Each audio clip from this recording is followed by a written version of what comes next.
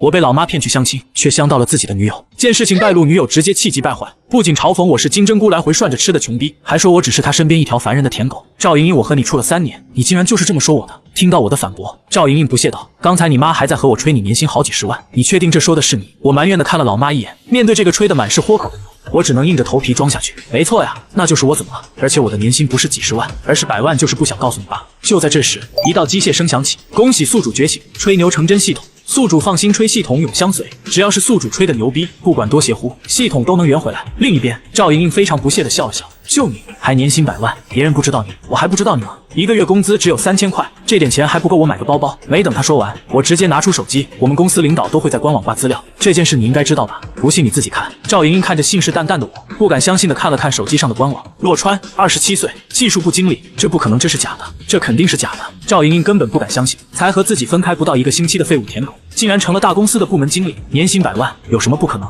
事实已经摆在了你的面前，你是知道我们公司的，不可能在这种事情上开玩笑的。就是因为了解，所以赵莹莹才不肯相信你竟然真成了经理，你竟然真的成了管理层，你怎么从来都没和我说过？我歪着嘴嘲讽道：“如果我和你说过，我今天还能看到你这副嘴脸了吗？”赵莹莹被气得说不出话来，看到前任过得那么好，她恨不得跳起来甩对方一脸罢了。为了面子不被摔在地上摩擦，赵莹莹果断说道：“刚才你妈可是说了，她儿子可是开着20-30万的车过来，不会是大众帕萨特吧？不会是租的吧？”闻言我一顿尴尬，这老妈什么都好，就是这张嘴什么都敢往外说，全被赵莹莹说对了。不过我就是嘴，那是大众辉腾，是花90万买的，全款辉腾你就吹吧，你有多少钱我不知道，有什么不可能的？车钥匙在这里，车在下面，你不信就下去看看。说着我掏出车钥匙，拍在桌子上，行啊，看看就看看。赵莹莹直接起身带她母亲下楼。事情发展到现在，不仅赵莹莹懵逼，就连母亲也是懵的。下楼的路上，母亲小声地问我：“儿子，你们刚才说的都是真的？”我非常肯定地点了点头。妈，你就放心吧，这些当然都是真的。在我的带领下来到了停车场，把3人领到了一辆大众车前。这就是什么辉腾？看起来也就是一辆普通的破大众。赵莹莹的母亲看着车，嘴脸露出讥讽的笑容。我也没惯着她，没见识就不要说话。大众带字母，问问你的好姑娘，这是什么车？赵莹莹脸色铁青，没想到这竟然真的是一辆大众辉腾。不过此时她还抱着一丝幻想，就算是辉腾，你也不能证明这是你的车，是租的吧？你说你没有多少钱，何必这么浪费呢？为了面子租这么贵的车，我不屑的冷笑，就知道赵莹莹会嘴硬，也没有废话，打开车门把小绿本甩到她脸上。你自己看看这车的名字是谁？这竟然真的是你的车，你为什么没和我说过？赵莹莹非常不服气，她一直以为你被她拿捏的死死的，我为什么要和你说？我一直以为你是因为爱我才和我在一起的，没想到你竟然是这么肤浅的女人。我一直以为我只有2个臭钱，配不上你，所以我没说，但是现在看来是你配不上我。这话一出，赵莹莹母女的脸色都变得异常难看，尤其是赵莹莹的母亲，漂亮的女儿一直都是她骄傲的资本，她还指着赵莹莹找个金龟婿，让她过一个富裕的晚年生活。你再有钱又能怎么样？有多少比你有钱有地位的在追我女儿？知道我为啥选这个酒店见面吗？我告诉你，这家酒店的经理自从前2天见到我闺女，可是一直在追求我闺女，这可是咱们市唯一一家星级酒店，背靠的也是咱们省最有名的陈氏集团。你就算现在有点小钱，又能怎么样？赵莹莹听到自己母亲提起陈氏集团，脸色也终于恢复了一些，自己又不是没人要，何必在这里和这个忘恩负义的人纠结？得知了赵莹莹海后本质以后，我对这些鱼塘也都不意外了，但是我想不到这母女俩竟然如此恬不知耻，把这种事情当作好事到处宣传。可就在我气愤不已的时候，一个穿着西服的男人从不远处走了过来。赵莹莹母亲看到来人，眼睛瞬间一亮，小王，小王这边。原来在几人向停车场走的时候，赵母就感觉事情往她不喜欢的方向发展，于是就偷偷的给这个小王发了信息。小王接到信息也是欣喜万分，他自从那一天看到赵莹莹，就一直忘不了，今天有这么一个机会，当然要好好表现。阿姨，你们来我这边，怎么不早点和我说，我好接待你们啊？莹莹，等会想吃点什么？我安排你和阿姨。他眼里只有赵莹莹母女，根本没把我当回事，我也丝毫不在意。我想他们2个现在可没啥心情吃东西。这位是小王，仿佛这个时候才看见我似的。赵莹莹妈妈连忙接话，这就是一个追求我闺女的人，来这里和我们炫富，看那破车就是他的。小王的视线随着赵母的手指看了过去，然后有些惊讶，又看了一眼年纪轻轻的我。小王终于收起了自己的轻视之心，从西服里掏出名片，你好，我是陈氏酒楼的经理王安，不知道阁下在哪里高就？小公司的小领导不值一提，小领导可开不起这个车，无论阁下在哪里高就，这样纠缠人家母女都不太好吧？听到这话，我顿时气得够气。纠缠？我们2个谁纠缠谁还不一定呢。这话一出，王安的脸色就变了。他虽然对赵莹莹痴迷，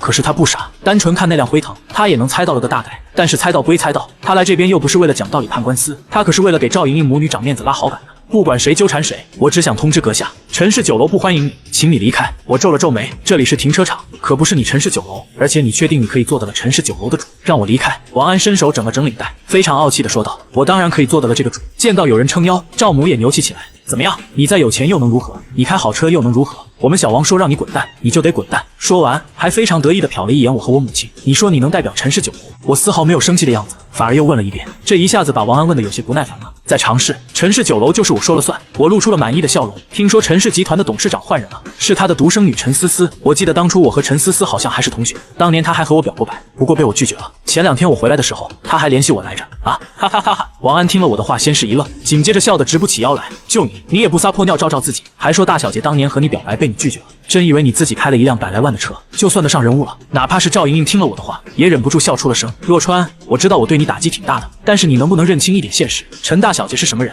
也是你能配得上的。对于他们的嘲讽，我根本不当一回事，而是拿出手机打了一个电话。我在你家这边的陈氏酒楼，你过来吧，顺便看看你们陈氏酒楼的经理是怎么店大欺客的。这个时候了，你竟然还在装，你做个梦自己竟然还当真了。赵莹莹的语气中充满了嘲讽，我语气平淡着什么气？既然你们不信，那就等一会儿喽。王安伸出手松了松领带，然后有些感觉好玩的说：“行啊，那我就等一会儿。”赵莹莹用手拍一下王安，有些撒娇的说道：“哎呀，他说的肯定是假的，你这么忙，浪费那个时间做什么？”王安笑着说：“既然有人安排了这么一出好玩的戏，那我们就看看呗。”可没等多久，一辆红色的保时捷911不偏不倚开到了几人面前，一个长相绝美的美女从车上走了下来。舔狗王安彻底慌了，连忙鞠躬行礼：“大小姐。”可是他根本没有搭理他，反而伸手挽住了我的胳膊，脸上也露出了甜甜的笑容。“若川，你终于舍得约我了。”这一幕让周围几人目瞪口呆，尤其是王安。陈大小姐和我打完招呼后，冷眼看着面前的王安：“你就是这里陈氏酒楼的负责人？听说你店大欺客。”我没有。王安此时说话已经有些结巴了：“骆少爷，骆公子，骆大爷，我错了，你就原谅我吧。”王安也是一个聪明人，知道求谁才是最有用的。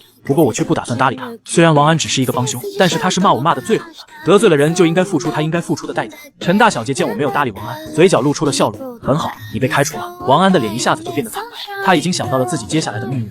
陈大小姐没有搭理剩下的人，而是转向了洛母：“阿姨您好，我是陈思思，是洛川的朋友，今天来的太匆忙了，没有给您带礼物，下次一定会补上的。”洛母现在已经惊讶得合不上嘴了，她怎么也想不明白自己这傻儿子是怎么勾搭上这么一个白富美的。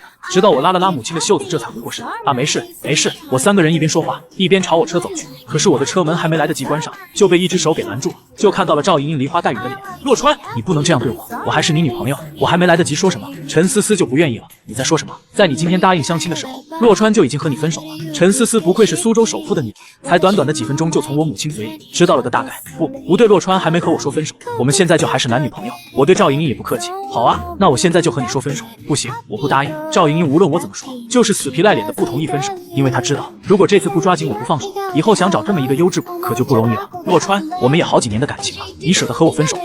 而且你还没和我分手就找别的女人，你不觉得这样太过分了吗？”这话里话外很明显是冲陈思思说的，可是陈思思却不生气：“前辈，我应该叫你一声前辈的，你这人也太双标了吧？你和川哥哥交往着，然后还去相亲，还吊着陈氏酒楼的经理，你觉得没什么？我和川哥哥老同学聚个会就不可以了吗？”赵莹莹背对的不知道该说些什么，我见事情已经差不多了，便用力的扒开了赵莹莹的手，然后车门一关，直接潇洒离去。陈思思则是在车上笑得大板牙都快掉2颗。“川哥哥，你一直不接受我，就是为了这种女人。”而我则被说得有些脸红，早知当初就应该多吃枸杞，就不会看上了赵莹莹这种女人了。一旁的母亲被我两小年轻的互动弄得有些不自在，连忙说：“小川啊，前面把我放下吧，我去买点东西，你和思思去玩吧。”我靠边停车，准备把母亲放下去时，可是就在洛母下车的时候，随手看了一眼手机，突然发现了一个群里有些不对劲。哎呀，这对母女真好意思，竟然在群里说咱们的坏话，发生了什么？我连忙问道：“哎，我这不是为了给你相亲，加了一个相亲群吗？都是咱们市的本地人，那个赵莹莹和她妈也都在那个群里。刚刚这母女俩在群里说你坏话呢，说什么你始乱终弃，还有你装大款吃软饭，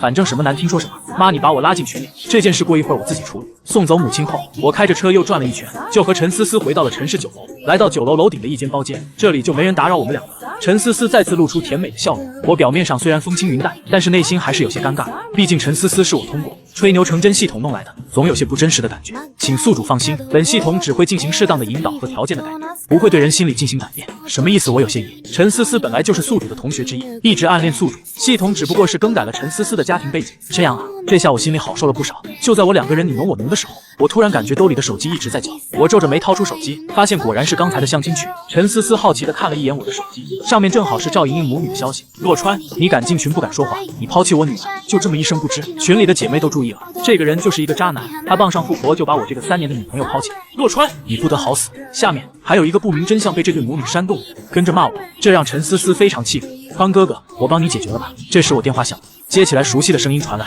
洛川，你看到我发的那些内容了吧？才几个小时不见，如果你不想在老家的名声彻底坏掉的话，最好补偿我。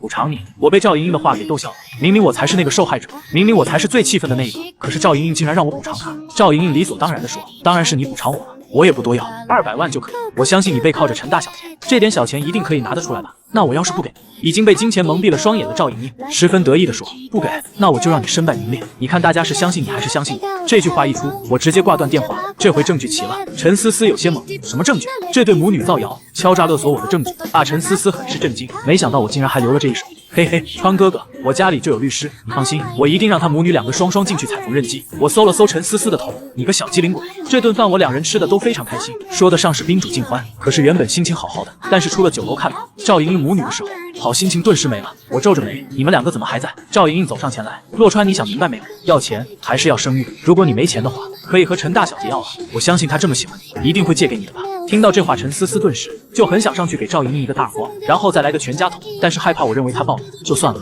而我则是非常简单粗暴的拿起电话，喂，警察叔叔，这里有人敲诈勒索我，对我在陈氏酒楼，你玩不起你报警。赵莹莹心里全是问号，随后拉着她母亲转身就想逃走，但是陈思思自然不会这么轻易放过他们，连忙叫过保安把他们拦住。很快警察叔叔就来了，我给警察叔叔听了之前赵莹莹给打电话的录音，还有刚刚的录音录像，证据确凿。警察叔叔直接把赵莹莹母女二人逮捕。我微笑着对赵莹莹说道，祝愿你里面的生活过得愉快。洛川，我记住你了。目送赵莹莹母女二人被我送进去后，我也是长出了一口气，这是对我而言就算翻篇了。将陈思思送回家后，我也是回去了。半个月后假期结束，我再次站在京都的土地上，心境有了很大的不同。一想到明天去公司，身份有了很大的变化，我的心情就难以平静。简单收拾了下房子，正准备休息一下，陈思思的电话打了过来，川哥哥，我看中了一套房子，你快过来看看满意不？我有些疑惑地问，房子在哪里啊？我已经到京都了。陈思思继续笑道，房子就是在京都的呀，我其实昨天就来京都了，已经看过20-30套房子，现在这套是我最满意的。我没想到陈思思居然会提前来京都看房子，心头顿时有些感动。你满意就行了呀，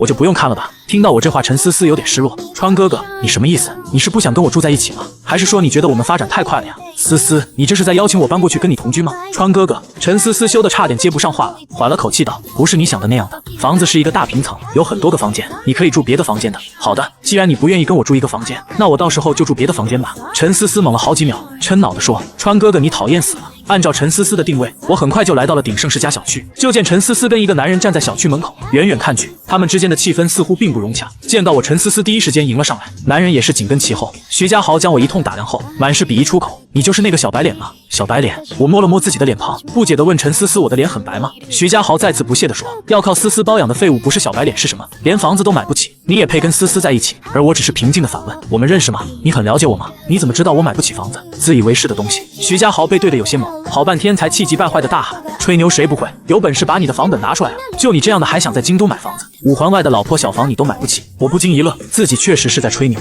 但自己的吹牛却又不只是吹牛。你说的对象这种老破小房，我确实看不上，也不会买。像我这种人，也就只配住别墅了。哎呀，思思，我们今天住哪栋别墅啊？我胸有成竹地挽过陈思思，一脸认真地问她，你有个屁的别墅！你要是有一栋别墅，我当众叫你一声爸爸。徐家豪根本不信我能在京都拥有一栋别墅，哪怕是他在京都这寸土寸金的地界上，1年的零花钱也不够买一栋别墅的。我听到徐家豪这样说，差点笑出声来。这是买一栋别墅送一个儿子的节奏啊！口说无凭，眼见为实，有还是没有？跟我去看一下便知真假。虽然我不想要你这个便宜儿子，但是听你喊7、8声爸爸还是承受得起的。我的别墅可不止一栋啊！我说完率先转身离开。监测到宿主吹牛成功，已经转换成现实。陈思思先反应过来，追了上来挽住我的手。川哥哥，你什么时候在京都买了别墅啊？我怎么都没听阿姨说起过。显然经过这段时间的接触，陈思思已经非常了解落幕。我扭头看了陈思思一眼，从她眼里看出了关切之情。思思你就放心吧，我说有就一定有，绝对假不了。还是那句话，你赶紧想想我们今天住哪栋吧。见我如此成竹在胸的模样，陈思思便不再担心，微微颔首，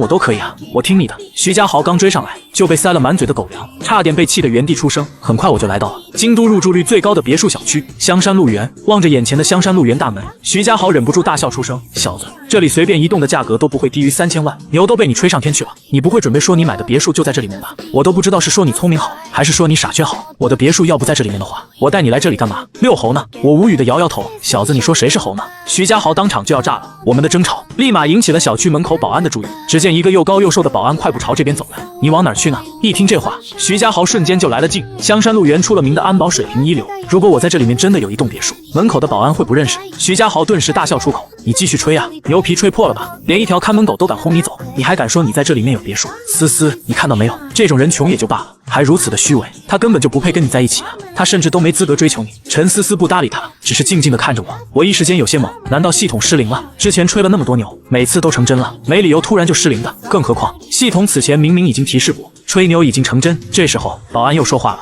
保安没想到他只是跟我套个近乎，却闹出了这么大的误会，当即对徐家豪这个始作俑者恼怒不已。你给我闭嘴！你有病吧？我什么时候说我不认识骆先生了？穷你大爷啊！骆先生再穷也比你个小瘪三富上100倍。把徐家豪骂了一通后，保安慌不迭跟我道歉并解释道：对不起，骆先生，好久不见，欢迎回家。我刚才是问你今天打算住哪栋别墅呢？需不需要我们派人给您先收拾一下？此话一出，我暗暗松了一口气，差点就被徐家豪给带偏了。收拾肯定是要收拾的，毕竟也有段时间没住了。你觉得呢？我今天应该住哪栋比较好？保安见还有挽救的机会，连连拍起马屁。西边那栋南北通透，这个时节非常适宜。不过东边那栋有无敌海景，还有日出看。您刚刚休假回来，看一看放松心情很合适。顿了下，他又接着说，北区那栋就更不用说了，我们每次请风水大师来都赞不绝口，是我们小区风水最好的别墅。要不我让人先给您收拾好北区那栋。听完保安这话，徐家豪浑身颤抖，眼看就要瘫坐在地。神经病啊！一个小区买3栋别墅，有钱也不是这样花的呀。还有你的有3栋别墅早说呀！管我呢？我抬了抬手，示意保安先不着急，还是让我女朋友来决定吧。随即我走向徐家豪，现在你相信了吗？我记得没错的话，你之前说的是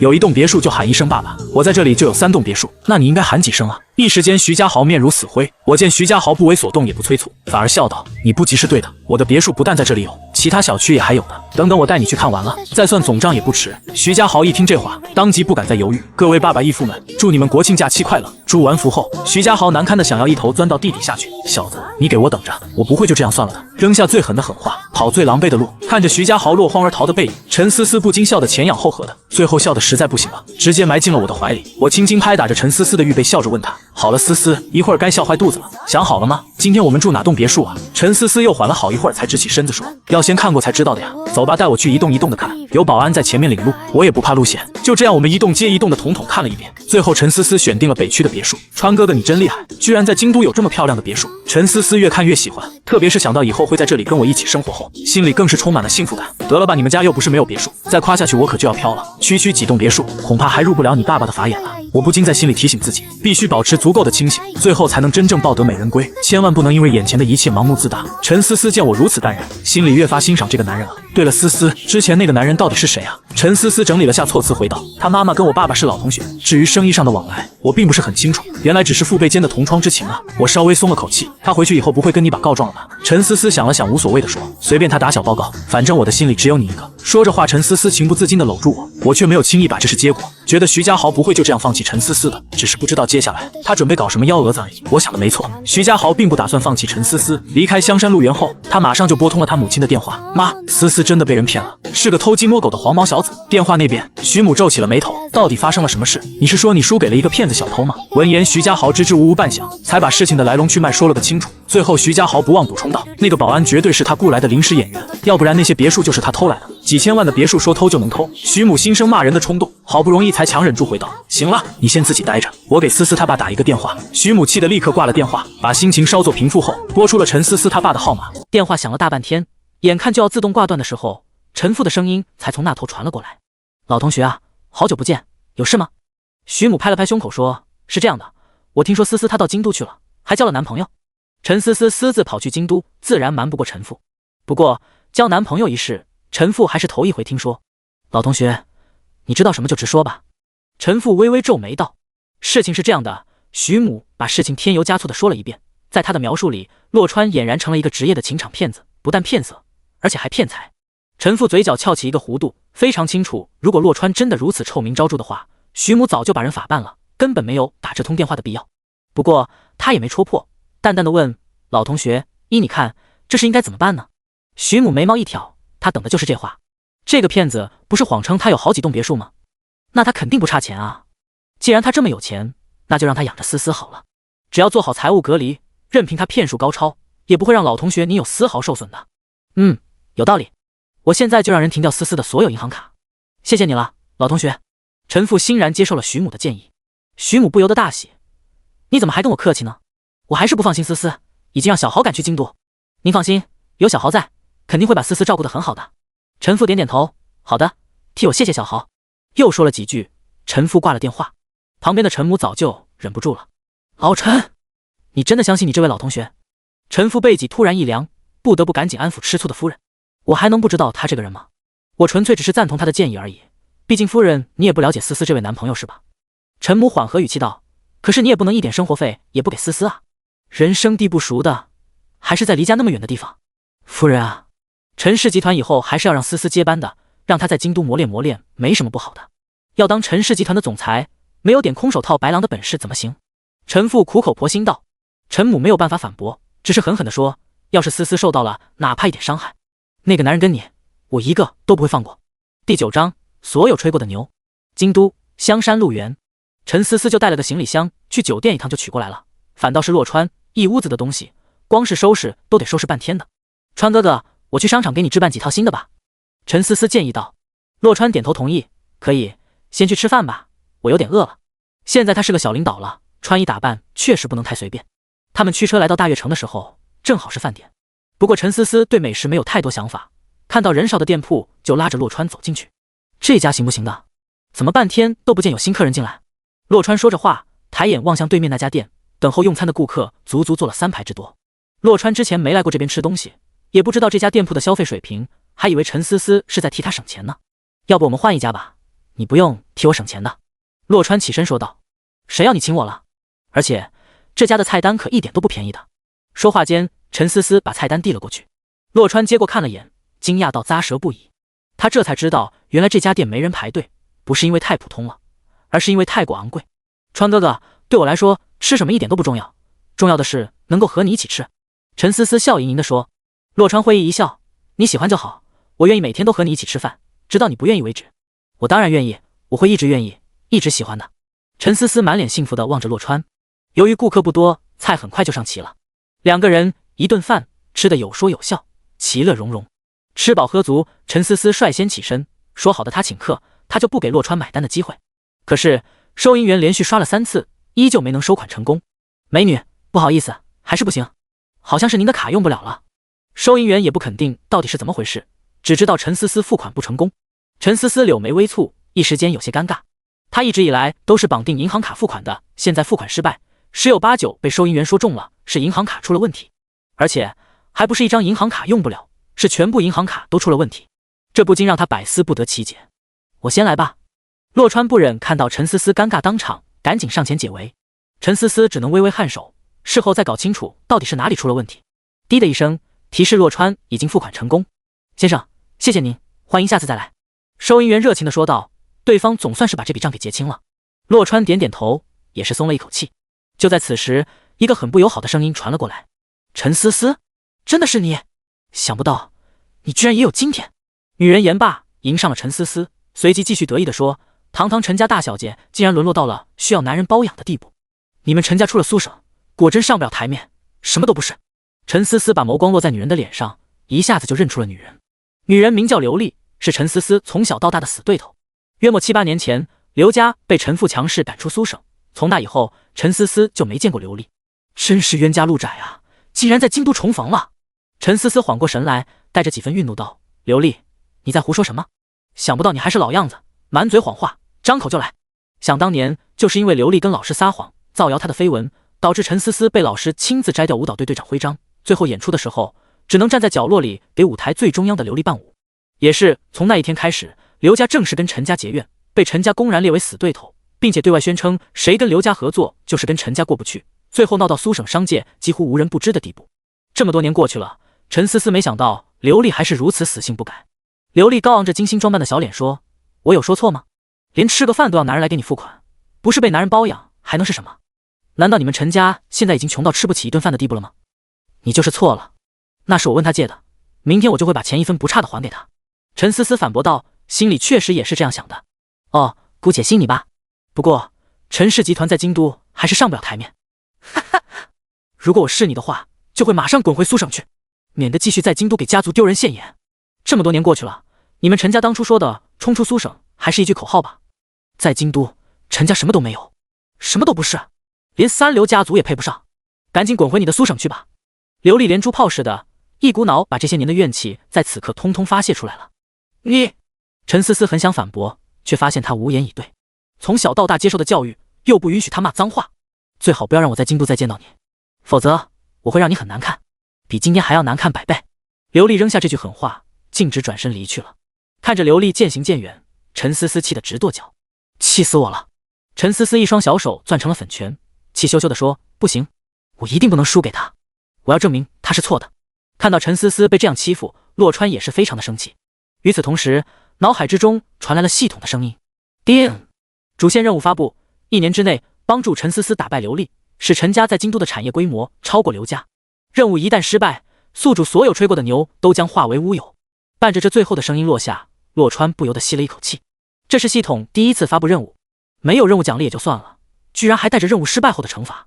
所有吹过的牛都化为乌有，也就是意味着洛川会一夜回到解放前，不再拥有100万年薪，不再拥有100万豪车，不再拥有别墅，以及不再拥有陈思思。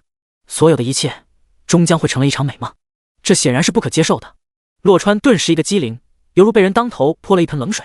第10章银行卡的问题。无论如何，这个任务都只许成功，不能失败。洛川稍作镇定后，发现了一个非常大的漏洞，不就是帮陈思思打败刘丽吗？不就是让陈家在京都的产业规模大过刘家吗？只要吹牛成真系统还管用，这些不就是他吹个牛的事吗？别说只是让陈家大过刘家，他一吹牛，分分钟都能让陈家比刘家大10倍、大100倍，甚至100万倍都不止。想明白了这一层后，洛川在心里猛呼，这是典型的送人头啊！系统根本无意刁难他，而是在给他送温暖、送福利呢。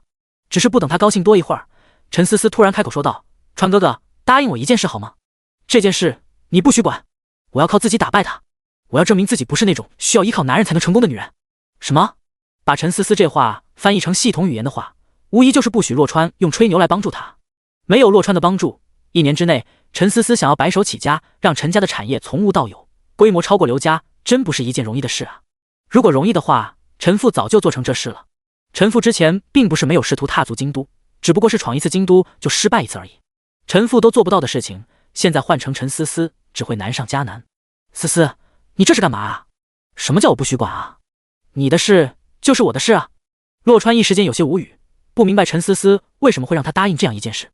陈思思没有急着解释，眸光深邃地望着洛川，好半晌才重新开口：“川哥哥，在你眼里，我难道就是一位养尊处优的大小姐，一朵被养在温室里的鲜花吗？你不相信我吗？”洛川差点接不上茬了，无奈的苦笑道：“我当然相信你，你在我心里绝对不是一个花瓶。”陈思思收起眼底深处的狡黠，笑着说道：“我就知道川哥哥你最了解我，最信任我了，所以我一定可以靠我自己打败刘丽的。”洛川只能笑着回道：“你肯定可以的。”这下要坏了呀，他怎么都想不到，最后不是系统不准他帮陈思思，却是陈思思不准他帮。如此一来，能不能完成任务还真不好说呢。起码今天是不可能完成任务了。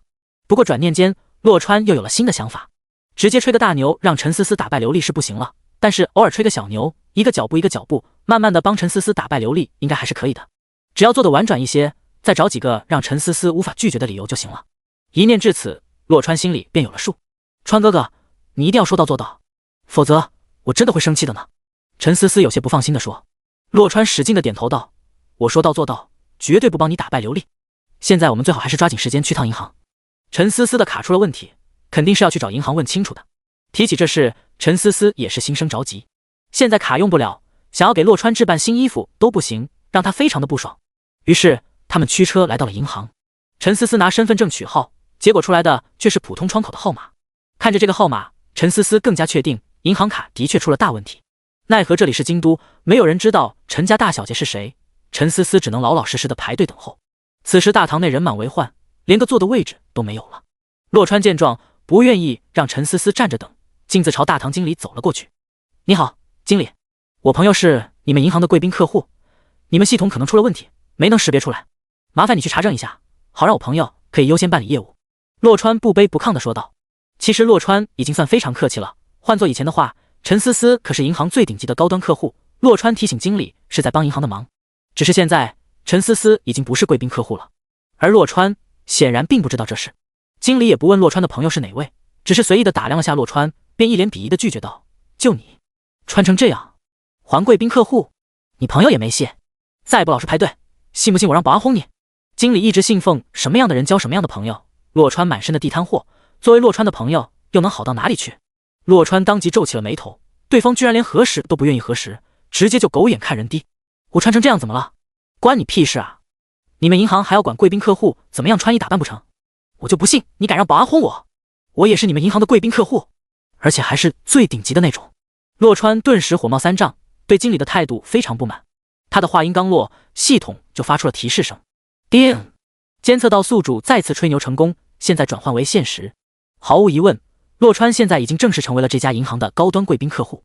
大堂经理却根本不信，从鼻子里哼出一声不屑，然后讥讽出口：“你也不撒泡尿照照你自己这穷酸样！你要是我们银行的顶级贵宾，我直接喊你一声爷爷！你想得美！我才不要你这种孙子！”洛川完全没兴趣再收一个便宜孙子，只想尽快解决陈思思的银行卡问题。你，经理当下被气到不行，招手喊来保安：“老罗，过来把人轰走！出了问题我负责。”我就不信了，就他还能是我们银行的贵宾？保安有些犹豫，毕竟洛川并没有真的闹事，只是跟大堂经理有些言语冲突而已。这时候，客户经理听到争吵声走了出来：“怎么回事？哪位客户是我们的贵宾啊？”客户经理迎上了洛川：“这位先生，您说的是真的吗？您确实是我们银行的贵宾客户吗？您如果愿意为你的话负责，我非常乐意为您查询一下。”客户经理瞪了大堂经理一眼，示意洛川出示他的身份证。我如果真是你们的贵宾客户，你打算怎么办？洛川把身份证递了过去。第11章，注册公司。客户经理说话虽然客气，但是言语之间还是透出了对洛川的质疑。洛川把身份证攥住，并没有松手的意思，继续道：“我现在心情很不爽，如果因为这个大堂经理让你们银行失去一位顶级贵宾客户，这个责任是你担得起，还是他担得起？”闻言，客户经理不禁为难起来，毕竟洛川的身份还没查实呢，现在就给洛川一个明确说法，未免为时过早了。副行长，您别听他在这里胡说八道，你看他穿的这穷酸样，怎么可能是我们的高端客户？大堂经理一脸谄媚地冲客户经理笑道。据可靠的内部消息，客户经理马上就要兼任他们的副行长了。他要是我们的高端客户，我马上从这里滚下去！大堂经理信誓旦旦地冲客户经理打着包票。银行的门前台阶足足有7阶，离地差不多1米高，真要从这里滚下去，少说给大堂经理摔出个鼻青脸肿来。大堂经理敢说出这话，显然是看死了洛川就不可能是高端客户。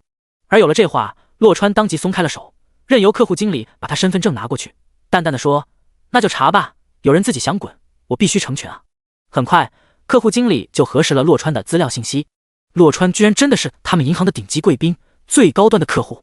客户经理瞬间不淡定了，拿着身份证的手不由自主的颤抖。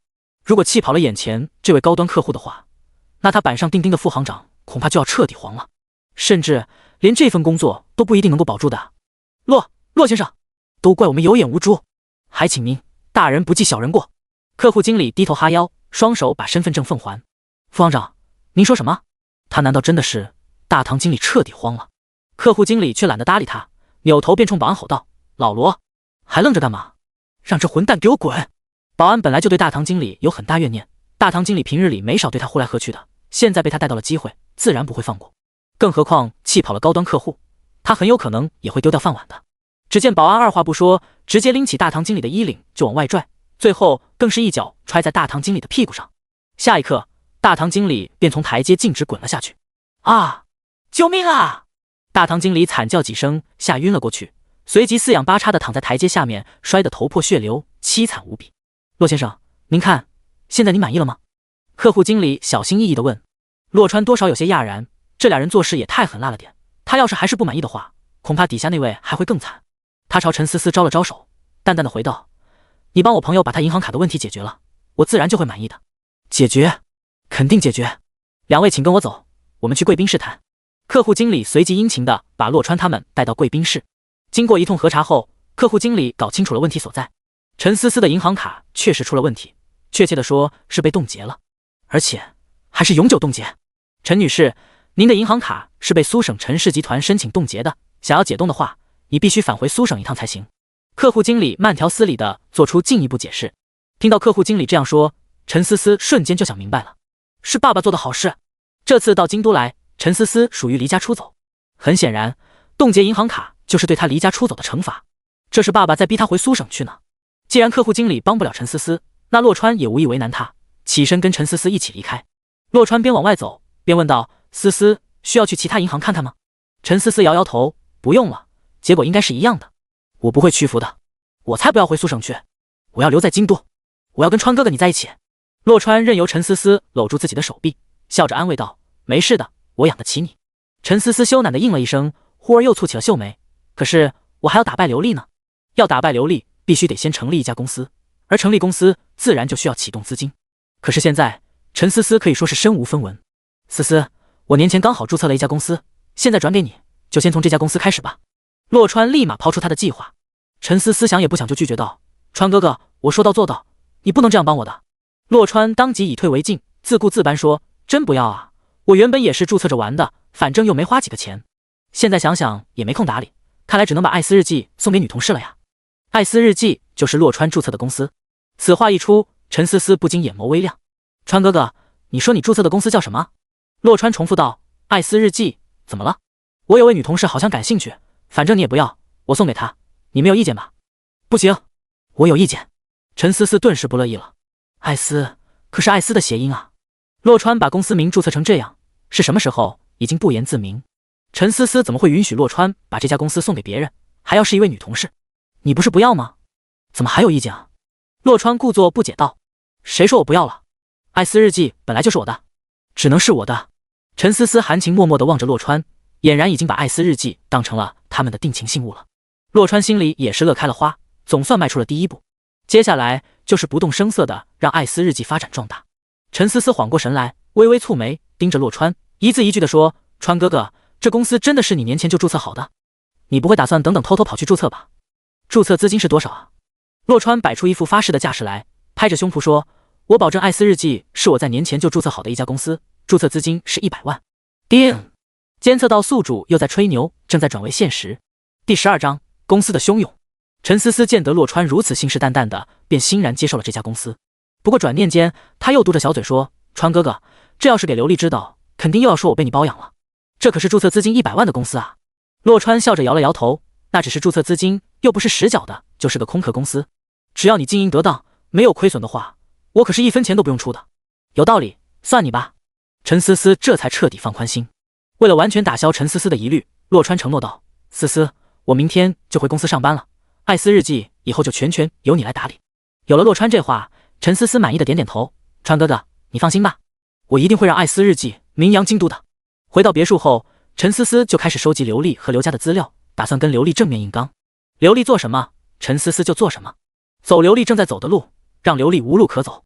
洛川则是早早就睡了，明天是他真正当领导的第一天，必须精神饱满的。翌日，洛川早早就来到了公司门外，隔着落地玻璃门，隐约觉得公司的气氛不大对劲。推门进去后，2个熟悉的声音传了过来：“洛川呢？你们把洛川藏到那里去了？洛川他就是个混蛋，你们怎么能这样包庇他？”是赵莹莹和赵母。洛川愣在原地，好一会儿才缓过神，他怎么都想不到赵家母女竟然闹到他公司来了。洛川来了，也不知道是谁喊了一声，随即所有人都把目光投向了洛川。洛川清了清嗓子，冲赵莹莹母女说道：“你们要做什么？你们这样诽谤我，想过后果吗？”赵莹莹从来没把他们的关系公开过，说白了，赵莹莹就没把他当做男朋友，就连赵莹莹的闺蜜都不知道他的名字，所以他们的关系在公司里更是无人知晓的。任凭赵莹莹胡说八道，这事也闹不起来，只能是诽谤。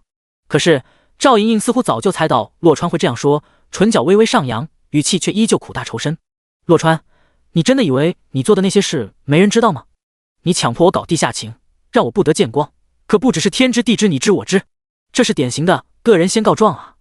洛川再次对赵莹莹刮目相看，这个女人竟然可以无耻到这个地步，反过来倒打一耙。是为了隐瞒我的存在，你连照片都不肯让我拍，我手上一点物证都没有，但是我有人证。赵莹莹缓缓地扭头看向旁边一个寸头男人，然后问道：“这位洛川的同事，你跟大家说实话，你有没有在洛川住的出租屋见过我？”寸头男立马点了点头：“我确实见过。那当时我穿的是什么衣服？”赵莹莹继续问。寸头男捂着脸回道：“上面穿的是洛川的衬衫，下面没穿。我担心告诉洛川会被他打，就没告诉他，毕竟我看了不该看的。”“什么？竟然有帮凶？”洛川眯起眼睛，目光灼灼地盯着寸头男，实在想不通寸头男为什么要无中生有。赵莹莹对寸头男的配合非常满意，她曾经勾搭过寸头男，当时还以为寸头男是洛川公司的什么领导，最后发现不是就断了。在昨晚陪了寸头男3-5分钟后，寸头男便答应今天帮他说话。有了寸头男这话，赵莹莹就有了底气，瞬间梨花带雨的控诉道：“一点关系没有的话，我能在他家穿他的衬衫，还不穿裤子吗？”洛川，你好狠啊！睡了我，还说跟我没关系。洛川，你这个混蛋！你不但始乱终弃，还脚踩2条船，喜新厌旧，背着我偷偷回家相亲，搞上了别的女人。你怎么可以这样？你不喜欢我可以跟我分手啊！不让我分手还这样。一时间，洛川发现他没法解释了，因为他要说的话都被赵莹莹先说了，而一众同事明显是相信了赵莹莹说的话。这个女人到底想要做什么？洛川一开始还以为赵莹莹不死心，想要继续纠缠自己，现在发现根本不是那么一回事，对方这是想要毁了他啊！既然自己得不到，那也不让别人得到。庞佛为了验证他的想法，赵母这时突然大叫起来：“你们这是什么公司啊？居然有这样的混蛋领导！必须开除他，否则我们母女不会就这样算了的，我们一定会把事情闹大的。”两位息怒，两位先冷静一下。我是公司的副总，这件事情公司非常重视，我现在就跟洛川好好聊聊，一定给你们一个满意的答复。洛川，还站着做什么？滚过来，跟我进办公室。副总李明不耐烦地朝洛川招了招手，只希望先让赵莹莹母女闭嘴，否则给他们闹得鸡犬不宁的，整个公司都不用工作了。洛川也不想跟赵莹莹母女这种人当众撒泼骂街，跟在李明后面走进副总办公室。进了办公室，还没等洛川坐下，李总就拍了桌子：“洛川，你在搞什么？这刚过完年就给公司惹出这么大的麻烦。李总，事情总不能他们说什么就是什么吧？我还说我是受害者呢，而且我有一堆的证据可以证明。”洛川据理力争道。洛川实在不想跟赵莹莹当众撕破脸，那样的话他也不好看，但是他更不想自己好不容易吹成功的牛，还没真正当一天领导呢，事情就黄掉了。你能证明最好。李总缓和了语气，边坐下边说道：“不过就算你是清白的，现在事情也闹大了。现在网络舆论有多汹涌，不用我跟你说了吧？”顿了下，李总又说：“还有，这2个泼妇万一真的天天来公司闹事，你让其他同事还怎么正常工作啊？”李总，我不是很明白，你这是什么意思啊？洛川问道。李总扯了扯领带，语重心长地说：“这个真相的调查总归是需要时间，有一个过程的嘛。在此之前，你就继续休年假吧。”第13章，艾斯日记开业，继续休年假，休到什么时候也没说，很显然这只是一个委婉的说法，说白了就是无限期停职。放在以前，洛川肯定不会就这样算了，必须据理力争，毕竟好不容易吹个牛才当上的小领导，椅子还没坐热呢。但是现在洛川却不愿意多做计较，停职更好，还省得他两边跑了。洛川眼下的心思都在陈思思身上，说什么也要完成在1年之内帮助陈思思打败刘丽的系统任务。至于公司这边，暂时先这样吧。念及于此，洛川干脆的点头道：“可以，没有问题。不过我真心希望公司能够严肃对待此事，尽快还我清白，让我早日重返工作岗位。”李总见得洛川还算识趣，也是点了点头：“行吧，那就先这样。等会儿我出去宣布这个事情。与此同时，你配合一下，在大家的注视下，迅速离开公司，没有问题吧？”洛川没有作声，算是默许了李总的这个计划。说做就做，李明当即起身，直接拉开门走了出去。好了，大家都听一下，我代表公司宣布一个决定，由于洛川洛经理他有些私事还没处理好，没法正常开展工作，对公司也造成了很大困扰。即日起，洛川将停职一段时间。稍作停顿，李明又补充道：“至于什么时候复职，再另行通知。”洛川出来，大家都送别一下他吧，毕竟一场同事。这话叫李明说的，好像洛川要永远离开，不会再回来一样。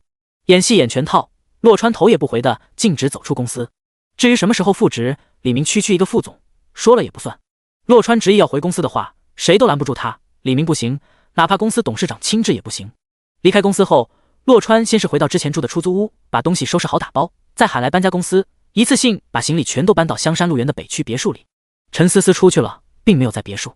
等洛川拾掇完，做好了饭菜，陈思思才从外面回来。川哥哥，你怎么这么早啊？陈思思有些疑惑。洛川示意陈思思洗手坐下，边吃边聊。我现在大小是个领导了，而且现在公司也不忙，偷懒半天搬个家不算过分吧？洛川把早就想好的借口说了出来。赵莹莹母女的事情，他不想让陈思思知道，他希望陈思思能够专心经营好艾斯日记，这样一来，他也才能早日完成任务。川哥哥，你做的饭菜真好吃。陈思思顿时不疑有他。洛川笑道：“你喜欢吃就好。对了，你今天出去干嘛了呀？”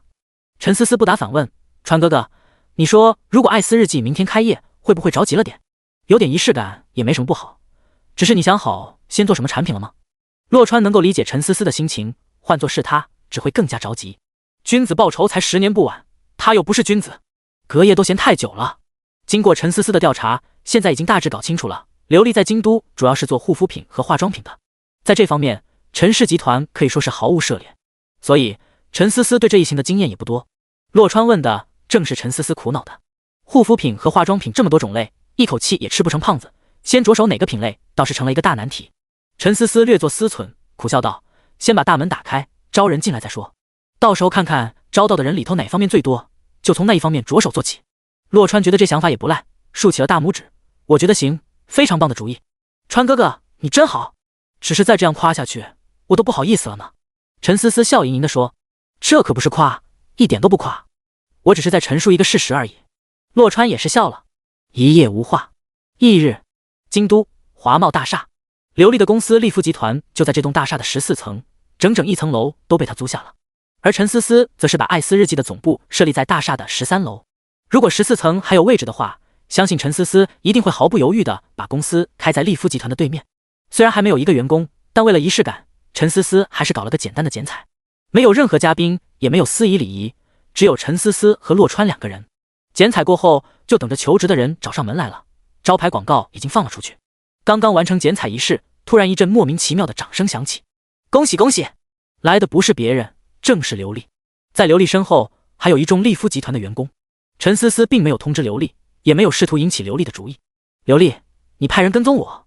陈思思觉得这是刘丽这么快就收到消息的唯一解释。瞧你说的，说的好像你有资格让我派人跟踪你一样。刘丽满脸讥讽地说道。陈思思没兴趣跟刘丽斗嘴，冷冷地说道：“这里不欢迎你，你走吧。”刘丽停下脚步，双手抱胸，冷笑着回道：“说的好像你能在这里待多久一样。对了，我还没送上我的祝贺呢，我祝你关门大吉。”你……陈思思气得前襟起伏不定。洛川当即上前一步，淡淡的开口：“我们受不起你的祝贺，这份关门大吉的厚礼还是留给你自己用吧。”刘丽没想到洛川如此伶牙俐齿，气得牙痒的回道：“你是小孩子吗？说我关门大吉就能我让关门啊？天真！”停了几秒钟，刘丽又气得不行地说：“就你们这种不入流的东西，也想学我做高端护肤品？知不知道我们公司的明星面霜去年1年的销售额是多少？说出来，吓死你们！”洛川立马反驳道：“吹牛谁还不会啊？区区一个面霜，有什么好嘚瑟的？说的好像谁没有一样。我们的面霜生产出来，绝对比你的厉害100倍。”刘丽顿时被气得都快要跳起来了。我吹你个头啊！谁吹牛了？你个臭男人懂什么面霜？我们的面霜可是足以媲美海蓝精华的，除非你能生产出真的海蓝精华，否则你刚才说的话就是在放屁。第14章，睁大眼看清楚了。洛川淡淡一笑：“真的海蓝精华吗？那也太简单了吧，毫无挑战。”在洛川看来，生产出市面上本来就有了的产品实在太没劲了，不做则已，一旦要做，就得做更厉害的。什么？真的海蓝精华毫无挑战？闻言，刘丽不禁气急反笑：“你个臭男人，你知道自己在说什么吗？”旋即，他转向陈思思：“姓陈的，你就任由这个傻小子在这里胡说八道，丢人现眼吗？他根本就不知道海蓝精华面霜是什么。别跟我说你也傻傻的不知道吧？”陈思思虽然不用这种面霜，但是他对海蓝精华还是知道一些的。海蓝精华堪称初代网红贵妇面霜，严格来说不能算真正的贵妇面霜，却也是普通工薪女孩所能消费得起的顶级面霜了。可以说有口皆碑，普通女孩都以能够使用海蓝精华面霜为荣。不过对大多数工薪族来说，海蓝精华面霜还是太贵了，买上一次，接下来的1个月甚至2-3个月都得缩衣节食。于是刘丽家的山寨海蓝精华面霜应运而生，被很多普通女孩奉为海蓝精华面霜的平价替代品。价格方面只有真的海蓝精华面霜的1/3，而效果又不会比真的海蓝精华面霜差上很多。也正因如此，刘丽家的这款明星面霜俘虏了非常多的普通女孩，让她们成为这款面霜的忠实粉丝。刘丽就是靠着这款面霜的爆火而发家的，时至今日，这面霜依然是大爆款，仍旧是利夫集团的明星产品。一个替代品都能爆火至此，可想而知，真的海蓝精华面霜有多么的令人向往。不过即便知道这些，陈思思也丝毫不怀疑洛川的能力。只见他微嘟小嘴，假意埋怨地冲洛川说：“川哥哥，你有比海蓝精华面霜更厉害的面霜，怎么都不早点告诉我啊？京都的天气实在太糟糕了，我正愁去哪里买面霜呢。”听到陈思思这样跟洛川说话，刘丽都看傻了。陈思思，你疯了吧？你居然相信他说的？刘丽缓过神来，随即冷笑道：“你们真是天生一对，吹牛都不带打草稿的。我麻烦你们看看自己后面，公司里连1个人都没有呢。你们凭什么生产出真的海蓝精华面霜？就凭这家空壳公司吗？还有，你们是不是脑子有大病？海蓝精华面霜的配方是绝密的，是申请了专利的。你们从哪里弄来配方？你们不会跟我说你们从海蓝公司挖来了研发团队吧？真是笑死人了。洛川望着大笑不止的刘丽，心里也是不由得乐了。他正愁不知道怎么吹这个牛呢，刘丽就给自己送上了助攻。你说对了，海蓝公司的研发总监、海蓝精华面霜的配方师，还有他们的一众医学博士都已经正式加入艾斯日记。洛川的话语刚落，系统就传来了提示音，监测到宿主吹牛成功，已经转换为现实。而洛川的这话一出，连陈思思都是一愣。洛川有面霜还可以理解，海蓝公司的医学博士、配方师还有研发总监，毫无征兆的突然就加入了艾斯日记，未免也太夸张了吧。短暂愣神后，刘丽先反应过来，又是大笑道：哈，真是太好笑了，这绝对是我今年听到的最好笑的笑话。配方师、医学博士，居然还有研发总监，你怎么不说总裁也加入了？洛川却是摇摇头，你才好笑，要总裁加入干嘛？过来跟我家思思抢位置吗？总裁又不会做产品，我要他何用？刘丽立马就被呛住了，再也笑不出来。你最好笑，你说是就是啊。人呢？你倒是把你说的这些人喊出来啊。刘丽急得面色涨红，压根不信洛川真的能把这些人招揽过来。洛川耸了耸肩，淡然的回道：喊过来就喊过来。言罢，洛川从容地拨出了一个号码。电话那头一接通，他就下令道：所有人现在马上到公司来。见状，刘丽却非常不屑：哼，你就装吧，我就在这里等着，等你3天3夜都行，就怕到时候你吹得牛爆了，兑现不了。洛川镇定自若地说：你最好等着，睁大你的狗眼看清楚。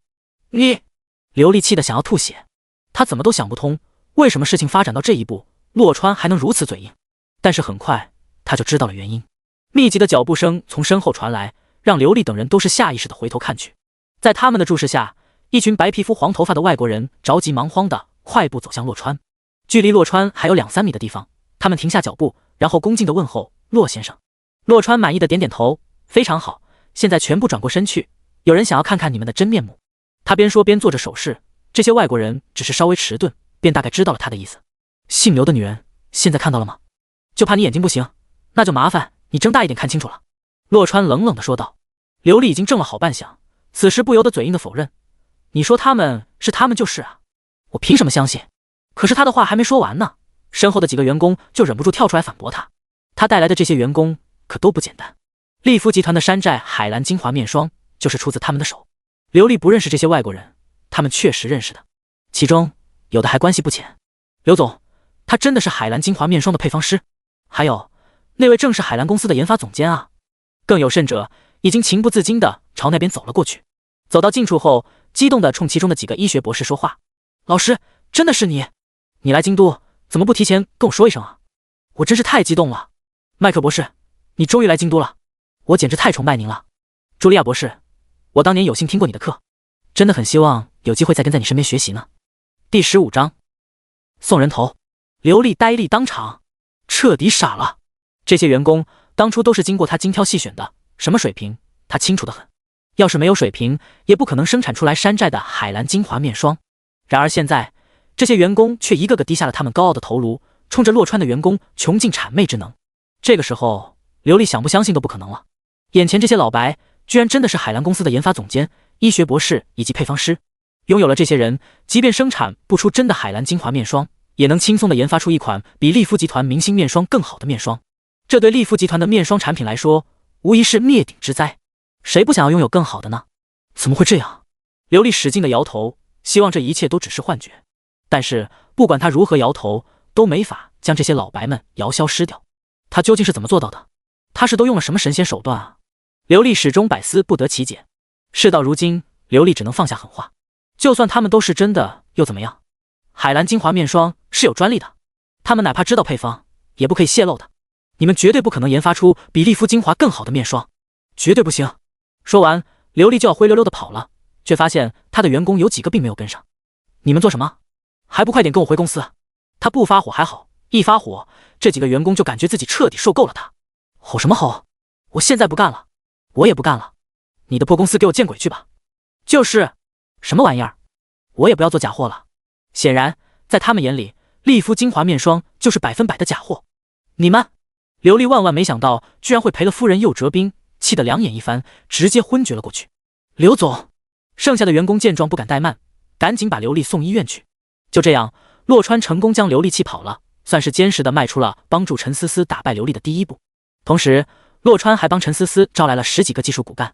有了这些医学博士，加上利夫集团的几个旧部，艾斯日记的研发团队就基本成型了。川哥哥，你是怎么把他们弄过来的？海蓝公司不会找我们的麻烦吧？陈思思把洛川拉到一边，有些不放心地说。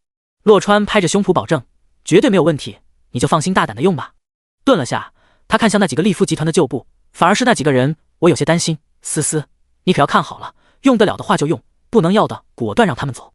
陈思思早就想过这个问题，微微颔首。川哥哥，我保证，他们绝对不敢的。要是这几个家伙敢当内奸，陈思思会叫他们付出惨重的代价。思思，你知道他们为什么肯来我们这家小公司吗？洛川故作神秘地问。陈思思现在已经有了经验，不由得嗔道：哎呀，川哥哥，你真是坏死了，快告诉人家了。到底为什么啊？因为我有一个面霜配方，只需要用我们最普通的草药，就可以产生比海蓝精华面霜更好的效果。他们对此都非常好奇，同时也对我们的草药产生了十分浓厚的兴趣。几乎在洛川说完这话的同时，系统就响起了声音。叮！监测到宿主再次吹牛成功，已经转为现实。对于这样一个吹牛，不但系统认可，而且陈思思也非常的认可，觉得实在太合理了。也只有这样，才能够让海蓝的研发总监都被吸引了过来。见陈思思不再生疑，洛川便从兜里掏出一张纸，递了过去。这是什么？陈思思还没反应过来。洛川笑着说：就是我刚才说的那个面霜配方啊。啊？你怎么能就这样把配方给我了呀？陈思思顿时既惊又喜。当然要给你啊，我又不用这些女人的东西，留着也没用。洛川解释道。听的是这样，陈思思莫名的有些失望，喃喃地说：原来只是因为留着没用才给我的。洛川不禁笑着问道：那不然呢？你觉得还能因为什么啊？我还以为是因为我是你的。陈思思说到最后，突然紧抿嘴唇，不愿意说下去了。洛川笑着拉过她的双手：因为你是我的什么呀？未来老婆？当然，这个才是最重要的原因。川哥哥。陈思思的脸颊瞬间浮起2朵红云，随即嗔道：你真是坏死了。嘻嘻，我的全部身家以后都要交给老婆管的哦，更何况现在只是一个配方。洛川郑重其事地说道。陈思思羞得抬不起头来了，心里更是被幸福填得满满的。就在此时，却有人不识趣地打破这个幸福的气氛。思思，我来了，你不要害怕，有我在，他不敢再欺负你的。姓洛的混蛋，快放开我的思思！徐家豪一边大喊大叫，一边朝洛川扑去。你有病吧？你哪只狗眼看到我欺负思思了？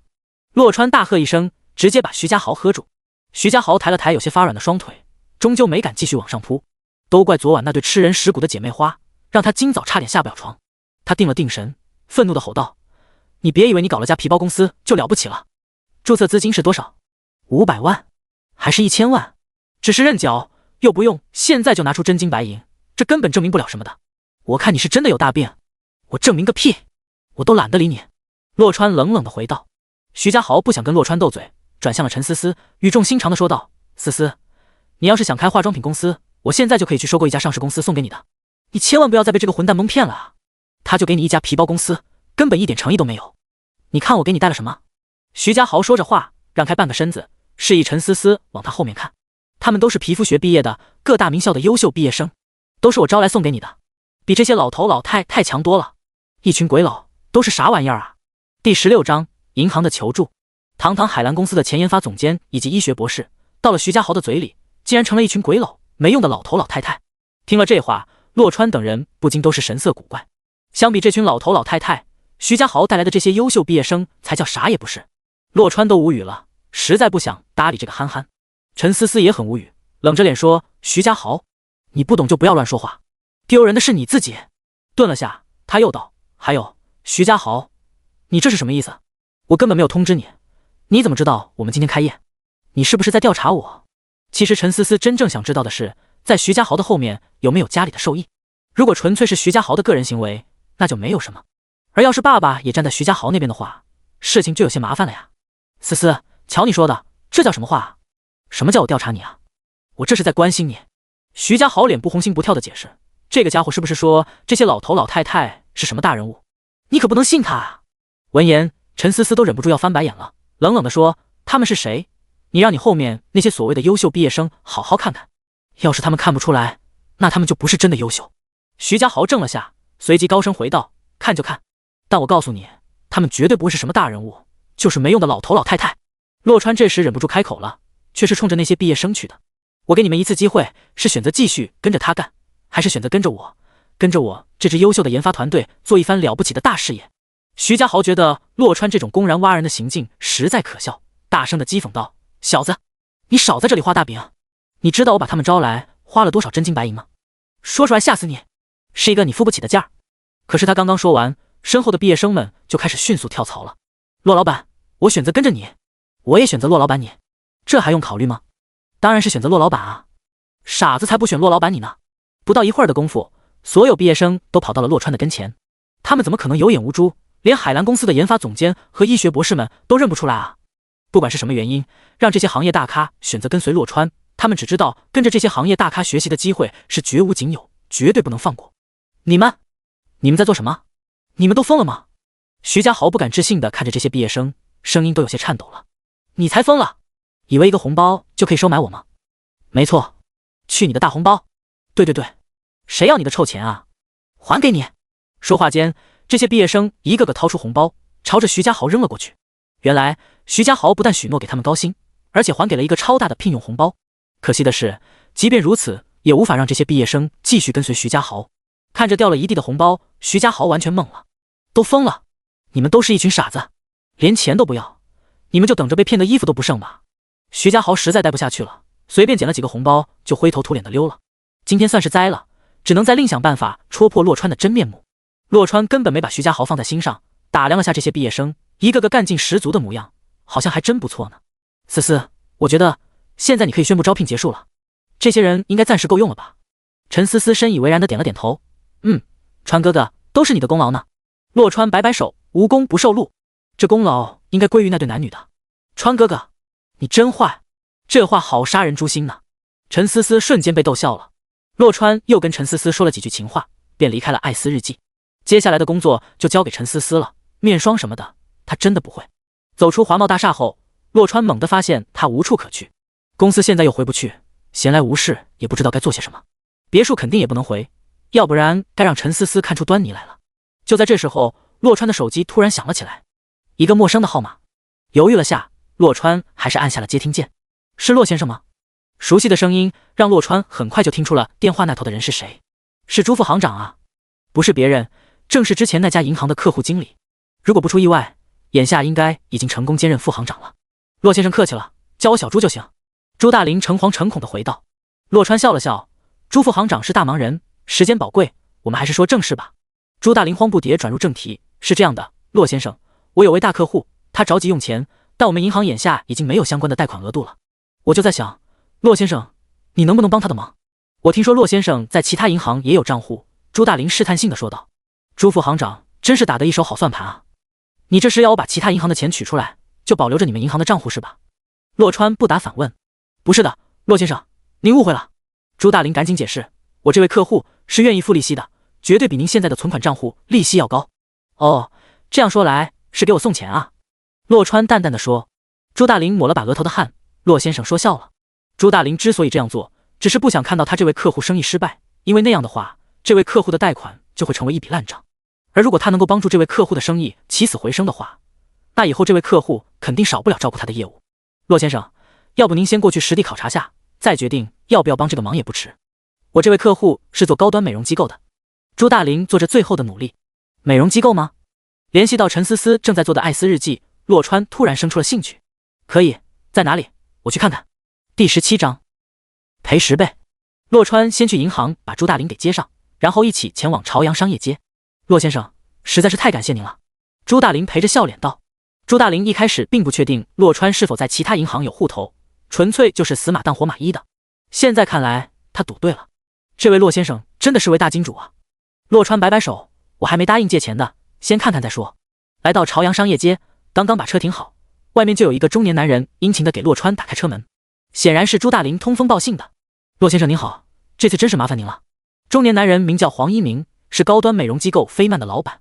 洛川微微点头，算是打过招呼。下车后，洛川缓缓转身朝商业街看去，不看不知道，一看吓一跳。这条商业街上美容院随处可见，粗略数了下，大大小小的美容院差不多有20家。菲曼开在这条美容院扎堆的商业街上，竞争的激烈程度可想而知。黄一鸣观察到洛川的神色变化，苦笑的开口：“洛先生，您也看到了，这竞争不是一般的激烈啊。不过，商业街的后面就是朝阳小区，这里确实是美容院的不二圣地。朝阳小区算得上京都有名的富豪小区了，住在里面的非富即贵，因此小区里的女人们都有做美容的习惯和需求。这也正是这么多美容院扎堆开在朝阳商业街的重要原因。”洛川能够听出黄一鸣话里有话，虽然竞争激烈，但是黄一鸣并不打算把店搬离这里，而洛川也没打算让黄一鸣把店搬走。竞争激烈对他来说并不是问题，只要他随便吹个牛，就能帮黄一鸣摆脱困境。现在只剩下一个问题，那就是具体吹个什么样的牛。不等洛川想到这个问题的答案，突然有人急匆匆地跑了过来，是找黄一鸣的。老板，不好了，医美泉的人又来闹事了。医美泉美容院坐落在商业街的另一头，跟菲曼的定位相同，也是一家高端美容机构，是菲曼最大最直接的竞争对手。两家美容院的美容项目都大同小异，美容效果也相差无几。最近因为医美泉大打价格战，使得菲曼的很多老顾客都投入到了医美泉的怀抱。不过医美泉并没有从中捞到什么好处，而是陷入到伤敌1000自损800的尴尬境地。所以医美泉动起了吞并菲曼的歪心思，这就是来人口中的闹事。闻言，黄一鸣脸色大变：“不好意思，洛先生，店里有急事，我必须先处理一下。”扔下这话，黄一鸣慌忙跑回了菲曼美容院。走吧，我们去看看。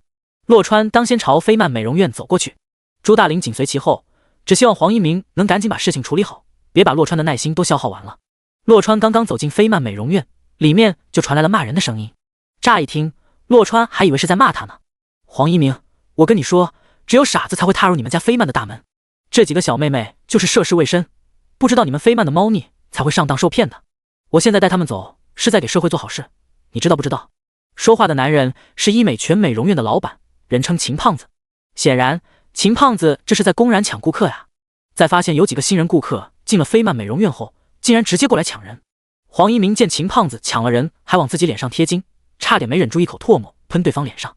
秦胖子，你给我好好说话，我们都是明码标价的，都骗谁了？黄一鸣气得脸颊的肌肉都在发抖。我去你的明码标价！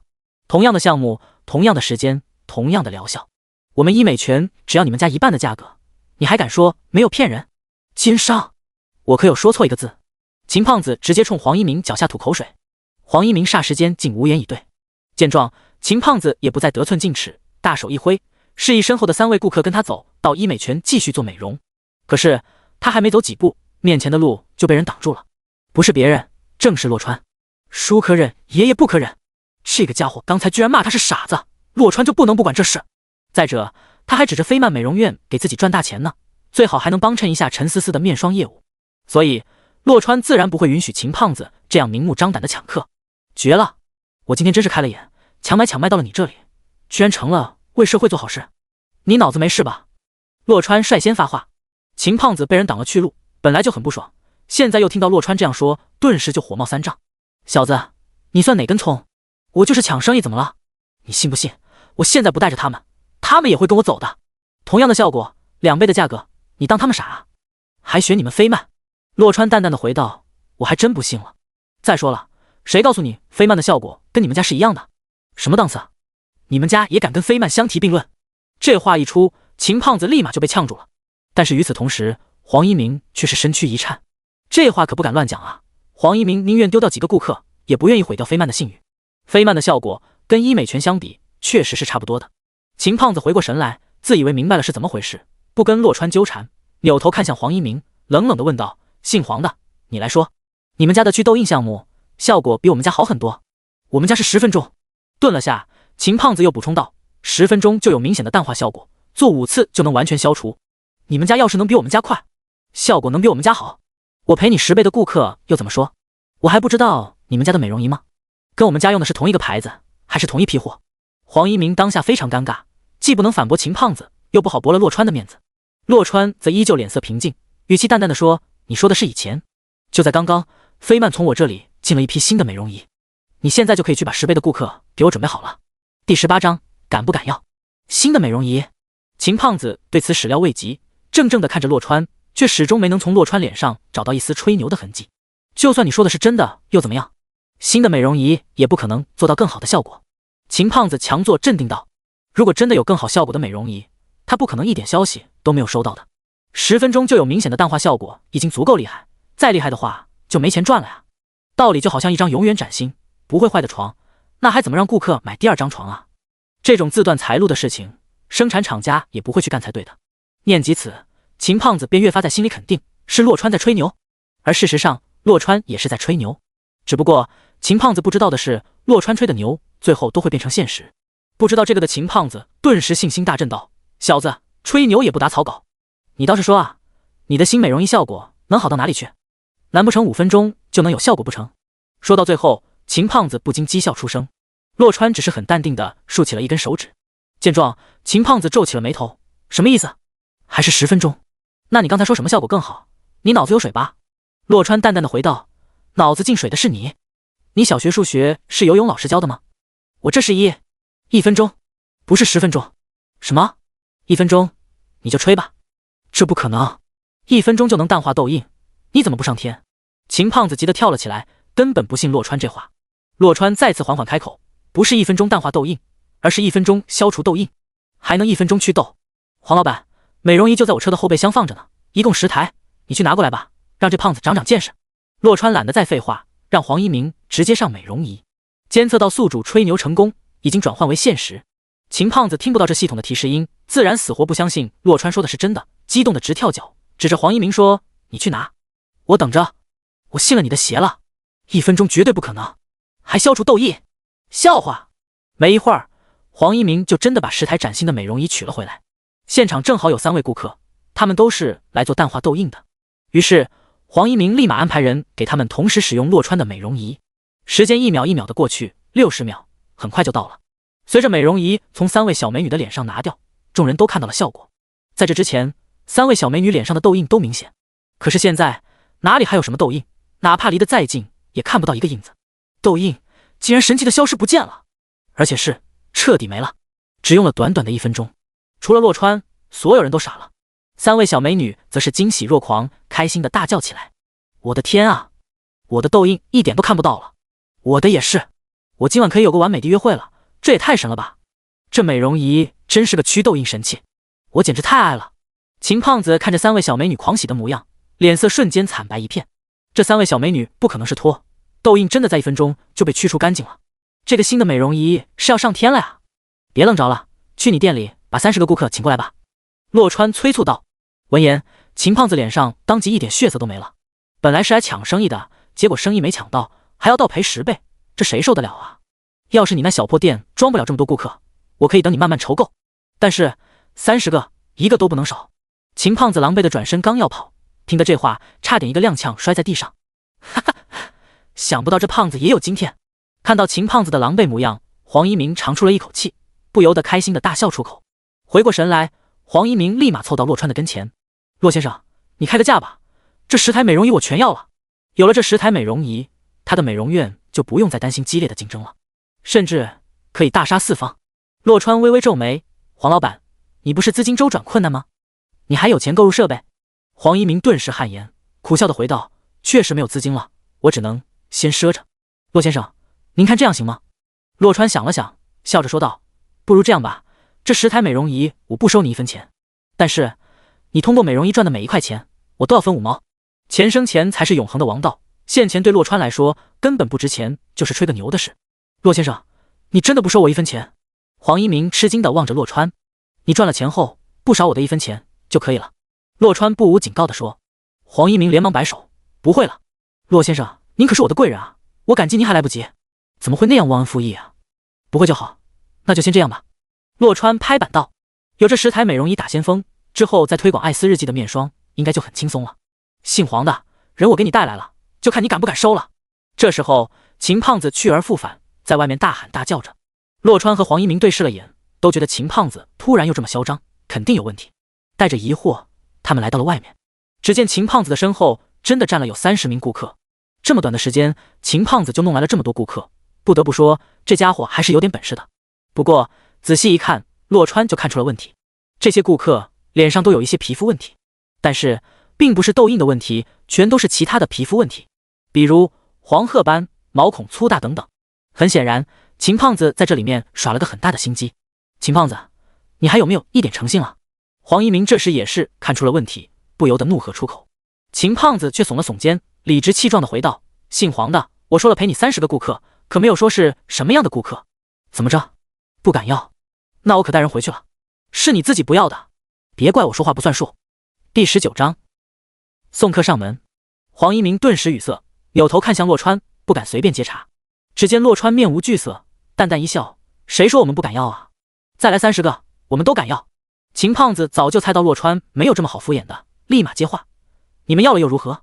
你们那个美容仪是祛痘印的，这些顾客都没有痘印，到你们家做那些贵得要死的项目，还不如在我店里做。谁跟你说我的美容仪只能祛痘印的？洛川冷冷地反问。秦胖子霎时间愣在了原地。什么？不会吧？难道说这小子的美容仪还能解决其他皮肤问题？不可能的，你的美容仪治不了他们的。你少跟我吹牛！秦胖子大声地质疑道。我就吹牛了，你能怎么着吧？洛川不由得乐了。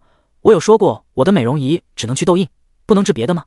秦胖子认真地想了想，洛川确实没说过他这美容仪不能治别的，只是说这美容仪祛痘印只需1分钟而已。洛川继续说，我这美容仪除了能祛痘印外，还能收缩毛孔，还可以去各种斑，雀斑、黄褐斑、老年斑，统统都可以。监测到宿主吹牛成功，已经转换为现实。随即洛川不再废话，拍了拍黄一鸣的肩膀：去吧，马上安排1人1台美容仪，亮瞎这胖子的狗眼。好嘞。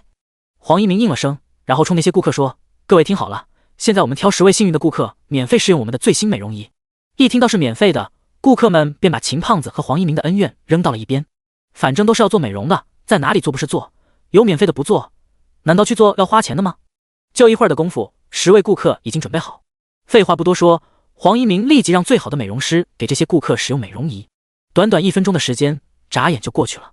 美容师都停下了操作，让顾客们自己照镜子看效果。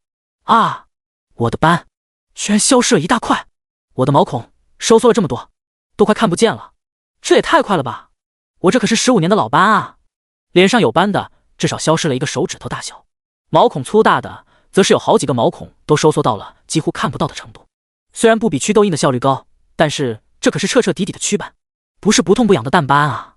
而医美圈的美容项目，不管多先进多昂贵，都是只能淡斑的。看到了效果，这10个顾客简直高兴坏了，麻溜的就又都躺下了。快快快，继续继续！对对对，我也要，把我的斑全部去掉吧！求你快让那些粗大的毛孔全都见鬼去吧！于是黄一鸣喜滋滋的让手下的美容师继续使用美容仪。黄一鸣这下彻底有了底气，冲秦胖子大笑道：秦老板，怎么样？现在还怀疑我们的美容仪吗？现在还说我们不敢要吗？再来30个，我们照样敢收。问题是，你还有顾客吗？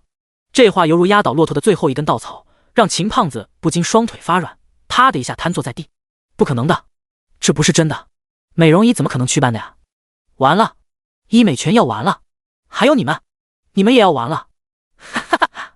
秦胖子指着那些看热闹不嫌事大的老板，他们都是来自朝阳商业街的其他美容院。说完这话，秦胖子直接晕死了过去。而这些老板听了秦胖子的后，脸色都是不由得纷纷大变。可不是嘛，现在黄一鸣有了这样的美容仪，不大杀四方才怪。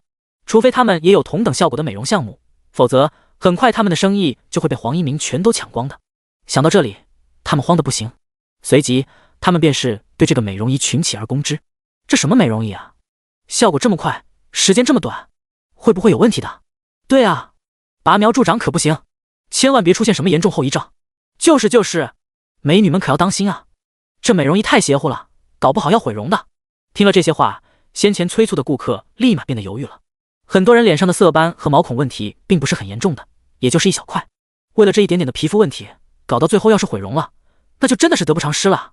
黄一鸣可不希望煮熟的鸭子飞了，不等洛川说话，立马喝道：不放心是吧？行，美女们，我们现在就去医院做个详细检查，看看美容仪究竟有没有弄坏你们的脸。说走就走，呼啦啦的一群人立马动身前往京都最权威的朝阳医院皮肤科。而此时在京都朝阳医院的某个病房里，刘丽已经醒了过来。看过检查报告，刘丽发现她并没有什么问题，但是这个消息并不能让她高兴。只要一想到早上的事情，她就气不打一处来。陈思思有了那么厉害的研发团队，推出一款比丽肤面霜更好的面霜，只是时间的问题。不过很快她就生出了一个主意。一个可以阻止陈思思推出面霜的主意。刘丽马上翻出一个号码，深呼吸一口气，按下拨号键。电话没多久就被接通，那边传来一个男人的声音：“刘大美女，怎么现在才给我电话啊？我们有多久没联系了？”男人名叫江鹏，是金康医疗的副总。江哥，我被人欺负了，现在躺在医院呢。刘丽瞬间换上楚楚可怜的语气。江鹏立马紧张地追问：“怎么回事？你在哪家医院？我现在过去了。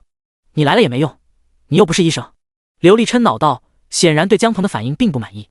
江鹏怔了下，随即反应过来，皱眉道：“丽宝，你给我说是谁欺负的你，我来给你出气，我一定不会放过他的。”刘丽等的就是这句话。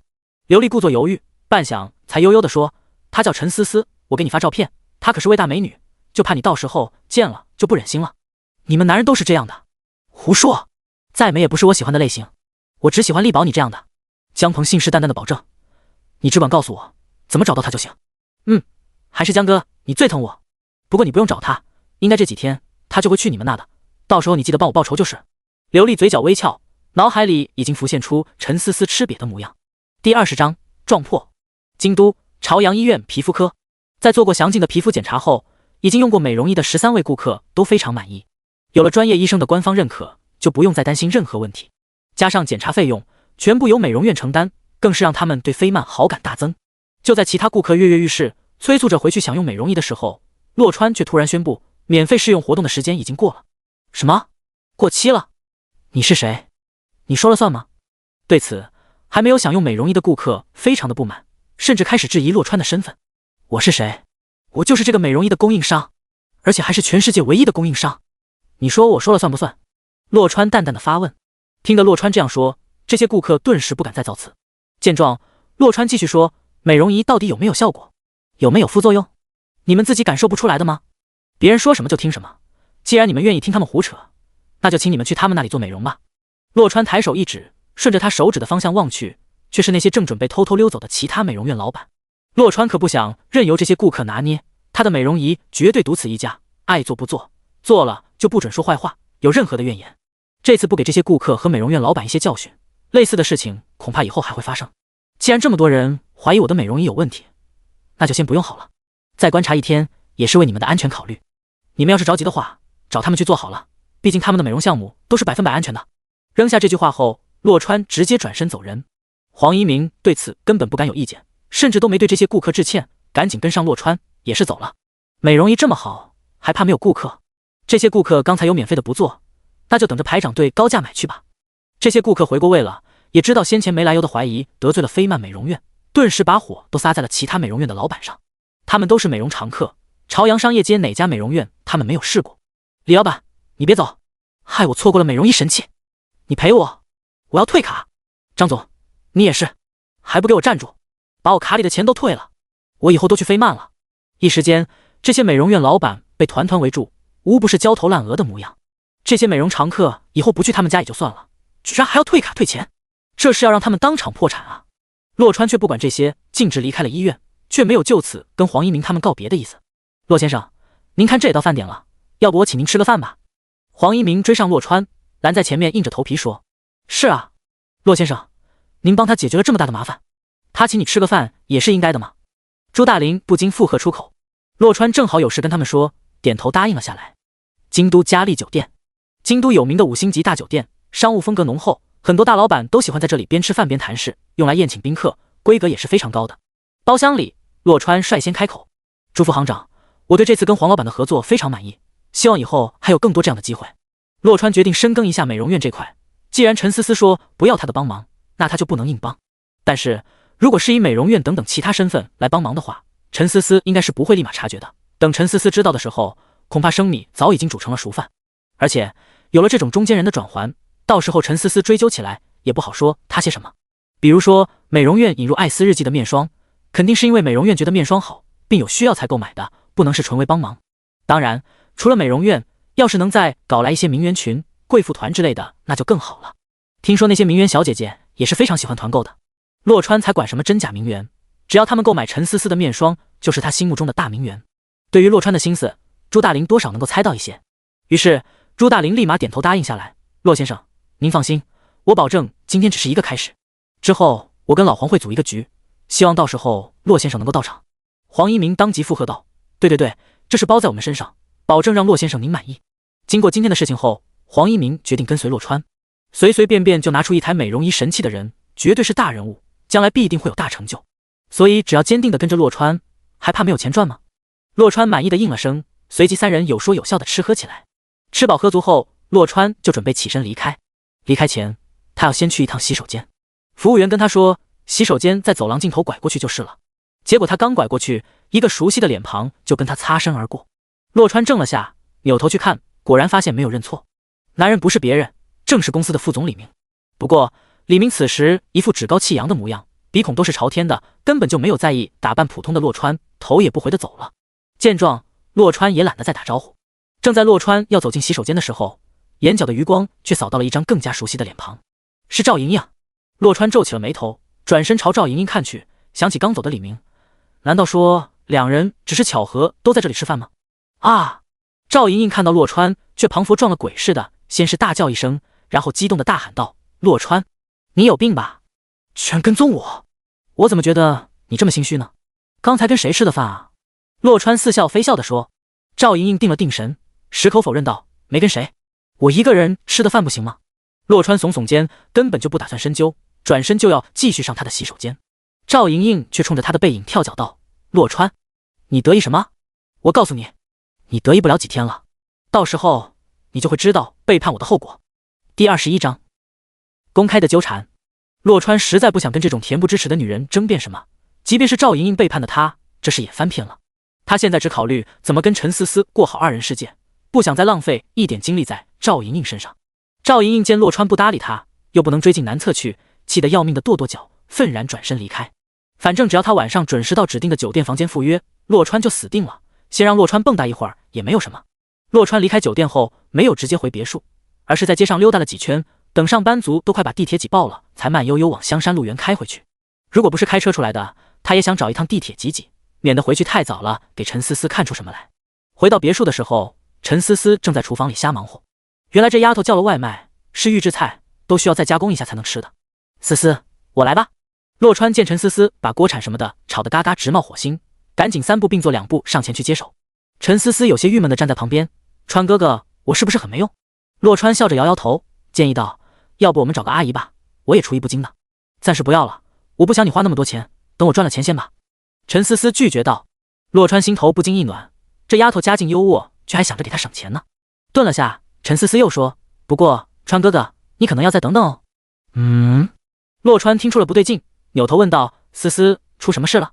陈思思沮丧地说：根据你给的配方，面霜的小样已经拿去做测试了。麦克博士他们自己做了实验，觉得这款面霜根本达不到抗衰的效果，完全不符合抗衰的原理。闻言，骆川恍然，稍作思忖，骆川笑着问：我要是猜得没错的话，他们一定是逐个药材进行实验的吧？然后得出的结果是，没有一个药材是具有抗衰功效的。陈思思蓦地微微睁大眼睛，有些讶异地望着骆川：是的，不过川哥哥，你是怎么知道的呀？外国人总是这样分析药方的，他们根本就不懂中药，也不会知道中药有多神奇。就是这样一个其中没有一样药材具有抗衰作用的药方，最后弄出来却有着无与伦比的抗衰作用。骆川信誓旦旦地表示，让陈思思完全没必要担忧。没吃过猪肉，也见过猪跑，骆川当然知道一些中药的基本原理，当更多的其实是相信系统肯定不会坑他的。陈思思微微颔首，川哥哥，我相信你的配方肯定是没有问题的。但是麦克博士他们却说不愿意就这样干等着，要搞他们自己那一套，来个双管齐下。说白了就是不相信骆川的配方，与其靠别人，还不如靠自己。骆川觉得这不是什么大问题，笑着安慰陈思思，他们愿意搞就让他们搞，我们可是花了钱请他们来的，让他们坐享其成也不合适。如果到时候这些家伙真的研究出了堪比海蓝精华面霜的配方，那就是双喜临门。本来陈思思还以为骆川会不高兴的，毕竟从另一方面来说，麦克博士他们是在怀疑骆川不信任老板。没想到骆川如此豁达，他当即也不觉得这是什么大问题了。没事的，你就让他们放心大胆干吧，需要什么就去采购什么，钱就算我先借你的。骆川拍了下陈思思的脑袋，笑着说：菜好了，我们吃饭吧。一夜无话。陈思思第二天还是早早就出了门，骆川随即也假装要去上班。出了门，他开始苦恼，不知道去哪里溜达，突然想起昨晚在酒店碰到李明和赵莹莹的事情。如果这两人真的搞在了一起，那他这个停职就跟离职没有区别了。洛川决定去公司一趟，这事尽早解决，之后他才能专心的帮助陈思思。再次走进公司，同事们都在按部就班的忙活着各自的事情，几乎没有人注意到他的回来。洛川直接敲响了李明的门，秘书慌忙上前把他拦住。洛经理，李总正在会客呢，你的事情公司还没完成调查的，我看你还是回家去等消息吧。洛川笑着问道，是还没完成调查，还是调查根本就没开始？秘书一时语塞。洛川顿时趁机闯了进去，推门一看，居然有个女人正坐在李明的办公桌上，正对着李明而坐，而李明的大手则是在女人那双黑色长袜上来回的摩擦。更让洛川意外的是，女人不是别人，正是赵莹莹。这两个人真的勾搭在了一起，而且俨然已经不管场合不要脸面了，在办公室里就敢公开的纠缠。见洛川闯进来，李明吓了一大跳，差点没从椅子上摔下去。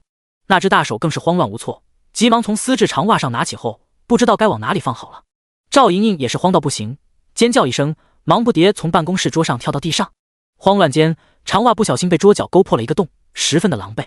洛川，谁让你进来的？你被公司停职了，还来公司干嘛？李明率先回过神来，指着洛川的鼻子就是一通臭骂。洛川冷冷地回道，李总，我要是不来公司，要是没见到刚才那一幕，恐怕还不知道我的停职真是无限期的。你废什么话？我刚才就是在调查你的事情，跟莹莹、赵小姐了解事情的来龙去脉呢。你的停职本来就是无限期的，我当初说得很清楚，你当时也在场的。李明脸色涨红的狡辩着，缓过神来后，没有把被洛川撞破他跟赵莹莹的好事太当一回事。洛川没有任何背景，职级更是比他低，他怕个锤子。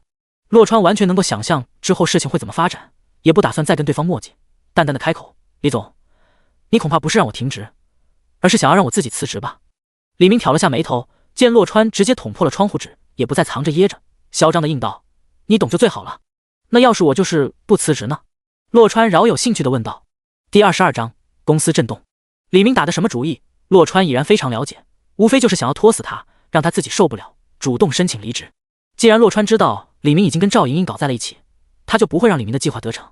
李明眼底闪过一抹厉色，不辞职，这可由不得你。就是，洛川，你真以为自己是个什么好东西吗？只要你离开了这家公司，就什么都不是。你的100万年薪，你的100万豪车，就通通会化作泡影。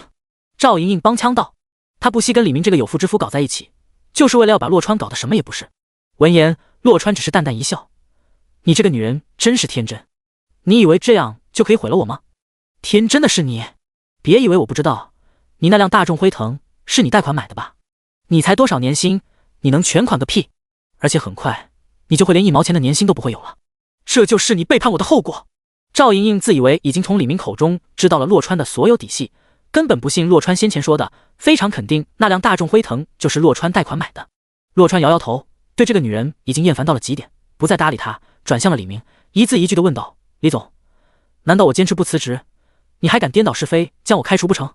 我有什么不敢的？难道开除你还需要经过董事会同意吗？笑话！李明也不再掩饰，彻底摊牌了。闻言，洛川眼前一亮，当即笑着回道，你还真说对了，想要开除我必须通过董事会才行，因为我是这家公司的大股东。监测到宿主吹牛成功，马上转为现实。大股东？你怎么不说你是董事长？你可真能吹，牛都被吹上天去了。李明感觉他庞佛听到了一个特大笑话，忍不住狂笑出口。要知道他在这家公司里可不仅仅只是一个副总，而且还是一名股东。公司之前开了那么多的股东大会，他从来就没有见过洛川。现在洛川居然说自己是大股东，这不是特大笑话是什么？很简单，因为我不想管事，所以就没有当什么董事长。洛川淡淡的解释了句，哈哈，真是太好笑了。洛川，我看你是疯了吧？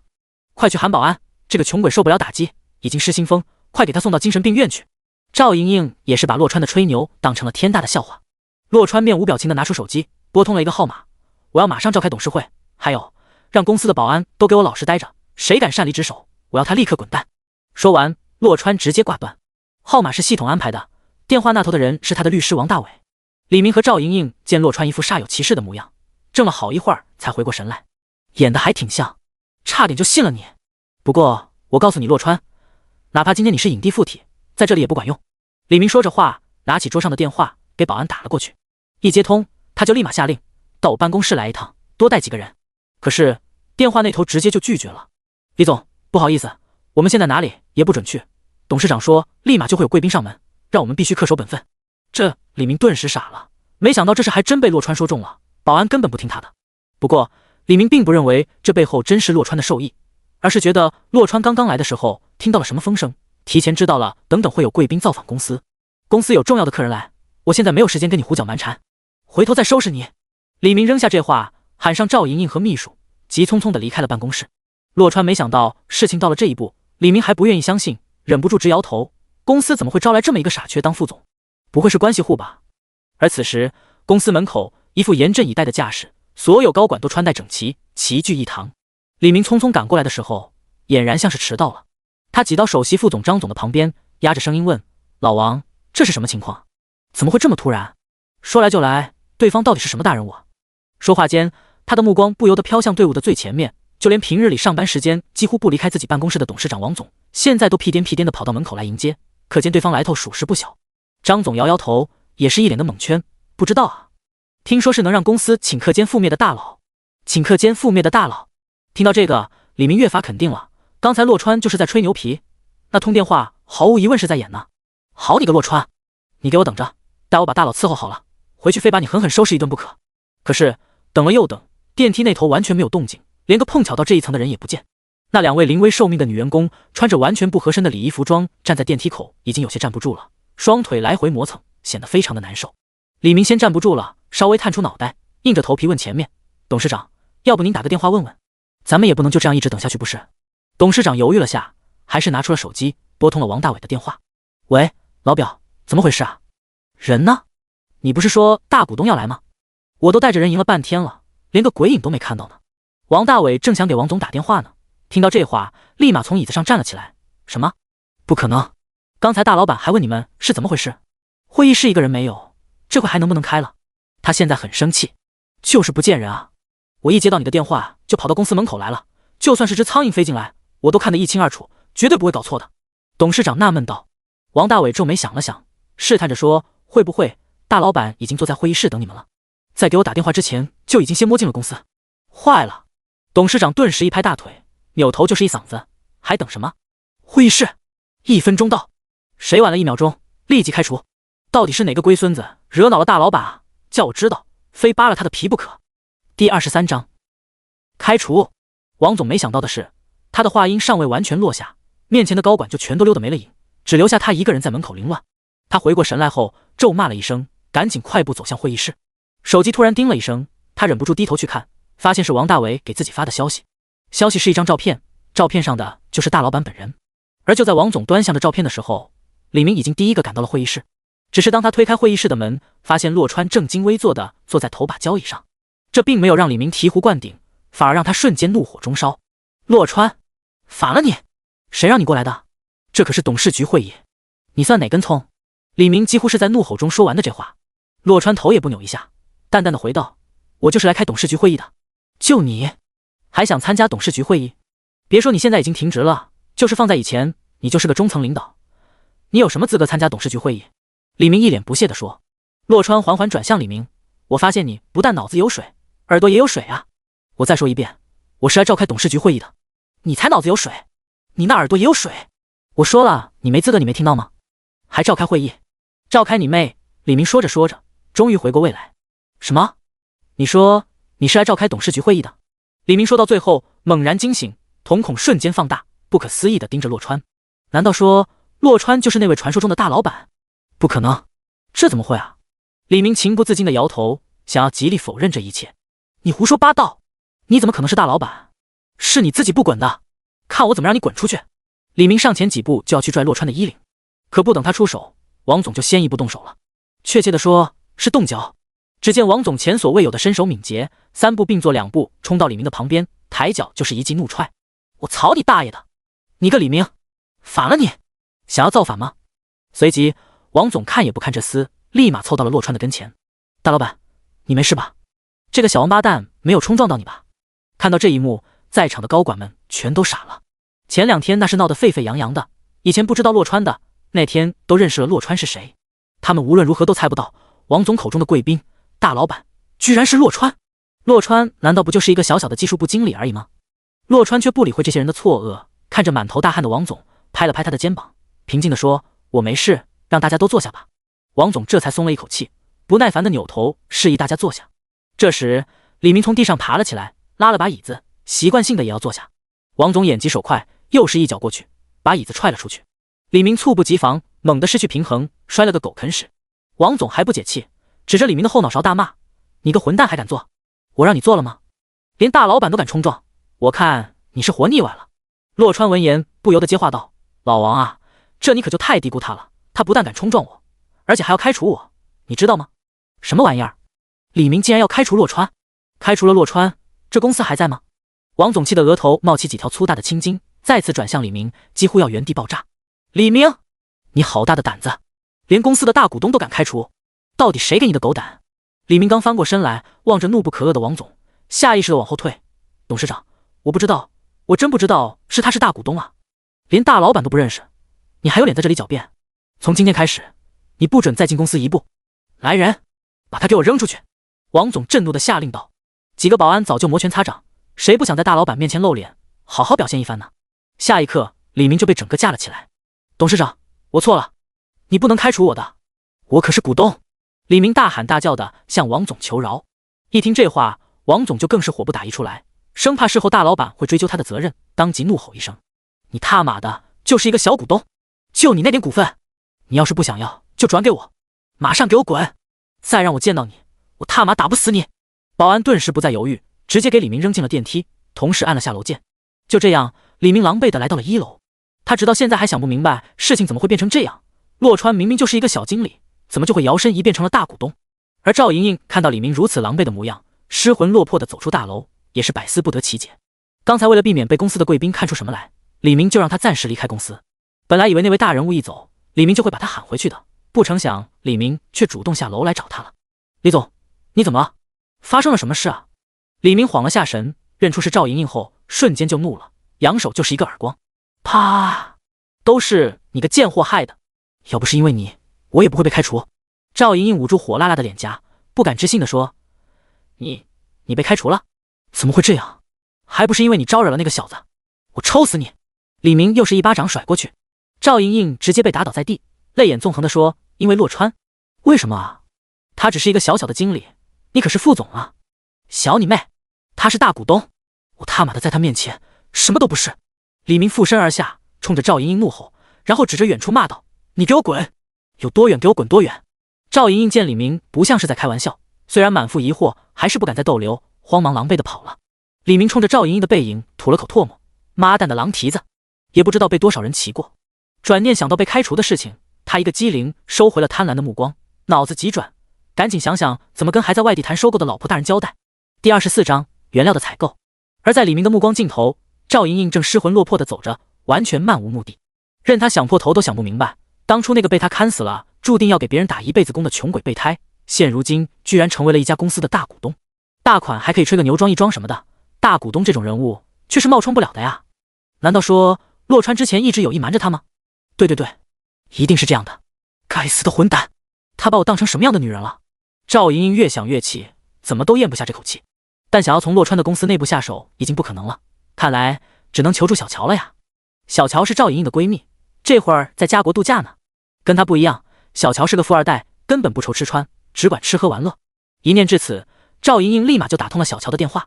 由于时差的缘故，小乔好半天才接起了电话。“喂，莹莹啊，我刚睡下一会儿，你有什么事吗？”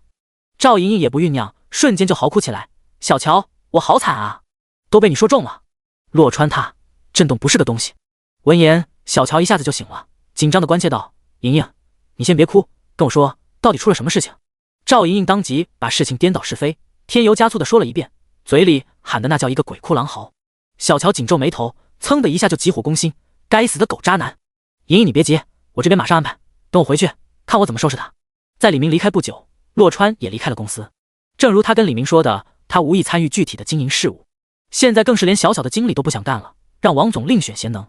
公司之前一直运作得很好，在行业里也是有口皆碑，说明王总等人的经营能力和方式方法都是没有太大问题的。至于李明，就是一颗老鼠屎，只要挑出来扔掉就好。还有那个赵莹莹的帮凶光头男，洛川也没有心软，直接开除。其他的继续正常运营即可。洛川现在比较担心陈思思，从昨晚的交谈里不难听出来，那些从海澜公司挖来的人还是很高傲的，似乎并不服陈思思。他就怕陈思思压不住这些人，到时候难免被人趁虚而入。他刚刚来到华贸大厦楼下，就看到陈思思带着人走出来。思思，你们这是要去哪里啊？洛川迎了上去。川哥哥，你怎么来了？陈思思又惊又喜地问。洛川只能随口胡说，我两边眉头跳得厉害，我担心你，所以跟公司请了假过来看看。陈思思不禁觉得好笑，川哥哥，你还信这个呢？我好着呢，没事的。没事就好，不过反正我都请过假了。你们现在要去哪里？我跟着的话，不会打扰到你们吧？洛川笑着说道。陈思思不疑有他，点头答应下来。不会，那就一起吧，我们去原料工厂看看。所谓原料工厂，就是供应商。这家供应商名叫金康医疗，主要生产的是抗衰面霜的重要原料玻色因。在京都地区，金康医疗出品的玻色因品质是最好的，没有之一。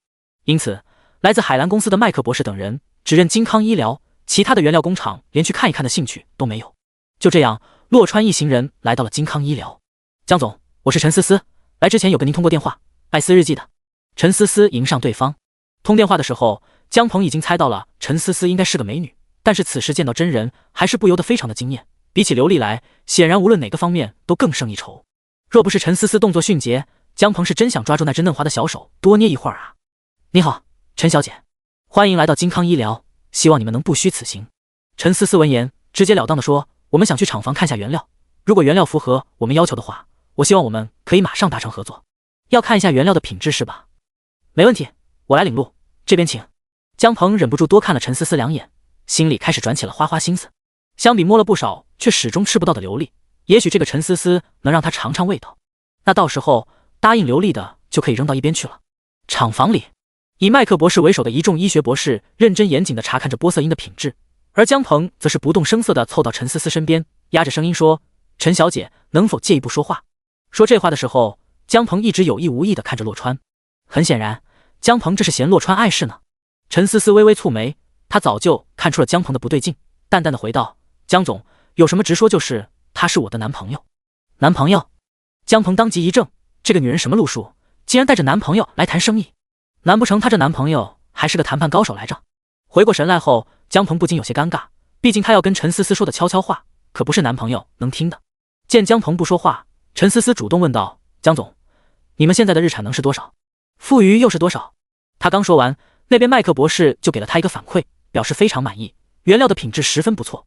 于是陈思思继续说：“你们的富余量全部提供给我们，如何？”江鹏慢条斯理地回道：“我们现在生产线进行了升级改造，比起之前产能有了很大的提升，现在最多能够生产10万瓶。”故作停顿好几秒，江鹏才接着道：“富余的话，大概能有个几万瓶吧。”听到竟然还有几万瓶的富余，陈思思不由得大喜过望。在来之前，他最担心的就是富余不多了，那样的话，品质再好也不关他们的事。现在才知道，之前的担心倒是多余了。几万瓶吗？那绰绰有余了。江总，我们现在就可以签约。”陈思思说道。江鹏眉头一挑，摇头道：“不好意思，陈小姐，恐怕我们不能跟贵公司签约。”第25章，吹牛有技巧。陈思思神色一僵，疑惑道：“不能签约？江总，这是为什么？”江鹏不置可否地说：“我们对合作伙伴是有着非常严格的要求的。”洛川顿时听不下去了，直接问：“都有什么要求？我听听看到底有多严格。”洛川非常憎恶这种磨磨唧唧的家伙，行就行，不行就不行，不行还拖着别人，浪费别人的时间，简直其罪当诛。很明显，江鹏就是不愿意把原料提供给他们。江鹏本来就对洛川心有怨恨，若不是洛川在场，他就可以跟陈思思详谈一下怎么走后门的流程了。现在又听得洛川插话，顿时就黑着脸说：“我跟陈小姐谈正事呢，闲人最好闭嘴，要是耽误了正事，你负责不起。”陈思思见江鹏竟然胆敢斥责他的川哥哥，大小姐的脾气一下子就上来了。要不是洛川伸手把他拦下，陈思思非要把江鹏臭骂一顿不可。江总是吧？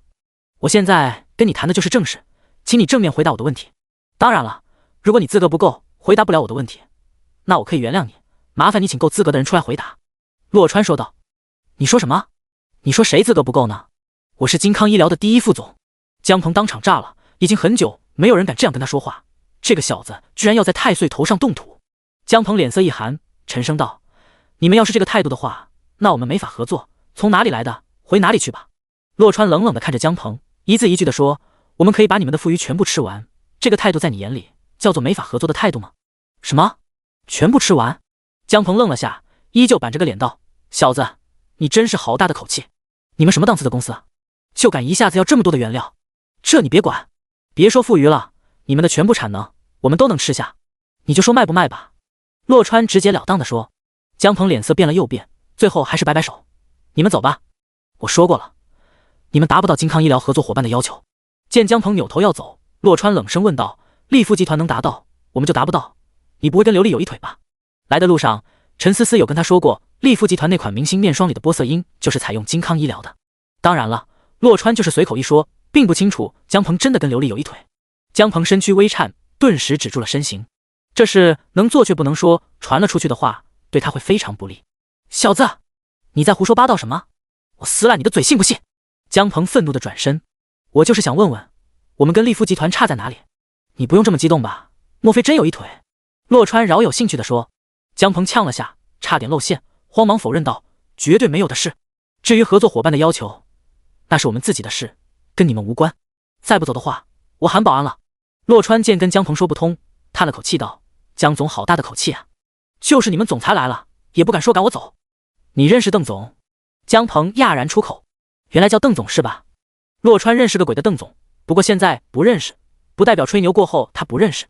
你们邓总是我的远房表亲，虽然很多年不来往了，但是我想念在亲戚一场的份上，他还是愿意给我一个薄面，见我一面的。洛川脸不红心不跳的说道。监测到宿主吹牛成功，已经转为现实。听到这个提示音，洛川直接拿出手机拨了一个号码。表伯，我是洛川，我现在就在你们公司的厂房呢，方便见一面吗？我是代表公司来谈合作的，要大量进货。好，我在这里等你，绝对不到处瞎逛。等那边挂了电话，洛川才从容地放下手机。经过这段时间的使用，洛川发现了一个技巧，吹的牛越小，转换为现实的速度就越快，所以他才吹了这样一个牛。哈哈，小子，我真的非常佩服你。不要脸的我见多了，但是像你这样不要脸的，我还真是头一回见。你认识个屁的邓总？江鹏完全不吃洛川这一套。洛川笑了笑，故意问道，你最后那句是什么？我没听清啊。你认识什么？江鹏见洛川还是一副嘚瑟的模样，气得大吼道，我说你认识个屁的邓总，最后几个字是个屁的邓总。话音落下，全场寂静，气氛突然变得古怪起来。因为就在此时，一个男人来到了江鹏的身后。巧合的是，男人刚好听到了这最后几个字，而男人不是别人，正是江鹏口中的邓总邓元杰。江鹏感觉背后有人，颤颤巍巍的扭头看去，发现果然是邓总，瞬间慌的一批。邓总。邓元杰黑着脸道，就算不念他是我的表侄，人家也是来谈合作的，你就是这个态度对待我们潜在合作伙伴的，金康医疗的脸面还要不要了？洛川居然真的认识邓元杰，而且洛川竟然真是邓元杰的亲戚。江鹏额头猛地飙汗，慌忙道歉，对不起邓总，我的态度有问题。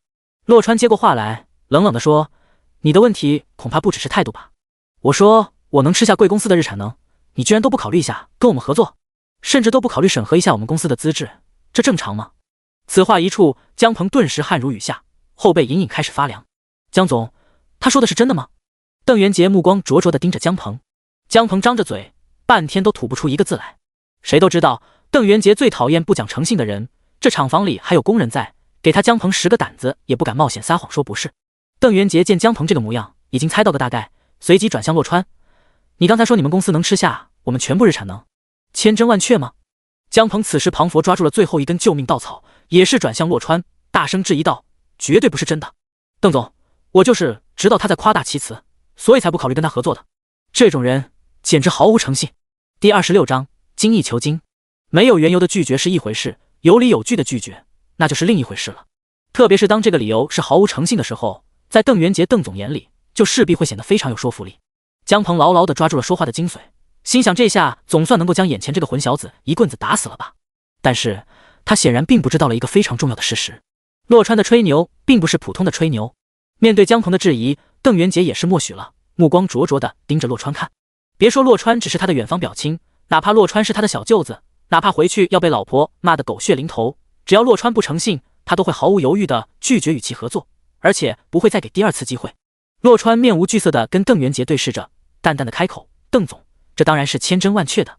顿了下，他瞥了眼江鹏，一副非常理解的语气道，当然了，你们有所怀疑也是人之常情，但还是那个问题，你们这位江总居然连给我们证明一下的机会都不给。江鹏好不容易抓住一丝生机，当下立马回怼，你废什么话？你有本事现在就证明啊！你有过往的销售记录吗？你们不是一家新公司吗？哪里来的销售成绩？你继续吹啊！闻言，洛川淡定的点了点头。我们确实是一家新公司，也确实没有任何销售业绩。听得这话，江鹏急不可待的跟邓元杰邀功：“邓总，你看，我就知道他们是在夸夸其词，完全就是打肿脸充胖子，毫无诚信可言。这样的公司，我怎么可能考虑跟他们合作啊？”邓元杰脸庞浮起了一丝愠怒，看着洛川说：“你还有什么好解释的吗？”“有啊，不过邓总，我必须先说一句，你们这位江总思想实在迂腐陈旧，严重跟不上时代了。”随即，洛川不再卖关子，直接开始吹牛。就在我来的时候，我们开始了预售，时间为10分钟，最终订单量定格在了30万瓶。什么？预售30万瓶？此话一出，江鹏直接懵逼了。不给江鹏反应的机会，洛川随即拿出手机拨弄了几下后，搞出一个界面，边拿给邓元杰看边继续吹牛：“邓总请看，这是在电商巨头天狗上的实时数据，不是我们自己搞出来的。”邓元杰看了眼，瞳孔瞬间放大，然后他又用自己的手机打开，结果发现跟洛川的手机界面是一模一样的。艾斯日记的这款面霜竟然真的在天狗网购平台上预售出了30万瓶的惊人成绩。看着这个预售成绩，在场所有人都惊呆了，甚至连麦克博士等人都不敢置信会有这么多人追捧艾斯日记的面霜。江鹏拿着手机，眼睛瞪得老大，呆若木鸡的站着，完全没了反应。邓总，需要不需要打给官方求证一下？洛川笑着问道。邓元杰摆摆手，不用了，既然你们上的是天狗平台，那就自然不会有假。那现在可以说明我们是诚信的了吧？洛川顿了下，突然凑上前去，稍微压低声音说：“表伯，我这还谦虚了呢，算得上诚意十足。”邓元杰往后退了半步，如同长辈般的斥责道：“这是谈正事，没个正形，给我正经点。”将邓元杰这个态度收入眼底后，江鹏知道他彻底完了，脚下一个发软，竟然就瘫倒在了地上。“邓总，我错了，你就原谅我这一次吧，我保证不会有下一次了。是利夫集团，都是那个刘丽让我这样做的，我也不想的呀。”江鹏赶紧认错，深知此时再不求饶的话，他就真的完蛋了。谁知道他不提利夫集团还好，这一说出口，彻底让邓元杰震怒了。“你的意思是，刘总私底下给了你好处才让你这样做的是吗？”江鹏身躯一颤，脸色僵住，半个字都说不出来了。“哼，来人，带他回办公室收拾东西。”从明天起，江鹏就不再是金康医疗的人。随着邓元杰一声令下，很快江鹏就被人带走了。同时，利夫集团也被邓元杰列入黑名单，决定下个月不再跟利夫集团续约。不过这些他不会跟洛川说，只是朝洛川伸出了右手，意思不言自明。洛川紧紧握住这个便宜表伯的手，笑着问道：“邓总，我们要品质最好的，希望你们精益求精一下，然后再看看能够给我们提供多少。”邓元杰一巴掌拍掉洛川的手，不由得笑骂出口：“你个猴精，得了便宜还卖乖是吧？”洛川灿灿一笑：“表伯，我是认真的，这点预售成绩远远无法满足我的雄心。我们要做就做最好的面霜，最高端的产品，凭什么大钱都让洋鬼子赚了去啊？您说是吧？臭小子，野心还不小。行吧，我也趁机把我们的潜能再激发一下，回头记得替我向你妈妈带好。”有了邓元杰这话，这个订单就算是拿下了。离开金康医疗，陈思思还是感觉像是在做梦一样。“川哥哥，那个预售是怎么回事啊？你怎么把我也瞒着呀？”陈思思有些不高兴地嗔道。洛川妈撒了下他的小脑袋说：“我这不是担心搞砸了吗？不想让你空欢喜一场。”“算你吧。”陈思思原谅了洛川，一脸幸福地说：“川哥哥你真好。”洛川笑了笑，随即牵起他的柔仪。预售如此火爆，更重要的原因是洛川把麦克博士他们的头衔都搬出去做了宣传。那些学生党、工薪族见到研发团队是前海蓝公司的医学博士以及研发总监，还有海蓝精华面霜的配方师加持，价格又亲民，就算踩坑了也不至于亏多少钱，不疯抢才怪呢。一行人兴奋地回到华贸大厦，刚下车却撞了个黑面神。这个黑面神不是别人，正是刘丽。此时刘丽带着人正好堵在他们进入大厦的必经之路上，满脸得意的笑容，显然还不知道最新消息呢。“陈思思，刚从金康医疗回来吧？碰一鼻子灰的感觉怎么样？跟我说一说。”第27章邀请函。现在江鹏泥菩萨过河自身都难保，无暇给刘丽通风报信，刘丽还以为江鹏让陈思思吃了闭门羹呢。刘丽禁不住继续冷嘲热讽：“金康医疗的玻色因是好，但是你们的面霜这么廉价，也没必要用这么好的，将就着随便糊弄下就行了。反正现在的女人很好忽悠的。”陈思思望着刘丽，俏脸上满是淡然之色：“你说够了没有？江总还没给你打电话呢吧？”“江总？什么江总？我不知道你在说什么。”刘丽怔了下，立马矢口否认：“那就真的很奇怪了呀。你们不是金康医疗的合作伙伴吗？怎么连他们的业务副总都不知道啊？陈思思不由得觉得好笑，对方的演技未免太过拙劣了点。你，刘丽当即就被呛住了。陈思思语气淡淡的重新开口，既然江总没说，那我就亲自告诉你好了。就在刚刚，我们跟金康医疗签署了30万瓶精品玻色因的订单协议。30万瓶？刘丽错愕了好一会儿后，猛地摇头否认，不可能，金康医疗是不会和你们合作的。还30万瓶呢？你们有这个实力吗？30万瓶都够你们卖3年了，那实在不好意思了，让你失望了啊。我们30万瓶已经卖出去了，用不了3年，用不了3个月，甚至没用3天，只用10分钟。陈思思回道。不等陈思思把话说完，洛川已经把手机屏幕对到了刘丽的面前，意思是快睁开你的卡姿兰大眼睛，好好看看吧。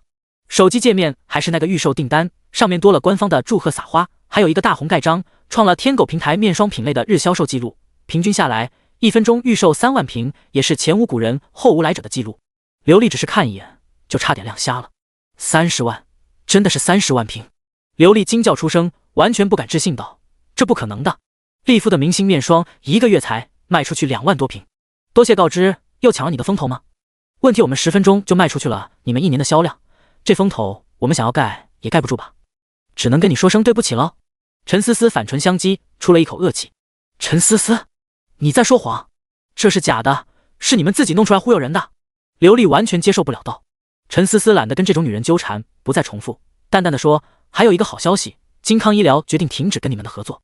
不好意思，我又错了，对我们来说是好消息，对你好像就不是了呀。扔下这话，陈思思绕过刘丽等人，头也不回的进了大门。离开金康医疗的时候，陈思思恰好听到邓元杰喊人去找利夫集团的电话，就猜测可能是这样的，哪怕最后发现不是也无所谓，气一下刘丽也不错。身后就在刘丽转身要追他的时候，手机突然响了，电话接通，那边传来了邓元杰的声音。你好，我是金康医疗的负责人邓元杰。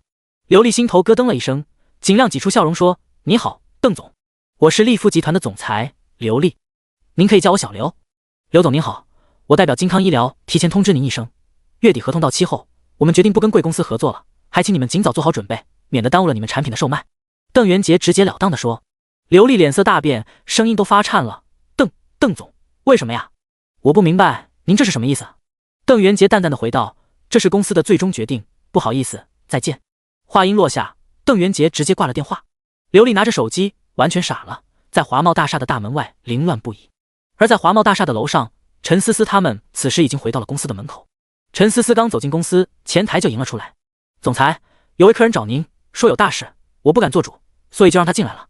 顺着前台手指的方向看去，陈思思看到了前台口中的客人竟然是徐家豪。没等陈思思开口赶人，徐家豪先迎了上去。思思，你先听我说，我这次过来是给你送邀请函的。随即徐家豪愤然转向洛川，你如果真是为了思思好的话，就不应该拦着他去，这可是整个京都美业圈的一场盛会。洛川很是无语，摊了摊手表示无奈，他可是什么都没说呢。徐家豪再次把目光落在陈思思的俏脸上，循循善诱道，思思，你的化妆品公司想要在京都快速站稳脚跟，这样一场京都美业同行齐聚的盛会绝对是不容错过的。换了口气后，他又赶紧补充道，思思，我保证这个不是我瞎鼓捣出来的，随便你去找同行查证。既然主办方不是徐家豪，那还是可以看一看的。陈思思接过邀请函，展开一看，只见上面没有夸张的噱头，只有十分朴素的一句话，美容分享会，诚挚邀请。朴素到让陈思思一时间无法将这样一张邀请函跟徐家豪口中的美业盛会联系在一起。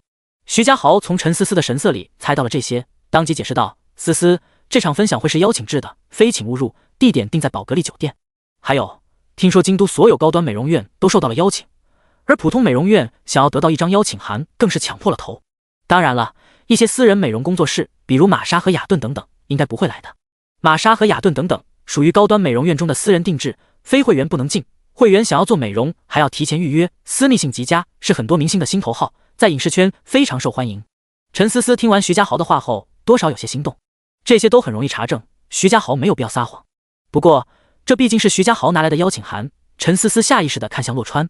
就在这时，徐家豪也看向了洛川，似笑非笑地说，小子，我手上就只有这一张邀请函，只能让思思一个人进去，你要是跟着去，恐怕到时候只能在酒店外面等了。第28章聚会。徐家豪当然不会只有一张邀请函，只不过另一张是留给他自己的，即便还有更多，他也不会拿出来。好不容易有个机会跟陈思思二人世界，他可不想看到洛川像只苍蝇一样在他们面前晃。闻言，陈思思真的犯难了，没有洛川的陪伴，让他顿时觉得这场盛会有些索然无味。更重要的是，在徐家豪这样一个外人的面前，让他做出扔下洛川独自赴宴的决定，叫陈思思非常的抗拒。不要紧的，你先拿着邀请函吧，我可以自己想办法进去。洛川看出了陈思思的心思，答应他会陪他一起赴宴的。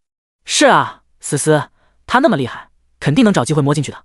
徐家豪讥笑道，他根本就不信洛川能有办法弄到邀请函，这可不是有钱就能搞来的。就连他也是动用了很大的关系，才勉强搞到了2张邀请函，更何况是洛川这种毫无背景的屌丝。陈思思压根就没听徐家豪在说什么，直到从洛川的眼里看出了肯定的神色后，这才微微颔首。好的，我到时候会去的，谢谢你。如果没有别的事，你可以走了。好的，思思，那我就先不打扰你工作了，到时候我过去载你。徐家豪说完，有些悻悻然的走了。不过一想到时候他也能进场，便释然了。只要到时候再介绍几家美容院给思思，相信局势就会被他逆转的。毕竟洛川这个废物，除了注册一个皮包公司，什么都帮不了思思。等徐家豪一走，陈思思就紧张的凑到洛川的跟前，川哥哥，你真的能弄到邀请函吗？如果徐家豪说的是真的，这个邀请函可不好弄的。洛川肯定的点点头，放心吧，没有问题的。我什么时候骗过你啊？川哥哥，我相信你。陈思思这才彻底放心下来。随即陈思思就去忙了，而洛川则是百无聊赖的在街上瞎逛，直到傍晚时分，洛川才准备返回别墅。这时候手机突然响了，拿出来一看，是他在京都仅有的2个朋友之一的华仔。喂，洛川，你在哪里？杨子华问道。洛川笑着回道，还能在哪里，刚下班，准备回家做饭。你怎么有空给我打电话？你老婆今天不在京都吗？去你的，说正事吧，今晚小胡给他女朋友过生日，你一定要到场，到时候给你介绍个对象。杨子华不容拒绝地说。小胡，本名胡子浩，是洛川在京都的另一个朋友。洛川顿时一本正经地说，我有女朋友了。我信你个鬼，我还不知道你就是个技术宅，你能有女朋友才怪。你去哪里找女朋友？杨子华道。洛川苦笑地回道，我真的有女朋友了。你少废话，不说别的，就说我们3个多久没聚了吧。你今晚必须到，你就说你在哪吧，我现在去接你。杨子华有些生气地说。洛川想想也是，自从杨子华奉子成婚后，他们3个就再也没有出来聚过，加上今晚还是为了给胡子浩女朋友过生日，这确实有必要到场。他当即给陈思思去了个电话说明情况，然后驱车去跟杨子华会合。车子停稳，杨子华有些傻眼，不过半年没见，洛川居然就开上了豪车。行啊，洛川，这下我相信你有女朋友了。杨子华说着话就拉开车门上车。有了洛川这座驾代步，他也不用再费劲跟老婆申请用车了。洛川有些无语，刚才死活不信，现在见了车就信了，但他也不好说些什么，总不能跟杨子华说他的女朋友并不是靠这车追来的，而是靠他吹牛吹来的吧。很快2人就到了世纪1号。世纪1号是京都排得上名号的老牌高端休闲会所，不过因为是家老牌会所了，现在很多年轻人都没听说过。可以啊，小胡今晚是不是有大动作？洛川却知道这家会所的消费属实不低，要是不吹牛的话，连现在的他都不舍得花这个钱。杨子华点点头，不愧是兄弟啊。小胡打算今晚跟佳慧求婚？好事啊，那我们等下必须助攻。肯定要的。2人嬉闹着就已经走到了包厢门口，推门走进包厢，发现里面已经有不少人了，而小胡竟然跪在了地上，姿势为单膝着地。洛川跟杨子华对视了眼，都有些惊讶，没想到小胡的进度这么快，完全不等他们到场就火急火燎的上演重头戏了。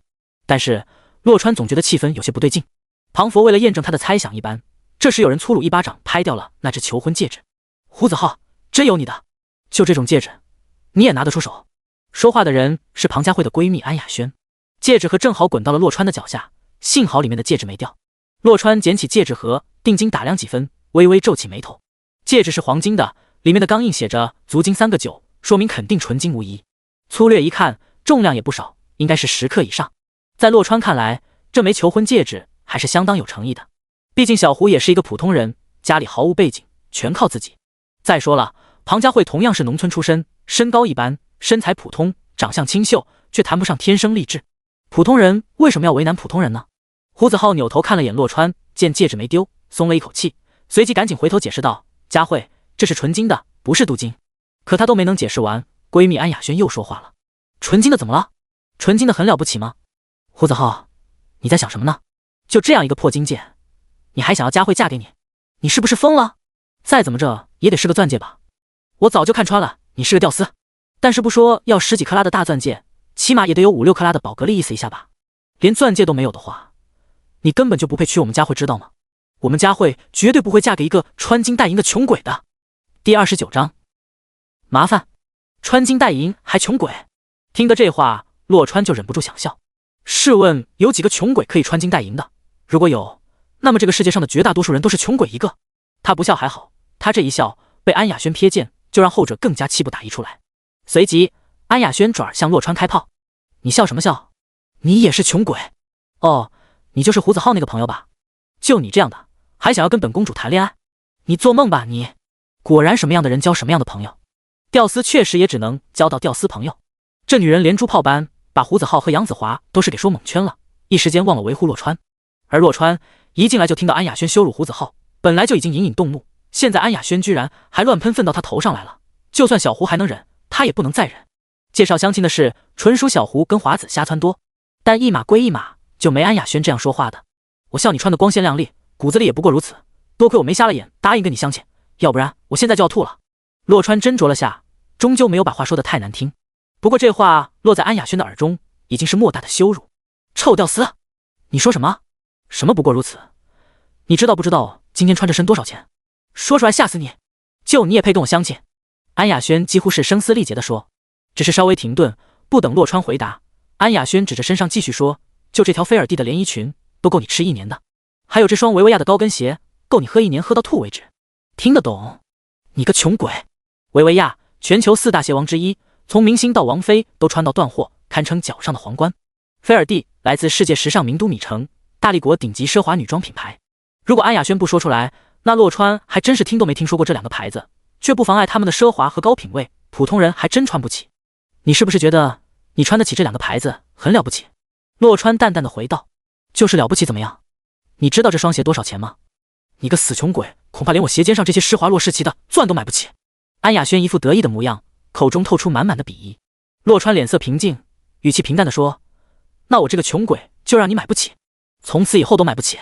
从今天开始，菲尔蒂和维维亚将正式将你列入黑名单，终生没有资格购买。”我说的什么玩意儿？乍一听，安雅轩还以为他听错了呢，反应过来后，他不禁大笑出口：“你个臭屌丝是来搞笑的吗？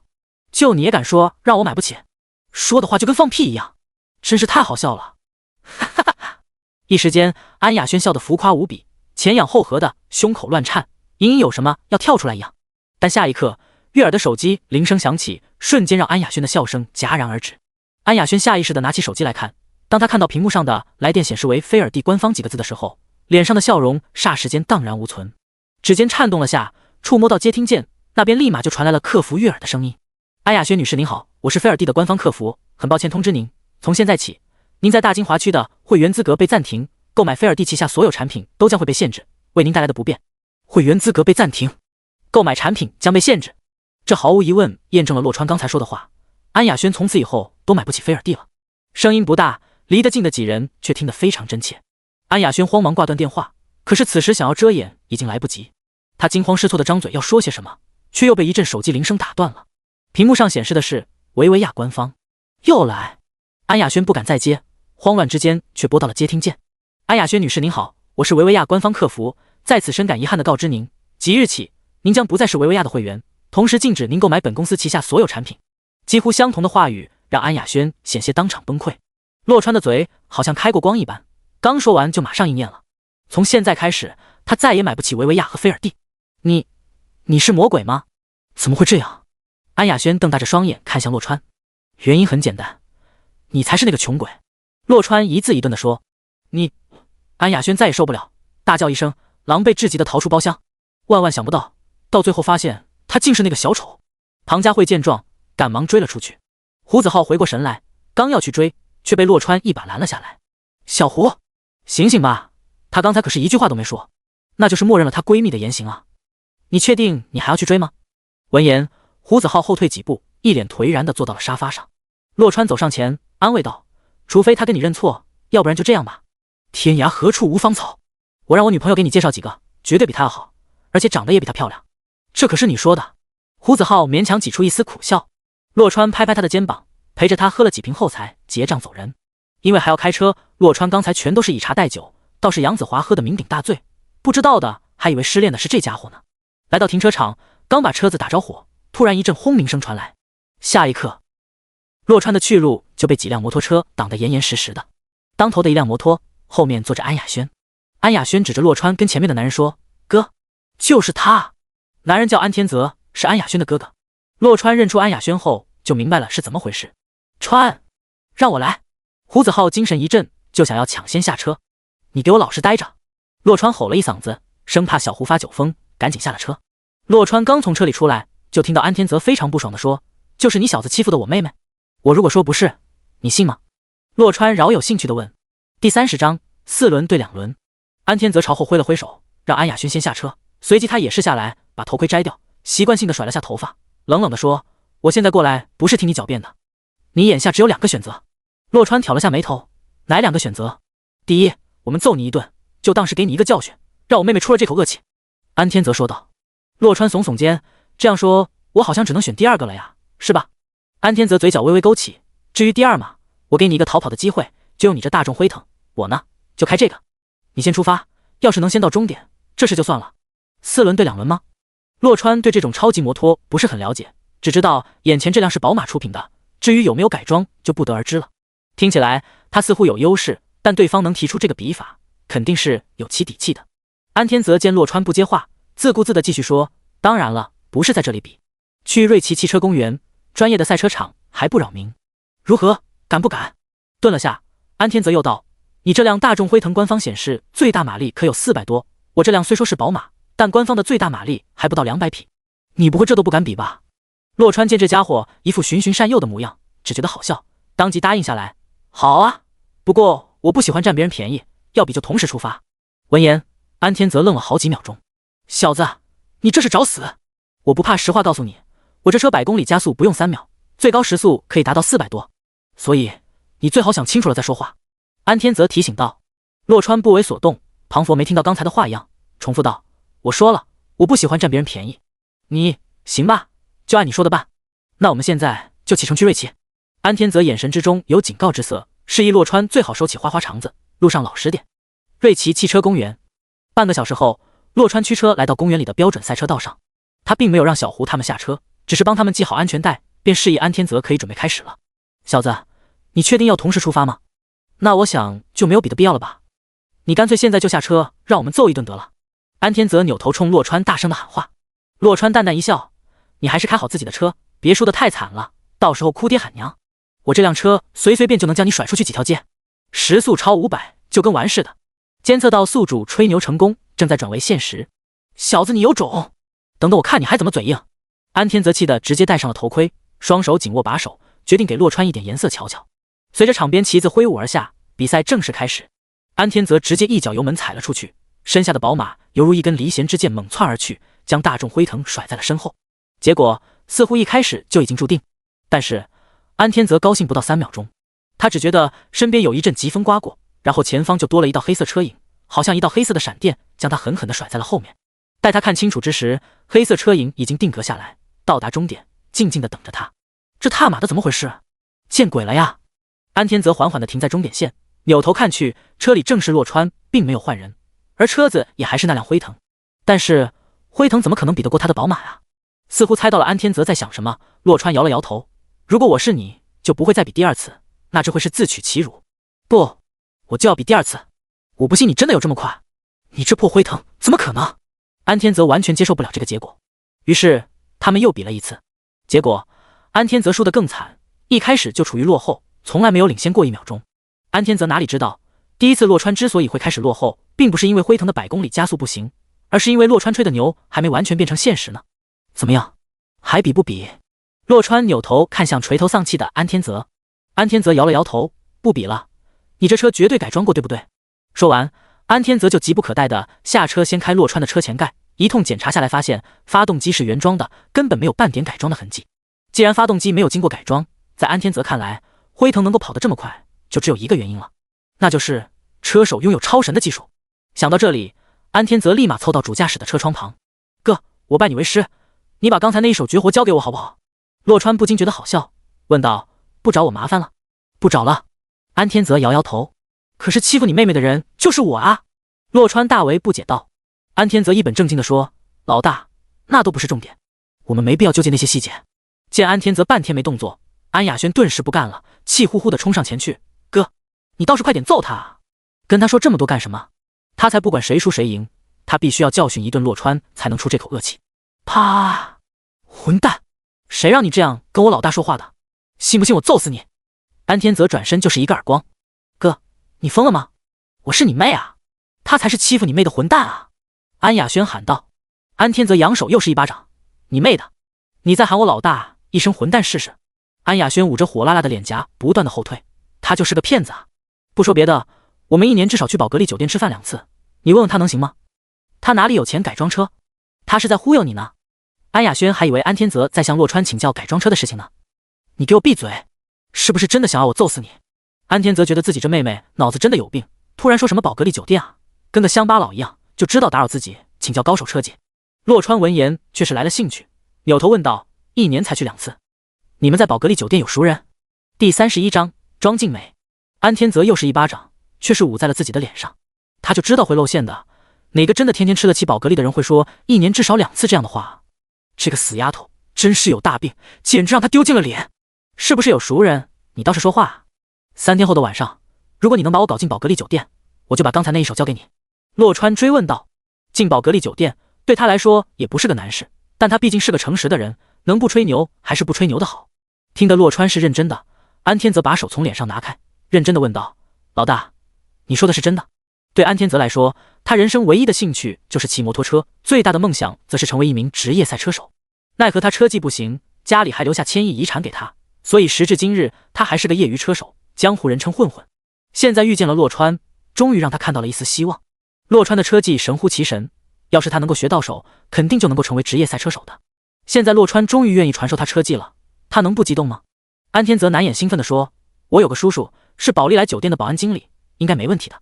他虽然不是我们的亲叔叔，但是他跟我爸爸情同手足，我爸死后他就相当于我们的后爸了。这就是你们一年至少去2次宝格丽酒店吃饭的原因。洛川恍然道。安天泽有些难为情的点点头，一次我生日，一次我妹生日。哥，你怎么全说出来了？这样你让我怎么见人啊？安雅轩见安天泽把真实情况和盘托出，直接崩溃了，瘫坐在地上一动不动。安天泽瞥了安雅轩一眼，这有什么不能说的吗？本来就是这样，而且是你先说的宝格丽，现在又不准我说了，莫名其妙。谁让你有病，非要提什么宝格丽？安雅轩彻底无言以对了，他也是没办法了，除了身上这套衣服，唯一能够拿出来炫耀的就是宝格丽酒店了啊。安天泽瞪了安雅轩一眼，突然想到什么，随即扭头跟洛川说，老大，你有女朋友没有？没有的话可以把我妹给收了，她虽然脑子不行，但是你看她这身材这脸蛋，没化妆的。打住，行了，就按刚才说的办吧，今天先这样。扔下这话，洛川直接驱车扬长而去。回去的路上，胡子浩突然醒了，川，你之前说的那个维维亚还有菲尔蒂的事情都是真的吗？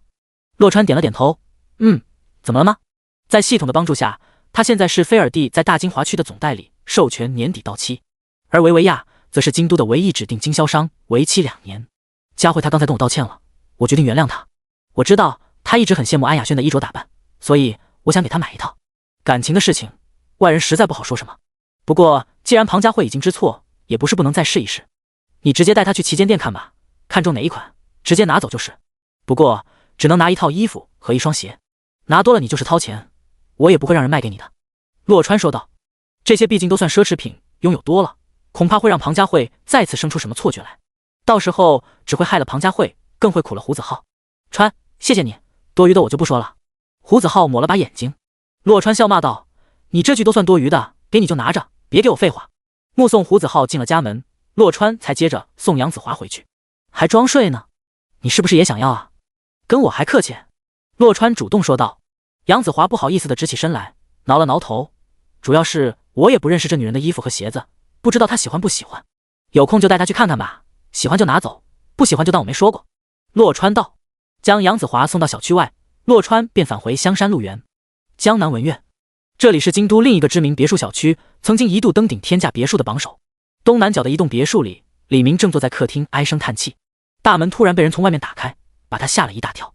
直到看清楚女人精致的脸庞后，李明才轻拍了几下胸口。老婆，你怎么提前回来了？女人名叫庄静美，是京都风头圈有名的女强人。庄静美优雅地脱掉高跟鞋，慢条斯理地穿上拖鞋，走向李明，直接发问：连个小公司的副总位置你都坐不稳，你告诉我你还能干些什么？李明脸色大变，没想到这事这么快就传到了庄静美那里。老婆，我是被人踢走的呀。憋了半天，李明涨红着脸解释道：你以为我不知道这些吗？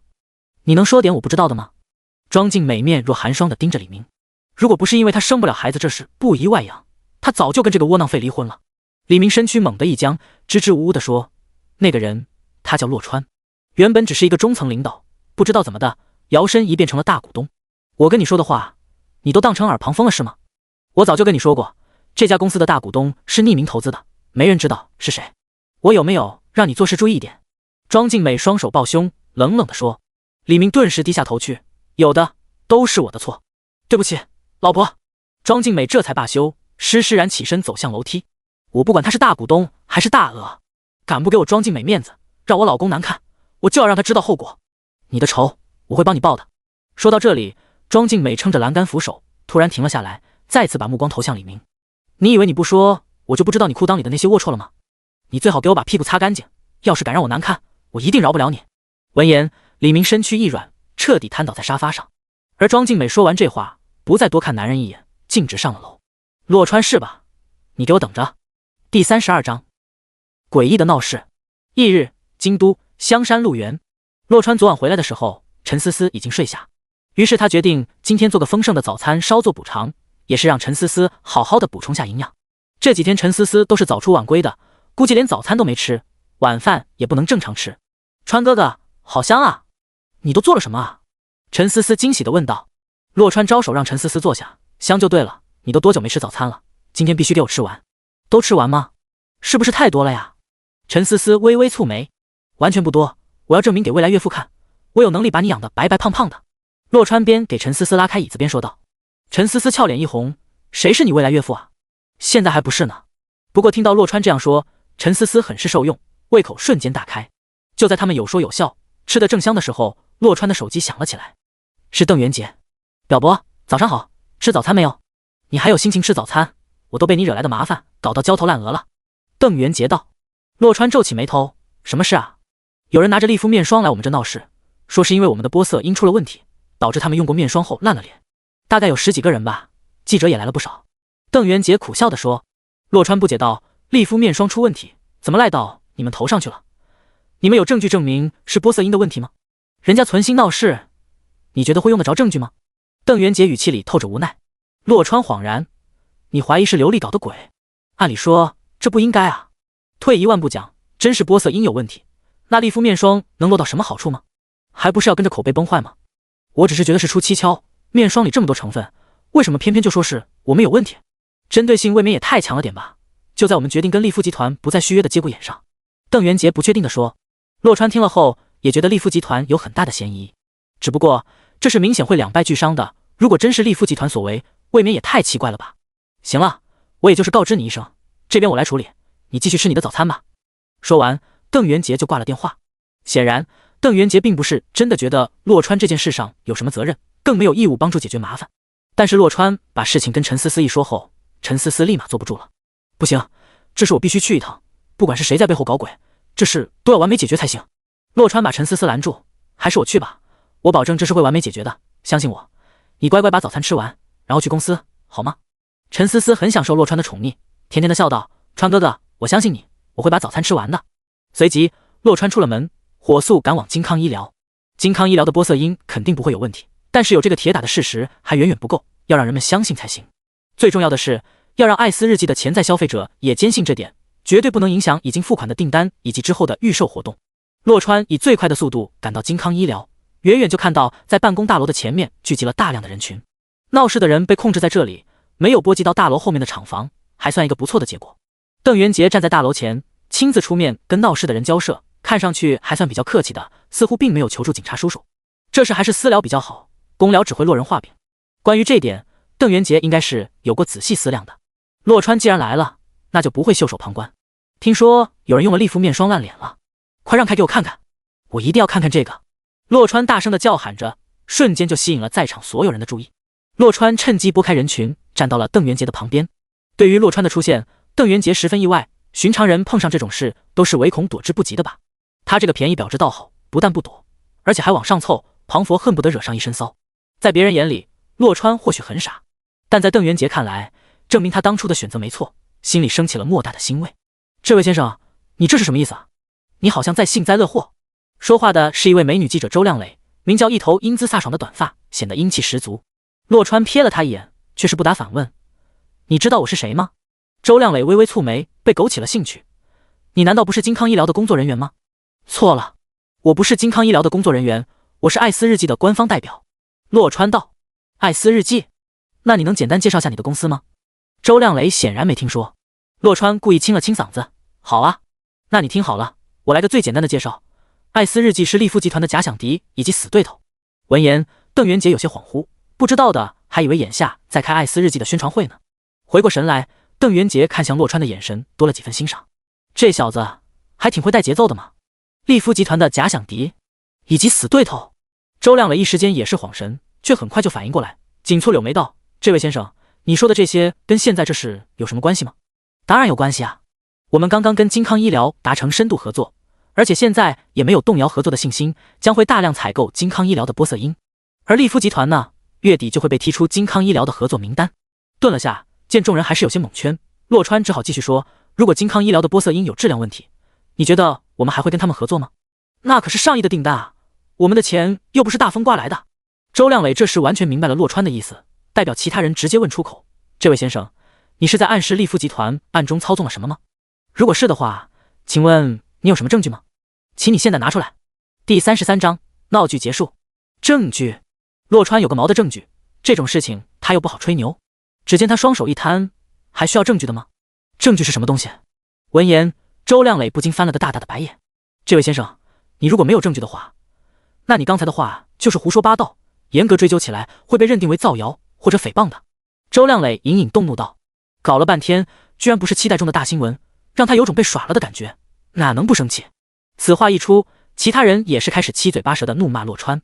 就是你没证据胡说八道什么？你有病吧？这种事情当然要讲证据的。见状，洛川不仅不慌，反而嘴角微微翘起，伸手夺过邓元杰不舍得用的扩音器。他再次开口：说得好，说得对。什么？众人当场懵了，洛川居然说他们说得好，说得对。镇住场面后，洛川继续道：你们说的太棒了，没证据就是胡说八道，这种事情肯定得讲证据才行的。所以我想问问各位，你们说金康医疗的玻色因有问题，带证据来了吗？这种事情必须要讲证据的，没证据的话，你们就是在胡说八道。一下子彻底把众人给镇住了，尤其是那些闹事的人，一时半会儿的也找不到话来反驳，因为他们确实没有证据，因为他们并不是真的受害者，起码不是利夫面霜的受害者。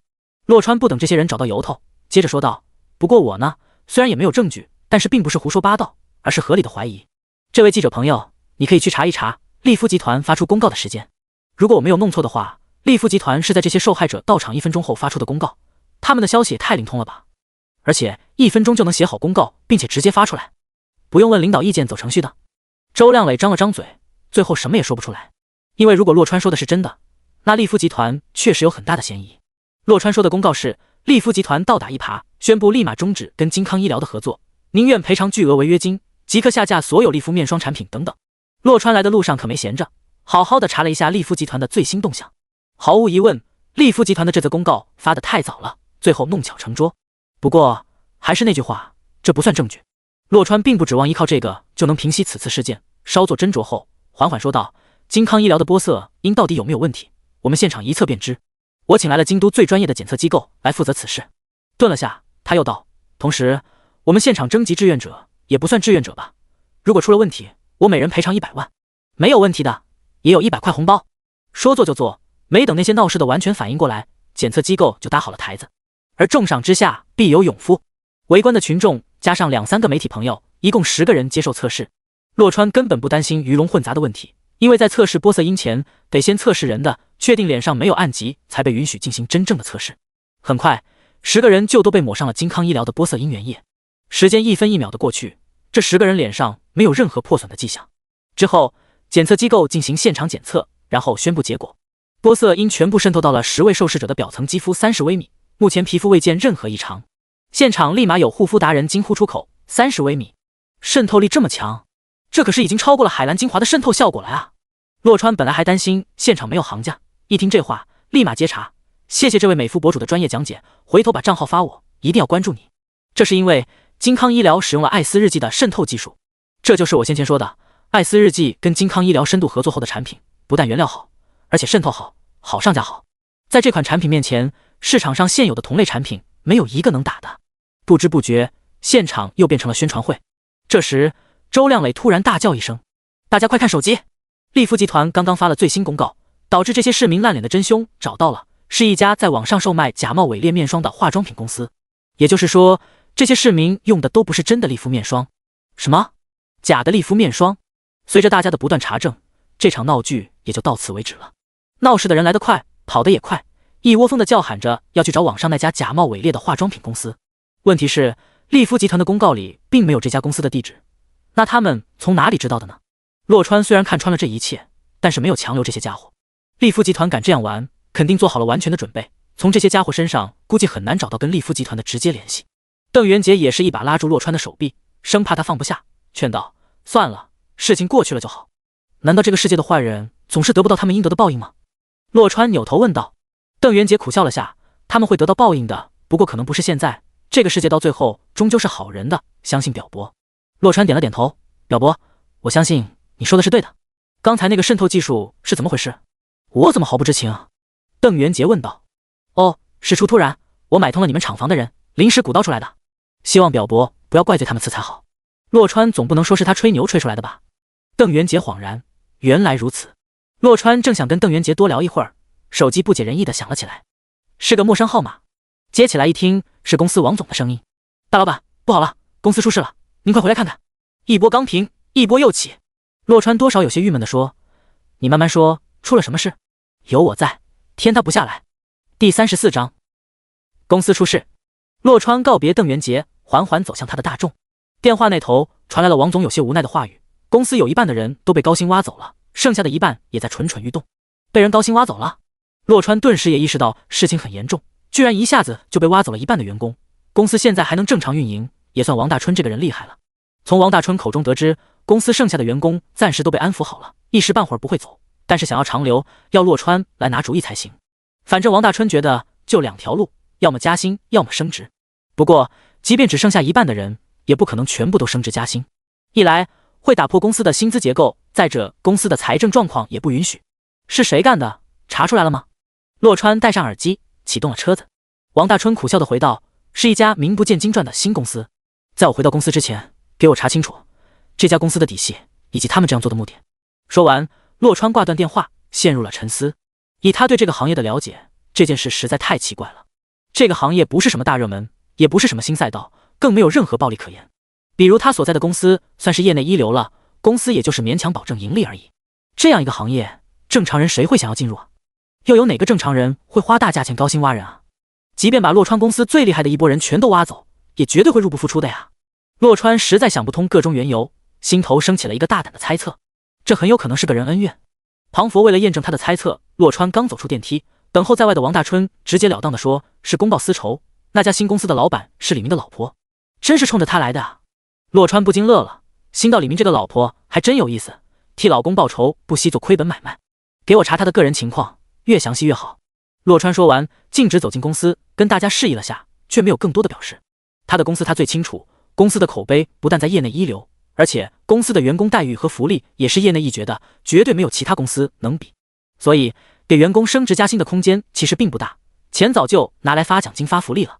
因此他现在作为老板，也不觉得对这些员工有任何的亏欠。洛川淡定自若地坐在办公室，没等多久，王大春就送来了他能收集到的关于庄静美的资料，履历可谓是相当耀眼。知名上市公司的金牌投资人，著名的风险投资家，经他手投资的项目接近3位数之多，而且无一例外全都为公司赚了钱。正因为这样优秀的投资经历，庄静美成立的那家新公司一定会得到外界的特别关注，那样一来就肯定不愁接不到项目，做不成生意了。大老板，虽然这个女人没有太多经营公司具体事务的经验，但是她那家新公司想要对我们取而代之，不是不可能的啊。王大春一脸紧张地说：“你说的有道理，不过现在还没到生死存亡的时候呢。如果他真的打算硬刚，那我肯定会让他掉一层皮的。洛川示意王大春坐下，他要再研究一下这些资料，知己知彼，才能吹好牛皮。然而，没等他研究透彻，外面就传来不速之客到访的消息。王大春出去一会儿，又折返回来，满脸古怪地说：“大老板，那个女人现在就在公司前台。”“哪个女人？庄静美吗？”洛川问道。得到王大春的点头确认后，洛川也是讶异不已。“大老板，要让她进来吗？”王大春不确定地说。洛川笑了笑：“当然，来了就是客，我们必须有基本的待客之道吗？”几分钟后，王大春把庄静美带进了办公室。洛川自顾自地看资料，指了指面前的椅子说：“请坐吧，庄女士。”“不用了，我是过来给你下最后通牒的。”庄静美双手抱在胸前，盛气凌人地说。洛川头也不抬，淡淡的回他：“哦，那你说吧，我听着呢。”这可不是庄静美期待的反应，让他差点忘了要说什么。定了定神，庄静美继续说：“如果你不想死得太难看，那现在就让这家公司关门大吉吧。你知道吗？我一直觉得这句话有问题。既然都是要死的，死得好看又怎么样？死得难看又如何呢？所以，庄总，请不要再说这么没有营养的话了，实在有失大雅。”洛川道。庄静美脸色微微泛红，胸口起伏不定，显然是被气到了。洛川这副油盐不进的模样，实在是让他气不打一处来。洛川这时缓缓抬头：“庄总，我帮你修改一下措辞吧，你刚才的应该叫做宣战。既然你都宣战了，那我就没有不应战的道理，希望你不要后悔。”“我会后悔？我庄静美的字典里从来就没有后悔二字。你这是害怕了吧？我告诉你，害怕也没用。你在公开场合羞辱了我老公，就是在羞辱我，我不会放过你的。”庄静美道。洛川淡淡的开口：“我的迎战很简单，就是吹几个牛。首先，你那家新公司会破产，不过不是今天，而是在你信用破产之后。”庄静美霎时间气乐了，见过吹牛的，第一次见吹牛吹得这么不要脸，如此堂而皇之的。你脑子有坑吧？你都说那是吹牛，你还指望我会相信你说的？洛川回道：“你会相信的，因为第二个就是你前不久刚刚完成的投资项目，马上就会出大问题了。你们公司的投资将会打水漂，回报遥遥无期。你投资的这家公司叫九州科技，他们前2年的净利润和净资产跟他们提供数据严重不符，而且负责审计账目的机构也存在弄虚作假的问题。因此，正准备出资15个亿收购九州科技的大北科技决定解除已经签署的合作协议，并且终止该收购事宜。监测到宿主吹牛成功，正在转换为现实。”第35章应验。根据网上公开资料显示，在接触大北科技之前，九州科技2次试图整体出售都没能成功。比较著名的是，光芒资本曾经在九州科技次轮融资时就想要收购其超过60%的股份，最后却在看了九州科技的审计数据后终止收购，甚至放弃了投资。这引起了洛川的注意，在搜索了一些九州科技指定审计机构的新闻后，便做出了以上大胆猜测。这就是洛川恪守的一个吹牛者的自我修养。而庄静美听了这话后，脸色变了又变，如此神情变化尽收洛川眼底，让他顿时感慨，这次吹牛似乎只是把事情的真相提前曝光了而已。不过庄静美毕竟是经历过大风浪的人，很快就恢复如常，随即冷笑出口：“姓洛的，你没搞错吧？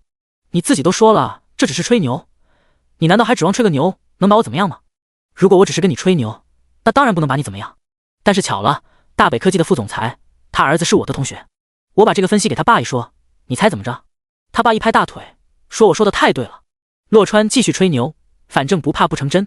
庄静美瞬间气得失笑出声：“你同学的爸爸刚好是大北科技的高层，你还要脸吗？你怎么不说大江南北的科技公司高层都是你同学的爸爸？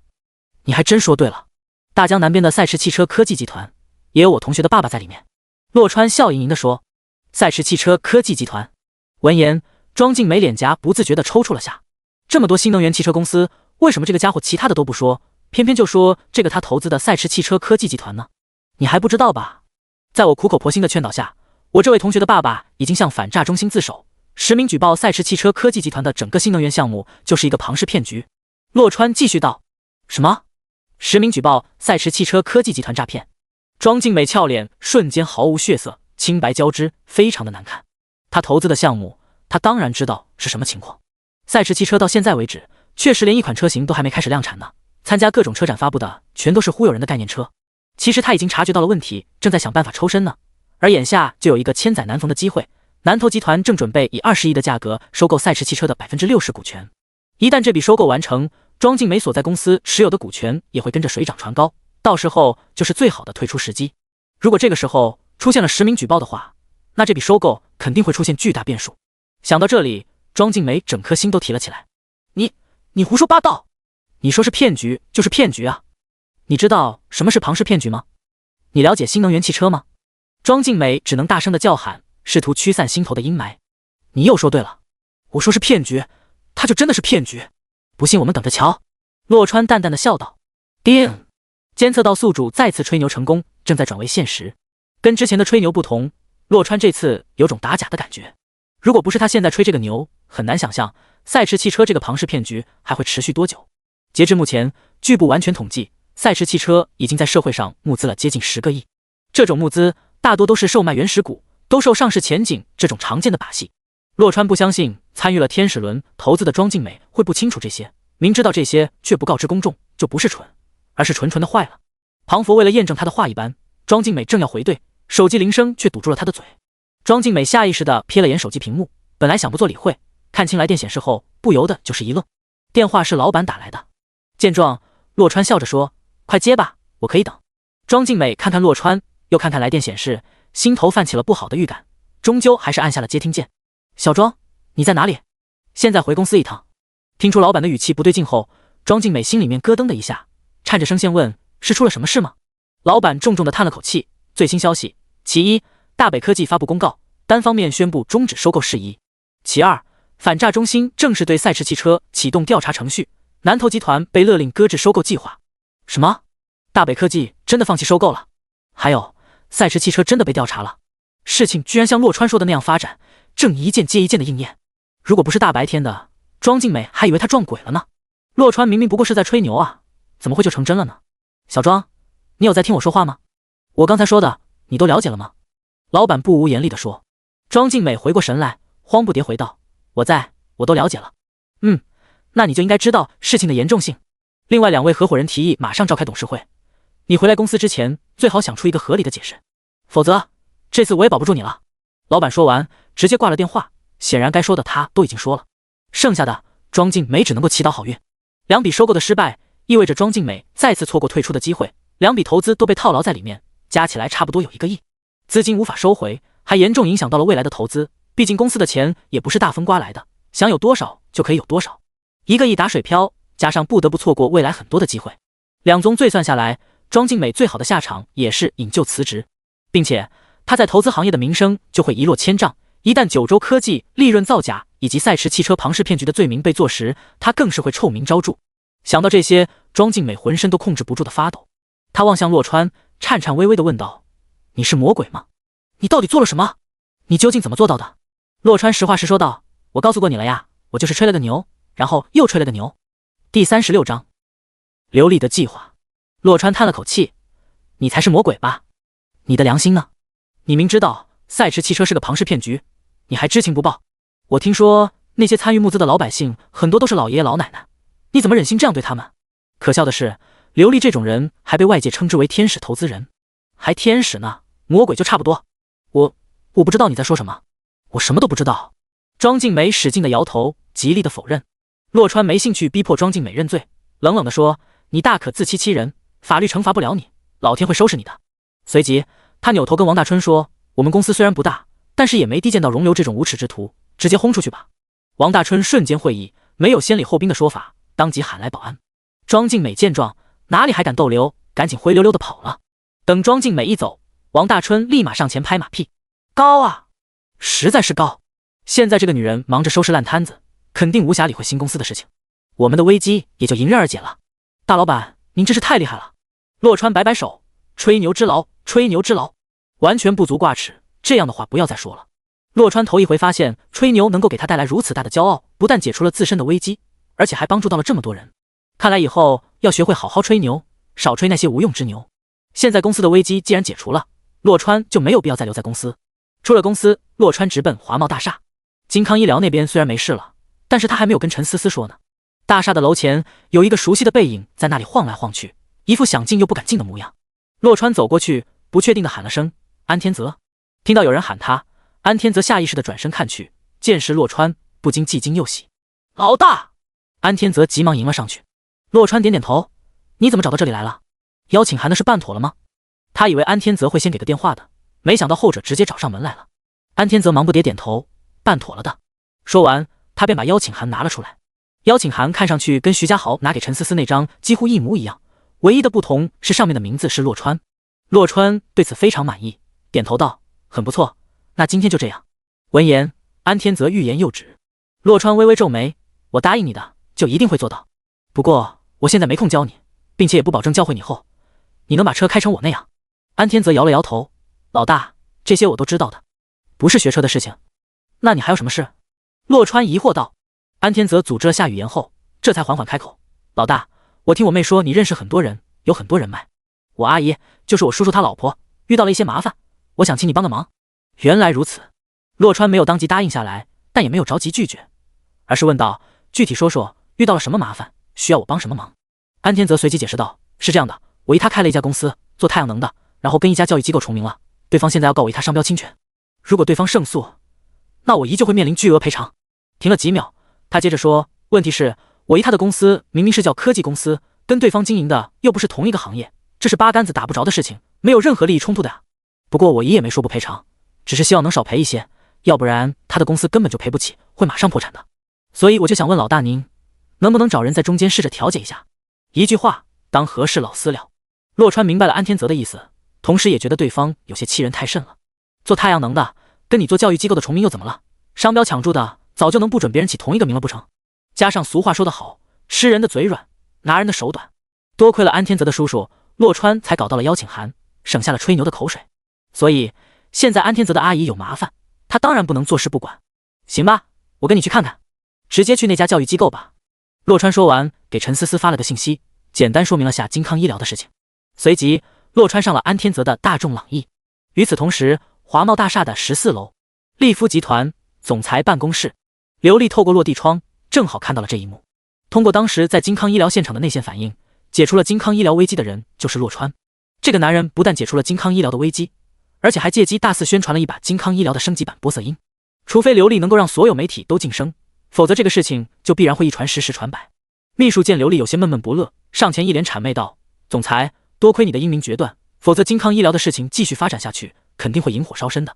现在这个结果也不能算什么好结果。”刘丽语气冷淡地回道。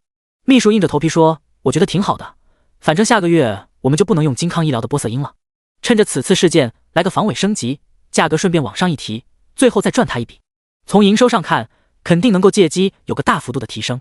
稍微不利的就是会给消费者留下利夫集团管控不严的印象，但是秘书觉得这只是小问题，时间一久，消费者就会忘记的。”刘丽没有接话，而是问道：“我让你办的事办妥了吗？”秘书赶紧回道：“已经查到了发出邀请函的主办方，我跟对方联系过，对方对出售他们的美容仪是持开放态度的，特别是听到我们不仅只是代表利夫集团后。”刘丽点点头：“那就好，价格贵点没关系。总之后天晚上在宝格丽酒店，我要成为唯一一家拿到美容仪的。很多人恐怕还不知道呢，这场所谓的分享会分享的就是美容仪。等我拿到了美容仪，陈思思，你的死期就到了，你给我等着看吧，不会很久了。”第37章，吹牛是认真的。京都新华南路，洛川从朗逸下来后，率先映入眼帘的却是安雅轩的脸庞。“哥，你怎么把这家伙弄过来了？他能帮上什么忙啊？”安雅轩一见面就不客气地说。闻言，安天泽都纳闷了，心道：“不是你让我去找老大来帮忙的吗？现在人来了，又这样说话，到底几个意思？”安天泽翻了个白眼，不理会这个胸大无脑的妹妹，屁颠屁颠的走到洛川旁边，示意他看前面的那个招牌。招牌上写着京都聚能教育科技公司，而安天泽他姨的公司叫的却是京都聚能科技公司。一家教育机构也叫上科技公司了，听着就好笑。路上，洛川跟安天泽再三确认过，安天泽他姨咨询过不下10个打过这类官司的资深律师，得到的答案都是相同的，那就是京都聚能教育科技公司将会胜诉，而京都聚能科技则会被判巨额赔偿。虽然觉得这事听着非常的不合理，但是洛川始终认为专业的事情就应该相信专业的人士。既然这么多资深律师都这样说，那就肯定不能去法庭上冒险，给他们老板打电话，看看在哪里见面方便。洛川示意安天泽先跟对方打声招呼，贸贸然上门，多少有些不礼貌。先礼后兵才是王道。很快，安天泽就打完了电话。老大，对方说让我们去他的办公室里谈。洛川点点头，行，那我们进去吧。聚能教育科技公司的总经理办公室里，老板曾富贵正翘着二郎腿，嗅着茶水的清香。听到脚步声，曾富贵随手指了指那边的椅子，都坐吧，随便坐。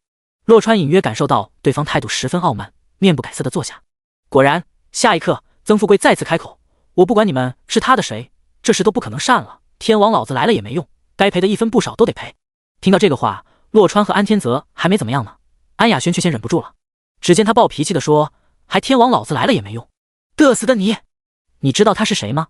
搞不好他认识你爸的。”安雅轩口中的他，自然就是洛川。闻言，安天泽忍不住要捂脸，假装自己不认识这个妹妹。他有时候怀疑，这个妹妹摄取的所有营养都长到胸口去了，才导致脑子里面毫无营养，全都是水。你给我回来！你在说什么呢？没事提人家，老子做什么？安天泽一把拽住安雅轩，让安雅轩老老实实的待着，不要再说话了。安雅轩振振有词地说：“谁让他这么嚣张？还有就是，这世上的儿子都怕老子，我不信他不怕。”那边曾富贵刚刚喝进嘴里的茶水，差点没一口喷出来。嗨嗨！曾富贵放下茶杯，稍作调整后，一字一句地说：“我刚才已经说了，谁的老子来了都没用，我的老子也不行。这是我的公司，与他无关。”安雅轩微微一怔，随即又嚷嚷起来：“你不怕，老子总有怕的人吧？反正你怕谁，他就是认识谁。你妈？你老婆？你姐？”安雅轩还是有点眼力劲的，将曾富贵的神色变化收入眼底后，兴奋的大叫：“你姐！哈哈，你怕的是你姐？他正好就认识你姐。你还说，你给我闭嘴！再捣乱，信不信我把你锁车里去？”安天泽都有些崩溃了，若不是中间还隔着洛川的话，他早就一耳光扇过去了。而曾富贵也对安雅轩不按常理出牌的言语非常无语。不过安雅轩还真是瞎猫碰上了死耗子，猜的一点没错。在家里，曾富贵不怕老子，不怕老母，就怕他的亲生姐姐，那种恐惧深入骨髓，堪称血脉的压制。你刚才还说他认识我老子呢，你怎么不说他认识我全家？你们要是这个态度的话，那就请你们走吧，我们没什么好谈的。曾富贵下了逐客令。听到这话，安天泽以为没戏了，就要起身走人，出去非得好好揍一顿这个死妹妹不可。然而这时，洛川按住了他的手，示意他先不要起身。洛川对安雅轩刚才的那一出也是哭笑不得，但此时看来，又不得不说非常的简单粗暴，直击要害。俗话说得好，打蛇打七寸，对方最害怕谁，就让谁过来跟对方谈心，效果肯定立竿见影。正常人还真没有安雅轩这种清奇的脑回路，把事情想得这么明白呢。你妹这次说的还是很有道理的。洛川先是扭头冲安天泽说了句：“啥？”安天泽一时间怀疑他听错了，老大居然说他妹妹说对了。没有更多的解释，洛川随即转向了曾富贵，一字一顿地说：“你说得好啊，就你这个态度，我们确实没有什么好谈的了，我还是让你姐过来跟你谈吧。”什么？刚才那个女人说疯话就算了，现在这个明显是领头的男人也开始说疯话了。曾富贵明明很生气，话到了嘴边却忍不住笑出声来：“你吹牛能不能先打下草稿？你说认识我姐就认识我姐呀？你还对我姐呼来喝去的，你以为你算哪根葱？不好意思，我吹牛从不打草稿，因为我每次吹牛都是很认真的。”洛川故意停顿了下，然后继续说：“别说我没给你机会，你可以拍一张我的照片发给你姐看看。”曾富贵被洛川的大言不惭逗乐了，假装碎了，他搬拿起手机，随手拍了张照片。就按你说的做，我也给你最后一次机会，你最后还想跟我姐说什么？曾富贵一脸讥讽地问。洛川等的就是这句，正愁没机会把他刚吹的牛吹完整呢。你就问问你姐，还记得不记得我这个救命恩人？随着洛川的话音落下，系统开始工作，监测到宿主吹牛成功，已经转为现实。曾富贵笑得更大声了，同时给他姐发了条语音：“姐，你快看看这个二比，他居然说是你的救命恩人，他肯定不知道你是跆拳道黑带9段吧？你就别人还差不多，你需要谁救啊？”第38章，姐姐的拿捏。曾富贵给姐姐发给照片和语音后，就把手机扔到了一边，满脸讥讽地看着洛川。这个小子吹什么牛皮不好，居然吹嘘救过他姐这种拙劣的把戏，简直是来秀智商下线的。不过他没指望他姐这么快回复他的消息，他姐可是京都汇金商场的总经理，每天都忙得很，全年无休，就连他这个亲弟弟一年到头也见不上几回，所以指望他姐会因为眼前这个男人有什么反应，除非太阳打西边出来。可是下一刻太阳就真的打西边出来了。突然的来电铃声把曾富贵吓得猛地一哆嗦，慌忙伸手去拿手机，一看吓一跳，他姐曾一娜居然回电话了，而且还是一个视频电话。即便满腹疑惑，曾富贵也不敢有丝毫的怠慢，赶紧按下了接听键。姐，你这是？曾富贵话刚出口就被曾一娜喊停，把摄像头转过去，快让我看看我的救命恩人在哪里，快点啊，我最烦看你这张大饼脸了，你心里没点数吗？曾富贵愣是不敢说一个不字，听话的把摄像头转到了后面，第一时间对准洛川。那边曾一娜只是看了一眼洛川，就确定了后者真是他的救命恩人。你就在你那破公司给我等着，我现在就过去。确定过后，曾忆娜直接挂了电话。什么？姐姐要过来？这小子真是姐姐的救命恩人？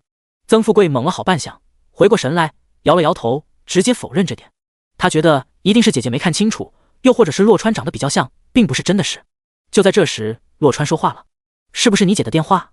你姐她说什么了？”洛川故作不知。曾富贵只觉得洛川嚣张极了，咬着牙一字一顿道：“我姐要亲自过来看看，你要是识趣的话，最好马上滚，否则被我姐抓了包，发现你是假的，以我姐的脾气，你会死得很惨的。滚是不可能滚的，除非你立刻撤销诉讼，并且赔偿我们的精神损失费，我也许还会考虑下。”洛川淡淡的说。见洛川还如此淡定，曾富贵顿时有些慌了。不可能的，他难道真的是姐姐的救命恩人？如果是假的，这小子怎么会敢跟姐姐当面对质呢？曾富贵越想越不安，甚至生出赶紧逃跑的想法来。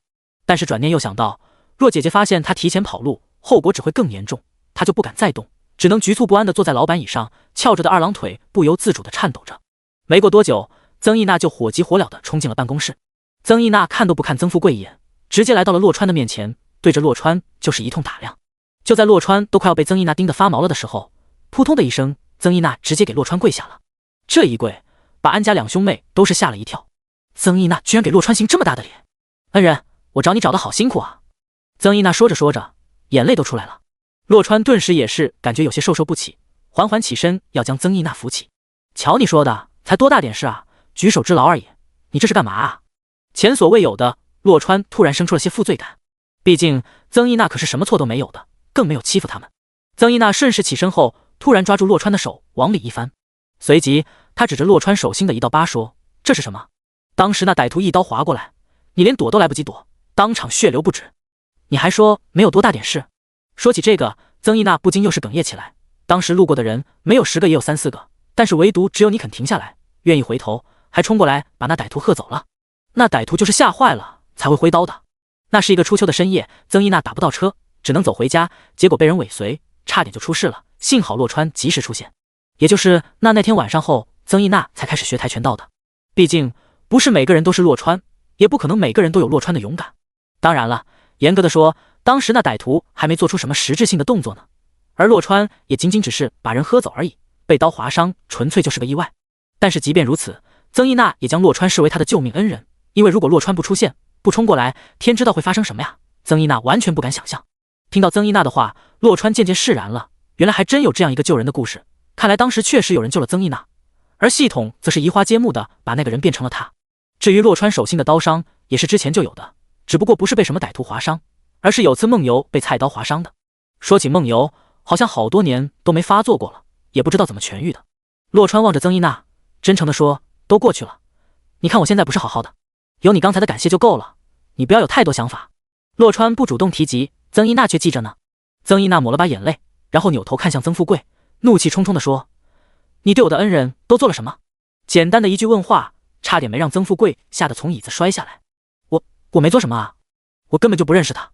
曾富贵急忙否认。曾忆娜一眼就看穿了曾富贵的谎话，冷笑的质问：“你刚才在语音里是怎么说的？你说谁是二比呢？你有种再给我说一次。”曾富贵慌不迭连连摆手：“姐，你听我解释，我那是开玩笑的，不是认真的啊。”曾富贵，我看你是皮痒了，你以为你哪句真话哪句假话我听不出来了是吧？我再给你最后一次机会，到底怎么回事？曾忆娜一副稳稳拿捏曾富贵的架势，而曾富贵瞬间连挣扎都不敢了。扑通，曾富贵直接从椅子跪倒在地上，双手合十，哭丧着脸求饶道：“姐，我错了，可是我真不知道他是您的救命恩人啊！如果我早知道的话，你给我10个胆子，我也不敢的呀。”第39章黑金卡。安天泽看看曾富贵，又看看安雅轩，一时间有些傻眼。他这个胸口大没脑子的妹妹，这次立大功了。即便在崇拜洛川的高超车技，安天泽也想不到洛川的人脉如此神通广大，说认识对方姐姐就真的认识，看来还是他这个妹妹了解老大啊。安雅轩也是同一时间看向安天泽，有些傲娇的微微扬起小巴，像是在邀功一般。可是场间跪在地上的曾富贵就没有这对兄妹的好心情了，他甚至都不敢抬头去看姐姐曾忆娜，生怕撞上后者那个吃人的眼神。现在知道错了，曾忆娜气得3步并作2步冲过去，劈头盖脸的就是几个耳光。现在才知道错，难道他不是我的恩人？你能欺负人了？我怎么会有你这个人渣弟弟？别以为我不知道你干的那些破事。我之前是懒得理，想看看你这个人究竟还能烂到什么程度。现在你倒好，都欺负到我恩人头上来了。你看你是找死是不是？曾一娜越说越气，最后竟然直接飞了起来，冲着曾富贵就是一记360度横踢。曾富贵哪里受得起，整个人都被踢得倒飞了出去，狠狠地砸到老板椅上，随即老板椅被砸得稀巴烂，让他重重地摔到了地上。姐，我错了，饶了我吧，我真的知道错了啊。曾富贵强撑一口气，高举双手求饶。要是不能及时让姐姐消气的话，他这小身板非被打残废不可。想要我饶了你是吧？行啊，你先说说看，怎么补偿我恩人？曾一娜恶狠狠地盯着曾富贵。毫无疑问，如果曾富贵但凡有一句话说的不能让他满意的话，那曾富贵就死定了。曾富贵连忙说道：我马上打电话给我律师，撤销所有的指控，还有赔偿这小子，不，是我姐恩人的精神损失费。多少？曾一娜追问道。曾富贵一怔，有些没反应过来。结果曾一娜上前就是一记下劈。啊！曾富贵瞬间惨叫出声，捂住脑袋瓜子痛呼不已。我问你赔偿多少？你跟我在这画大饼是吧？曾一娜怒吼道。曾富贵这才反应过来，赔偿20、50万。姐你也知道，我这破公司赚不了太多钱，要不然我也不会去打这种歪主意不是？曾一娜微微点头，觉得这还差不多。随即她转向洛川，一脸抱歉地说：恩人，您看这样处理，您还满意不？洛川点了点头，可以的，就这样吧。曾一娜松了口气，再次看向曾富贵，又是怒斥道：你应该庆幸我恩人他大人有大量，不跟你斤斤计较，还不赶紧的谢谢我恩人。曾富贵哪里敢不听，立马向洛川磕头认错：对不起，是我有眼无珠冒犯您，谢谢您的宽松大量，谢谢您大人不计小人过。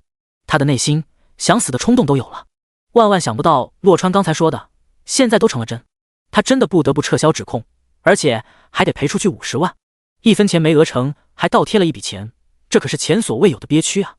但是再憋屈又能怎么样？只能忍着，咽进肚子里去。如若不然，他只会死得更惨。洛川对此非常受用，点头道：行吧，看在你姐的份上，这次就算了。说完，洛川径自转身离开。见状，曾一娜赶紧追了出去。恩人，请稍等。洛川停下脚步：姐，我叫洛川，你就甭跟我客气了，以后叫我川就行。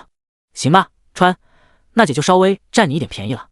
这是我们百货商场的黑金卡，刚刚发布不久，姐送你的。拿着这卡到我们商场，全场提前消费，可以不花1分钱，而且最低可以打3折。曾一娜说着话，给洛川递上了一张黑色的会员卡。这种黑金卡在汇金商场是限量发行的，并且现在还未正式对外发布呢。曾一娜始终对洛川心怀感恩，加上弟弟的所作所为，更是觉得愧对洛川，他又无以为报，只能自作主张的给了洛川一张黑金卡。洛川也不推辞，接过黑金卡，那就先谢谢姐了。姐您工作也忙，回去商场吧，我过段时间去看您。好，那我们可说好了，你一定要来看姐。曾一娜爽快的挥手告别。目送曾一娜离开后，洛川这才回到了车上。安天泽刚坐上车，就接到了他姨的电话。曾富贵动作很快，已经撤销了指控，并且把钱打到了安天泽他姨的账上。老大，你真是太厉害了，今天这是真的非常感谢您，以后您有什么事尽管吩咐我，甭管上刀山还是下火海，我都绝无二话。安天泽扭头说道。副驾上的安雅轩撇了撇嘴：哥，你还是少说漂亮话吧，干点实事，赶紧把钱给人家转过去，要不然等会儿人家该以为我们忘恩负义，贪图他那点臭钱了。对，老大，那50万是您的，必须转给您的。安天泽一拍额头，差点忘了这事。同时他扭头瞪了安雅轩一眼，让后者好好说话。洛川懒得拒绝，随即让安天泽赶紧送他到华茂大厦。此时在艾斯日记，徐家豪给陈思思送来了大量的衣服，为的是在宝格丽酒店举办的那场盛会。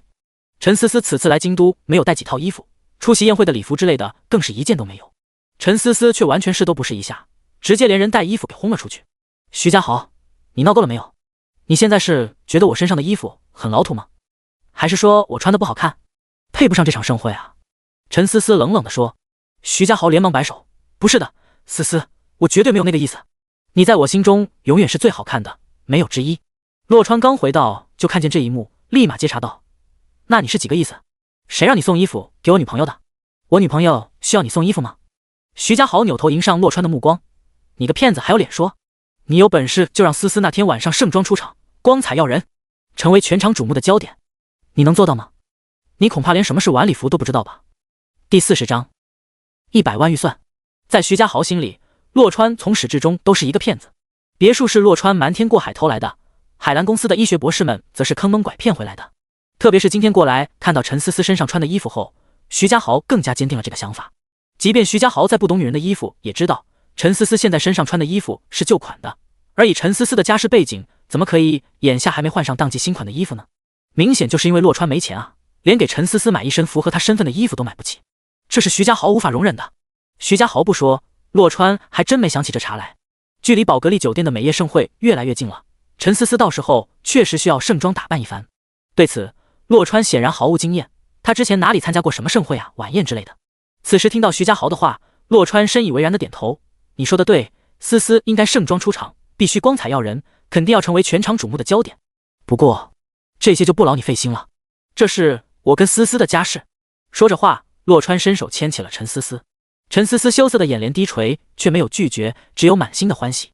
他虽然不希望靠洛川解决公司的事情，但是他从一开始就不拒绝在公开场合跟洛川有亲密行为，一码归一码。徐家豪看到这一幕，却嫉妒到牙痒。如果没有这个骗子半路杀出的话，此时牵着陈思思小手的应该是他才对。洛川，这可是你说的，如果你做不到，那请你识趣点，立刻离开思思，不要再纠缠他了。你给我等着瞧！扔下这话，徐家豪转身走了。看得他直上火，他要赶紧找地方泄火去。洛川则是扭头看向陈思思，柔声说道：“思思，我刚才说的可是真的。川哥哥，我知道你是真心的，但是我不要你给我买衣服，我觉得我的衣服挺好的。难道你不觉得吗？”陈思思就是想要替洛川省钱。在苏省，他什么盛会、什么晚宴没有去过，那些经历已经让他积累了足够的底气和自信，现在根本不需要衣服来衬托什么了。洛川点点头，我答应你，我就送你一点小配饰。想到就做，从华贸大厦出来，洛川立马钻进了附近的购物中心。陈思思本来就相貌出众，气质不凡，只要出现在那里，不管是什么场合，都注定是光彩夺目的。洛川要做的其实很简单，锦上添花一下即可。而事实上，洛川的确也觉得陈思思的衣服没有什么不好的，所以他现在唯一能做的就是给陈思思准备一条项链。于是，洛川来到了购物中心的2楼，这里有好几家首饰店，看起来都很不错的样子。其中一家叫西云珠宝的是这里最大的首饰店。洛川直接走了过去，只见门口的几个店员只是轻抬了下眼皮，打量过他的衣服后就放弃了迎宾的想法。几个店员里面最为高挑的女人被其他女人簇拥在中间。此时这位高挑女人正在得意地指点江山：“你们不是想要知道我为什么每个月都是销冠吗？其实很简单，不要浪费时间跟精力在那些根本买不起的顾客身上。”显而易见，他这话意有所指。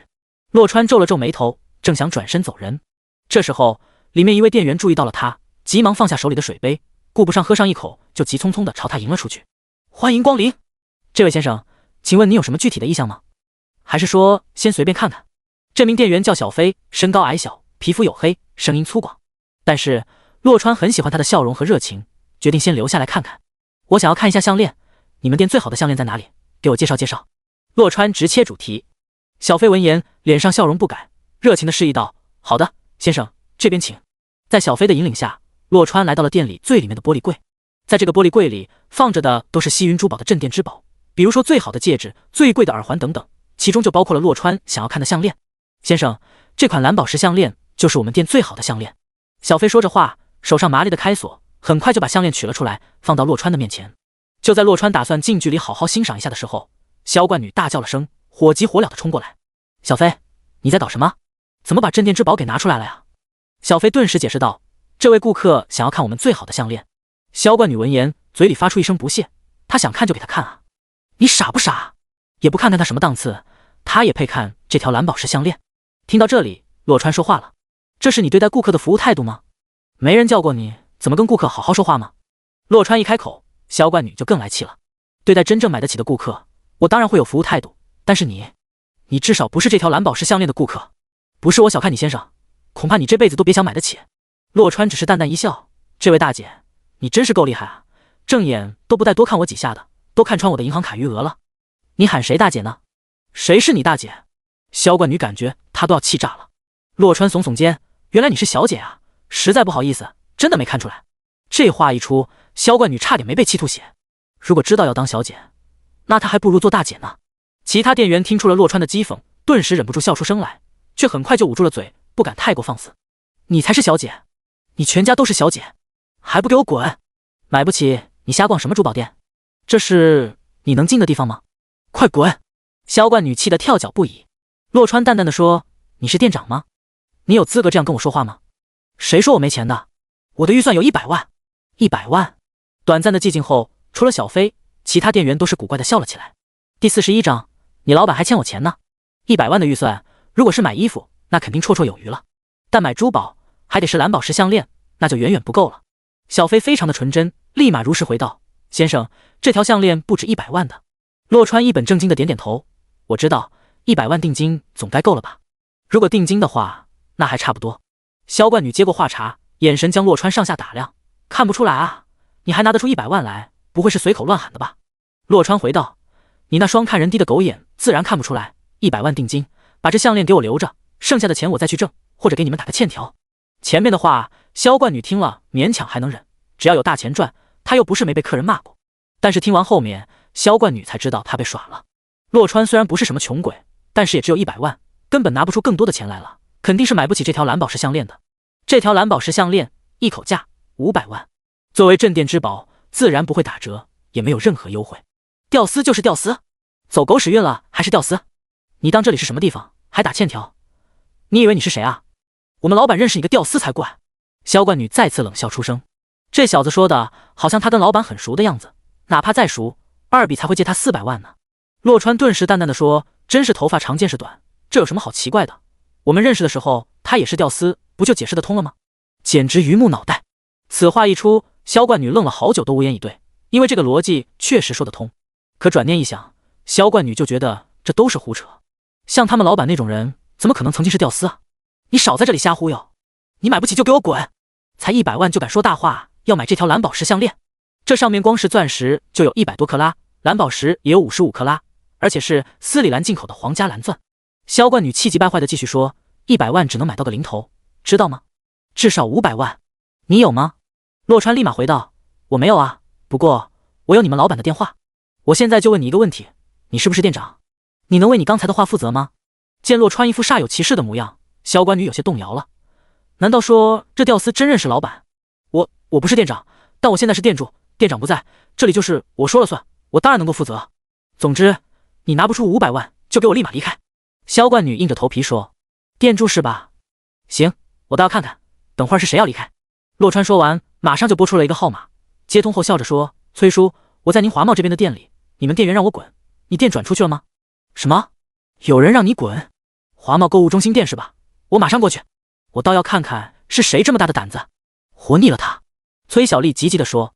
这边洛川放下电话后看，望着萧冠女，一句一顿地说：“如果我是谁，现在会把店长找回来，这个烂摊子你都不住的。装，你继续给我装！你以为你随便打个电话，我就会信了你吗？你有本事别动，最好别给我找个借口偷溜了，我倒要看看你认识的是哪个大老板。”萧冠女坚持不信道：“如果洛川真的认识老板，那根本就不需要问他们多少钱，直接打电话跟老板沟通就是。肯定是发现买不起之后，为了掩饰就可以吹牛，这种人他见多了。也许这种吹牛的人，萧冠女是见多了，但是吹了牛后能成真的，她绝对没见过。”听到萧冠女死到临头还自以为是的话，洛川懒得理会了，自顾自地拉了把椅子坐下，决定等崔小丽过来再说。小飞见状，完全把洛川当一个顾客般正常对待，去给洛川打了杯水，双手奉上：“谢谢。”洛川正口渴呢，刚才吹牛花了他好多唾沫。小飞笑着说：“不客气，不过先生，你真的认识我们老板吗？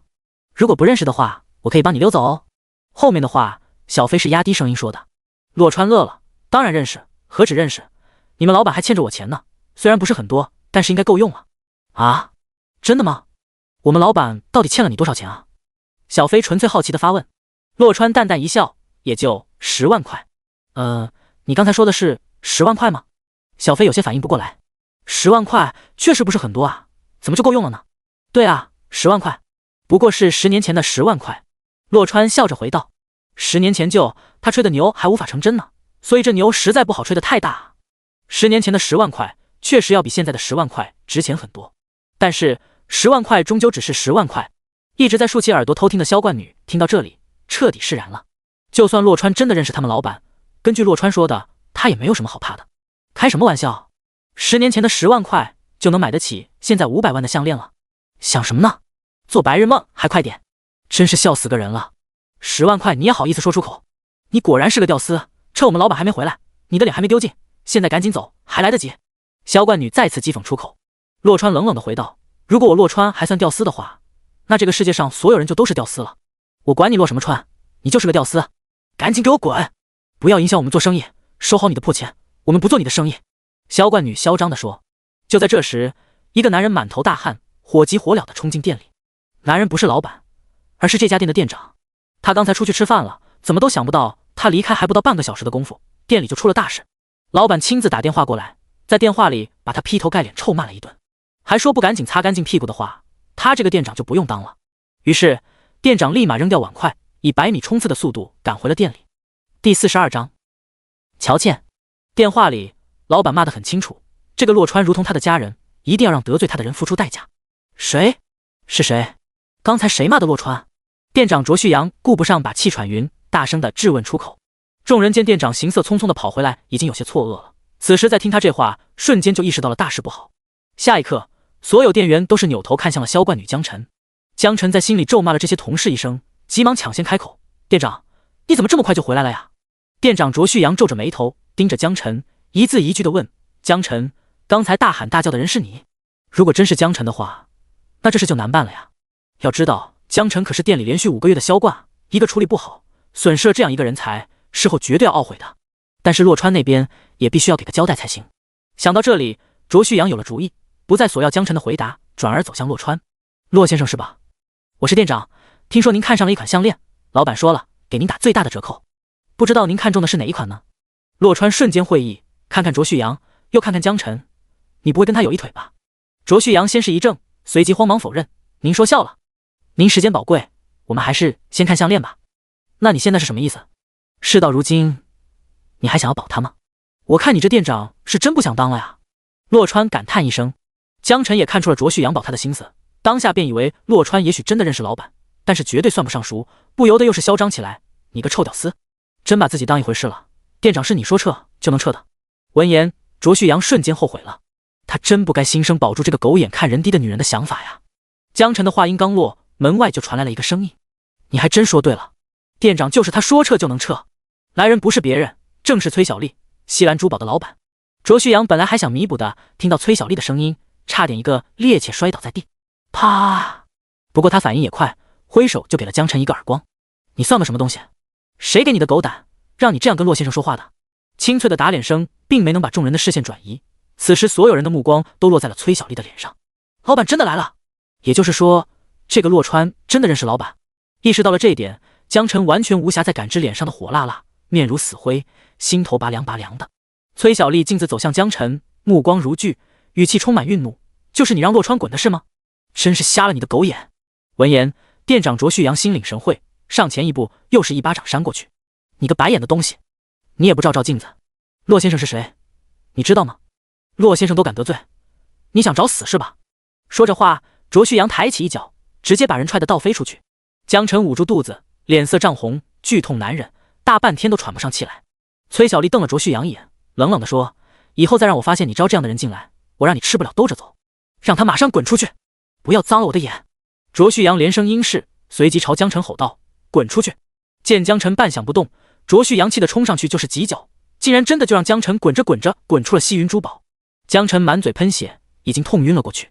卓旭阳看都不看一眼，转身回到洛川的面前，扑通一声赶紧跪下：洛先生，都是我的错，怪我招人不慎，怪我治下不严，我错了，求你原谅我。如果说先前卓旭阳还不肯定洛川跟崔小丽的关系有多深，那现在他就完全不敢怠慢了。只要洛川消气，那崔小丽肯定就不会再追究，否则的话他一定会吃不了兜着走，扣半年工资，不服可以滚。崔小丽却不吃这一套，直接宣布严惩。卓旭阳浑身瘫软，跪坐在地，却不敢说不。谢老板宽宏大量，我以后绝对不会再犯了，滚一边去！现在我看到你就烦。崔小丽骂道。卓旭阳慌忙退到了角落里，愣是不敢吭一声。崔小丽回过身去，亲切地拉着洛川说：你这小子来之前也不知道跟叔说一声，说吧，看上哪一条，叔直接送你。洛川连忙摆手：崔叔，这可使不得，我看上这款，先给您100万，剩下的我给您打个欠条。听个这话，店员们都是心头苦笑，原来人家一开始就是认真的，真打欠条啊？打什么欠条？不就是400万吗？当年要不是你借我那10万，我能有今天？还有你阿姨，现在都不知道埋在哪里去了。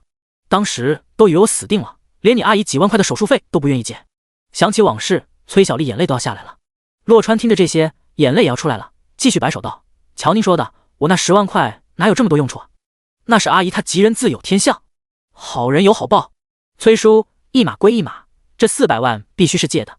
行吧行吧，你这小子，你才应该好人有好报。什么时候得空去家里喝汤啊？你阿姨都念叨好久了。崔小丽问道。洛川笑着说：过几天吧，我也想阿姨，还有阿姨的靓汤。那就这样说好了，你要是赶不来，这400万到时候别指望我能要你的。崔小丽随即朝小飞招了招手，马上打包好，小心点，千万不能少一颗钻石。从西云珠宝离开后，洛川就返回华贸大厦。走到华贸大厦楼前，突然有人从身后喊了他一声：洛川。洛川下意识地回头，迎接他的却是一个大巴掌。幸好他眼疾手快，否则就结结实实地挨了一耳光。定了定神，洛川举目望去，却是2个女人，其中一个是赵莹莹，另一个则是刚才要扇他的小乔倩，赵莹莹的闺蜜。洛川，你个狗东西，还记得不记得当初你是怎么求我把莹莹介绍给你的？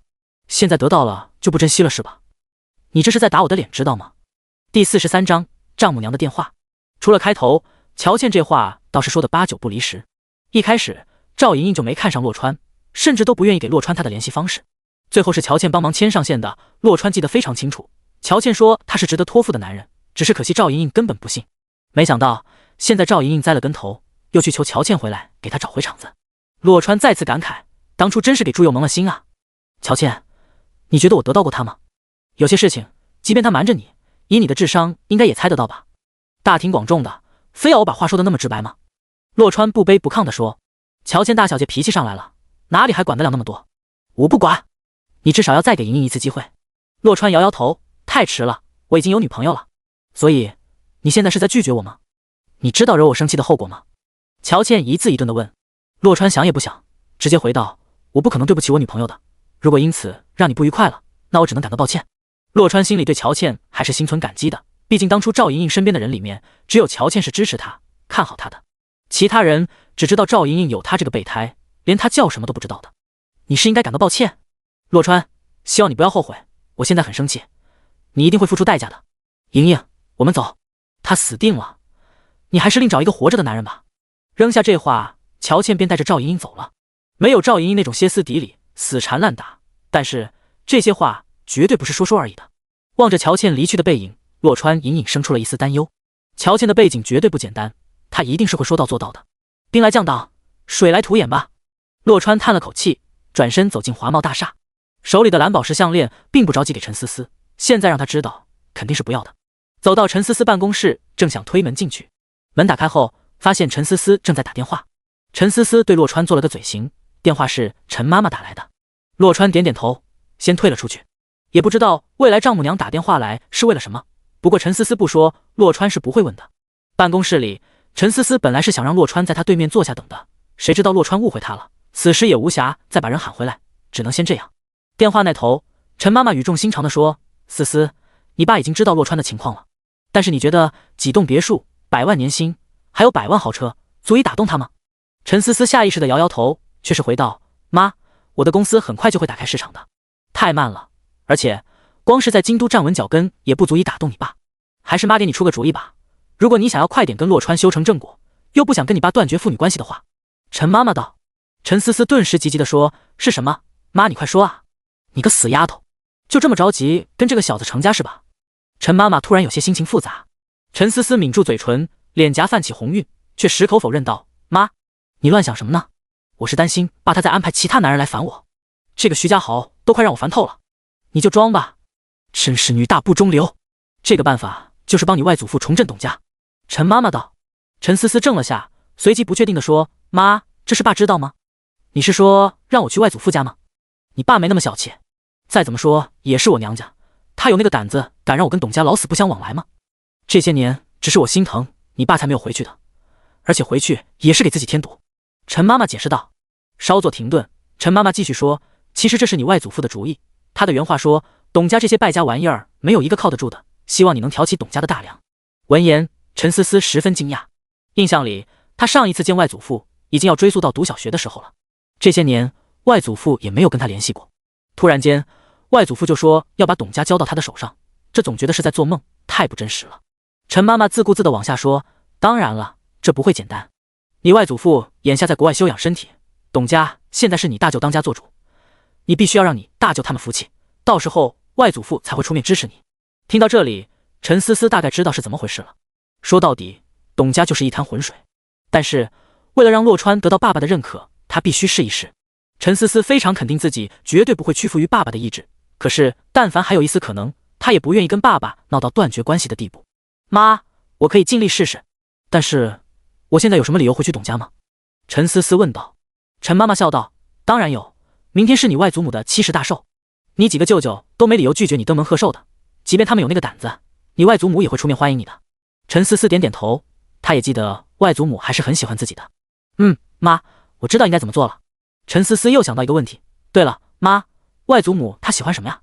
贺寿当然不能空手，她喜欢翡翠，不过你最好量力而为，再贵重的礼物也不可能让你几个舅舅张开双手欢迎你执掌董家的。陈妈妈叮嘱道。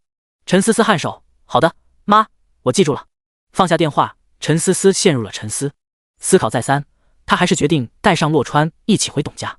不但这次如此，以后凡是跟董家有关的活动都要有洛川在场。这样一来，以后他如果真的能执掌董家，就可以顺理成章的说功劳，至少有一半是洛川的。到时候想必爸爸也不会再有二话的。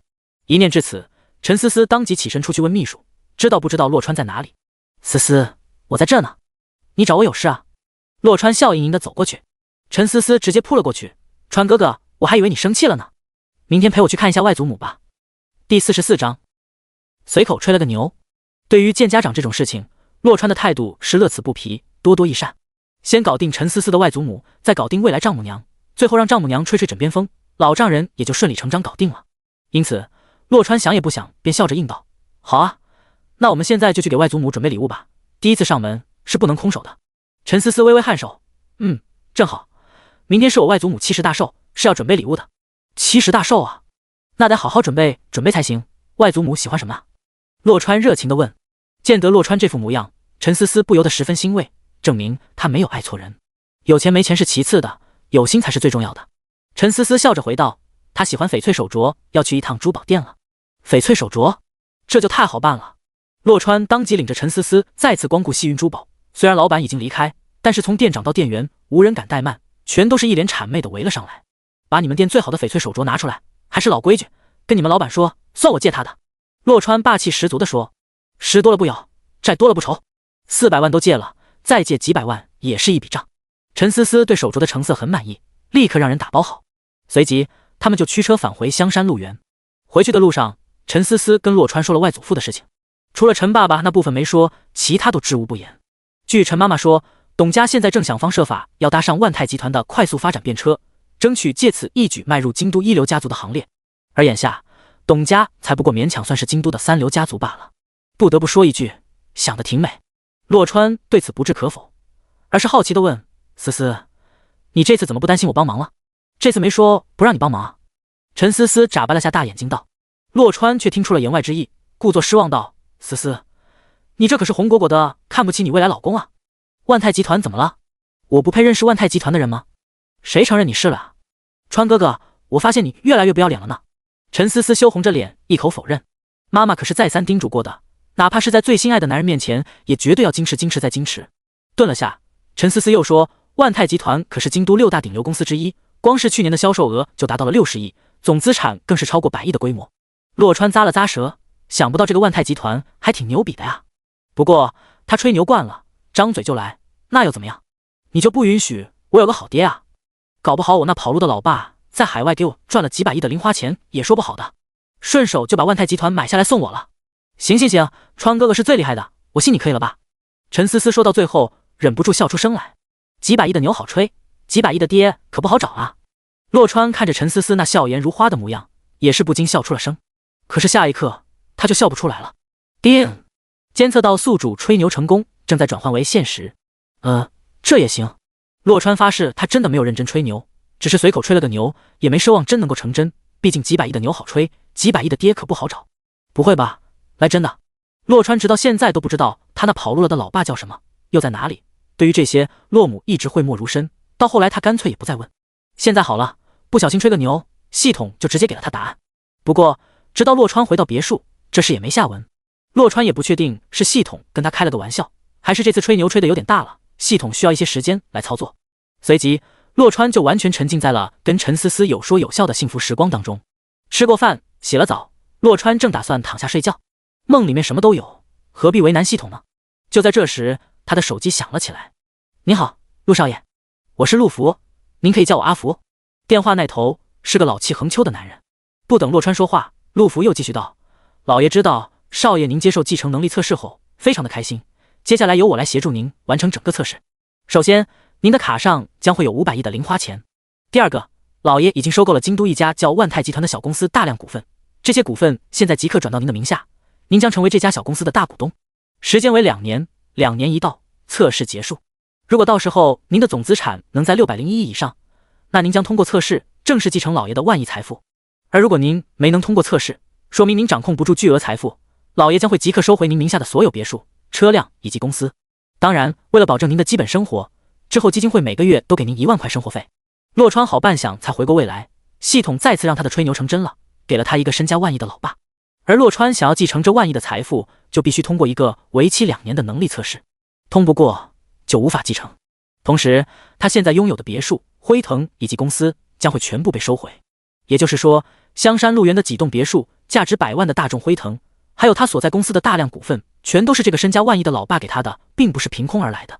还有就是，他这个便宜老爸姓陆。陆福见洛川不说话，有些着急地说：陆少爷，你不会还不相信吧？别墅、辉腾，还有你公司的股份，可都是千真万确的，没有骗子会舍得下这么大本钱的。原来这些竟然都是陆福为了取信洛川而给他的。少爷，需要我给万泰集团的副总打个电话吗？我可以让他们立马安排一个欢迎您上任的仪式。陆福有些拿不准地说：难道事到如今，少爷还心存疑虑不成？不用了，我接受测试。万泰集团那边暂时先不要公开我的身份。洛川淡淡的回道。第45章，董家。天上掉馅饼，不吃白不吃。洛川觉得这个测试简直就是白送的，输了又如何？最差不过每个月躺着都有万把块钱收。遑论在这之前，要是洛川愿意，可以把手上的500亿全部花光，再把资产100亿的万泰集团败光，吃好的喝好的玩好的，该享受的基本上都能享受一遍了。洛川实在想不到这个过程他能有什么损失，全都是白给的，傻子才不接受呢。好的，少爷。陆福明显松了一口气，接着微笑地说：少爷，即刻起，您有什么吩咐，随时给我电话。现在已经很晚，我就不打扰您休息了。先这样。洛川故作平静地挂了电话。几百个亿的零花钱，他能真的平静才怪。不过很快他就把心思转到了万泰集团上面，比起吃喝玩乐，他更想帮陈思思拿下董家的话事权。能把美人娶回家，谁还要外面的吃喝玩乐啊？那些到头来不过是抓不住的浮云。这时候陆福好像有读心术般发来了一条短信，短信上是万泰集团现任副总裁程佳佳的联系方式。洛川随即上网查了一圈，惊讶地发现这个程佳佳不但肤白貌美，身材姣好，气质动人，而且还是个商界女强人，曾就职于几家世界500强企业。也不知道那个便宜老爸到底使了什么手段，才让程佳佳愿意跳槽到小小的万泰集团。说曹操，曹操就来。洛川的手机再次响起，屏幕上显示的号码正是程佳佳的。电话接通，一个婉转动听的声音传来：总裁您好，我是程佳佳，万泰集团的现任副总裁。我知道你是谁。这么晚了，有事吗？洛川好奇地问道。程佳佳直截了当地问：明天您要来集团正式交接吗？洛川不感兴趣地说：不去，交接的文件没问题就行，以后公司的具体经营你说了算。如果我有想法，会跟您说的，到时候希望您能不打折扣的执行。我就这点要求，能做到。程佳佳愣了下，随即回道：我只能说尽量做到。这是真话，那我就放心了。以后没特别的事，你看着办就行，不要经常打给我。洛川说完，直接挂了电话。光是听这个声音，洛川就可以肯定程佳佳比网络上那些照片还要漂亮。要是让陈思思听到程佳佳经常给她打电话，那还得了。有了程佳佳这通电话，洛川渐渐平静了下来。原来这一切都是真的，并不是在做梦。思思，有我在，对于董家，你十拿九稳。一夜无话。翌日，陈思思早早就拉着洛川出了门，到商场给他俩分别置办了一身新衣服后，才不紧不慢地驱车前往董家。今日的董家别墅热闹非凡，董家老太太喜笑颜开地坐在上座，一边接受着晚辈们的祝福，一边给晚辈们派大红包。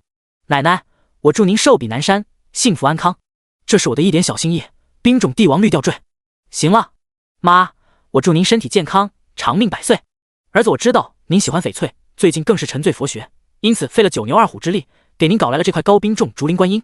到我了，奶奶，我祝您年年有今日，岁岁有今朝。这是我送您的冰种飘花扳指。就在儿孙孙女们纷纷送上贺礼的时候，老管家急匆匆地跑了进来。夫人，陈家的人来了。一时间，儿孙们都有些反应不过来。钟伯，什么陈家的人？就是钟爷爷，你在说谁呢？今天是董家的大喜之日，哪来的什么陈家？董老太太却瞬间会意，惊喜万分地站起身来。阿钟，你是说我女儿回来了？董忠摇了摇头，笑着说：夫人，不是小姐，是那小丫头思思。真的是思思？董老太太反而更高兴了。董家上下谁都知道，董老太太无时无刻不在心心念念她的宝贝外孙女陈思思。毫不夸张地说，在她的孙子辈里面，她最疼爱的就是这个外孙女了。即便到今天为止，董老太太已经将近20年没见过陈思思了，也不妨碍陈思思在董老太太心目中的地位简直无人能够撼动。听到老太太这话，众人终于回过神来，竟然是陈思思。陈思思，她来做什么啊？就是啊，我们董家的事跟她有什么关系？没错没错，绝对不准她进董家门。董老太太的好心情一下子就被这些不孝子孙的刻薄话语给浇灭了，冷冷的巡视一圈，瞬间就让众人闭上了嘴。这是我的外孙女，我看谁敢拦着她，我看谁有这个胆子。说完，董老太太激动不已，剧烈的咳嗽起来。众人想要上前搀扶，却被她一把推开。都给我滚开！阿忠，扶着我，我要亲自出去接我的宝贝外孙女回家。众人张嘴想说什么，最后没有一个敢说出口的。董家大门外，来的路上，陈思思想象过很多场景，但是怎么都不敢想，居然是外祖母亲自出来迎接她，眼泪忍不住夺眶而出，让陈思思瞬间成了泪人儿。外祖母，思思来看您了。傻孩子，哭什么啊？回来就好，回来就好。董老太太赶紧上前抱住陈思思，心底深处的思念终于在这一刻得到释放。她还以为这辈子都见不到这个宝贝外孙女了呢。佛祖显灵，老天开眼啊！外祖母好。洛川犹豫半天，实在不忍打断，说着话的同时，不忘恭敬的微微躬身给董老太太行礼。陈思思抹了把眼泪，忙不迭娇羞的介绍：外祖母，这是我的男朋友洛川。男朋友？好好好，快快一起进来，别站在外头了。董老太太热情的招呼洛川进门。只是他们刚走进别墅没几步，董家的人就围了上来。思思，你可是老太太的心头肉，今天是老太太的70大寿，你总不至于空手上门吧？陈思思，你该不会忘记老太太喜欢翡翠了吧？亏老太太一直心心念念着你。哎呀，大家别为难思思表妹了，陈家什么情况你们又不是不知道，哪里可能还买得起翡翠哦。第46章小试牛刀。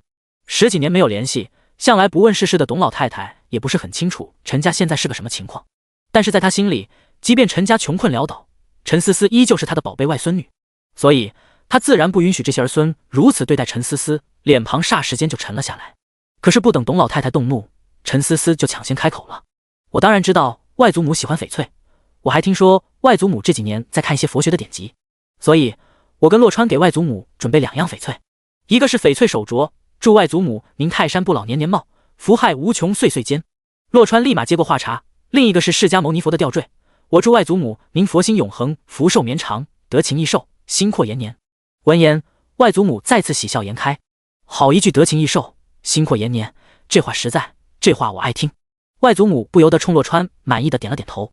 本来以为给陈思思一个下马威的董家众人，没料到陈思思是有备而来的，一时语塞。不过很快有人就反应过来了，既然是翡翠，那就把盒子打开啊！这算什么？见不得光吗？不会是假的吧？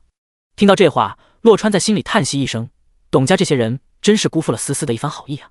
陈思思进来的时候，已经注意到了桌子上摆放的那一堆贺礼，以他的眼力，很快就分辨出来，无疑是精品。于是陈思思方才用眼神提醒洛川不要打开盒子，为的就是给他这些董家的长辈们留一个面子。奈何陈思思的一番情谊，却换不来对方的礼貌对待。见过董家这些人的嘴脸后，洛川终于知道陈思思的外祖父为什么宁愿把董家交到陈思思手上，也不愿意传给董家子孙了。就这种心胸和人品，实在难成大器。既然董家人不知好歹，洛川便不打算跟他们客气了，爽快地打开了盒子。好啊，给你们长长见识也无妨。不过最重要的是，外祖母，您看看喜欢不喜欢？不喜欢的话，我马上让人去换一件。盒子打开，晶莹剔透的佛像吊坠当即映入眼帘，没有飘花的修饰，却更显翡翠本身的清澈之地。玻璃中的水头宛若透明的水晶，让佛像的神圣更成了几分。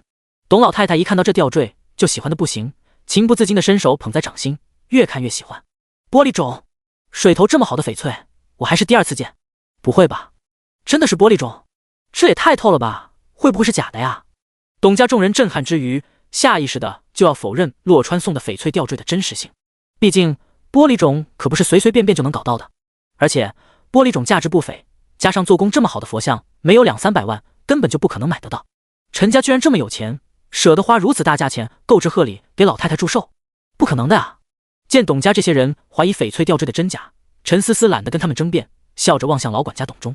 钟爷爷，我记得您是翡翠的大行家，还请您给看看这吊坠的成色如何。这话一出，董家众人也是纷纷把目光投向了董忠。他们怎么忘了，董忠可是翡翠专家啊，得到过翡翠协会顶级认证的。思思小姐，您说笑了，我算什么大行家，最多就是懂些皮毛而已。董忠说是这样说，却从董老太太的手里接过了吊坠，没有任何的工具，只是将吊坠举高，对着那一缕阳光看了2眼，董忠便鉴定完毕。夫人，是翡翠无疑，顶级的玻璃种精品，不可多得呀。有了董忠的鉴定，吊坠的真假便不容置喙。董家众人纷纷咂舌不已，竟然是真的玻璃种，陈家也太舍得了吧，居然送老太太这么贵重的寿礼。这个是真的，不代表另一个也是真的吧？听得还有人要质疑陈思思的孝心，董老太太忍无可忍，董家俊，你最好不要给自己找不痛快。董家俊，董老太太最小的儿子，董老太太这是在通过警告小儿子，警告董家众人呢，别以为他已经老眼昏花，刚才愣是没看出他们的寿礼有多少水分。他的眼力其实并不比董忠差上太多，基本的真假根本就难不倒他。再闹下去，他就不会再给他们留半分情面了，到时候他们不要后悔才好。董老太太虽然不管事，但是不意味着她的怒火可以轻易承受。真惹恼了老太太，恐怕就连眼下掌权的董家老大都得吃不了兜着走的。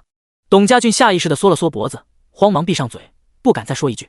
这时董家老大董家兴站了出来，妈，大家跟思思开玩笑呢，毕竟思思能有这份孝心实在太难得了。董老太太哼了一声，没有再追究下去。陈思思也不希望一上来就把关系闹僵，笑着接过话来，谢谢大舅夸奖，不过这都是我应该做的，作为外孙女孝敬外祖母再正常不过了。董家兴皮笑肉不笑的应了声，随即计上心来，不如这样吧，思思难得回来一趟，我们必须让她有机会好好的孝敬老太太，晚上的寿宴我们就让她来安排如何？董家俊第一个反应过来，立马说道，我觉得可以，不过老太太吃不了别的，只能去中餐厅，京都最好的中餐厅随便挑一下就行。其他人紧随其后，纷纷附和出声，还挑什么挑？其他几家哪有陆府宴正宗？我看就去陆府宴吧。我也觉得陆府宴最好，够低调，够传统，是不是有些铺张了？而且陆府宴的包厢不好订的。众人口中的陆府宴是京都4大高端私房菜之一，秉承国宴之华贵，8大菜系应有尽有，样样上乘。餐厅是好餐厅，菜也绝对是好菜，问题在于不是谁都能进的。很显然，董家兴说是给陈思思表现的机会，其实是要给陈思思一个下马威。第47章立威。身为董氏集团的现任总裁，董家兴的分寸感极好，他一直在观察着老太太的脸色，就在老太太要将脸上的不悦抒发出来的前一刻，他再次开口了，思思，大舅在跟你开玩笑呢，今天可是老太太的70大寿，怎么能让你一个外人请客啊？再说了，你一个外地人去订陆府宴的包厢，100%是会被拒绝的。一句外人，一句外地人，以退为进的给了陈思思一个下马威。话里不无警告的意味，让陈思思清楚自己外人的身份，不要掺和董家的家事，特别是陈思思初来乍到，毫无根基的情况下，很容易摔跟头的。显然，董家兴敏锐地觉察到了一些不同寻常，他并不认为陈思思突然出现，纯粹是来给老太太贺寿的。这话说的还算滴水不漏，却没法让董老太太满意。老大，你这话是什么意思？按照你的逻辑，我也要算外人喽？董家兴愣了下，赶紧圆场，妈，你这说是的什么话？我压根没有那个意思啊！你什么意思？我清楚得很。思思是我最疼爱的丫头，你们谁再敢欺负她，别怪我翻脸不认人。今天去哪里吃饭，我听思思丫头的，你们要是嫌弃，可以不用跟来。董老太太直接拉起陈思思就要往外走，她受够了这些不孝子孙，如果不是老头子让她在家里看着，她早就到海外去陪老头子呢，多看一眼这些家伙都难以忍受。闻言，董家兴赶紧追了上去，妈，你别急啊，我都已经在陆府宴订好包厢了，保证不让您的思思丫头掏一分钱，总不能浪费了一大桌子的好菜吧，还挺贵的。听到会浪费钱，董老太太扭头看向陈思思，陈思思立马会意，抢先说道，外祖母，我看就去大舅说的那家餐馆吧，毕竟大舅都订好包厢了。董老太太摸了摸陈思思的脸颊，就知道这丫头跟她母亲一个性子，最能谅解别人了，不惜自己受委屈。行吧，去那什么陆府宴。董老太太拍板后，董家一行人浩浩荡荡地前往陆府宴。到了陆府宴，董家兴领头先走进去，洛川和陈思思搀扶着老太太，慢慢地往里走。刚走到里面，就听到董家兴激动地大叫出口：“你说什么？包厢没了？什么叫包厢没了？我明明已经订好了的。”陆府宴的前台一脸歉意的解释：“实在不好意思，因为你没下定金，刚好左明浩先生指明要那个包厢，我们只能让给他。你们有什么权利把包厢让给他？等等，你刚才说是谁？哪个左明浩？左氏珠宝的左明浩吗？”董家兴吃惊地问。前台笑着点点头：“是的，正是左氏珠宝的左明浩先生。”得到这个肯定的回答后，董家兴瞬间就没了脾气。左家，京都实打实的上流家族，甚至可以说顶流以下，为左至尊。所以说跟左明浩抢包厢，除非是活腻了。我知道了，那你们现在还有没有空的包厢？董家兴此时像打了霜的茄子，有气无力地问。还剩一间万寿阁，麻烦先生出示一下您的5星会员卡。前台不卑不亢地说。5星会员卡？董家兴哪有那玩意儿？他之前拢共就来过2次这里吃饭，而且都是陪衬的。董家兴彻底蔫了，知道今天想要在这里的包厢吃饭肯定是没戏了。意识到这点，他只能硬着头皮转身跟董老太太说：“妈，没包厢了，我们去别的地方吧。”董家众人闻言也只能认命，谁叫他们只是三流家族呢？洛川却没有那么多想法，也没有听到董家兴跟前台的对话。他看到了那边空着的万寿阁，同时不想让老太太来回折腾，于是他指着万寿阁说：“那不是有一个空的吗？就要那个好了。”此话一出，董家众人脸上都泛起了古怪的笑容。董家俊哪里会放过这个大好良机，立马出声讥讽：“你当我们瞎的吗？我们不知道那个包厢空着呀。问题是，你算哪根葱？就你，还想进万寿阁？阁字号包厢是陆府宴最高规格的包厢，对应的必须是最高级的会员才有资格使用。陆府宴的会员从1星到5星，分为5级，最高级的是5星会员。即便董家俊没来过陆府宴，也知道这些规矩，连大哥都没资格拥有5星会员卡，遑论眼前这个小白脸。来的路上，董家众人已经知道洛川是陈思思的男朋友，在他们看来，洛川就是个吃软饭的小白脸。还是董家兴沉得住气，假装拦了下董家俊，示意后者好好说话，随即笑着问洛川：“你有5星会员卡？”洛川摇摇头。董家众人都是不禁嘴角勾起一抹轻蔑，这是他们意料之中的。董家兴却还是一脸笑容，继续问：“难道是你朋友拥有5星会员卡？”结果洛川依旧摇了摇头。待董家兴再三确认洛川不是扮猪吃老虎后，董家俊又跳了出来：“那你还说个屁啊？那可是万寿阁，知道吗？也不看看自己什么档次。”洛川根本不理会他，转向了前台：“一定需要5星会员卡吗？认识你们老板也不可以用那个包厢吗？”前台相当谨慎，天知道洛川口中的认识到了什么程度啊！这您得问我们老板，只有老板发话，我们肯定照做的。前台笑着说。洛川点点头，扭头看了眼陈思思，微微一笑：“思思，那我去跟老陆说，你来了，他肯定得给你这个面子的。”说完，洛川转身就出去打电话。他思来想去，还是觉得这样说比较好，有利于陈思思在董家众人面前树立威信。至于陆府宴的老板是谁，洛川根本就不知道，遑论认识了。不过有钱能使鬼推磨，他正好可以试试银行卡上的500亿是不是真的能用，总不至于500亿还买不下陆府宴吧。一念至此，洛川拨通了陆福的电话。第48章拒绝联姻。电话接通，洛川直切主题：“福伯，我想请您帮个忙，用最快的速度把陆府宴给我买下来，越快越好。”电话那头沉默了半晌，洛川还以为信号出了问题，正想问福伯能不能听到。这时陆福说话了：“少爷，陆府宴是我的私人产业，您不需要买，您如果想要，我可以直接送给您。”什么？陆府宴，原来如此。洛川不禁感叹，看来他的吹牛水平真是越来越高了。随口一说，竟然还被他说中了。他真的认识陆府宴的老板，送给我完全没必要，我只是想要进去那什么万寿阁的包厢吃个饭而已。洛川道。陆福恍然，立马说：“是这样啊，小事一桩，我现在就给经理打电话。少爷，您需要我亲自出面吗？”“不用，能进包厢吃饭就行，怎么简单怎么来。”洛川摇摇头，忽而想起什么，叮嘱出口：“你跟经理说一下。”此时餐馆里面，董家众人等得有些不耐烦了，没有位置可坐，就这样站在大厅，让他们心生被冷落的滋味。董家俊先按捺不住了，皱眉嚷嚷起来：“陈思思，到底行不行的？没有那个本事的话，麻烦你就不要打肿脸充胖子好不好？”陈思思虽然信任洛川，但是不了解情况的他，此时也不敢随便接话。办不到就直说好吧，这又不是什么丢脸的事。你要是能够让我们进万寿阁吃饭，我吃剩饭剩菜都行。你们陈家在京都根本就上不了台面，你难道心里没点数吗？董家俊越说越兴奋，直到看见董老太太脸上的不快才闭上了嘴。而就在这时候，一个西装革履的男人急匆匆地从餐馆里面跑了出来。前台一见到男人，立马恭敬地问好：“经理。”男人正是陆府宴的经理韦金涛。陆府宴日常的经营和管理都由他负责，陆福基本不过问这些具体的事情。韦金涛根本没心思搭理前台，目光第一时间落在了陈思思的脸庞。这个背景莫测的女人，居然比照片上还要令人惊艳。陈总，实在不好意思，我真的不知道您来，有失远迎，希望您不要怪罪。韦金涛说着话的同时，一个深深的鞠躬，恭敬十分。看到这一幕，所有人都傻了，这可是陆府宴的经理啊，居然对陈思思行这么大的礼，可想而知陈思思在韦金涛的心里地位有多高。陈思思也是怔了好几秒，不过很快就回过味来，这肯定是洛川的杰作。就像洛川先前说的，他认识陆府宴的老板。既然如此，他自然不能辜负了洛川的一番好意，微微一笑，红唇轻启：“我需要用一下万寿阁，有问题吗？”“没问题，一点问题没有。”韦金涛哪里敢说一个不字，电话里老板可是说得很清楚的，无论是什么要求，都必须不打折扣的满足陈思思。陈总，这边请。我保证，在您用餐期间，未经您允许，谁都不能进万寿阁打扰您。韦金涛几乎是满脸谄媚地说。这一幕当即再次让董家众人震惊无比。堂堂陆府宴的经理，现在居然要讨好陈思思，而且传说中只有极少数几个人才能进的万寿阁，今天居然只对陈思思一个人开放，谁都没资格跟陈思思抢。这要是传了出去，估计得有成千上万人惊掉下巴的。陈思思却极为平静，心里深知这都是洛川的功劳，跟他没有半点关系。外祖母，您觉得呢？我们进去。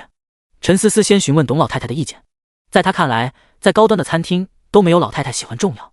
董老太太再不谙世事，也知道陈思思给她和董家长了脸，笑嘻嘻地说：“好，很好，就这里了，进去坐吧。”洛川这时回来了，一巴掌拍在董家俊的肩膀上，却是冲经理喊话：“经理，给这位准备一份剩饭剩菜。”刚才董家俊说的话，洛川一字不落都听到了。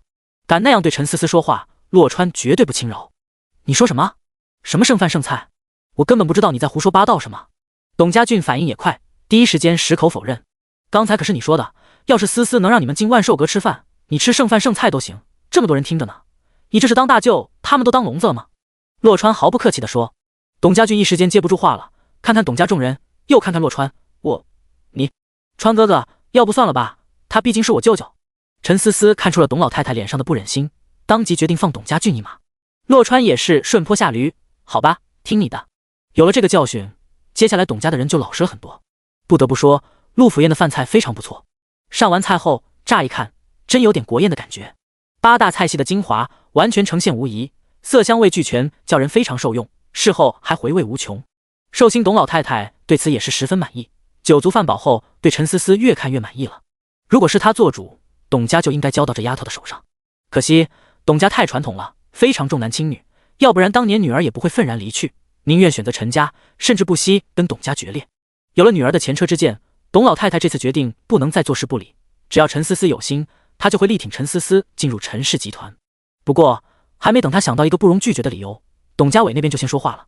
董家伟，董家老二，算是董家三兄弟里面最没有存在感的一个，但是最近董家伟却成为了整个董家的焦点所在。确切地说，董家众人的焦点是董家伟的大女儿董春丽。春丽，你跟苏浩的婚事尽快办了吧。苏浩很有心，知道今天是你奶奶的生日，特地赶了回来，要给你奶奶贺寿。言下之意，苏浩马上就会到。苏浩，京都苏家家主的小儿子，足足比董春丽小了8岁，而董春丽今年已经32了。奶奶，我不喜欢苏浩，我不要嫁到苏家去。思思表妹，奶奶最疼你了，你快给奶奶求一下情。思思，算表姐求你了，帮帮我吧，我不想嫁。第49章，苏家算个屁。陈思思并不知道京都二流家族苏家，更不了解苏家小少爷苏浩，她只知道望着眼前苦苦哀求自己的表姐董春丽，情不自禁就想起了爸爸反对自己跟洛川的交往，所以她十分理解董春丽心里的不甘和不情愿，所以她必须做点什么。表姐，这是你的婚事，你不想嫁就可以不嫁，谁都强迫不了你。陈思思一字一句地说。说完后，陈思思才后知后觉，她可以为了跟洛川交往而离家出走，董春丽呢？愿意为了自己的婚姻自由而跟董家一刀两断吗？如果董春丽没有这个勇气，那她说什么都没法真正帮上忙的。对于陈思思的表态，董家众人都是一怔，这是董家的家事，陈思思不应该也没资格插手的。董老太太同样微微一愣，但同时却茅塞顿开。于是他缓缓开口：“思思说的有道理，这都什么年代了，婚姻自由是每个女人的权利。你们想要做什么？”嘉伟，你别告诉我，你打算卖女儿？老太太都发话了，董家众人哪里还敢大声反驳？妈，您知道我的，我什么时候亏待过小丽？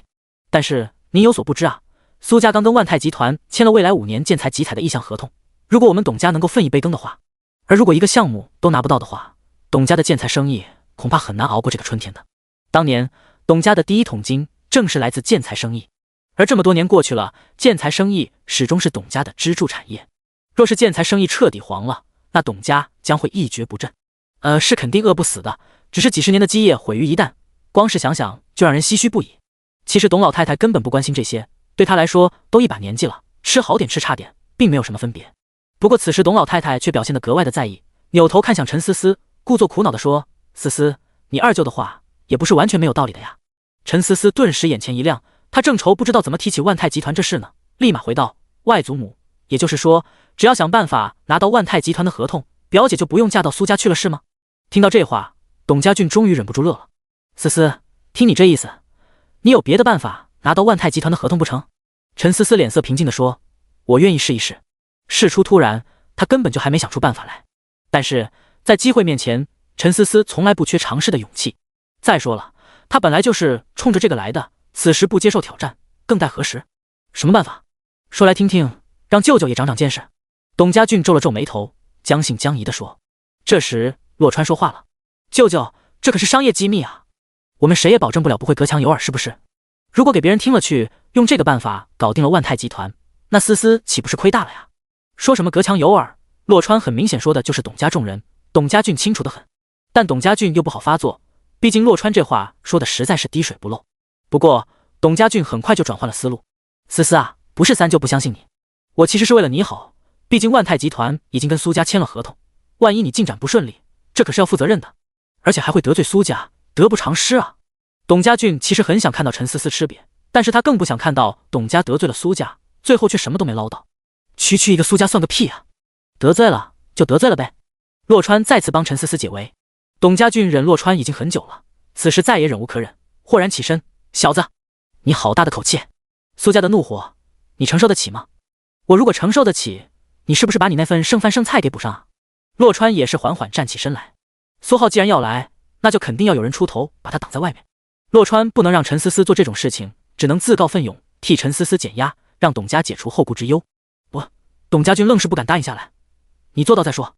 好，我现在就出去把人挡在外面。说完，洛川转身就往外走。这是说难，其实也不难，只要不是董家把人赶走的，问题就不大。洛川刚走到包厢外面，就看到苏浩出现在了大厅。洛川就站在包厢门口，身后大门紧闭，完全看不到里面的情况。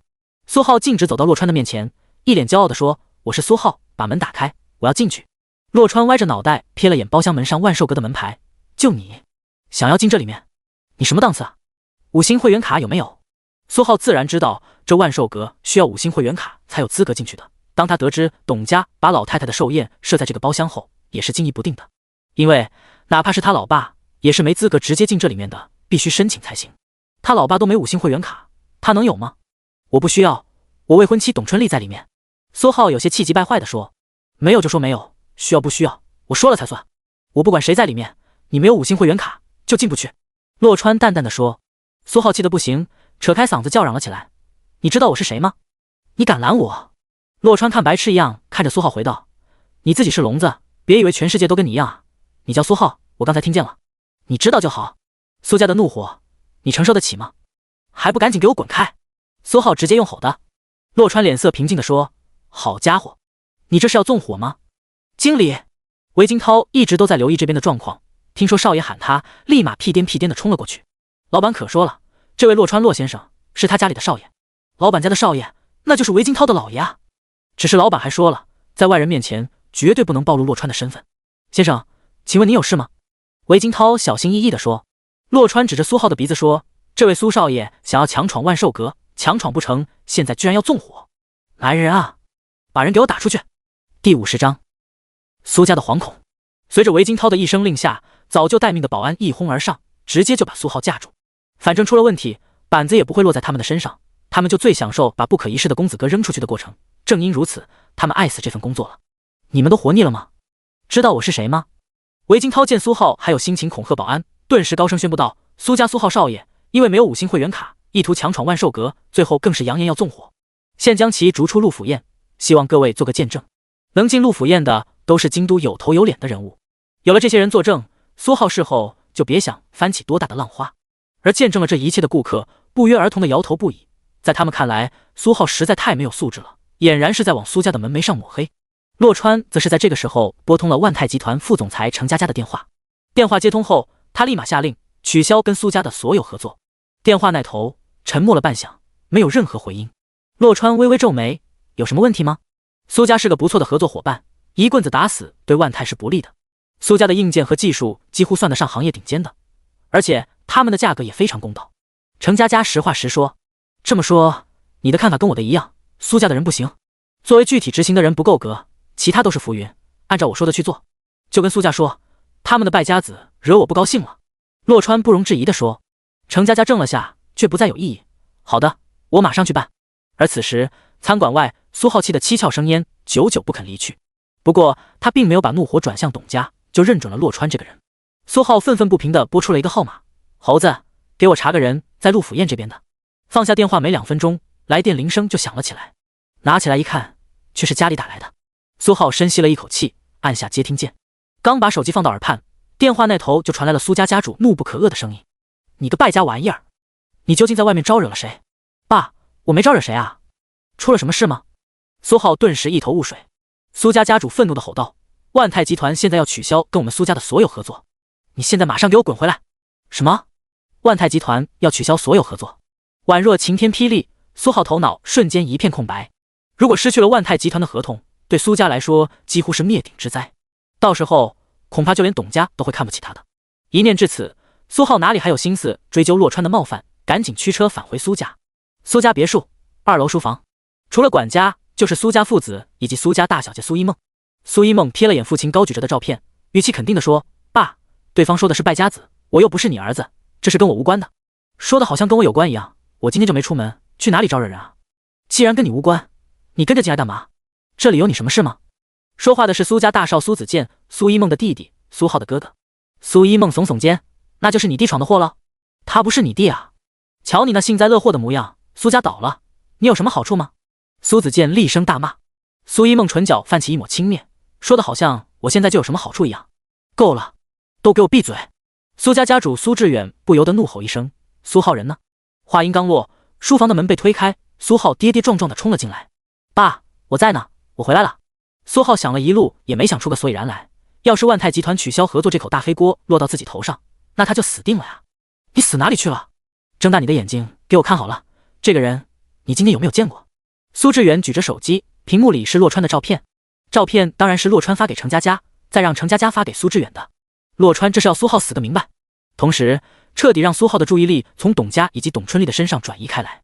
没了万泰集团的合同，苏浩焦头烂额还来不及，肯定就不会再有泡妞的心思了。苏浩把目光落在手机屏幕上，只是看了一眼，立马控制不住的怒骂出口：“爸，就是这个混蛋！刚刚拦着我不让进陆府宴的万。”他的话才说一半，就被苏志远一巴掌给打断了。而他显然还有些反应不过来，捂着火辣辣的脸颊，委屈的望着苏志远：“爸，你打我做什么？现在这混蛋欺负你儿子啊！我他妈的打死你这个败家玩意儿！你知道他是谁吗？”苏志远又是一巴掌，比之前更重，直接就把苏浩打翻在地。苏浩隐约意识到了什么，颤颤巍巍地说：“他是谁啊？”苏一梦看着弟弟这副没出息的模样，忍不住笑出了声：“你连他是谁都不知道，你还敢去惹他？不得不说，你真是勇气可嘉呀！听好了，他就是万泰集团的新主人。”“什么？新主人？万泰集团换老板了吗？”苏浩终于知道了事情的严重性。闻言，苏一梦摇了摇头，却是扭头冲苏志远说：“爸，您这宝贝儿子真是够消息灵通的，您老人家平时就是这样教他的。”苏志远瞪了苏一梦一眼，却没有吼自己这个叛逆的女儿，一双怒目盯着苏浩：“到底发生了什么事？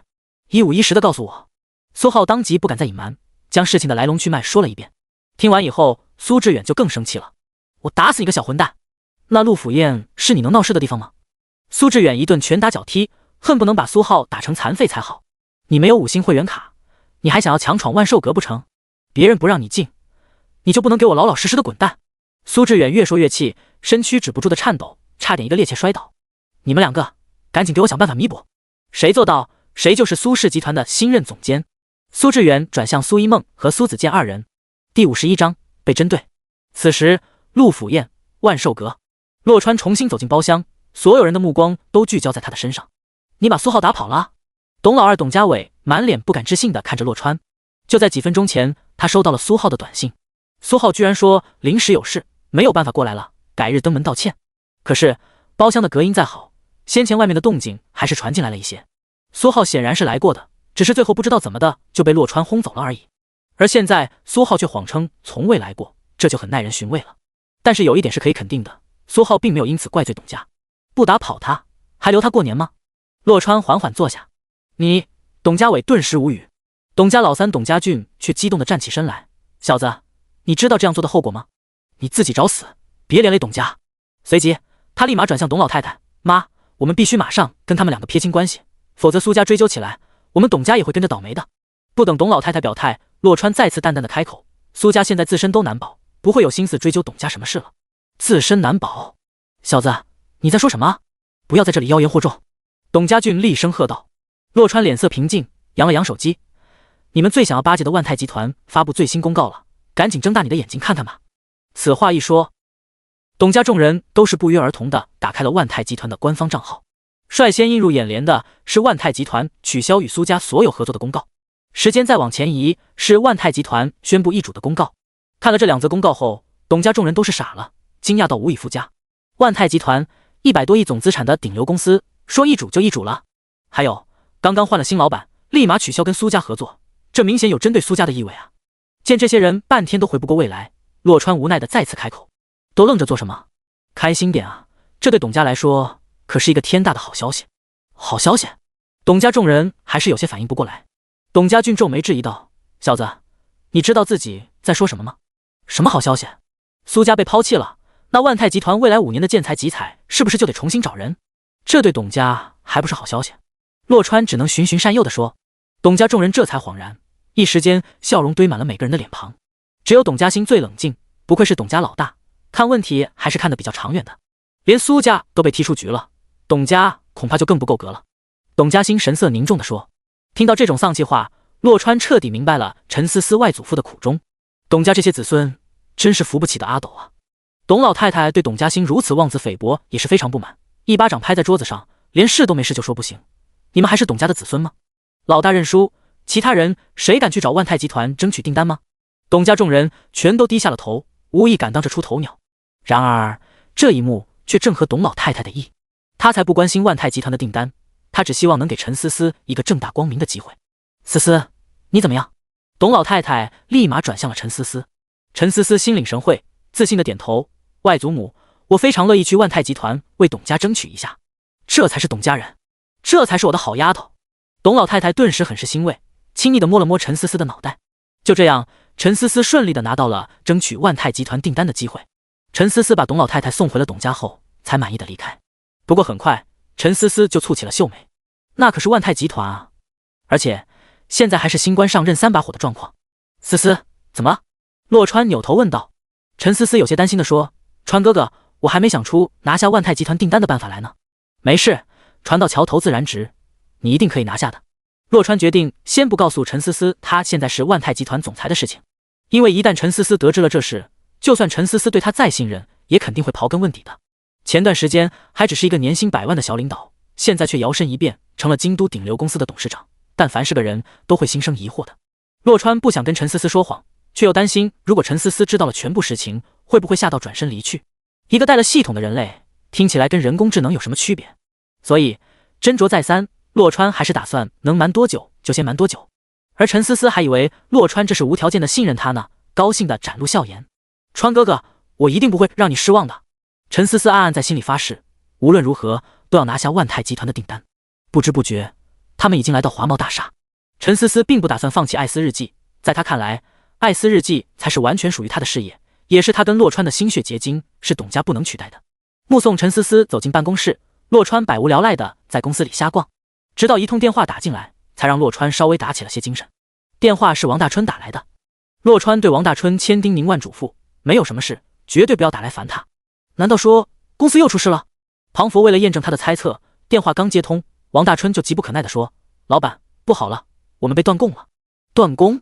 什么情况？具体说说。洛川顿时皱起了眉头。王大春随即把事情娓娓道来：是下游的材料公司毫无征兆的毁约，突然就停止供应材料，使得现在公司所有项目都不得不搁置了下来。更过分的是，货款已经打给对方的，当时对方也没说供不上来，这是典型的收了钱不办事啊！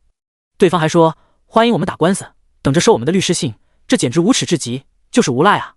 还有，对方指名道姓要老板您去一趟，说只会跟您谈这事。老板，对方好像是在针对你啊！第52章，离谱的女人。洛川稍作沉吟，肯定地说：“把好像去掉，这就是在针对我。”王大春抹了把额头的汗水，心道：究竟是哪个不知死活的家伙，非要找老板的茬啊？老板，要不我去找几个人来，直接弄他得了。王大春觉得洛川没必要孤身犯险，这事明显是对方理亏，现在还蹬鼻子上脸，他越想越气。洛川笑了笑：“弄什么弄？我们是混公司吗？行了，我去一趟，把地址发我。”他对这家公司还是有感情的，加上还有那么多人指望着他发工资养家呢，所以项目不能停，公司也不能倒。半个小时后，洛川来到材料公司。这家材料公司是他们的老伙伴了，合作这么久，从来没出过问题。现在一出问题，就是这么大的问题，这里面绝对不简单。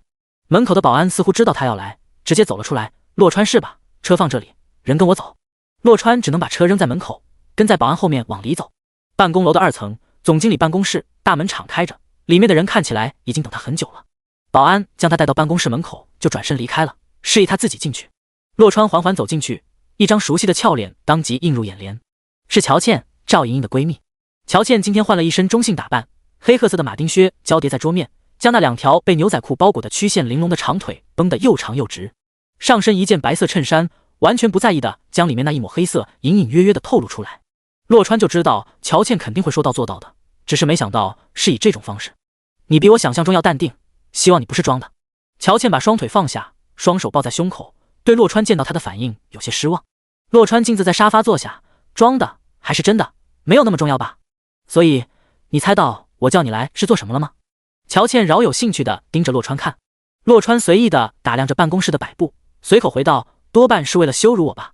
乔倩瞳孔微微收缩，冷冷地发问：你的意思是我是个不讲理的女人吗？洛川这才把目光落到乔倩的脸上，难道不是吗？过去的就让它过去，不好吗？我只是让你再给一次机会莹莹，这很过分吗？乔倩面若寒霜道。洛川苦笑地摇摇头，我真的不明白，你为什么非要揪着这事不放？你觉得有意思吗？就让这事彻底过去，你能有什么损失吗？乔倩对此不置可否，冷声开口：你只需要回答我，到底给还是不给？洛川摊了摊手，给不了，也不想给。闻言，乔倩坐不住了。乔倩一下子站起来，居高临下的望着洛川：那你就等到给你那破公司申请破产吧。说实话，我还是理解不了，就为了这个，你花钱买下这家公司，难道你家的钱是大风刮来的吗？洛川不慌不忙地说。乔倩冷冷一笑：我还盘下了庄静美那家新公司，接收了你的前员工们，所以你一倒闭，我绝对稳赚不赔。现在还觉得这笔生意难理解吗？原来如此。洛川恍然，看来乔倩真不是一时冲动做出来的这事。你的算盘打得不错，可惜你算错了一步，我不会倒闭的。洛川刚说完，手机突然响了起来。洛川趁机抬了抬手，把乔倩要说的话硬生生堵在了嘴边。紧接着，他当着乔倩的面接起了电话。哪位？我是洛川。听得这话，乔倩气得不行，心道你都不知道是谁，你接个屁的电话啊！洛川没有气急败坏，反而若无其事般接听陌生人的电话，让他酝酿许久的期待落了空，使得他气不打一处来。他不知道的是，电话那头是苏家大少苏子健。您好，洛总裁，我是苏家苏子健，想要跟您。洛川打断道：哦，是你呀，我发个地址给你，如果你来得够快，我会重新考虑你的。说完，洛川挂了电话。乔大小姐，介意不介意我借你的新办公室谈点事情？洛川笑着问道。老娘介意还有用吗？乔倩简直都快气炸了，这个家伙跟个没事人似的，还要喊人过来谈生意。洛川，我告诉你，喊谁来都没用，除非你跟莹莹结婚。乔倩越说越气，真想冲上去给洛川一脚。洛川这边心境是相反的，本来想让这个女人冷静下来的，没想到现在却越来越离谱了，还妄想她跟赵莹莹结婚。他没有对那个女人痛打落水狗，就已经很对得起乔倩了。乔倩，我真的很感激你当初那样帮过我，但是现在我的耐心快被你消耗完了。相信我，你绝对不会想要激怒我的。洛川不得不发出最后的警告。哟，洛川，可以啊，现在硬气了是吧？你到底不知道京都乔家的能量有多大？你确定要跟我斗到底吗？乔倩针锋相对道。洛川淡淡的说，我还真不知道京都乔家有多厉害，跟苏家比怎么样？什么苏家？我现在跟你说我们的事，你扯什么苏家？乔倩不确定的说。洛川笑了笑，因为苏家有求于我，所以说你们乔家跟苏家比到底怎么样？乔倩顿时惊疑不定，没想到洛川还认识京都苏家的人，不过他可不是吓大的。洛川，你就算吹牛也有个度好吗？这么离谱的话，你是怎么好意思说出口的？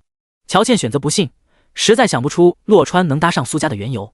洛川被乔倩这话逗笑了，对付你这个离谱的女人，我不吹点离谱的牛，怎么搞得定你？别说吹牛了，就算是真的，苏家的人亲至，今天你都必须给我一个满意的交代，否则这事就过不去。乔倩蛮横霸道地说。话音刚落，一双高跟鞋踩在地板的声响率先传来，随之而来的是一道冷笑。真是好大的口气啊！什么时候乔家的鼻涕虫学会造反了？我倒要看看今天这事怎么个过不去法。第53章，把苏家当枪使。来人一身蓝色西装，只露出胸口一抹白，却是苏家苏一梦。听到苏一梦的话，乔倩身躯不由自主地颤抖了下。这个声音太熟悉了，她一辈子都不会忘记的。小时候她就是跟在这个声音后面当了好几年的鼻涕虫。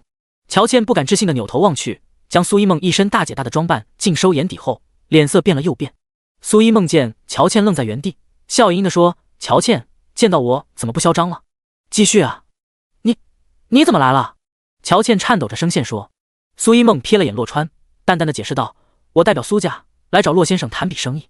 他不明白洛川葫芦里卖的什么药，一定要苏家对其身份保密，还说泄露出去万泰集团绝对会让苏家好看，所以在乔倩面前他只能称呼洛川为洛先生。但是这声洛先生落到乔倩的耳中已经足够震撼了。洛先生，你这话是什么意思？洛川跟苏家有什么生意好谈呢？乔倩满脸困惑地看看洛川，又看看苏一梦。在他的概念里，洛川跟苏一梦完全就是两个世界的人，绝对不可能产生交集的。这时苏子健才姗姗来迟，只见他气喘吁吁地呵斥，苏家的事情你管得着吗？乔倩，你算个什么东西？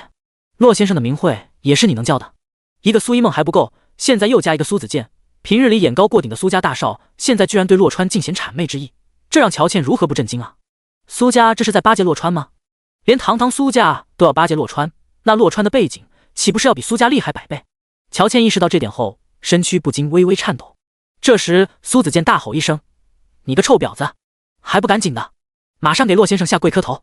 乔倩直接被吼得跌坐在地，怔怔地看着洛川。在这之前，她在洛川面前可一直都是高高在上的白富美啊。然而现在她猛然发现，在洛川面前自己竟然什么也不是。见乔倩只是瘫坐在那里，却一言不发，苏子健彻底怒了。只见苏子健3步并作2步走过去，扬手就要给乔倩一个大耳光。苏一梦眼疾手快，抢先一步拿身子将苏子健挡在了身后，随即直接掐住了乔倩的脖子。乔倩，让你赔礼道歉没听到吗？激怒了洛先生，整个乔家都要吃不了兜着走。苏一梦已经猜到了乔倩跟洛川之间肯定有事，而洛川让苏子健过来这里，就是要拿苏子健和苏家当枪使的。不管怎么样，乔倩都是小时候跟在他身后的鼻涕虫，除了他谁都不能动乔倩，尤其是苏子健这个傻逼玩意儿。脖梗被握住，乔倩才回过神来，定睛望着眼前的苏一梦。苏一梦这是在帮他呢。我乔倩的吞吞吐吐让苏一梦非常的被动，他只好大吼一声，道歉啊！乔倩当即不敢再犹豫，颤颤巍巍地说，对不起，我错了，再说一次，认真点，大声点！苏一梦继续吼道，洛先生，我错了，我不敢了，饶过我吧，求你放过乔家。乔倩是真的有些怕了，就连苏一梦都怕成这样，可想而知洛川真的生气，乔家会怎么样？知道错了还不去改，赶紧滚，去弥补！再让我知道你惹洛先生生气，我苏家第一个不放过乔家。苏一梦一把将乔倩推倒在地，却愣是没磕着碰着。我去，我现在就去。不会的，我不敢了的。乔倩慌忙连滚带爬的走了。乔家在苏家面前根本不够看的呀，连苏家都不敢得罪洛川，乔家就更不敢了。该死的赵莹莹，老娘差点被你害死了，把这事善后了，看老娘怎么收拾你！你给我等着！办公室里，苏一梦暗暗松了一口气。就在此时，洛川说话了，我让他走了吗？苏一梦俏脸大变，当即把心提到了嗓子眼。苏家很喜欢自作主张吗？洛川继续说。苏子健指着苏一梦就是破口大骂，都怪你个臭婊子，这里有你什么事？随即他慌忙转向洛川，对不起，洛先生，我马上去把人弄回来。洛川却摆了摆手，不用了，就这样吧。洛先生，他肯定跑不远的，就算追到乔家去，我也能把人弄回来的。苏子健信誓旦旦地说。洛川摇摇头，算了，没必要，这样挺好。苏子健有些摸不着头脑了，一时间也不知道接什么话好。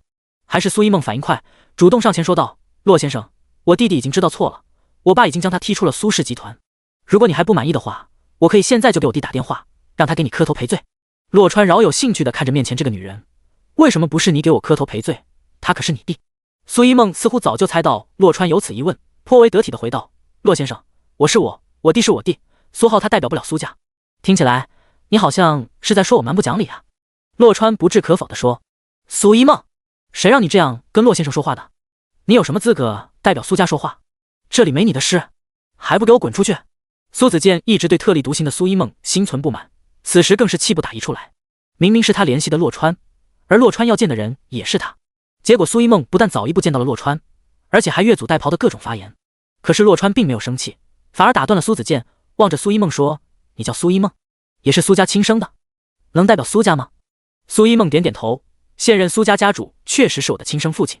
苏子健顿时抢话道，洛先生，你别听他胡说八道，他代表不了苏家的，我爸他向来重男轻女，从来不会让他插手苏氏集团的业务，我是长子，我才能代表苏家。洛川扭头看向苏子健，谁能代表苏家？你说了算，还是我说了算？第54章陈思思的办法，谁能代表苏家？谁说了算？这个问题一下子就把苏子健问懵了。他可是苏家的长子，谁代表苏家？难道他说的还不算吗？可是听洛川这话的意思，明显是在说他说了还真不算啊。苏子健也不敢质疑洛川，试探着说，您说了算？这就对了，谁能代表苏家？我说了才算。洛川拍了拍苏子健的肩膀，现在我宣布，在万泰集团面前，只有苏一梦能代表苏家。什么？苏子健完全想不通，他这个没有半点女人味的姐姐是如何让洛川看上的。洛川现在居然让苏一梦代表苏家，苏一梦可是个女人啊，有什么资格代表苏家？洛先生，你这……苏子健实在难以理解。洛川脸色瞬间冷了下来，你有意见吗？苏子健慌不迭摆手，不，我没意见，我一点意见都没有。既然没有意见，那就滚吧，只要苏浩别再抛头露脸，我就算原谅苏家了。洛川说完，低头看了眼响起铃声的手机，是王大春打来的。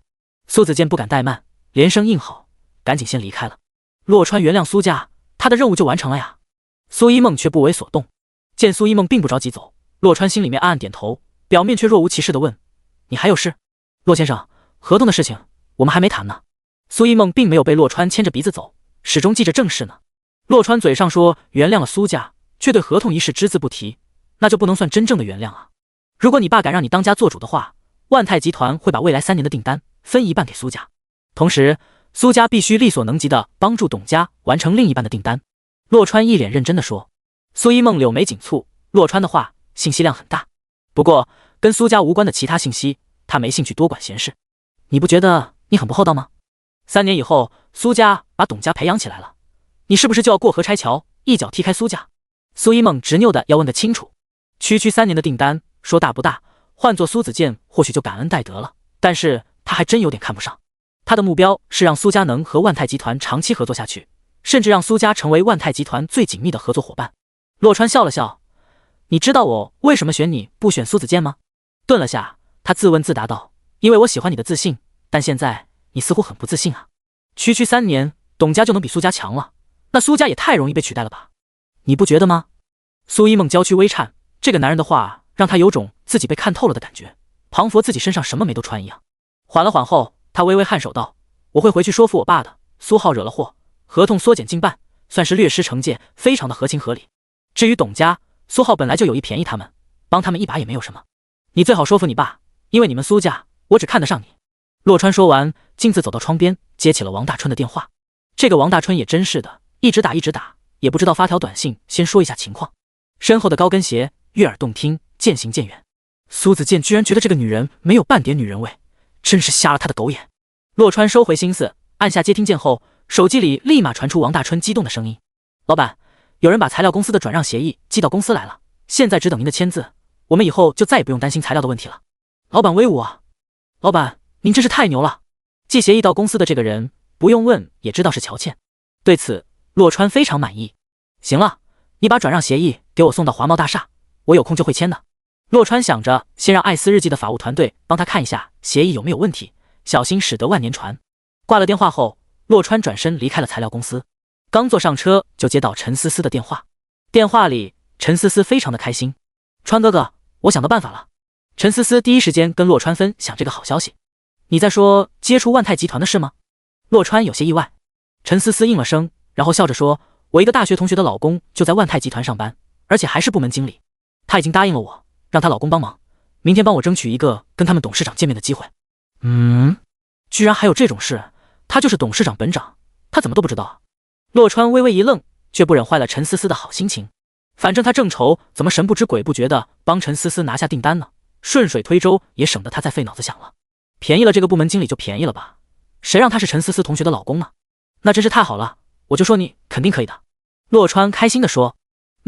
川哥哥，明天你陪我一起去吧。陈思思觉得有洛川在身边，他才能从容淡定一些。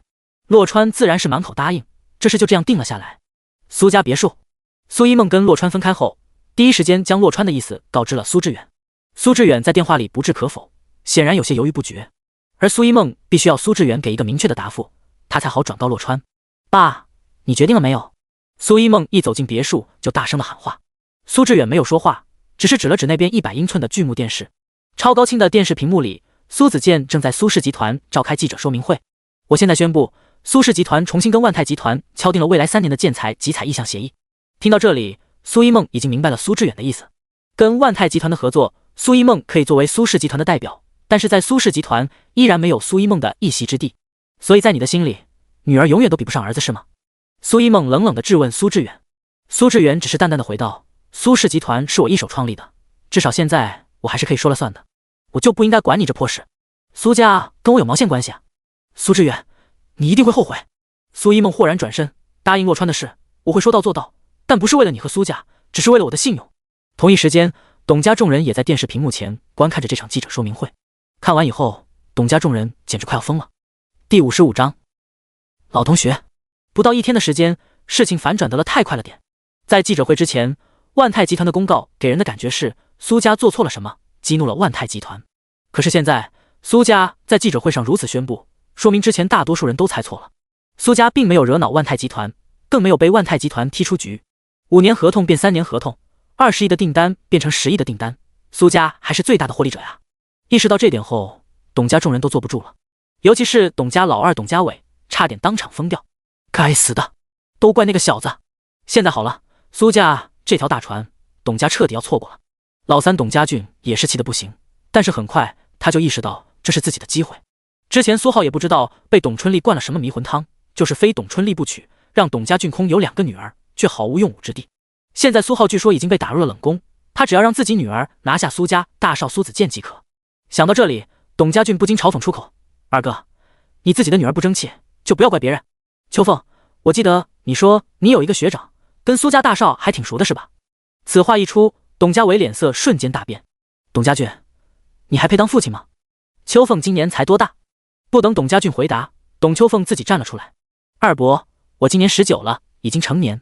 再说了，又不是现在就要结婚，先谈几年恋爱不行吗？谈恋爱也犯法吗？董秋凤其实比董家俊更想攀上苏家这棵大树，要是能坐实苏子健的正事，等苏家家主100年以后，苏家就相当于是他的了呀。之前听说苏子健有女朋友了，他才没有行动，他对当苏子健的情人毫无兴趣。昨天听学长说苏子健又恢复了单身，他就蠢蠢欲动了。现在有了更加冠冕堂皇的理由，董秋凤自然不会再遮掩他的野心。爸，大伯，我现在就让我那学长去安排，今晚跟苏子健吃个饭，看个电影什么的。董家俊自然点头同意，恨不得董秋凤现在马上去见苏子健。董家兴作为董家老大，为了董家的前途着想，心里纵使不愿，也不能阻扰董秋凤。至于如果董秋凤真的拿下了苏子健，会不会影响到他在董家的地位，只能以后再说。我看行，那小凤就抓紧时间吧。想要跟苏家合作的，可不止我们董家。至于陈思思那边，10有8九是没戏的。万泰集团的订单，还是得靠苏家给我们才行啊。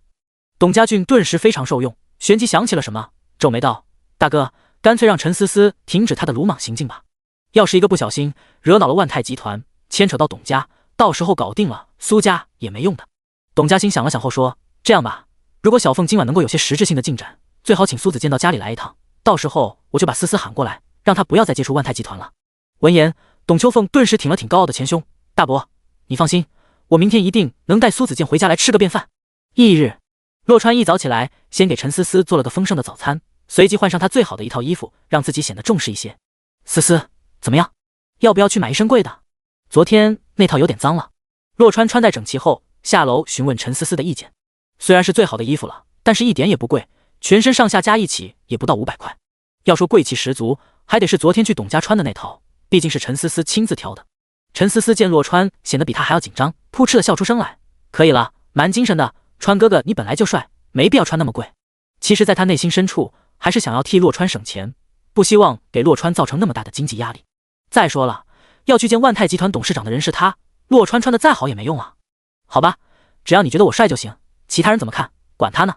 两人有说有笑的吃完早餐后，不急不忙的驱车前往万泰集团。来到万泰大厦楼下的时候，时间还早，只有零星几个人缓缓走进大厦。等了差不多半个小时，陈思思的同学才来到。女人名叫蔡雨桐，一身的香袋香水，隔着10几米就能闻到。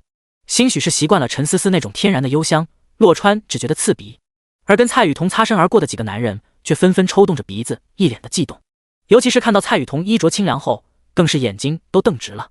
陈思思主动和迎上去，笑着打招呼：“雨桐，我们多久没见了？你真是越来越漂亮了呢。”蔡雨桐根本就不知道陈思思的家世背景，一直都把陈思思当成普通女孩来对待。变漂亮是必须的，倒是你怎么看着一点都没变啊？蔡雨桐将陈思思上下一通打量，似乎觉得陈思思也穿得太普通了点，还是老样子。与此同时，陈思思这张完美无瑕的素颜也是如当年那般青春无敌，依旧让他羡慕嫉妒恨。陈思思淡淡的说：“你知道我的，我不喜欢打扮的。好吧，对了，我是不是忘记跟你说了，我老公是周振元，上学那会儿他还给你写过不少情书呢。”蔡雨桐颇有心机的说。周振元跟蔡雨桐一样，都是陈思思读苏省大学时候的同学。当年周振元何止给陈思思写过情书，还苦追了陈思思3年。闻言，陈思思怔了下，顿时有些尴尬。毕竟陈思思当初狠心的拒绝了周振元3年，一点机会都没给过周振元。说话间，周振元走了过来：“思思，好久不见。”陈思思微微点头示意：“好久不见。”周振元不动声色地打量着陈思思，越看越心动。想不到几年过去了，陈思思还是如此的美丽动人，完美的身材根本挑不出一处瑕疵，那张漂亮的脸蛋就更不用说了。思思，不如这样吧，等我下班，我们晚上在这附近的酒店好好聚一聚。明天一早，我再带你去见我们董事长。周振元眼神贪婪地望着陈思思，已经走不动道了。第56章实名举报。洛川一忍再忍，此时决定不忍了。这位同学，下班后去酒店聚一聚，说的也太含蓄了吧？你还不如直接说潜规则呢。洛川将周振元脸上的贪婪尽收眼底，知道这个家伙压根没憋好屁。现在才几点啊？刚刚上班而已，就想着下班后去酒店的事情了。这种人怎么可以允许他继续留在万泰集团？必须开除。看来这个万泰集团不过如此，哪怕没被他的便宜老爸收购，估计也成不了100年老店。对于洛川的直白，陈思思并无意见，他的心里其实也是这样猜测的。周振元最后那句俨然就是威胁，意思是想要见万泰集团董事长，就必须晚上跟他到酒店去聚一聚。他之所以不能100%肯定，完全是因为看不透蔡雨桐的态度。难道说蔡雨桐居然默许周振元做这种事情？然而周振元却对洛川如此直接的戳破有些始料未及，他下意识矢口否认道：“你胡说八道什么？你算什么玩意儿？这里有你说话的份吗？”闻言，陈思思立马挽住了洛川的手臂：“他是我的男朋友，周振元，麻烦你放尊重点。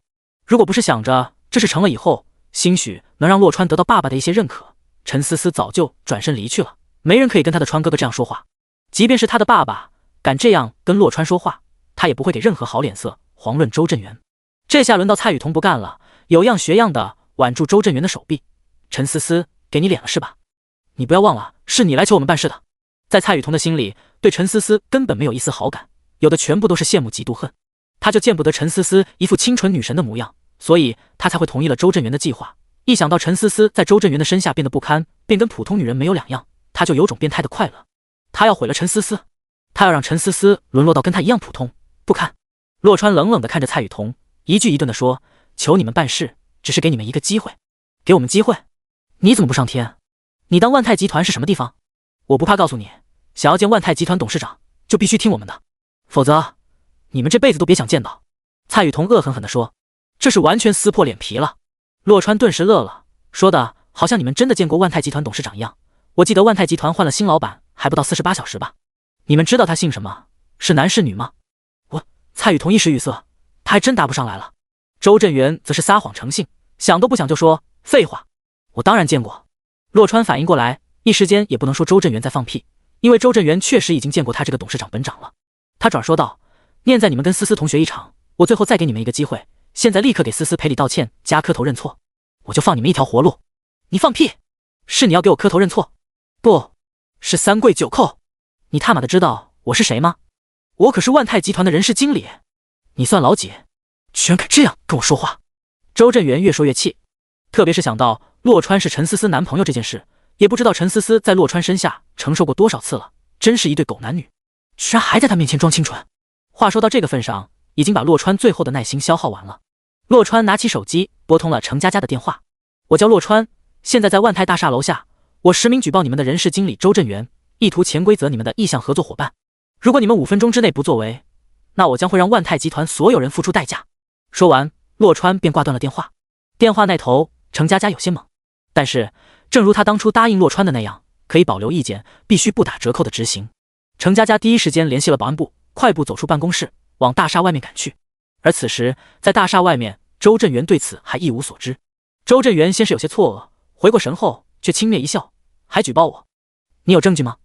我都开始有点佩服你了，真把自己当个人物了，还妄想让万泰集团所有人付出代价，你还没睡醒吧？洛川淡淡一笑：正义往往迟到，但是从不缺席。你当人事经理这么久，这应该不是你第一次意图不轨了吧？那么多受害者，一旦你倒台，还担心没有证据？故意停顿几秒，洛川冷漠地说：再说了，对付你这种人渣，还需要证据？我说5分钟让你付出代价，就是5分钟，好好享受你的最后1分钟吧。随着他最后一个字的落下，万泰集团的保安集体蜂拥而出，朝着周震元扑了过去。待绕到前面，确定了就是周震元后，保安们二话不说，直接就把人给拿下。周震元瞬间傻了：你们干什么？我是人事经理周震元，你们睁大你的狗眼看清楚，你们都不想混了吗？保安队长一口唾沫喷周震元脸上：周震元，周大经理，我们要抓的人就是你。天知道我等这天等了多久，终于该你得报应了。你信不信我马上炒你鱿鱼？快点放开我！你们是不是都疯了？周震元拼命地挣扎起来。程佳佳走出来，正好看到这一幕，他顿时就心里有数了，知道洛川并没有无事生非。周震元，周经理，你好大的口气啊！万泰集团什么时候是你说了算了？你说炒谁鱿鱼就能炒谁吗？我可是人事经理，我说了不算，谁说了算？周震元把话说完，才意识到不对，当即循声望去，然后浑身一震。程总，周震元这才知道大事不妙，可惜为时已晚。你现在不是了，我宣布，从即刻起，周震元不再担任公司人事经理，同时将周震元逐出公司，并告诫万泰集团所有合作伙伴，终生不得录用此人，否则后果自负。第57章，出尔反尔。面对公司的保安，自己的同事都敢如此大放厥词，可想而知，对待外面的人，周震元的态度会是何等的傲慢无礼。光凭这个，程佳佳已经恨不得马上把周震元踢出公司了。遑论周震元还得罪了洛川，这种害群之马，程佳佳绝对不允许他还有机会出现在跟万泰集团有关的所有地方。而这对周震元来说，犹如晴天霹雳。被万泰集团辞退，至多就是不会再找到比这更好的工作而已。但是，如果所有万泰集团的合作伙伴都不敢录用他的话，那他在京都就再无容身之所了呀。程佳佳这不只是把他逐出万泰集团，这简直就是将他逐出京都。程总，我错了，我真的知道错了，你饶了我这一次吧，我求求你了。周震元也不知道哪里来的力气，直接从2-3个保安的手里挣脱开来，扑通一声跪倒在地，冲着程佳佳使劲的磕头。没一会儿，周震元的额头就染满了鲜血。保安队长见状，不但不可怜周震元，反而恨透了这个家伙，居然这样都让周震元挣脱开来，那不是等于证明了他们这些保安都是吃干饭的吗？而且周震元竟然还让程总看到了这么血腥的一幕，脏了程总的眼睛，万一程总气急了，他们岂不是都要跟着周震元一起滚蛋了？想到这里，保安队长哪里还敢让周震元盐苦肉计，上前一步，直接就把周震元踹翻在地，然后招呼手底下的人一顿拳打脚踢，让周震元彻底闭上了嘴。几分钟后，鼻青脸肿到妈妈都不认识的周震元被扔到了马路对面。洛川根本懒得去看一眼，目光落在程佳佳的脸上，满是不忿地说：程总是吧？出了这样的事情，难道你不该请我们到办公室谈谈精神赔偿的事情吗？精神赔偿？洛川在打什么主意？程佳佳清楚得很，不由得莞尔一笑。陈思思不明所以，顿时有些紧张，揪了下洛川的衣服，让他说话稍微克制一下。万泰集团当面把人辞退，已经算是一个不错的交代了。眼前这个程总显然不是一个好相与的女人，万一激怒了她，会得不偿失的。可是他没想到的是，下一刻程佳佳居然客气地答应了下来。两位，请跟我到办公室详谈吧。说完，程佳佳当先转身走进万泰大厦。思思，走啊，这个程总好像是个有实权的副总裁，跟他谈应该也是可以的。洛川拽了下有些发愣的陈思思。陈思思回过神来，眼眸微微发亮。川哥哥，你刚才是故意那样说的，为的是给我创造一个跟程总单独面谈的机会。洛川摇了摇头，也不完全是。如果他不答应给你订单，那我就向他索要巨额精神赔偿，反正是他们理亏在先。陈思思嫣然一笑，川哥哥，你现在好像都无赖啊，但我太喜欢了。思思，你刚才说喜欢谁？没听到，大声点，再说一次。洛川故意逗他。陈思思俏脸一红，哼，没听到就算了，好话不重复。两人跟在程佳佳后面来到了副总裁办公室外。陈思思担心洛川会控制不住情绪，就让他在外面等，自己一个人进去了。洛川乐得清闲，这样一来他也不用再跟程佳佳演戏了，那样怪别扭的。大半个小时过去了，陈思思终于推门而出。陈思思一脸不可思议地走向洛川。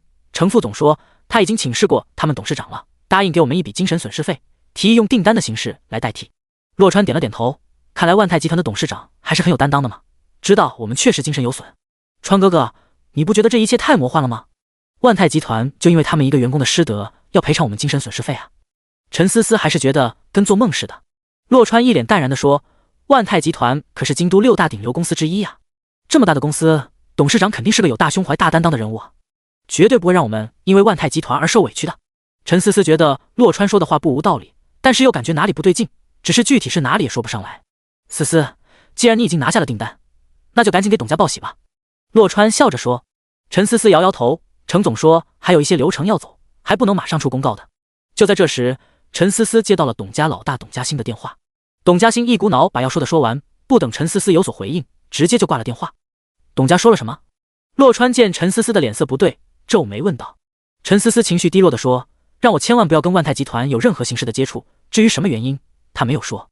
他们想要出尔反尔吗？洛川脸色逐渐阴沉下来。万泰集团的订单是陈思思入主董氏集团的敲门砖，现在董家兴的意思是又不愿意给陈思思拿到这块敲门砖的机会了呀。陈思思摇摇头，我也不是很清楚，我们现在去董家看看吧。洛川点点头，随即驱车驶向董家别墅。此时董家一片热闹非凡的气氛，比起昨天给老太太贺寿的场面，有过之而无不及。董秋凤说到做到，付出了一夜春雨的代价后，顺利的让苏子健答应了到董家来吃个便饭。董家上下除了董老太太外，对此事都格外重视，一大早就张灯结彩，各种准备，忙前忙后的。洛川他们来到的时候，准备工作正好告一段落。董家俊站在门口稍作休息，看上去红光满面的，一副喜不自胜的模样。听到动静，他扭头望去，发现来人是陈思思，嘴角瞬间勾起了一抹藐视。你来做什么？今天我们董家有大事要办，你赶紧走，别坏了董家的气运。闻言，陈思思更是疑惑了，家里要办大事，是什么事啊？万泰集团的订单，你表妹马上就要拿到手，所以麻烦你以后不要再多管闲事了。董家俊不无得意地说。第58章自吹自擂。陈思思恍然了，原来大舅在电话里说的就是这个意思，但是好像不大对啊。如果董家真的拿到了万泰集团的订单，刚才程佳佳就不会那样说了。陈思思微微皱眉，表妹不会被人骗了吧？我刚从万泰集团出来。不等陈思思把话说完，董家俊就不干了。陈思思，你放肆，你这就是妒火中烧，无理取闹。三舅，我就问您一句，万泰集团方面官宣了吗？陈思思尽量心平气和地说，董家毕竟也算是他半个家，他不希望董家出事，而直觉告诉他，表妹10有8九是被骗了。这话问到了点子上，霎时间叫董家俊无言以对。万泰集团怎么可能会官宣这种事情？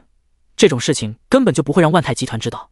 董家俊口中所谓给董家的订单，其实是万泰集团给苏家的订单，苏家拿到订单后私底下转给董家一些。当然了，这些到目前为止还只是董家俊以及董家众人的美好想象。董家俊重新组织语言道，小凤现在是苏子健的女朋友了，知道吗？以他们这层关系，苏家得到万泰集团的订单后分给董家一些，不是很正常吗？听到这里，洛川也是皱起了眉头。三舅，这是他苏子健说了，恐怕不算吧？也不知道是听差了还是怎么的，董家俊完全没明白洛川的意思，只当洛川这是在怀疑董秋凤和苏子健的关系。我真是服了你们！算了算了，你们留下来一起吃饭吧，给你们一个机会，让你们见见苏家大少的风采。不过，陈思思见过苏大少之后，希望你以后别再插手董家的事情。董家俊俨然是在警告陈思思不要多管闲事。洛川不禁觉得有趣，当即替陈思思答应下来。那就谢谢三舅了，我们很愿意留下来见识一下苏家大少的风采。川哥哥，我怎么听着这事这么不靠谱呢？陈思思压低了声音说。洛川笑了笑，你说的没错，这事压根就不靠谱。我们留下来，旁观者清，肯定能够帮助他们认清现实的。这事就算不是他来做主，由程家来做主，也肯定不会同意苏家这样做的。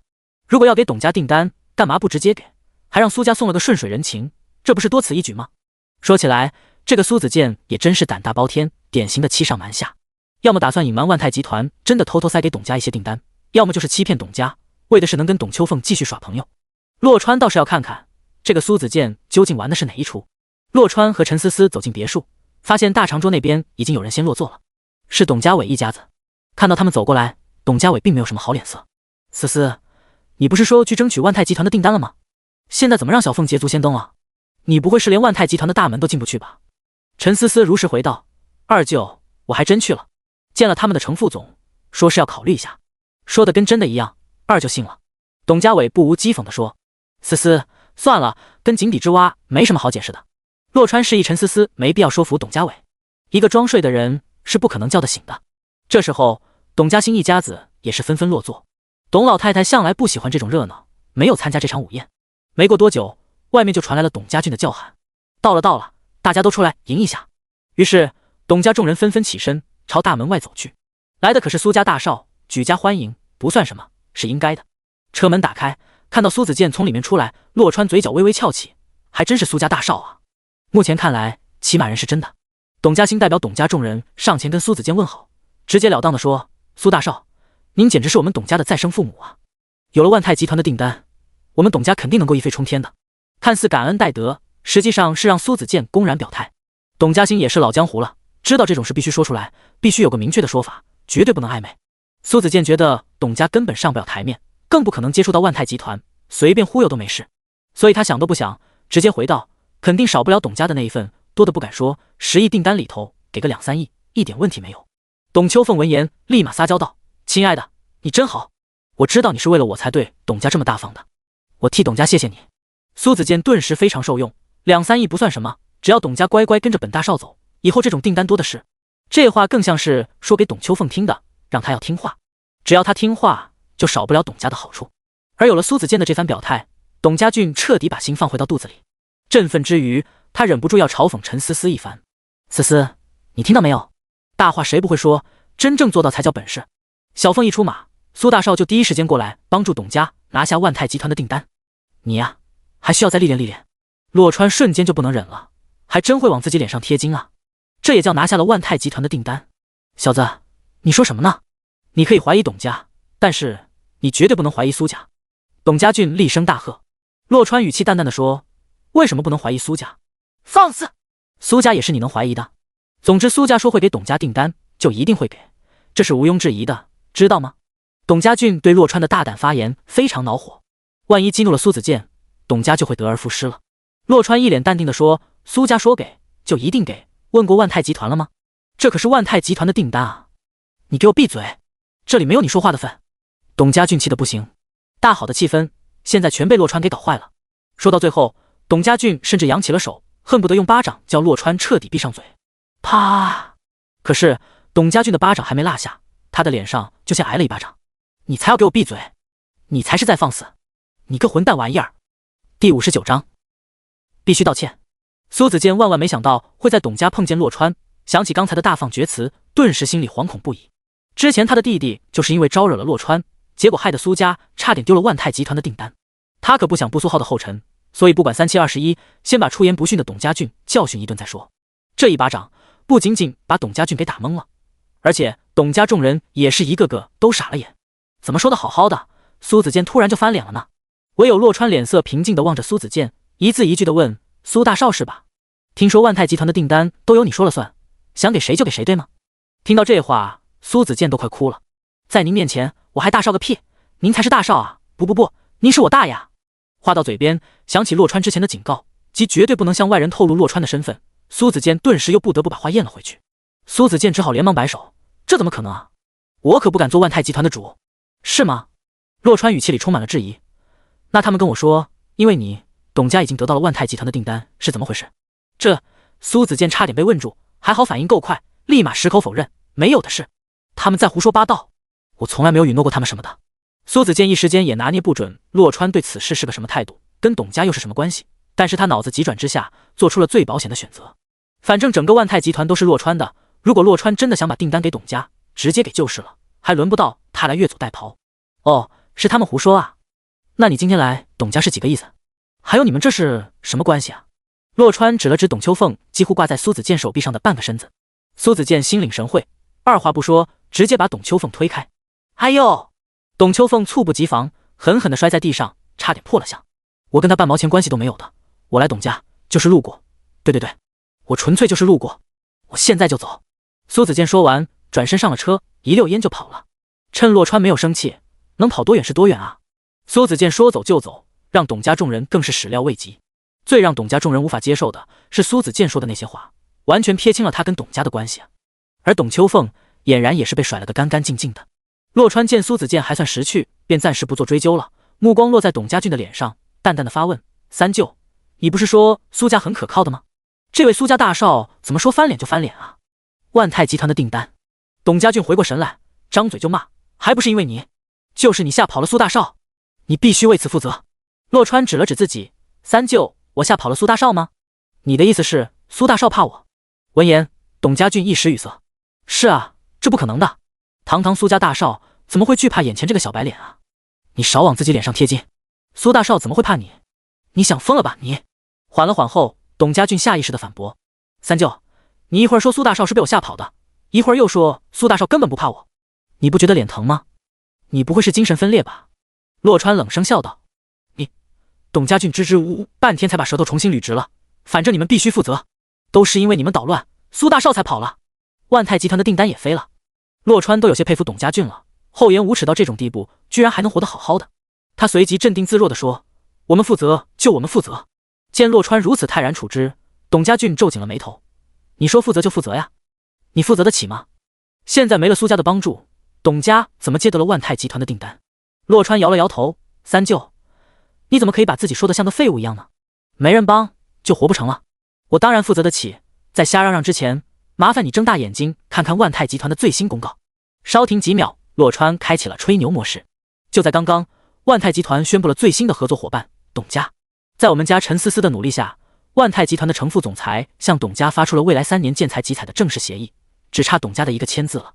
监测到宿主成功吹牛已经转为现实，董家俊哪里会信洛川，根本就不去查公告，直接讥笑道：你才是废物，你全家都是废物，就凭你和陈思思2个废物，还妄想拿到万泰集团的订单，做梦吧你们！可是他话还没完全说完，董家兴他们已经在公众号上看到了万泰集团的最新公告。真的如同洛川所说，万泰集团把订单直接给董家了，而且公告上说得很清楚，今天上午陈思思女士一行代表董氏集团造访我司，程副总代表我司接待，期间达成合作。董家能够得到万泰集团的订单，完全是因为陈思思，没有其他更多的原因。家俊，你是该好好看看万泰集团的最新公告，不要再张嘴就来了。董家兴顿时语气严肃地喝住董家俊。虽然不知道陈思思是怎么做到的，但是这已经是个铁铮铮的事实。万一惹得陈思思不高兴，说不定煮熟的鸭子会飞掉的。董家俊见董家兴一脸煞有其事的模样，不敢再怠慢，赶紧拿起手机去看。待他看清楚万泰集团的最新公告后，整个人呆若木鸡，不知道作何反应了。怎么会这样？居然是真的！董家兴他们都是脸色古怪地望着董家俊，这明明是好事，被他搞得好像是坏事一样。董老太太不知道何时出现在了众人身后，此时缓缓开口：老三，你现在这话是什么意思？你是不希望董家好吗？思思为董家立了大功，本应重赏才是，谁给你的胆子对思思出言不逊的？你必须给思思郑重道歉，现在立刻马上认错。第60章以退为进。董老太太是听说陈思思来了才决定出来的，不成想刚出来就听到董家俊欺负陈思思。要是陈思思事情没办成，作为长辈训几句还说得过去，但是现在的问题是陈思思事情办成了，还挨了一顿羞辱，这是陈思思过得去，董老太太也过不去。听到董老太太的话，众人才反应过来，老太太就在他们身后呢。众人纷纷转身望去，只见董老太太一脸愠怒地看着董家俊，丝毫没有半点开玩笑的意思，而是真的要董家俊道歉。董家俊颤着声音说：妈，我是他舅舅啊，舅舅给外甥女道歉，这要是传了出去，董家俊的脸可就丢大了呀。董家俊不提辈分还好，一提这个，董老太太就更生气了。你还知道她是你的外甥女啊？你有个当舅舅的样子吗？不知道的，还以为思思是你的仇人呢。她招你惹你了，还是亏你欠你了？董家俊低下头，小声地说：都没有，都没有。你还那样跟思思说话，真是我的好儿子。我可从来没教过你这些，今天我就教你什么叫知错就改，什么叫认错道歉。董老太太缓缓转向董家兴，你这个当大哥也难辞其咎。今天他要是学不会道歉，那就把他踢出董氏集团吧。以后除了基金会每个月的低保，不允许再多给他1分钱。妈，董家兴还想给董家俊求情的，撞上老太太的眼神后，瞬间缩了缩脖子，连连点头道：是的，就按妈您说的做。闻言，董家俊彻底绝望了，双腿一软，跪在了地上。妈，我错了，我道歉，我现在就道歉，再不道歉就要完蛋了。意识到老太太没跟自己开玩笑，董家俊不敢再怠慢，就这样跪着转向了陈思思，猛地一咬牙说：思思，舅舅错了，舅舅不应该那样说话，不应该那样对你，请你原谅舅舅。再怎么样，董家俊也是妈妈的亲弟弟，就算看在妈妈的份上，陈思思也不能真把董家俊怎么样。见状，陈思思赶紧双手扶住董家俊的手臂，微微用力，就要把人拉起来。舅舅，你快起来，我受不起的。董家俊本来就不是真心要跪陈思思，这时候连忙起身。阿忠，准备开饭，让厨房做陈思思爱吃的。今天对董家来说是个值得庆贺的好日子。董家所有人都齐聚一堂，陈思思还是挨着董老太太坐下。跟上次不同，这次陈思思显得名正言顺。万泰集团的订单，董家众人削尖了脑袋都想要得到，但是只有陈思思做到了，而且是以一己之力做到的，完全没有借助董家的力量。在董老太太看来，这真是太了不起了，跟陈思思的妈妈当年简直一模一样。董家的小辈都要向思思学习，别整天不学无术，以为自己年纪还小。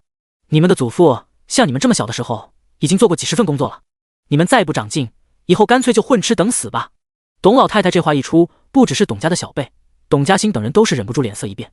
混吃等死就意味着禁止进入董氏集团，失去了董家的接班权，只能靠董家基金会每个月发放的补助维持生活，过一些普通人的生活。董老太太不管他们，看向陈思思，认真的问：思思，跟外祖母说，你喜欢去哪个部门，明天就开始到董氏集团上班吧。话音落下，董家众人的脸色再次大变。老太太，这是要培养陈思思啊？陈思思微笑的说：外祖母，我在外面开了家小公司，平时已经快要忙不过来了，所以董氏集团的工作恐怕我无法胜任。这个回答出乎了所有人的意料，陈思思居然拒绝了老太太。丫头，你是认真的吗？董老太太也是诧异的望着陈思思。陈思思点了点头：外祖母，我是认真的。董家有舅舅他们在，肯定会蒸蒸日上的，以我现在的能力也帮不上什么忙。董老太太不再说话，而是静静地打量着陈思思。陈思思表现出的成熟和沉稳，让她非常的意外，同时也十分的欣慰。显然陈思思清楚这个时候进入董氏集团将会卷入多大的漩涡里面，与其那样，还不如暂时退出。丫头啊，既然你想清楚了，那我也不能勉强你，但是董家有困难，你必须无条件的回来帮忙，因为你跟他们一样都是董家人。董老太太语重心长地说。听得这话，陈思思突然有些惭愧，感觉她的那点小心思都被外祖母看透了，但外祖母却没有说破，反而还给她留了一条重新回归的后路。外祖母，我会的，只要董家有困难，我肯定第一时间回来帮忙。陈思思信誓旦旦地做出保证。董老太太重重地点了点头，好，那就好，有你这句话就行了。就这样，陈思思以董家众人始料未及的方式暂时离开了董家。不过陈思思拒绝进入董氏集团，并没有让董家兴彻底放心。董家兴的独栋小洋楼里，他正在对3个儿子进行训话。你们不要天真的认为以后董氏集团一定是你们的。老太太对陈思思的态度你们也看到了，你们好自为之吧。董丽红，董家兴的大儿子，转着眼珠子说：爸，嫁出去的女儿泼出去的水，只要陈思思嫁了人不就行了吗？你在说什么？你没看到那小白脸对陈思思唯命是从的态度吗？董家兴微微皱眉，肯定不能是那个小白脸啊。京都这么多家族，陈思思又长得这么漂亮，很多公子哥都看得上她的。董丽红一脸坏笑地说。董家兴这才明白了董丽红的意思，你终于开窍了，这个主意不错，你们马上去给陈思思挑选一个联姻家族。爸，奶奶那关恐怕不好过呀。董丽红说出了她的唯一担心，到时候生米煮成了熟饭，恐怕陈思思都没意见，老太太还能有什么意见？最好安排一个董家惹不起的家族，那样一来，老太太也会忌惮3分的。董嘉欣越想越觉得这主意妙极了，只要让陈思思嫁人，就不会再有人可以威胁到她未来家主的地位。第61章，真假邀请函。香山路园，陈思思吃过饭后就跟洛川离开了董家，直接返回别墅，准备晚上的美夜盛会。路上，洛川一言不发。回到别墅，陈思思直接把洛川拉住：“川哥哥，你生气了？”“没有啊，我为什么要生气？”洛川一脸茫然地望着陈思思。陈思思眨了眨大眼睛：“因为我莫名其妙就放弃了进入董氏集团的机会啊。”洛川顿时笑了：“你这样做肯定有你的道理啊。”陈思思心头瞬间涌起感动，呢喃地说：“因为我不想就这样放弃了艾斯日记，那是我和你的心血结晶。而且现在进入董氏集团，舅舅他们会戒备着，我会寸步难行。虽然下一次机会还不知道什么时候才能出现，但是他也只能耐心等待。”此时突然空降董氏集团，除了给董氏集团带去没必要的内耗外，不会有任何的好处。我觉得你说的很有道理，完全不算莫名其妙啊。洛川笑着说：“哼，川哥哥，你肯定早就猜到了这些是不是？不理你了。”陈思思扬怒般转身走开，忽而又折返回去。洛川根本反应不过来，只觉得脸颊被什么柔软的物实印了下，然后陈思思就羞红着脸跑开了。时间悄然来到了傍晚时分，陈思思盛装打扮来到楼下，让洛川眼前一亮。饶是之前跟陈思思住在一起的每一天都在惊艳陈思思的美丽，此时此刻他还是被惊艳到了，只觉得仿若天仙下凡，美艳不可方物。洛川把早就准备好的项链拿出来，一时间有种项链配不上陈思思的感觉。陈思思望着散发着璀璨光芒的蓝宝石项链，先是一怔，而后难掩欣喜，双手捂住小嘴，又大又亮的眼眸瞬间湿润了。洛川走上前，温柔地给陈思思戴上：“真漂亮，川哥哥，谢谢你。”陈思思拿起蓝宝石项链，越看越爱不释手，这可是他们的定情信物啊。洛川笑着摇摇头：“不，还没有你的1/1000漂亮。我要努力赚钱，以后给你买更好更漂亮的。”“川哥哥，你真好，我不要更好更漂亮的，只要有你一直在身边，我就知足了。”陈思思动情地说。洛川轻轻地捧着陈思思的俏脸，郑重地许下誓言：“思思，我会一直在你身边的，直到永远。”旋即四目相对，动情的唇印在了一起。良久，洛川神清气爽的驱车驶出别墅。车子刚刚离开小区，一辆大奔拦在了他们的面前。随着车窗徐徐摇下，只见这辆奔驰 GLE 350的主驾驶上坐着的是徐家豪。徐家豪直接无视洛川，看着副驾驶的陈思思说：“思思，坐我的吧，他那辆破车看着都寒碜。”陈思思又不是没见过奔驰，完全不为所动，冷冷的回道：“把车挪开，你挡着我们了。”见说不动陈思思，徐家豪无奈的转向洛川：“小子，你瞎掺和什么呀？你有邀请函吗？如果我有邀请函的话，你能马上滚开吗？”洛川淡淡的发问。徐家豪浮夸的把大半个身子都探出车窗外，大声的笑道：“你说什么？你再说一遍。就你还想拿到邀请函？你是不是出门的时候脑袋被夹了呀？”洛川不想废话，一脸平静的拿起邀请函，隔着车窗摇晃了几下。徐家豪定睛看去，笑声戛然而止。乍一看，居然跟他的邀请函一模一样，但是转念间，徐家豪就否认了这种可能。“你真是一条可怜虫，拿不到邀请函，居然跑去自己复印一张，你以为这样就可以蒙混过关了吗？”徐家豪冷嘲热讽道：“是真是假，到了宝格丽酒店就能知道。好狗不挡道，你究竟滚不滚开？”洛川挂上空挡的同时，一脚踩上油门，发动机空转，发出刺耳的轰鸣声，把徐家豪吓了一大跳。这辆奔驰虽然是买来的，但是撞坏了，他可修不起啊！小子，有种别跑，在宝格丽酒店门口等着我，我倒是要看看你凭着这张假的邀请函能不能进去。说着话，徐家豪不敢怠慢，赶紧把车往后倒去。洛川懒得理他，方向盘一摆，直接飞驰而出。京都宝格丽酒店，时间来到晚上的8点，陆陆续续有人进场了。这场活动的安保措施非常严格，进去的每一个人，无论是谁，都必须出示邀请函。待保安确认过邀请函上的名字在举办方的邀请名单里面后，才会把人放进去。保安张远此时有些紧张，他也是今晚才知道会这样检查的。这样一来，他偷偷给出去的那张邀请函就成了假的邀请函，因为那个名字根本不可能出现在举办方提供的邀请名单里。事已至此，他又不能临时往邀请名单里加名字，只能见机行事。好在他有那个人的照片和姓名，上班前他已经记住了那个人的长相，只希望那个人来的时候不要出什么岔子。胡思乱想间，等待进场的人群突然爆发出阵阵惊呼。循着声音的源头找去，张远看到了一个貌美如花，好像从画里走出来的女人。这些惊呼像是在惊艳女人的绝美容颜，又像是在惊讶女人胸前的天价项链。总之，女人一出场就吸引了所有人的注意，真是个世间罕见的美女啊！谁要是娶了这样一个女人回家，估计做梦都会笑醒的，简直不要太幸福了。很多人一念至此，目光自然而然落在了女人挽着的男人身上，随即他们不由得失望透顶。普通，实在是太普通了。女人自然是陈思思，而男人无疑是洛川。洛川对众人的目光早有准备，没有放在心上，带着陈思思径直朝着张远走去。这个时候，张远认出了洛川，正是他的干儿子，要他帮助弄邀请函的目标人物。张远不禁庆幸洛川有位美丽动人的女伴，吸引了所有人的注意，让他得到了可以操作的空间。可是下一刻，徐家豪3步并作2步冲了上来。徐家豪一把抢过洛川的邀请函，塞到张远的手里。快点，给他好好查查，在不在邀请名单上。第62章，真的进不去。张远真想骂脏话呀！本来他还想着让洛川蒙混过关的，不成想半路杀出来一个程咬金，把事情都戳破了。此时再想叫洛川糊弄过去就不行了呀！众目睽睽之下，张远可不想因此丢了饭碗，只能把洛川的邀请函递给主办方的工作人员。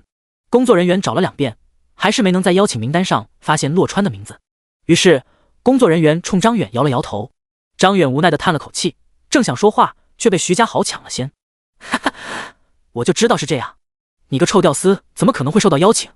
你这邀请函果然是伪造的。此话一出，围观的众人都是惊了。毕竟洛川的身边可是一位绝世美人啊，身上的衣服虽然不是当季的，但是也能依稀看得出来是高端牌子货，而胸口处的蓝宝石项链就更是雍容华贵了，不是真正的有钱人根本不可能买得起。像这样的女人，她的男伴怎么会拿着伪造的邀请函啊？原来是个骗子啊！人们迅速下了判断，因为本来他们就觉得洛川配不上陈思思，尤其是那些西装革履的男人，更是觉得一朵鲜花插在了牛粪上。美女，醒醒吧，他是个骗子啊！对啊，不要再上当了，小子，还不放开我的女神，马上给我撒手！一时间，这些人居然夸张的口诛笔伐起来。洛川不由得惊奇的睁大了眼睛，看傻子一般看着这些男人。他不就是没有邀请函，弄了张假的吗？怎么就成骗子了？他想得到真的邀请函又不难，就是吹个牛的事。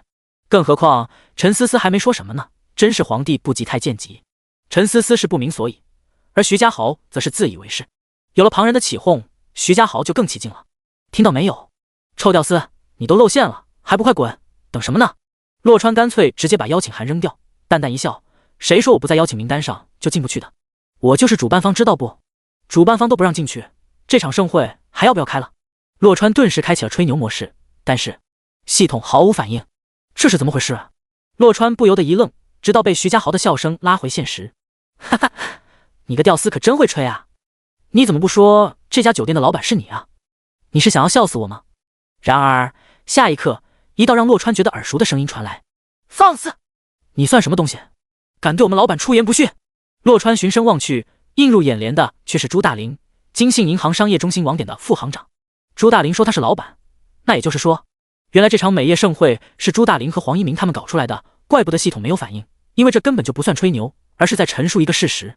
朱大林和黄一鸣的背后金主就是他洛川，所以可以毫不夸张地说，洛川才是这场美业盛会的真正主办方。洛先生，您怎么来了？我们还想把事情办成以后给您一个惊喜呢。朱大林生怕洛川误会，慌不迭解释一番。洛川点了点头，你们事情办得不错，继续再接再厉。见洛川没有怪罪他，朱大林松了一大口气，随即他一脸铁青的扭头看向拿着邀请名单的工作人员。瞎了你的狗眼了，这是洛先生。洛先生需要什么邀请函？你是不是不想干了？工作人员顿时一脸委屈。朱先生，我不知道洛先生啊。那你现在知道了吗？还敢顶嘴是吧？朱大林气得牙痒，这家伙真是一点眼力见没有，吃个哑巴亏背一下锅怎么了？工作人员当即不敢再说话，小鸡啄米般点头。朱大林重新转回洛川，微微躬身，做了个向前的手势。洛先生，您快这边请。本来以为这事终于可以告一段落了，谁知道徐家豪再次说话了。不行，你们怎么可以让一个骗子进去呢？还有没有天理了？朱大林当场气炸了，扭头就骂：你给我闭嘴！你个傻逼玩意儿，你算哪根葱？还敢在这里指手画脚？来人，把这个蠢货给我扔出去！工作人员得令，恨不得马上将功补过，招呼了声张远，就冲上去把徐家豪给按住。徐家豪举起手里的邀请函，大喊抗议：你们要干什么？你们不能这样做的，我有邀请函的，我的邀请函是真的呀！朱大林厉声喝道：是真的怎么了？得罪了洛先生的，一个都别想进去，把这个傻逼给我扔远点！谁敢放他进去，我就让谁吃不了兜着走！就这样，徐家豪被扔到了外面。张远还留下了2个人，专门盯着徐家豪。徐家豪趴在地上，彻底蔫了。这个时候，他才猛然意识到，洛川竟然不是骗子，更不是吊丝，怎么会这样？他真的是主办方？完了，彻底完了！我输了，我的思思没了呀！而此时，宝格丽酒店里面，大会的现场已经聚集了不少人，一片热火朝天的景象。洛川让朱大林先去忙，不用在意他，也不要跟任何人透露他的身份。他今晚到这里来，不是来当什么主办方的，而是来陪陈思思的。川哥哥，你到底还有什么秘密是我不知道的？陈思思眨巴着大眼睛，既惊又喜地望着洛川。他万万没想到，今晚这场盛会的主办方竟然就是洛川。我其实事先也不知情，我不是在朱大林那家银行存了点闲钱吗？想着做点投资什么的，让他如果有好的项目带我一个，所以我应该只是主办方之一而已。洛川一脸真诚地说：哼，你就是个大骗子，不说就不说嘛。陈思思没有生气，反而把洛川的手臂搂得更紧了些。他只要知道洛川是喜欢自己的，想要跟自己在一起的就足够了。突然，一个熟悉的声音在身后响起：哟，这不是陈家大小姐吗？怎么打扮的跟只白天鹅似的，来当礼仪小姐的吗？你这是准备一会儿亲自给我颁奖吗？那我可太开心了啊！第63章，天价美容仪。对陈思思来说，这个声音实在是太熟悉。女人不是别人，正是刘丽。陈思思缓缓转身，从容而淡定地说：刘丽，你就这么不自信吗？看到我出现，你激动成这样，是生怕我抢走了你的风头吗？说着话，陈思思目光落在刘丽的西装前襟处。黑色的西装本来给人一种英姿飒爽的感觉，可是穿在刘丽的身上却变了味道。因为在西装的里面没有任何打底衫，只有白花花的一片，以及分割开来的南北半球。正常男人见了，恐怕都会心生探索星球背后的念想。这样的打扮，自然而然让刘丽出尽了风头。可是陈思思根本就不想要这样的风头，档次实在太低了点。闻言，刘丽俏脸变了变：陈思思，任凭你如何牙尖嘴利，今天晚上你都只会一无所获。恐怕孤陋寡闻的，你还不知道今天晚上这场美业分享会分享的是什么吧？陈思思淡淡一笑：我的耐心向来很好，再迟也迟不过今晚，总会知道的。见陈思思不为所动，刘丽顿时有些泄气。不过很快，刘丽又挑衅十足的重新开口：这就是你和我的区别，赢家和输家的区别。输家永远在等待，最后只有眼睁睁看着赢家胜利的份。顿了下，他继续道：反正我已经收入囊中，也不怕透露给你知道。今晚这场盛会分享的是一种非常厉害的美容仪，可以瞬间祛痘祛斑，简直秒杀市面上的所有仪器。美容仪吗？洛川接过话来，顿时觉得他有些后知后觉。搞了半天，原来朱大林跟黄一鸣弄出这场美业盛会，就是给他的美容仪做推销的呀。能够瞬间祛痘祛斑的美容仪，市面上除了他的美容仪，就不可能有第二家了呀。刘丽转而把目光落在洛川的脸上，得意地说：没错，我早就跟主办方谈好了，他们已经把手上所有的美容仪都卖给我了。居然还有这种事！洛川微微一愣，关于此事他竟毫不知情。不过转念一想，这根本不算事，卖给刘丽就卖给刘丽吧，只要刘丽不怕砸在手里，还可以卖更多给他。你在主办方内部有人？洛川故作惊讶道。刘丽不置可否，总之今晚只有唯一的赢家，那就是我。洛川并不是真的好奇，没有刨根问底，而是笑了笑：那祝您美梦成真喽。噗嗤，陈思思一下子就被逗乐了。显然洛川这是委婉的表达刘丽在做梦呢。你，刘丽撒手锏就被呛住了，只能恶狠狠地说：你们给我等着，多说无益，你们睁大眼睛等着看吧。说完，刘丽脸色铁青的转身走开了。待刘丽走远了，陈思思才有些担忧地说：川哥哥，我也听说了，最近市面上确实出了一款美容仪，祛痘只需1分钟，祛斑也就是吃口饭的时间。你想把这款美容仪引进公司？洛川不答反问。陈思思想了想，其实不是很想，起码暂时不会涉猎美容仪那一块，我现在只想专心做好面霜产品。但是我又不想看到刘丽真的赢了。哦，这样啊，你放心，我出门前算了一卦，今晚他赢不了，只会输得一败涂地。洛川信誓旦旦地说。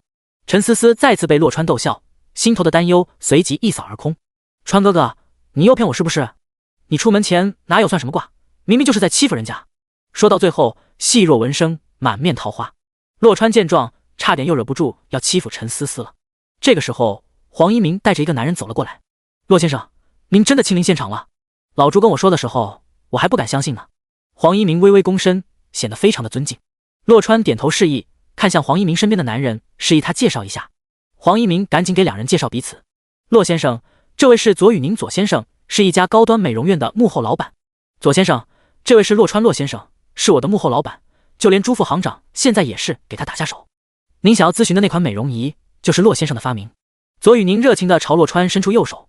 骆先生您好，我一直都想要见您，却始终没机会。洛川轻轻握了手，用眼神询问黄一鸣这是演的哪一出。黄一鸣立马解释，是这样的，骆先生，您之前的那10台美容仪我已经卖出去了8台，还有2台等等用来展示。左先生想知道还有没有更多的美容仪？这个问题黄一鸣哪里敢随便回答。要知道洛川发明的美容仪简直堪称神器，不是随随便便就能弄出来的。洛川这才明白了左宇宁找他的目的是什么。更多的美容仪当然有，就是他吹个牛的事。放在之前，洛川还有点担心这个牛皮会吹爆了，现在有了万泰集团，他就不怕了。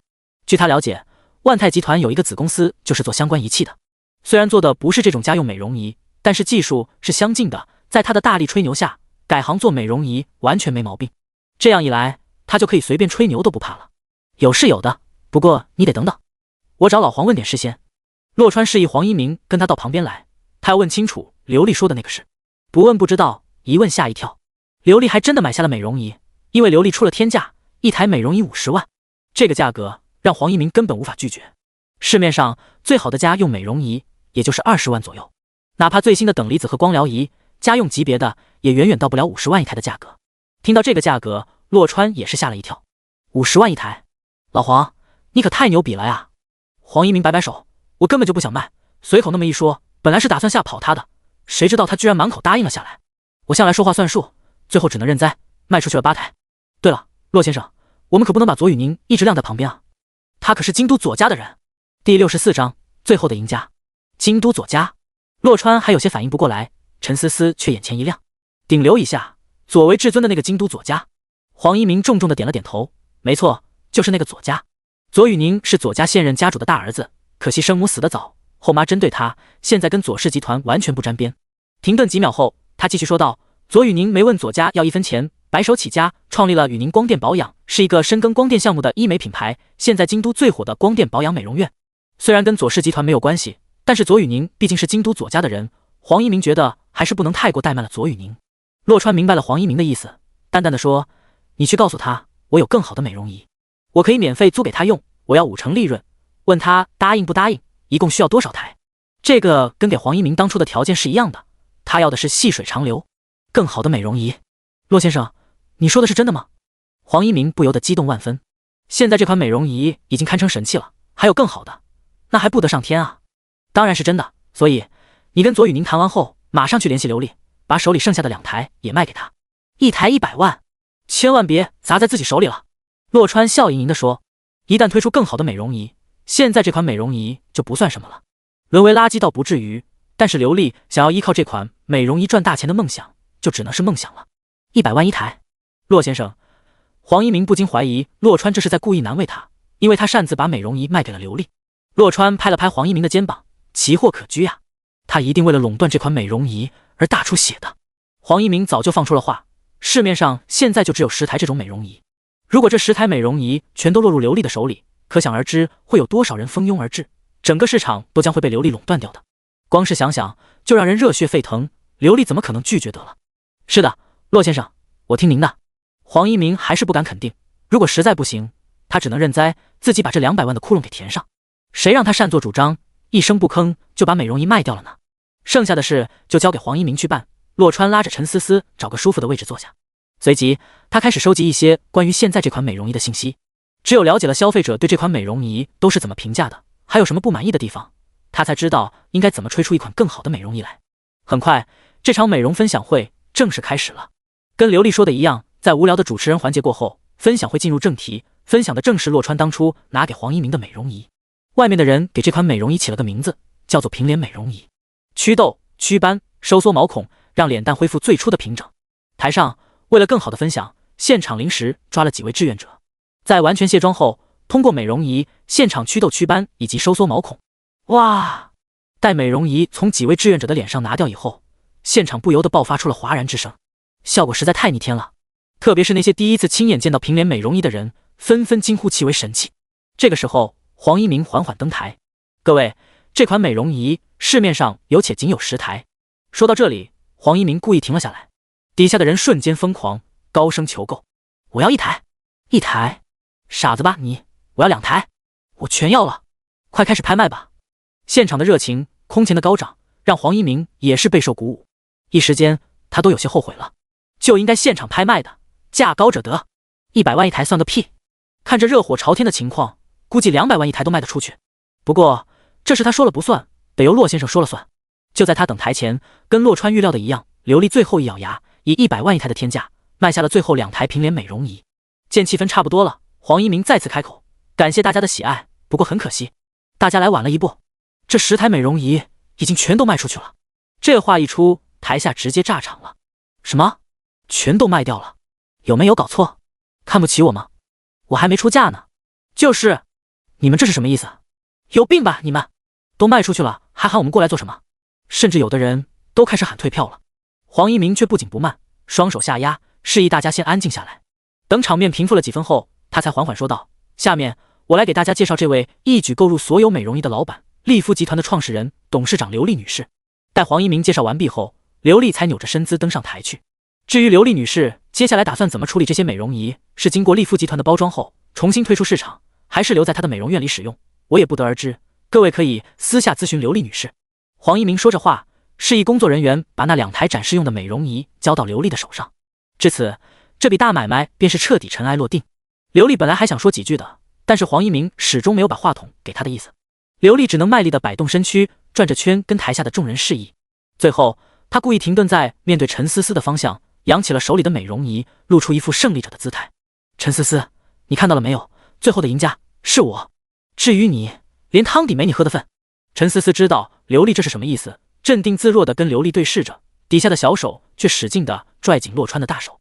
黄一鸣见刘丽不识趣，还不肯下台，也不再管他，直接宣布：各位，接下来才是今晚的重头戏，让我们用最热烈的掌声欢迎我们这款美容仪的发明者、幕后老板上台说话。随着黄一鸣的话音落下，洛川缓缓起身，现场的所有人，包括陈思思在内，全都屏气凝神，等待着洛川的登台。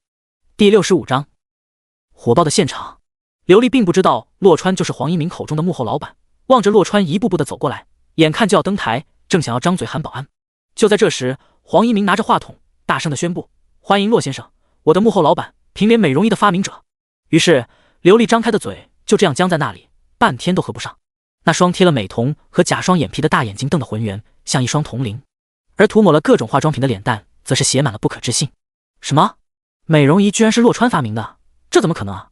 洛川不理会呆若木鸡的刘丽，径直走到舞台的最前面，扬起手跟台下众人打招呼。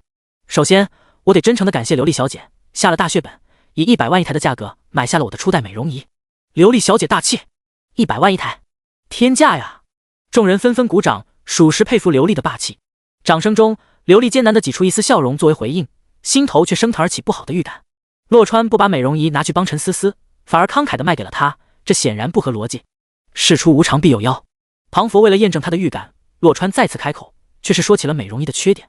谢谢大家对这款初代美容仪的喜爱和包容，虽然性能不俗，但是缺点同样不少。第一，它每天只能工作8个小时，至多可以祛痘20次、祛斑10次、收缩毛孔10次。第二，它每周必须停机保养2天。这就是我为什么把它卖给刘丽小姐，太娇气了。叮，监测到宿主吹牛成功，已经转为现实。众人一听这话，顿时哭笑不得。一天8小时，每周休2天，这不是跟公务员上班一样吗？而且每天只能祛痘20次，祛斑更少，可不就是娇气吗？对此，众人完全不觉得洛川是在吹牛，反倒是觉得这才合理啊。要不然，这款美容仪能够一天到晚不停歇的工作，每次祛痘还只需1分钟，那还不赚疯了呀？那就真的是能上天的神器了啊。现在听洛川这样一说，众人才有了现实的感觉，知道了这款美容仪终究只是一件凡器。可是这话落到刘丽的耳中，差点叫她瞬间泪奔。一天只能祛痘20次，也就意味着一天最多只能接待20个客人，很多情况下根本达不到20。更要命的是，这美容仪每周还得罢工2天，也就是说每个星期都有2天是赚不到钱的。而让刘丽无奈的是，洛川是这款美容仪的发明者，他说什么肯定就是什么呀。洛川的身后，黄一鸣却是万分庆幸，亏得之前他为了搞饥饿营销，限定了每天接待的顾客从来没有超出过20个，累计使用时间也从未超过8小时。不过这种饥饿营销带来的好处也是非常明显的，客单价屡创新高，每天都有接待不完的顾客，每天都赚得盆满钵满。他不知道的是，洛川正是基于他的这种使用情况才吹的这个牛。至于台下的观众，此时回过味来都是十分不解，自吹自擂的见多了，自曝短处的还是真是头一回见。骆先生，你为什么要贬低自己发明的美容仪啊？对啊，这要是传了出去，谁还会去用您的美容仪啊？骆先生，你知道自己在做什么吗？骆川扬了扬手，示意大家稍安勿躁。随即他娓娓道来，我是一个诚信的人，做不到的事情当然要让大家知道啊。更重要的是，我现在已经研发出了更好的美容仪。随着最后一个字音的落下，现场瞬间跟炸了锅似的。什么？更好的美容仪？原来骆川说了这么多，是为了宣传他的最新款美容仪。意识到这点后，台下的众人一时间难掩激动，因为这就意味着他们有机会了啊。而刘丽听到这话后，瞬间崩溃，直接瘫坐在地。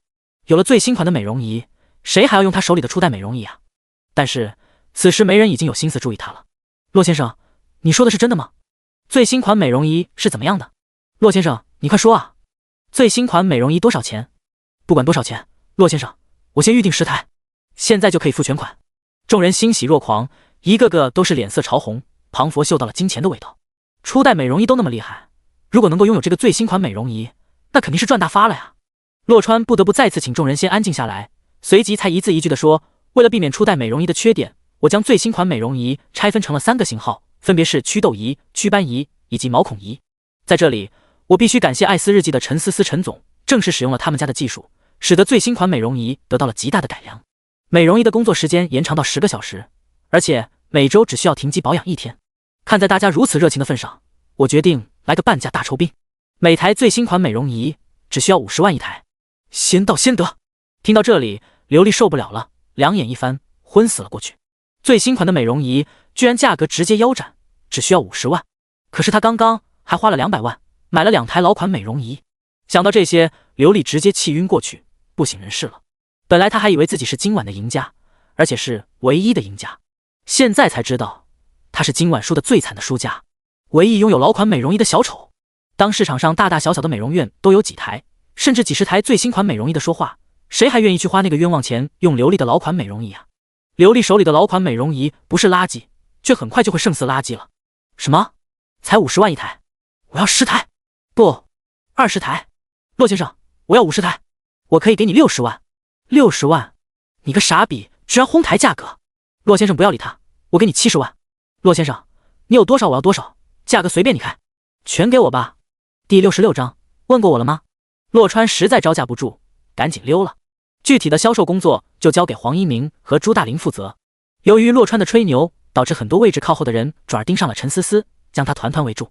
因为骆川刚才说了，最新款美容仪用的是艾斯日记的技术，所以说买不到美容仪的话，可以转而购买艾斯日记的技术。实在不行，拿到技术的使用授权也是可以的。很快，陈思思就成为了现场瞩目的焦点，成为了今晚最大的赢家。朱大林的反应也快，知道陈思思跟骆川关系匪浅，当然不敢让这些人冲撞到陈思思，调来大量保安，将陈思思保护在中间。刘丽好不容易被抢救过来，刚坐起身，见到这一幕，再次急火攻心，晕死过去。他还嘲笑陈思思将会一无所获，现在却发现陈思思才是那个赚到手软的最后赢家。陈思思虽然信任骆川，但是对此毫无准备，根本没有办法对众人的热情做出回应，说了些滴水不漏的话后，也是慌忙逃出了包围圈。酒店外面，陈思思见骆川正笑盈盈的等着他，又好气又好笑的快步走过去。川哥哥，你真是坏死了，就不能提前告诉我，让我有个心理准备吗？闻言，骆川觉得自己真是有苦难言啊，他也是临时决定吹的牛，哪里会提前知道啊？陈思思没有真的怪罪骆川的意思，双手轻轻的趴在骆川的胸口，扬起绝美俏脸。川哥哥，我有种很不好的感觉呢。什么不好的感觉？骆川微微皱眉。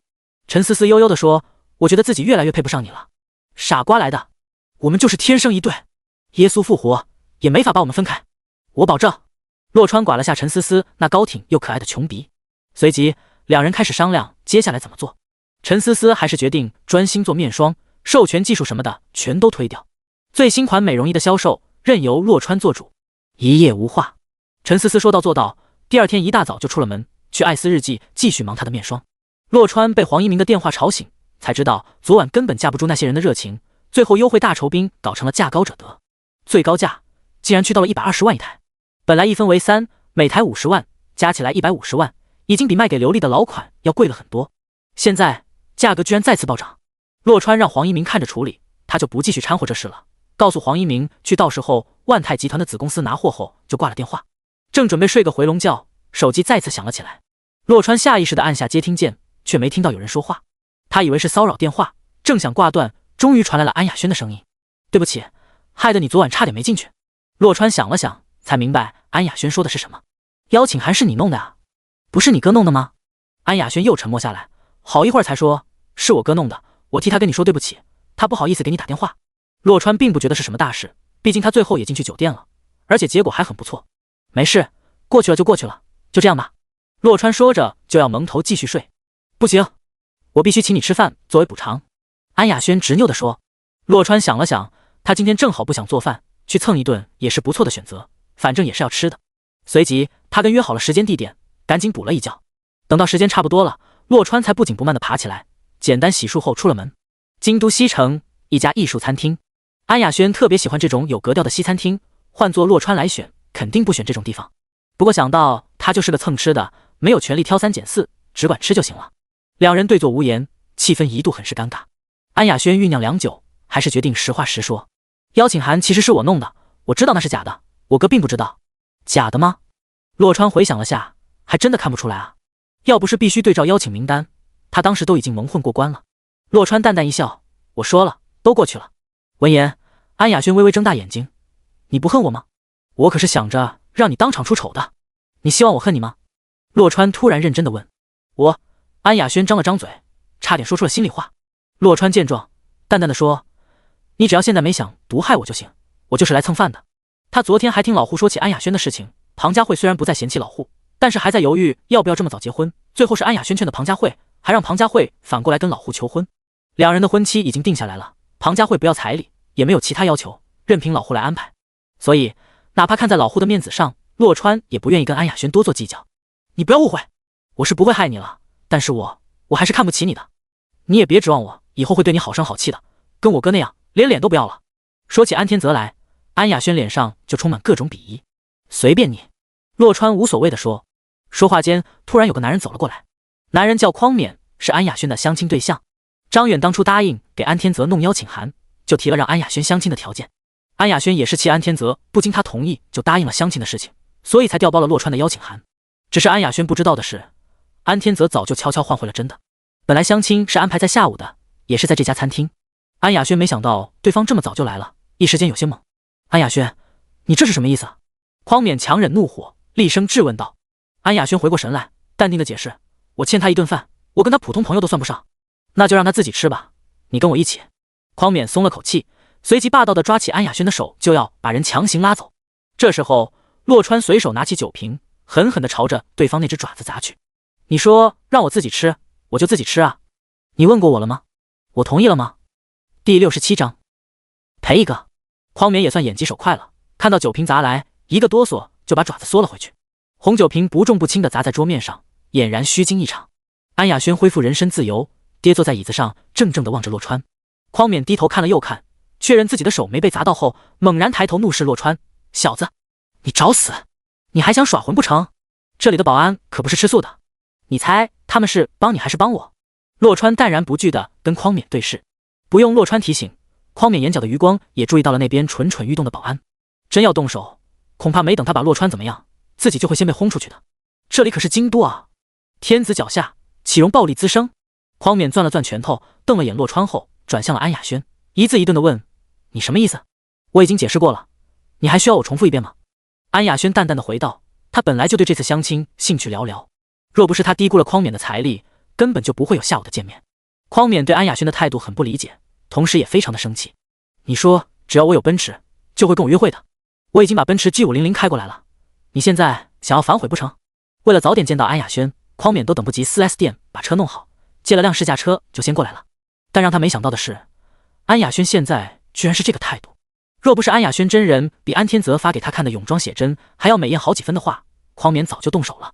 安雅轩瞥了眼洛川，抿了抿红唇，随即才跟匡勉说，你做到了的话，我自然会跟你吃饭的，但不是现在，我们是约了时间的，现在还没到呢。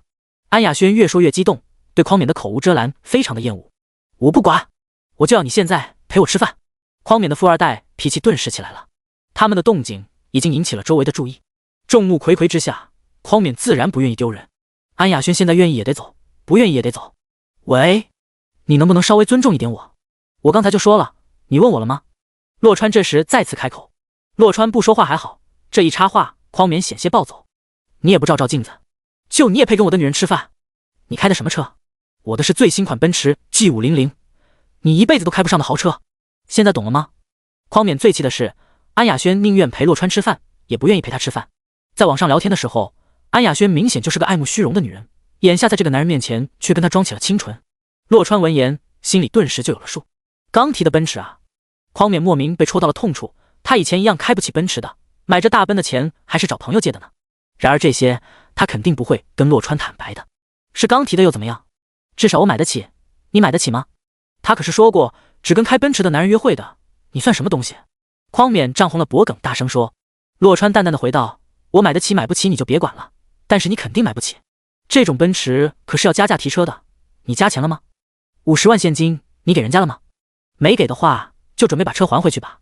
监测到宿主吹牛成功已经转为现实，这种提车的时候突然要求加价的事情，奔驰干起来简直轻车熟路，洛川吹这种牛自然也是轻而易举。加什么钱？你知道什么？你开过豪车吗？我可是花了163T 的车，还加个屁的钱啊！你以为是小日子那种廉价面包车吗？匡冕不屑地说。可就在他说完这话的时候，手机突然响了起来。匡冕微微皱眉，还是接了。电话那头是奔驰经销商的销售经理。匡先生，请您马上把我们的试驾车还回来，您的购买手续并没完成，还差50万现金。什么？匡冕顿时惊讶地瞪大眼睛看向洛川，居然被这小子说中了，真的还要加钱，而且还是50万现金。他有个屁的50万现金，买车的163万都是他找朋友东拼西凑借来的，现在不可能再搞来50万了，连5万都是个问题。见匡冕不说话，销售经理再次开口，匡先生，我限你10分钟内把车还回来，否则的话我们就要报警了。报你妈的警！我现在马上回去，看我怎么收拾你们！匡冕气得想要摔手机。小子，你给我等着，我不会放过你的。放下这句狠话，匡冕都不敢去看安雅轩，赶紧灰溜溜的走了。安雅轩离得近，把销售经理的话听得一清二楚。等匡冕走后，他不由得看向洛川，有些惊讶的问道，你能指挥得了奔驰公司的人？怎么可能？这次是你运气好，刚巧他买车那家经销商老板的老婆要求我办点事，就是昨晚宝格丽酒店的那些人里面的一个。洛川随口又吹了个牛。哦，安雅轩恍然，忽而又抬头，脸上带着几分愠怒。你赔我一个奔驰男？洛川怔了下，然后苦笑的摇摇头。所以我刚才就不应该帮你是吗？就算要帮，也没必要把人家的脸都打肿了吧？我还想着下午再跟他相亲呢。你以为现在一个奔驰男很好找吗？安雅轩气鼓鼓地说。洛川看了眼安雅轩，淡淡的说，你坚持要我赔，那我就赔你一个，不过只能先欠着。可以，但你最好说到做到，要是成了老赖，我这辈子都不会放过你的。安雅轩咬牙切齿地说。洛川点了点头，开始大快朵颐。酒足饭饱，安雅轩先起身走了，似乎懒得跟他多待1分钟，请他吃饭就是走个过场。洛川没有放在心上，不紧不慢地起身离开。手机突然响了起来。洛先生您好，我是京都奔驰龙兴汽车销售服务公司的杨大力。那个叫匡冕的小子我已经让人轰走了，不过您放心，车子肯定是没让他提走的。您看这样处理您还满意不？第68章叶立峰。洛川点了点头说，如果可以的话，帮我跟其他经销商打个招呼，整个京都的奔驰店我都不希望有人以低于200万的价格把车卖给他，绝对亏了的可以让他们来找我拿钱。杨大力怔了下，还是答应了下来。洛先生放心吧，这事不难。据我所知，那小子家里没有什么背景，就是有点小钱而已。闻言，洛川笑了笑，想想也是，如果不是稍微知道点底细，恐怕杨大力不会如此不遗余力的帮忙。稍作思索，杨大力又说，洛先生，其他的我不敢说，但是我可以保证，这个叫匡冕的这辈子都别想在京都开上奔驰。洛川淡淡一笑，杨老板，你这样做是想要跟我交换些什么呢？话都说到这份上了，杨大力也没有废话，直截了当的说，洛先生，能不能给我来2台美容仪，每样来2台就行，价格好商量。每样来2台就是6台。为了6台美容仪，杨大力居然连加价提车这种大好事都不干了，可想而知美容仪背后蕴含的生意有多大。见洛川沉默着不说话，杨大力着急的补充道，洛先生，您可能有所不知，这美容仪在名媛圈都抢疯了，特别是影视圈那些女明星，托了各种的关系，说什么也要搞到1台带身边。现在越传越离谱，已经有人在说，谁能拿到1台美容仪才算是真正的名媛，否则就是那种拼单团购的伪名媛。洛川听完不禁摇了摇头，贵圈是真乱啊。美容仪我可以答应，每样拿2台给你。至于多少钱一台，你让你老婆找黄一鸣去，把你们店的地址发我，我一会儿就拿过去给你。这是他吹的牛，肯定得由他自己来善后。如果杨大力说的都是真的，那现在黄一鸣肯定忙疯了，可没那闲工夫当跑腿。反正他这会儿闲来无事，跑一趟去看看奔驰也不错。骆先生，还麻烦您亲自送过来，我这可怎么承受得起啊？杨大力顿时受宠若惊地说。行了，等着吧。骆川说完挂了电话。他其实还有另一层考虑，陈思思以为他不知道，每天早早出门都是打车去的公司，是时候给陈思思配一辆车了。现在奔驰有熟人，如果能降点价，那就是个不错的选择。不过就怕到时候陈思思不接受啊，要不要买了以后把奔驰标给抠掉呢？这边骆川正想着给陈思思买辆奔驰抠掉标，另一边同一时间也有人要给陈思思买车。华茂大厦，陈思思刚开完会，正想要喝杯咖啡稍作休憩，手机突然响了。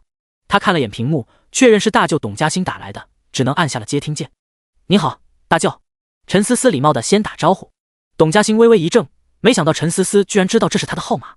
回过神来，他笑着说，思思啊，我知道你忙，所以就长话短说了。你给董家立下大功，老太太说要奖励你一辆车，我已经让小红到丰田西城店里等你，你现在就过去一趟吧。陈思思想也不想就拒绝道，谢谢舅舅，您的心意我心领了。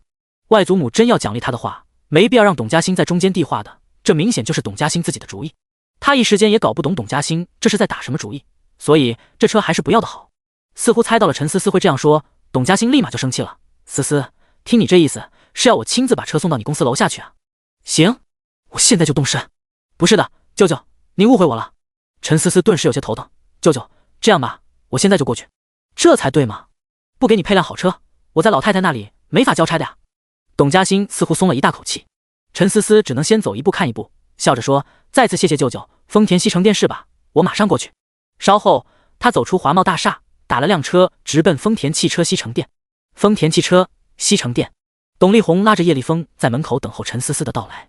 叶立峰所在的京都叶家跟董家差不多，都是京都的三流家族，但是叶立峰有个姑姑，跟大唐集团那位关系匪浅。当然了，董家这个级别的家族也得不到更确切的信息，纯粹就是赌一把。如果传言是真的，把陈思思嫁到叶家去，对董家来说是百利而无一害的。哪怕传言只是传言，陈思思一旦嫁出去，就没机会再掺和董家的事情了。不过眼下叶立峰有些不大情愿，毕竟他跟董家根本就不熟，跟董力宏也就是昨晚一起喝了一顿酒，睡了几个妞的交情。峰哥，相信我，见到真人，你一定会觉得出来等是值得的。董力宏此时也是有些后悔，没有搞到一张陈思思的照片，让他不得不费了好多唾沫星子。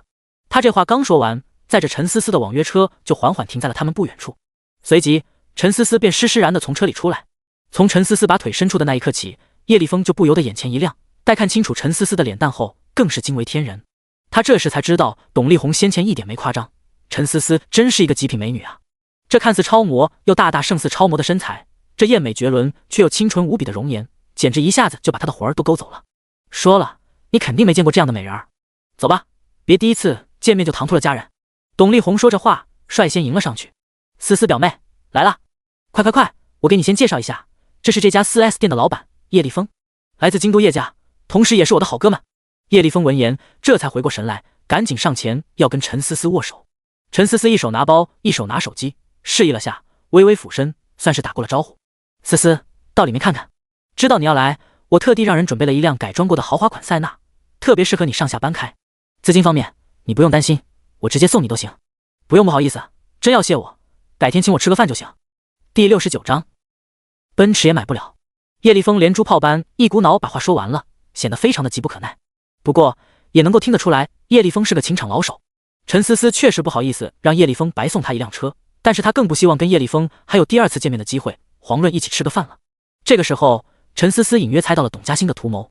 陈思思摆了摆手，直接拒绝，不用了，我想想还是算了，打车挺好的。董力宏一听这话，顿时急了，陈思思，你这是几个意思？这可是老太太给你的奖励，你现在是不是连老太太都不放在眼里了？停了几秒，他又接着说，还是说你想要我们董家一直欠你人情，留着以后找机会进董氏集团用呢？叶立峰这会儿也是冷静了下来，意识到刚才太猴急，让陈思思生出了警惕。喂，董力宏，你怎么跟思思说话呢？信不信我抽你？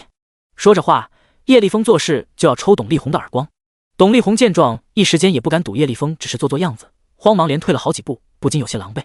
叶立风却立马转向了陈思思，不一定要提车的，不来都来了，先进去看看吗？就当是给我一个面子。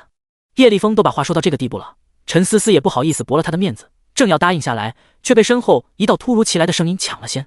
给你面子，你能怎么着？不给你面子，你又想怎么着？听到这个熟悉的声音，陈思思豁然转身，满脸欣喜。其实内心深处，她并不想给叶立风面子，她甚至非常讨厌别人拿这种话来强迫自己。只是她一向都习惯不激化矛盾，但是此时洛川一上来就激化了矛盾，不但没让她觉得不妥，反而让她藏在心底的情绪得到了释放。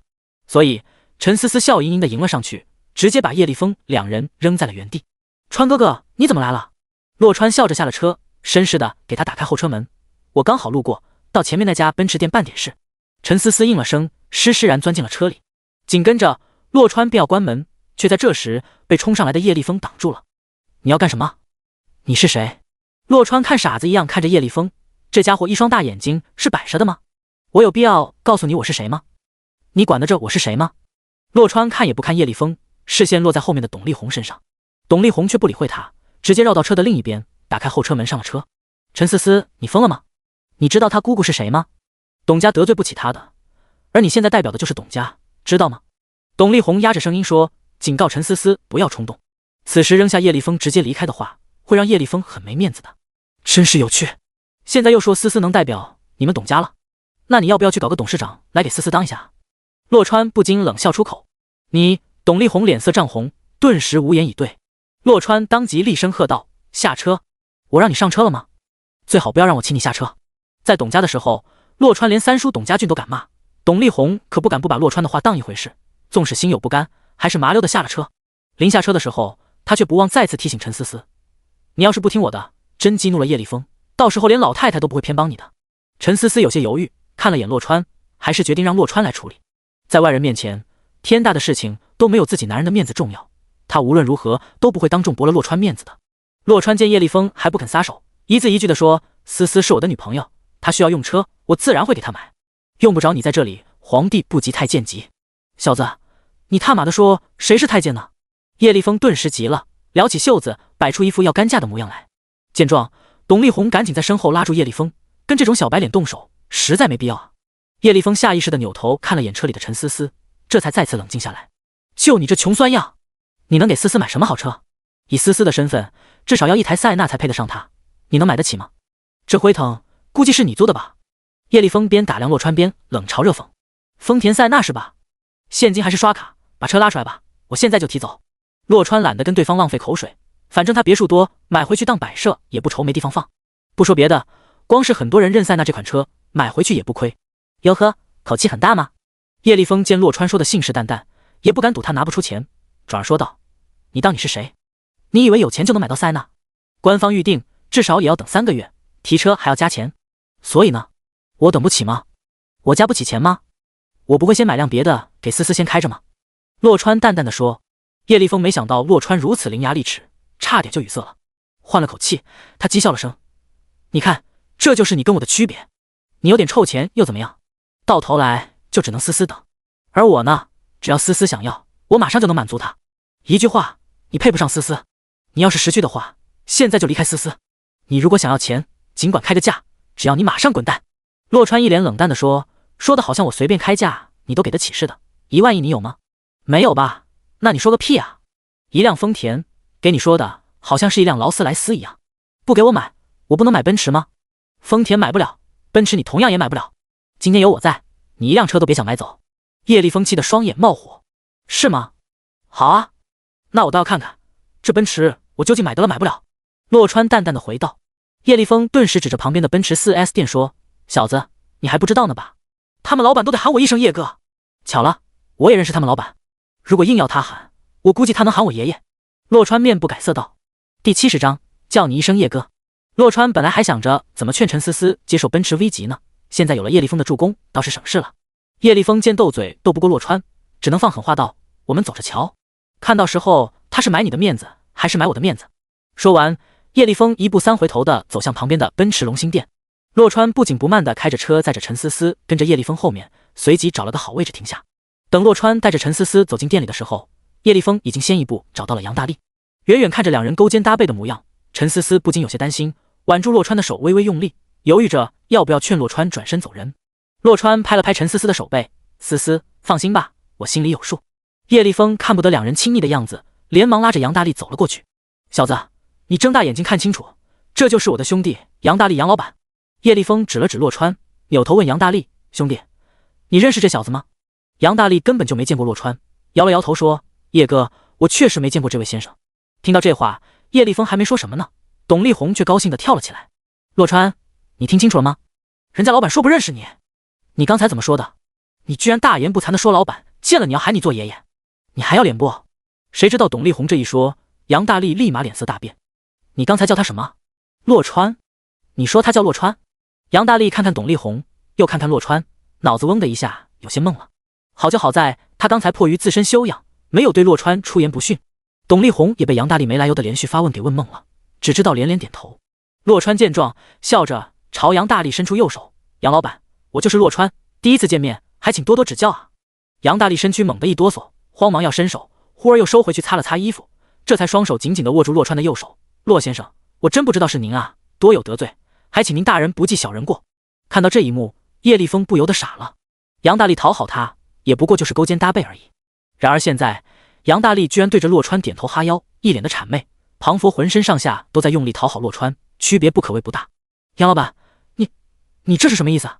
叶立峰完全不敢置信地说。闻言，杨大力看看叶立峰，又看看洛川，眼里带着几分询问。事情是这样的，我想给我女朋友买辆车，结果这家伙不让，还说什么丰田我买不了，奔驰更买不了。洛川尽量简单地说了下。杨大力也是见过世面的人了，一听这话，哪里还听不出来叶立峰跟洛川起了冲突，所以接下来就是他站哪一边的问题了。听到洛川的话，叶立峰立马就来了脾气，你就是买不了奔驰，姓杨的，今天一辆奔驰都不准卖给这小子，听到没有？叶立峰不说这话，杨大力还真不好下决定，而一听到这话，他瞬间就有了决定。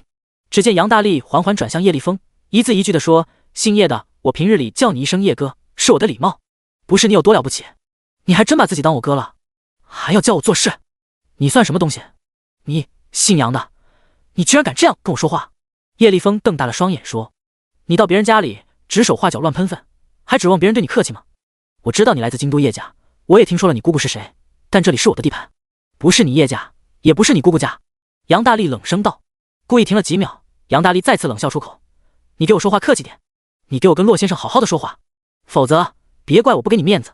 你叶立峰深知他在这里待不下去了，指了指杨大力，又指了指洛川，你给我走着瞧，还有你小子，给我等着。扔完了狠话，叶立峰灰头土脸的走了。董力宏见状也是赶紧先溜了，没给你惹麻烦吧？洛川拍了拍杨大力的肩膀，如果有麻烦给我打电话。杨大力摆摆手，洛先生，我不会有事的，大不了就不开这破店了。再说了，京都奔驰也不是吃素的，打他经销商的脸就是打他的脸啊。倒是您。洛川淡淡一笑，我这人最不怕的就是麻烦了。杨大力上前一步，小声地说，外面都传那小子的姑姑是大唐集团董事长在外面养的小老婆，已经给那位生了3个儿子。大唐集团跟万泰集团齐名的存在，在京都的话，甚至比万泰集团还要根基深厚。洛川没有放在心上，转移了话题，杨老板，我们还是说正事吧，东西在我车尾箱，你自己去拿。杨大力瞬间两眼放光，跟洛川拿了钥匙，亲自去把美容仪取下车。趁这个时间，洛川跟陈思思说了杨大力老婆的事情，陈思思这才恍然知道了杨大力为什么会选择站在洛川这边。杨大力放好美容仪后，立马兴冲冲地跑回来，洛先生，您夫人看上了那台车，直接开走就行，不用跟我客气的，有便宜不占，天打雷又屁。洛川直接拍板让陈思思把奔驰 V 级开走，这车空间大，够气派，最主要的是大家都认，开出去肯定会给陈思思办事省下不少口水的。不过杨大力没让洛川直接把车开走，而是表示要免费给洛川改装一下，然后再让人给洛川送上门去。洛川见陈思思没有意见，便答应了下来。洛川开车把陈思思送回公司，路上想起了老户结婚的事情。思思，你说我应该给他们准备什么新婚礼物啊？香薰肯定用得上的，而且送了绝对不会出错。还有就是餐具、茶具、洗漱杯、香槟杯之类的，需要我跟你一起去买吗？陈思思认真的说。洛川摇了摇头，不用了，你忙你的，你告诉我去哪里买，买什么牌子的就行。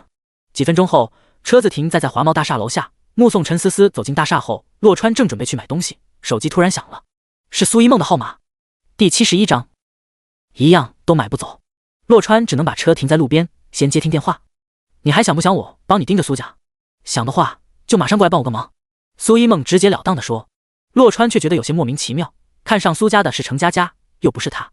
如果完全按照他的个人意愿，他是要把万泰集团所有订单都给董家的。你误会了，我对苏家毫无兴趣。洛川直接拒绝。苏一梦显然没想到洛川会是这个回答，稍作沉吟，换了个说法，董家现在还不够格，你还要不要我让苏家拉董家一把了？这话说到点子上了，对董家好的事情，洛川还是乐见其成的。毕竟陈思思将来可是要接管董家的。什么事？直接点。洛川示意苏一梦说重点。苏家想要把我当做联姻的筹码送到京都林家去，如果他们的阴谋得逞，以后董家就只能靠自己了。苏一梦略显着急地说。洛川咀嚼了下，不禁笑道，简单的说，苏家逼你相亲，你现在要我去搞破坏是吧？苏一梦应了声，差不多吧。洛川顿时淡淡的说，没兴趣，苏家如果不帮衬董家，到时候我直接踢走就是，所以有你没你并不重要。说完，洛川直接挂了电话。这女人求人办事，还一副冰山美人的语气，洛川才懒得理她。洛川随即驱车前往汇金商场。汇金商场地处京都娱乐生活核心区，是京都年轻人最喜欢出没的场所。行走在附近的潮流街区，就如同行走在时尚的前列。许多影视圈的明星都喜欢逛汇金商场，使得其俨然成为了京都的潮流风向标。当然了，洛川并不是冲着偶遇网红来的，只是因为陈思思说这里可以买到令人满意的新婚礼物。走进商城，洛川直奔陈思思说的那家礼品店。刚走到礼品店的门口，想要进去，不知道从哪里伸来一双手，直接就挽住了他。顺着这双羊脂白玉的手臂往上看，洛川看到了一张熟悉的冷艳脸庞，居然是苏一梦。洛川一时间怀疑苏一梦这是在跟踪他，可不等他发问，苏一梦就拽着他转过身去，面向一个急匆匆跑过来的男人。男人名叫林震，来自京都林家，勉强算得上京都上流家族。苏一梦什么都没说，林震却瞬间就怒了，小子，把你的爪子给我撒开！林震阴沉着脸说。洛川都惊了，拿另一只手指了指苏一梦拽着他的两只玉手，示意林震现在是苏一梦拽着自己不放啊。林震根本不管，几乎是用吼的，你个臭屌丝，懒蛤蟆还想吃天鹅肉，你到底撒不撒手？泥菩萨都有3分火气。听到这里，洛川便不再多做解释。我猜你真正想说的应该是一朵鲜花插在我身上吧。洛川淡淡的说，那你是不是应该反思一下自己呢？现在这朵鲜花宁愿插在我身上，也不愿意陪你逛街吃饭，谁的问题？你。林震一时语塞。洛川当即继续说，女人嘛，尤其像这种美女，其实很肤浅的，哪个男人有钱就跟谁，穷鬼是配不上她的。苏一梦一听这话就知道洛川是在故意挤兑他，小手下意识探到洛川腰间，摸到一处软的肉就使劲的掐住。眼下他还指望着洛川能够叫林震对自己死心呢，自然不能公开反驳洛川的话，能做的就只有这些小动作了。然而他的这些小动作落在林震眼里就成了别的意味。见得苏一梦对洛川如此亲昵，林震霎时间妒火中烧，小子，你说谁穷鬼呢？谁问就说的是谁。洛川淡淡一笑。林震气的眼珠子都快瞪出来了，你个臭屌丝还敢跟我比有钱？这里面的大牌你买得起一个吗？我随随便便都能扫光，你信不信？洛川摇了摇头，我不信。要不我们打个赌吧，如果你赢了，我把这女人送你；如果你输了，以后远远见到她就给我绕道走。此话一说，苏一梦又不干了，这个该死的家伙把他当什么了？他是东西吗？说送就送。于是他又开始在洛川腰间各种捏呀拧的，这可把林震刺激的已经有点怒不可遏了，沉声回道，赌就赌，我还怕你个死穷鬼吗？洛川神情冷漠地说，那我们就来赌这个，我保证在这里面的随便哪个牌子哪家店，你一样东西都买不走。听到是这么一个赌法，林震差点笑出声来。苏一梦也是微微一怔，心道这家伙不会是故意的吧？这不就是送人头吗？林震所在的京都林家确实比不了万泰集团，但是在这汇金商场里买点东西还是可以随便买的呀。随即林震也不禁怀疑洛川这是死要面子，气势不能输他，女人却可以送他。小子，你他妈没钱就别打肿脸充胖子，以后再碰到我记得躲远一点，我现在就去把东西买来。林震说着话，转身就朝礼品店走进去。只见林震随手拿起一样东西，就急匆匆地走向收银台。刷卡，快点！收银员正要操作电脑，面前突然出现一张黑金卡。看到这张刚刚发布的黑金卡，收银员愣了好几秒才回过神来。先生您好，请问有什么能帮到您的吗？昨天商场还专门发过公告，见到持有黑金卡的尊贵顾客必须优先服务。洛川指了指林震，淡淡的说，很简单，拒绝他买单就行了，我不希望他买走这里的任何东西。收银员又是一愣，却很快回道，好的，先生，我会照做的。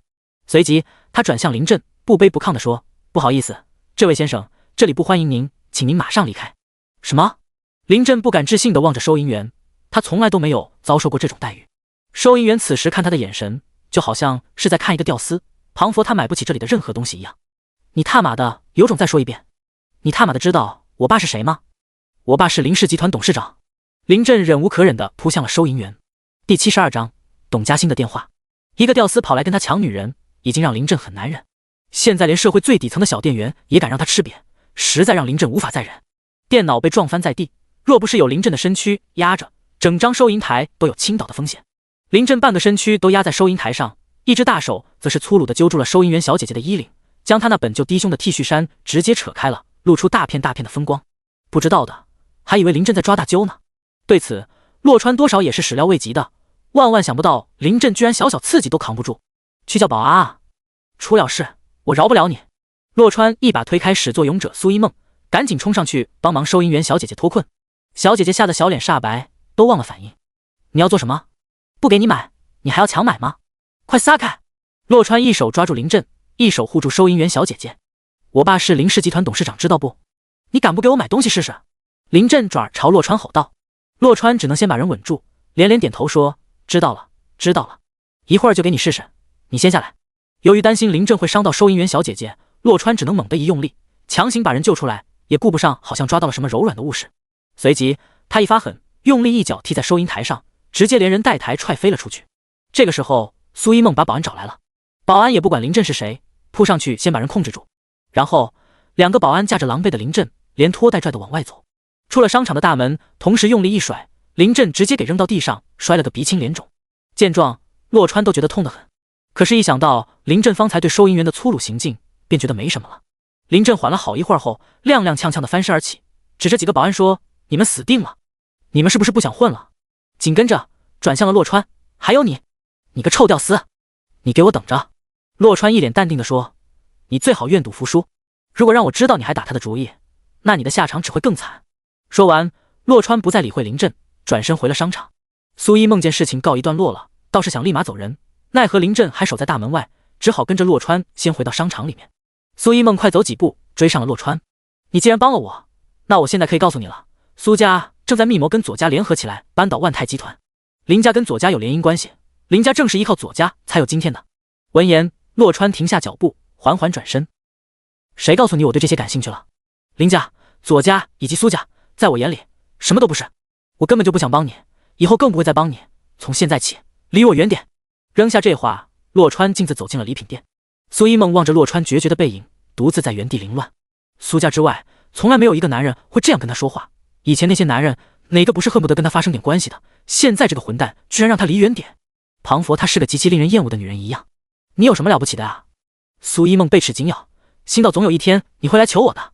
礼品店里，洛川有些担心那位收银员的伤势，结果进去以后却被告知收银员已经被送到医务室去了。小川，真的是你？身后突然传来一个熟悉的声音。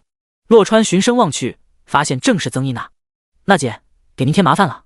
洛川有些不好意思地说。曾一娜摇摇头，情况我都了解过了，完全是对方在无理取闹。那个店员没事的，就是一些皮外伤，问题不大。洛川点点头，忽而又说：“刚才闹事那家伙似乎有些来头，不会给娜姐您添麻烦吧？”曾一娜笑了笑，商场里有监控的，全程都有录下来，他们不敢闹大的。商场的总部在港岛，母公司是英伦的，商场又是京都的潮流中心，还真不怕所谓的京都地头蛇。听到曾一娜这样说，洛川才放心了下来。在曾一娜的陪同下，洛川很快就把老胡的新婚礼物置办好了。随即，洛川便带着各种礼物返回华贸大厦。而此时，华贸大厦里，陈思思接到了董嘉欣的电话。在知道陈思思不但拒绝了叶立峰，而且还让洛川把叶立峰一顿羞辱后，董嘉欣震怒不已。即便隔着手机，陈思思也能听到董嘉欣在那边怒拍桌子的声音，只能把手机放开了些。陈思思，你疯了吗？不喜欢就说不喜欢，你把叶立峰激怒是几个意思？我看你是不想看到董家好是吧？陈思思据理力争道：“舅舅，我已经明确拒绝过他了，是他不依不饶的。”顿了下，他又说：“还有舅舅，你明知道我有男朋友的，我还想问你，这是几个意思呢？这是外祖母的安排吗？我可以打给外祖母，如果这真是他老人家的意思，我道歉就是。”董嘉欣脸色铁青，没想到陈思思现在居然敢还嘴了，而且还把老太太搬出来压他。不过气归气，事情还是得解决的。这事万一真闹到老太太那里去，那他估计是讨不到好的。深吸了一口气后，董嘉欣缓和语气道：“思思啊，这是我也是意料之外的。你知道，你自己的长得漂亮，人又高挑，气质又好，像叶立风那种公子哥对你一见钟情也是正常的吗？”陈思思不接话，压根就不相信这不是董嘉欣故意安排的。董嘉欣继续语重心长地说：“思思，你看啊，事情不发生都发生了，总归不能任由矛盾继续发展下去的。我会亲自出面跟叶立风说清楚，你已经有男朋友，不会再接受任何人的追求。”陈思思还是没有接茬，如果只是这样的话，那董嘉欣完全没必要打这个电话。果不其然，紧跟着又听董嘉欣说：“但是思思，你还得当面跟叶立风道歉，也不用真的道歉，就是出面一下，给对方一个台阶下，你觉得如何？”第73章，陈思思的姑姑出面给叶立风一个台阶下，这种要求确实不算过分。陈思思想了想，勉强答应下来：“舅舅，我必须提前跟你说清楚，我可以给他一个台阶，但是其他的事情绝对不可能。放心好了，地点放在陆府宴，公开场合，你总不会有顾虑了吧？但是有一点，那小子不能跟你一起，他那暴脾气太容易坏事了。”董嘉欣循循善诱地说。不用董嘉欣提醒，陈思思也知道这次不能带洛川一起。陈思思应了声后，不禁补充道：“舅舅，他的名字是洛川，没人惹他的话，洛川脾气好着呢。”行行行，那就这样定了。明天晚上陆府宴，到时候我也会去。董嘉欣拍板道。听得董嘉欣也会到场，陈思思就更放心了，斩钉截铁地说：“好的，我会准时到的。”刚放下手机，秘书就跟陈思思说：“洛川回来了。”陈思思缓缓起身，拉开门就看到了洛川。洛川买了一大堆礼品，陈思思从中挑出几样，然后让秘书带出去2次包装。因为要瞒着洛川去见叶立风，让陈思思不禁有些心虚。正苦恼找什么借口的时候，洛川的手机突然响了，是一个来自苏省的号码。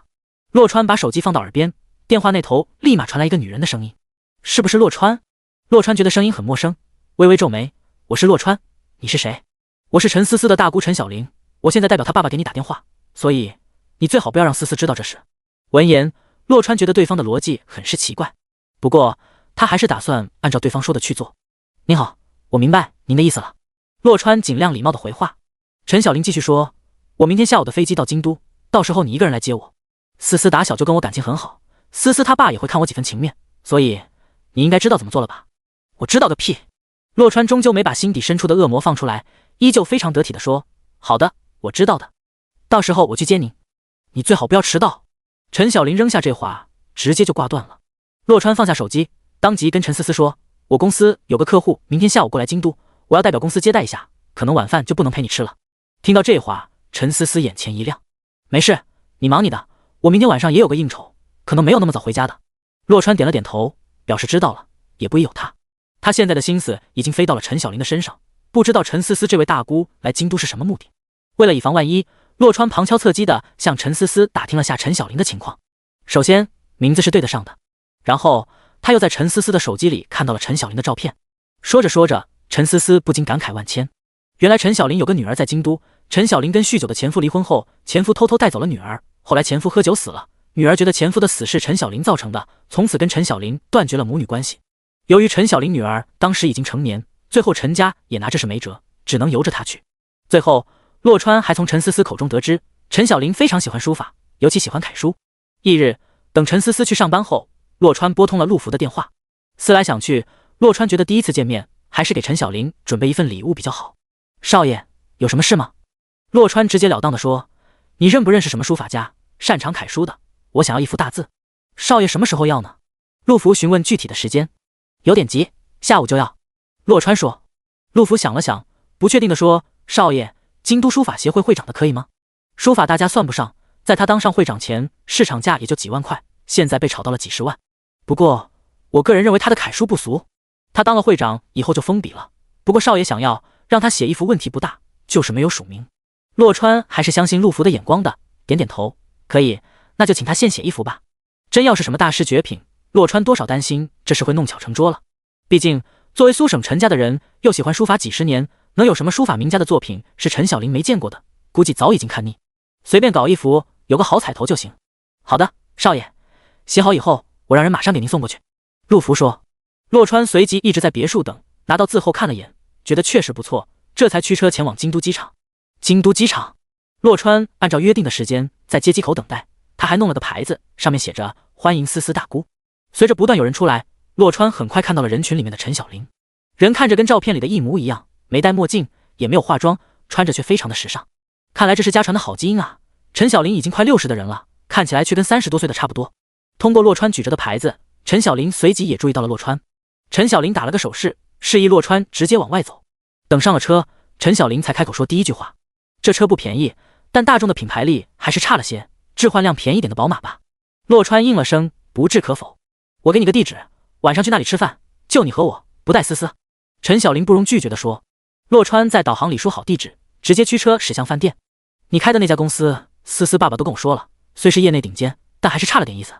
想要思思爸爸认可你，起码得是家大型集团公司才行，也不用当老板，随便当个高管就够了。从陈小玲这话里，洛川一时间分辨不出他到底是替思思爸爸传话，还是他自己的意思。陈小玲自顾自地往下说，我给你个标准吧，什么样的才算大型集团公司？比如说万泰集团就很不错。闻言，洛川顿时不知道作何反应好。第74章，有一个算一个。如果这就是思思爸爸的意思的话，那洛川觉得他现在就可以回苏省去陈家提亲了。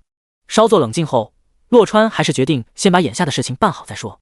现在的当务之急是招待好陈小玲，让陈小玲最后满意而归。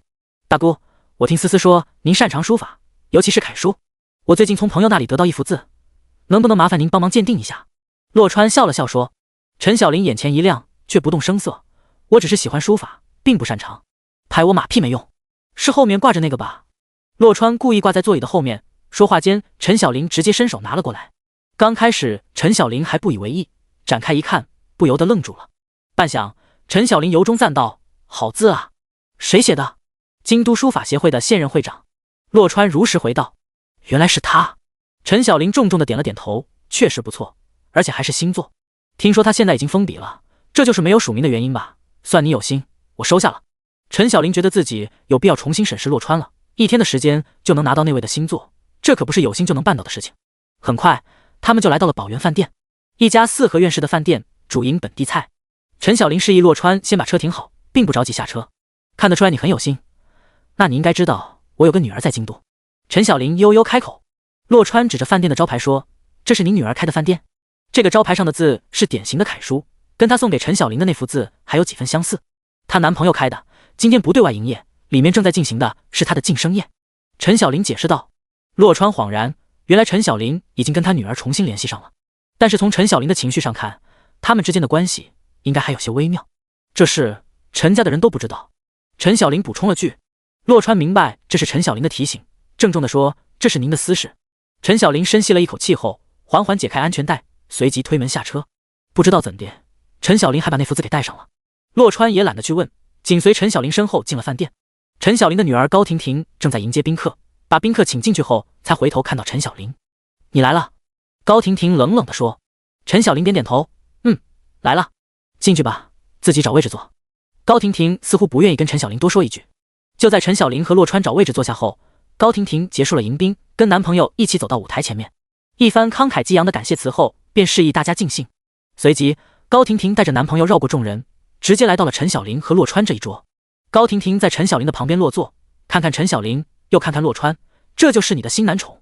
陈小玲脸色变了变，还是耐着性子解释道：他是思思的男朋友，你还记得思思吗？有点印象。高婷婷稍微缓和了些语气。双方突然沉默下来，气氛顿时有些尴尬。高婷婷的男朋友叫李东，见气氛僵住了，只好主动打破尴尬，看向洛川：这位老板在哪里高就啊？洛川淡淡的说：高就谈不上，开了家小公司。既然陈小玲都觉得他只是一家小公司的老板，那就没必要在此时提及万泰集团。小公司？那陈思思是怎么看上你的？高婷婷皱了皱眉。婷婷，你有气尽管冲我撒，没必要这样跟洛川说话。陈小玲说。陈小玲不说还好，这一说，高婷婷当即就来劲了。高婷婷冷冷地看着陈小玲：我说错了吗？你们陈家的人不都是这样的吗？陈小玲一时间也不知道该怎么说了。见状，洛川只好打圆场：婷婷表姐，我代表思思恭喜你高升，祝您鹏程得志，再展宏图。高婷婷举了举空空如也的酒杯，随即立马放下了。洛川没有放在心上，收回酒杯，一饮而尽。李东听到洛川只是个小老板后，也是意兴阑珊，连陪酒的动作都懒得做了。婷婷，妈妈也敬你一杯，你能够在万泰集团当上销售副总，妈妈非常的欣慰。陈小玲同样一饮而尽。洛川这才知道，高婷婷竟然是在万泰集团工作的。怪不得先前陈小林会提及万泰集团。陈小林紧接着又说：“婷婷，你看你现在已经是万泰集团的高管了，能不能拉洛川一把，让他也能进到万泰这样的大集团发展？”高婷婷瞥了眼洛川，这事不难，就是我一个电话的事，让他先投简历吧，我会让人关注这事的。闻言，陈小林喜笑颜开，随即递上了那副楷书。婷婷，这是洛川的一点心意，你先收下吧。事成之后，他一定会再次好好感谢你的。洛川不由得一怔，陈小林居然把书法给了高婷婷，就为了给他在万泰集团找一份工作，他当即有些哭笑不得。高婷婷当着众人的面直接展开了书法，只是看了眼，他就嗤笑出口：“就这幅破字，你还是省省吧，拿回去自己用吧。堂堂苏省陈家，出手竟如此小气，看来我这个女儿在你心里依旧没有任何的地位。”李东顿时也是帮腔道：“阿姨，不是我说你，现在婷婷可是年薪几百万的万泰集团高管了，今天这么好的日子，你就送一幅破书法，你不觉得寒碜？我都替你觉得丢脸。你知道婷婷的朋友还有我的朋友送的都是什么吗？最便宜的也是爱马仕的丝巾，赛琳的豆腐包，你这幅破书法才多少钱？”陈小林只是纯粹的喜欢书法，并不懂书法拍卖那些事情，所以他也不敢肯定这幅书法的市场价，一时间无言以对。洛川不介意李东狗眼看人低，但是李东这样说思思的大姑，他就不能忍了。丢脸的是你，狗眼看人低的东西！你们的朋友有一个算一个，所有贺礼加起来都没有这幅书法的一个字贵。第75章，礼貌的问题。洛川一脸淡然地坐在椅子上，说出的话却掷地有声。李东神色大变，豁然起身，指着洛川的鼻子说：“小子，你不要张嘴就来，你知道那些礼物值多少钱吗？”两人口中的礼物说的是宾客们为了祝贺高婷婷升职而带来的礼品，就跟喝喜酒随份子差不多。在这偌大的宴会厅前面放了一张桌子，上面摆着的就是宾客们带来的礼品，其中有红酒，有包包，还有李东刚才说的爱马仕丝巾等等的一些小礼品。李东安排了人当场把礼物拆封，还悉数登记在册，打算稍后给各位宾客回以跟礼品价格相当的红包。本来这事就做得有些弄巧成拙了，现在李东还要拿这事来挤兑洛川，顿时整个宴会厅的气氛都有几分尴尬。特别是听到李东说的这话后，宾客们的脸色都是有些古怪。送礼收礼这种事，最忌讳的就是攀比。李东正在气头上，完全不知收敛，继续挑衅地说：“小子，你这幅破书法才值几个钱，连个落款都没有，怕不是出自什么野生大师吧？你眼睛不行，当然觉得它不值钱。我劝你最好闭上你的臭嘴，先去医院治好你的眼睛再说吧。”洛川冷冷地回道：“这可是他送给思思大姑的见面礼，被这个瞎了眼的狗东西贬得跟地摊货似的，没有当众骂粗口，已经算是看在陈小林的面子上了，自然不会再有什么好话。”一听这话，李东当场怒不可遏了，说他狗眼看人低还能忍，说他眼瞎不会鉴赏书法，耶稣来了都不能忍。哈哈！李东怒极反笑起来：“小子，你说巧不巧，我爸刚好是京都书法协会的理事，你居然大言不惭的说我看不准，那要不要请我爸过来给你看准了？他就在隔壁包厢。”这家饭店实际上是李东他爸李云鹏出钱开的，平日里李云鹏如果不去书法协会，就在隔壁包厢喝茶看报写大字。李云鹏的书法一般，但却是京都有名的书法鉴定专家，特别是对楷书的鉴定从来不曾失手。听到李东这样说，宴会厅顿时开始议论纷纷。李东他爸可是最讨厌别人造假，搞不好一会儿当场就要把这幅字给烧掉。可不是嘛，这小子也够倒霉的，难得出来装个笔，却踢到铁板上，冲动是魔鬼啊！如果刚才及时认怂，现在就没这事了啊！眼下可怨不得李东了。然而洛川却镇定自若地稳坐如钟，只听他淡淡地说：“可以，如果他真是这方面的权威，那就应该能够看出这幅字至少值30万。30万？你怎么不说300万？小子，我说你吹牛笔是不是从来都不打草稿的？你这幅破字要是值30万，我能直接把这桌菜全吃了。”李东气得不行，转身踢掉椅子就要往外走，忽而又回头说：“小子，你最好别跑路，我这就去请我爸过来。”陈小林看了眼夺门而去的背影，语重心长地劝高婷婷：“现在去拦住你男朋友的话还来得及。你什么意思啊？你就这么看不起李东吗？他就一定会赢吗？”高婷婷情绪激动地说：“婷婷，这不是谁输谁赢的问题，这其实是礼貌不礼貌的问题。”陈小林皱着眉说：“连礼轻情意重这样最基本的道理，李东都不懂，这种人当酒肉朋友都得嫌弃，怎么可以要来当男朋友啊？”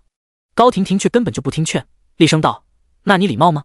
我晋升这种大事，你就拿这样一幅破字来敷衍我，这就代表了你对女儿的全部心意是吗？”陈小林张了张嘴，发现竟无言以对。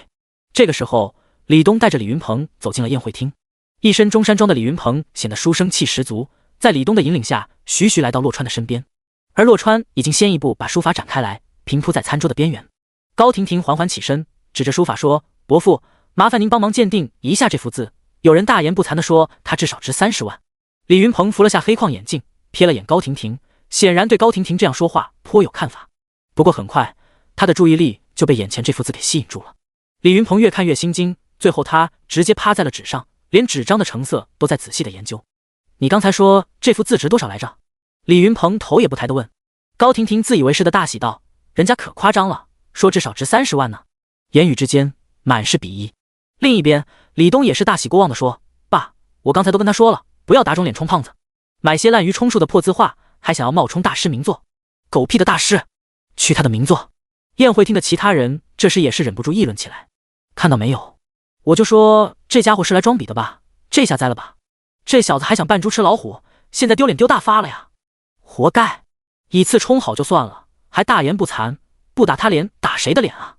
啪！就在此时，响亮的耳光乍起，说明有人的脸被打了。众人循声望去，然后一个两个都瞪大了双眼。确实是有人被打脸了，但被打脸的人却不是洛川，是李东，竟然是李东！而打李东脸的人却是李云鹏。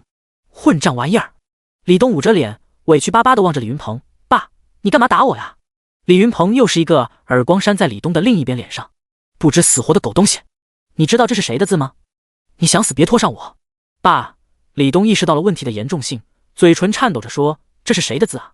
这是我们会长的大作，你这小畜生连我们会长写的大字都敢侮辱，是不是想要害死你老子？是不是恨不得你老子我早点死呢？”李云鹏也是嘴唇颤抖，气得脸颊肌肉都抽搐不止。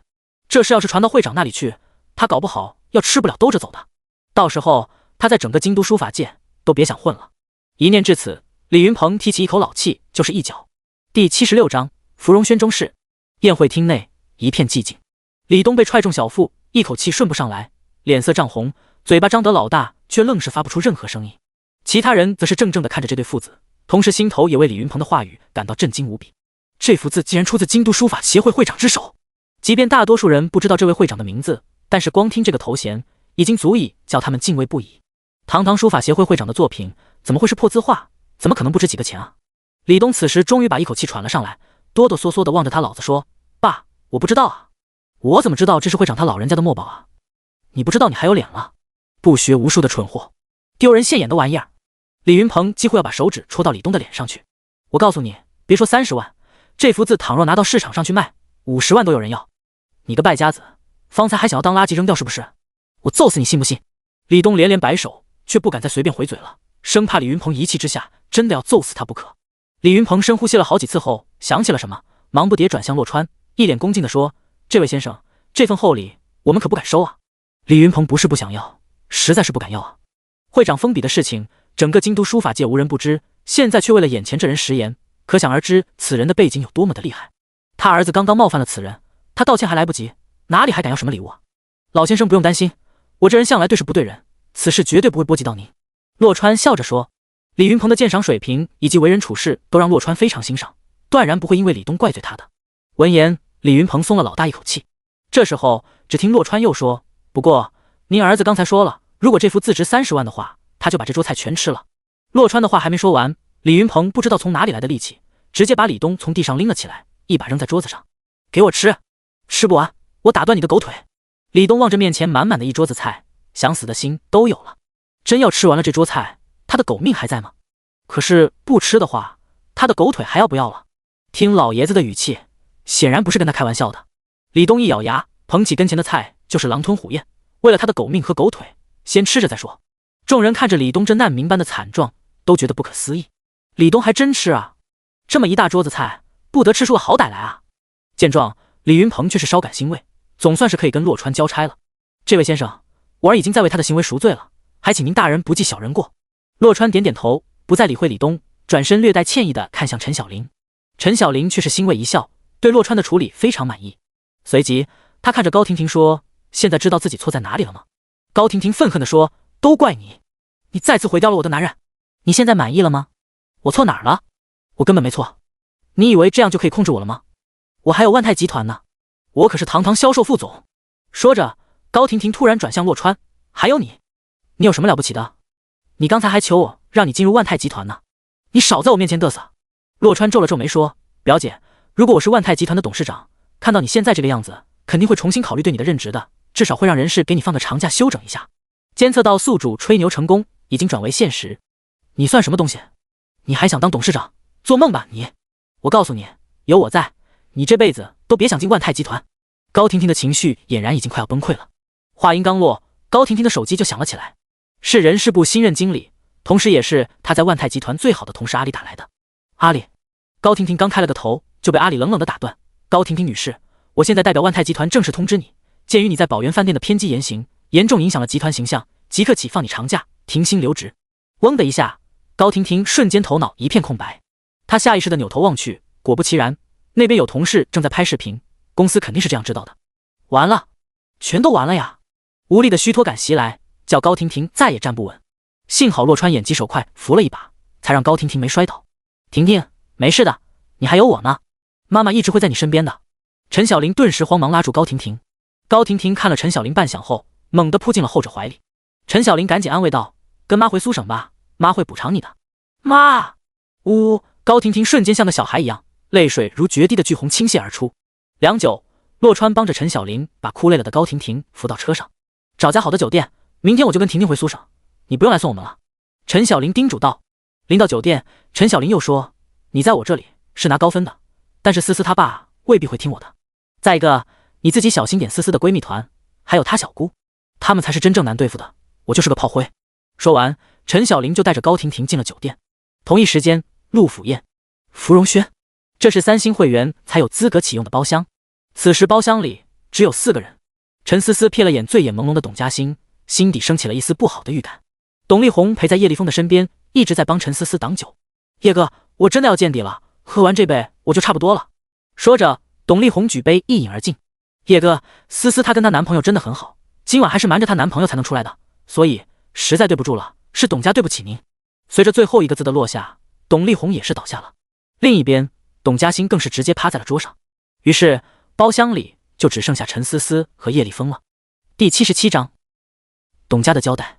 陈思思看看董嘉欣，又看看董丽红，一时间有些懵。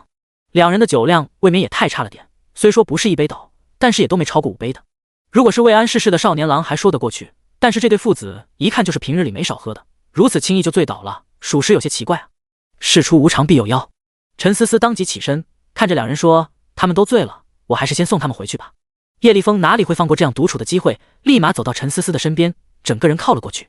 见状，陈思思吓了一跳，跌坐到椅子上，俏脸大变地说：“你要做什么？”叶立峰趁机压了上去：“他们都跟我道歉，你呢？”陈思思想要逃，却发现身后被椅背完全挡住了去路，根本逃无可逃。“我现在给你道歉，你别乱来。”陈思思被齿紧咬，也分不清叶立峰是故意找事还是酒醉闹事。现在晚了。叶立峰一脸浪荡的笑容：“我不再接受你口头上的道歉，我需要你在行动上做出道歉。”陈思思眼看着叶立峰的大脸越来越近，猛地一甩手，直接给了叶立峰一耳光，随即双手用力一推，将叶立峰推到一边去。陈思思朝着包厢门口飞奔过去，到了门口才发现门被锁死了，根本就打不开。门怎么会被锁死啊？这一刻，陈思思终于肯定了，今晚就是一场阴谋。开门！救命啊！陈思思使劲地拍打着包厢的门，同时拿出手机要给洛川打电话。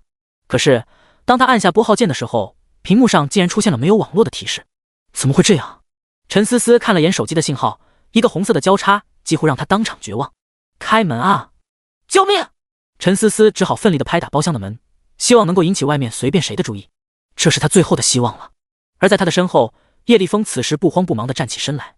庞佛为了验证他的担心一样，叶立峰怪笑着说：“陈思思，今晚你是属于我的，过了今晚，你可以继续跟你男朋友卿卿我我，跟他结婚生孩子，但是今天晚上你是我的。”叶立峰一边说着话，一边开始脱衣服，其中的意味已经不言自明。光了膀子后，叶立峰才慢悠悠地朝陈思思走过去：“你尽管拍，尽管喊，外面都不会有人理你的，因为门口外面站着我的人。唯一可惜的是，这地方太注重隐私了，包厢里没有摄像头，要不然留个纪念，一定会让我以后回味无穷的。哦，对了，有手机。思思，让我们一起努力创造只属于我们的小视频吧。”说完，叶立峰便朝陈思思扑了过去。陈思思尖叫一声，连忙躲开，但是没一会儿，叶立峰就把陈思思逼到了角落里。这一次，陈思思是真的无处可逃了。就在叶立峰以为他要得逞的时候，包厢的门突然被人从外面打开了。陆府宴的经理韦金涛定睛一看，差点没把他的心肝脾肺一下子全吓出来。别人不知道，他可是清楚的很。陈思思是少爷的女朋友啊！眼前这个猪狗不如的东西，居然妄想欺负未来少夫人，这不是相当于想取她的性命吗？我去你的！韦金涛以平生从未有过的速度冲了上去。没多久，叶立峰以及被他收买的服务员都趴在了地上，鬼哭狼嚎的叫个不停：“住手！快住手啊！你知道我是谁吗？你知道我姑姑是谁吗？”叶立峰到这时候还不忘威胁出口。下一刻，洛川冲了进来：“今天就算你太爷爷来了，你也死定了！”洛川第一时间冲到陈思思的面前，满是懊悔，恨自己没有再三叮嘱韦金涛，要不然一开始韦金涛就会察觉的。川哥哥，陈思思总算是找到了主心骨，梨花带雨的扑进洛川的怀里。都是我不好，我来晚了，让你受委屈了。洛川轻轻拍打着陈思思的后背，双眼赤红一片。如果眼神可以杀人的话，现在叶立峰已经碎尸万段了。庞佛感受到了洛川的杀意，陈思思止住了哭泣，忙不迭劝说：“川哥哥，不关你事的，是我瞒着你，是我的不好，你答应我，一定不要冲动，我没事的，为了那种人不值当的。”洛川深呼吸了一口气，扭头看向韦金涛。韦金涛心领神会，立马说道：“洛先生，这件事陆府宴一定会给您一个满意的交代的，把人带走。”随着韦金涛的一声令下，保安把叶立峰两人带到隔壁包厢。很快，隔壁包厢里就响起了烟鸡般的惨叫。而在芙蓉轩里，洛川一边安抚着陈思思，一边朝韦金涛使眼色。韦金涛顺着洛川的视线望过去，瞬间明白了洛川的意思。随即，他招呼一个保安，拿酒瓶直接砸向熟睡的董家兴父子。啊！伴着惨叫声，董家兴父子俩的脑袋瓜全都开了瓢。你们是谁？你们要做什么？董家兴还有些懵，完全搞不清楚状况，只觉得头昏眼花，伸手一摸，已然头破血流。现在还装是吧？你敢说姓叶的干的好事？你们两个丝毫不知情。洛川冷声发问。董家兴一听是洛川，心里面瞬间波凉拔凉的，知道事情多半是黄了。但他极短时间内就做出了反应，矢口否认道：“叶大少都做了什么？我们不知道啊，我们刚才都喝醉了。”就是，姓叶的做了什么，关我们什么事？我们刚才替陈思思挡酒，都趴下了。董立红反应也不慢，紧跟其后。洛川早知道他们不会承认的，冷冷地说：“不认识吧？行，那我们就去董家找老太太替思思做主，把他们塞我后备箱里。”洛川一个公主抱将陈思思横在胸前，缓缓走出包厢，驱车前往董家。今天这事，董家必须得给他一个交代，如若不然，他会直接把董家从京都的家族里面抹去。胆敢欺负他的女人，简直就是找死。第78章，迟早要变婚房的董家别墅。董老太太坐在主位，洛川和陈思思坐在老太太的旁边，董家兴父子则是坐在老太太的另一边。董老太太抓着陈思思的小手，望着陈思思的俏脸，眼里满是心疼。陈思思把情况从头到尾事无巨细的说了一遍，语气平静如水。妈，你听到了吗？他自己都说了，我们当时喝醉了啊。董家兴抢在老太太表态前，赶紧替自己辩护一番。董老太太看似浑浊的双眼爆发出一道金光，落在了董立红鼻青脸肿的面庞，一字一句地问他：喝醉了？你们喝了几杯？啤酒还是白酒？董立红心里直发虚，硬着头皮回话：奶奶，我们确实喝醉了，喝了大概有5、6杯吧，啤的，不，白的。究竟啤的还是白的？你当我老太太好忽悠是吧？人家陆府宴那么大一家饭店，你们的消费会没有记录？连撒谎都学不会，你还学别人诓骗你奶奶？董老太太厉声喝道。董立红顿时支支吾吾起来，不知道该怎么接话了。董家兴不禁在心里怒骂这个儿子真是个废物，早知道当年喷他妈的脸上算了，咬死了一个说法不变就是，这么简单的撒谎都学不会。要不要我去请人来给你们做个酒精测试，顺便再做一个药物测试？董老太太直接戳破道。董家兴脸色变了又变，心知必须赶紧转移话题才行。他随即转向了洛川：你把叶家大少怎么样了？你不要误导老太太，让大家都搞错了重点。你知道不知道激怒叶家的后果？洛川淡淡的说：所以在你的眼里，那个家伙的死活才是重点是吗？你不废话吗？你误会我们不要紧，你打伤了我，我也可以不跟你计较，但是叶家的怒火将会撒在董家的身上，你负得起这个责任吗？董家兴大义凛然地说。洛川面色转冷，一字一顿的质问将来的怒火。现在叶家已经欺负到董家的头上来了，还是说在大舅你的眼里，思思根本不算董家的人，而只是一个无关痛痒的外人？你胡说八道！思思当然是我董家的人，我什么时候说过思思是外人了？董家兴说。既然思思是董家人，姓叶的畜生欺负思思，你不关心不生气，你反而担心什么叶家的怒火？你是叶家的走狗吗？这么为叶家着想？洛川再次质问出口。董家兴背对的无言以对，张着嘴半天都放不出一个屁来。洛川继续说：“大舅，你身为董家的家主，董家人被欺负，董家的怒火呢？该担心的难道不是叶家吗？”董家兴再次语塞，不过这次他很快就缓过来了，指着洛川的鼻子说：“小子，你不要在这里混淆视听。我就问你一句，要是叶家找董家的麻烦，你负责得起吗？”“我凭什么负责？我现在是董家的家主吗？区区一个叶家就把大舅你吓成这个怂样，董家人还能指望你去保护他们吗？”洛川不禁面露鄙夷地望着董家兴，冷笑道：“如果叶家真的来找麻烦，大舅你不敢承担责任，我负责又如何？只不过到时候我必须得负责的名正言顺，思思要能代表董家发话。”董老太太顿时也是对董家兴失望不已，身为董家家主，不敢承担责任，麻烦还没来呢，就先着急的要追究责任，简直愧对董家的列祖列宗。董家兴，你还配当董家的家主吗？董家人还能指望你保护他们吗？董老太太声色俱厉地说：“思思他们已经表态，他们可以负责，你现在满意了吗？”董家兴不敢回嘴。洛川淡淡的说：“我保证，叶家动不了董家一根毫毛。如果碰到了董家的一根毫毛，我负全责。但是如果叶家到头来不能把董家怎么样，我希望大舅你能退位让贤，反正你也不敢负责的。”董家兴霎时间也是脾气上来了，更重要的是，他打心底就不相信叶立峰能就这样算了，不找董家任何麻烦。于是他干脆的答应下来：“可以，只要董家接下来能一直平安无事，我愿意支持思思担任董氏集团的总监。大舅，希望你能说话算话。”洛川豁然起身，不想再在这个毫无人情味的别墅里多待1秒钟。董老太太也希望陈思思能回去好好休息，瞥了眼董家兴，问道：“你还有别的什么事情需要让思思他们负责的吗？没有的话，思思他们就先走了。”“妈，我也是为了董家好啊。”董家兴一脸委屈地说。“哼，嘴上功夫你倒是炉火纯青的很。”董老太太甩下这话，直接起身离座。随即洛川也是带着陈思思离开了董家。回到香山路园的时候，已经是深夜时分。洛川抱着陈思思头一次进了他的闺房，将她放到床上后，陈思思却突然抱住洛川，不想要洛川离开。“思思，我不走，我就在这里陪着你，好吗？”陈思思小鸡啄米般点头，就这样抱着洛川沉沉地进入了梦乡。一夜无话。翌日，洛川下楼给陈思思做早餐，一阵手机铃声响起，把沉睡的陈思思吵醒。洛川重新走进陈思思的闺房时，发现陈思思已经坐起身来，一副要准备出门的架势。“思思，你干嘛啊？今天你哪里也不准去，就在家里休息。”洛川不容拒绝地说。陈思思咬着唇瓣说：“可是公司出事了，我必须出去的呀。我去处理，你就给我乖乖的待在这里，要不然以后我天天在这里守着你，叫你哪里也去不了。”洛川下命令般说。陈思思俏脸一红，知道洛川没跟他开玩笑，他不禁嗔道：“川哥哥，你坏死了，这可是人家的闺房。闺房怎么了？迟早我要把它变成婚房的。我现在出门处理公司的事情，你最好乖乖听话，要不然我回来饶不了你。”说完，洛川便起身出了门。第79章，明星砸场。华贸大厦楼前，此时此刻聚拢了大量围观的人群。乍一看，还以为是追星的呢。拉起来的横幅上写着一行大字：“著名演员詹梦维权。”看完了横幅才知道是明星来砸场啊。事情的起因很简单，詹梦因为使用艾丝美容仪毁了容，今天过来向艾丝日记讨要说法。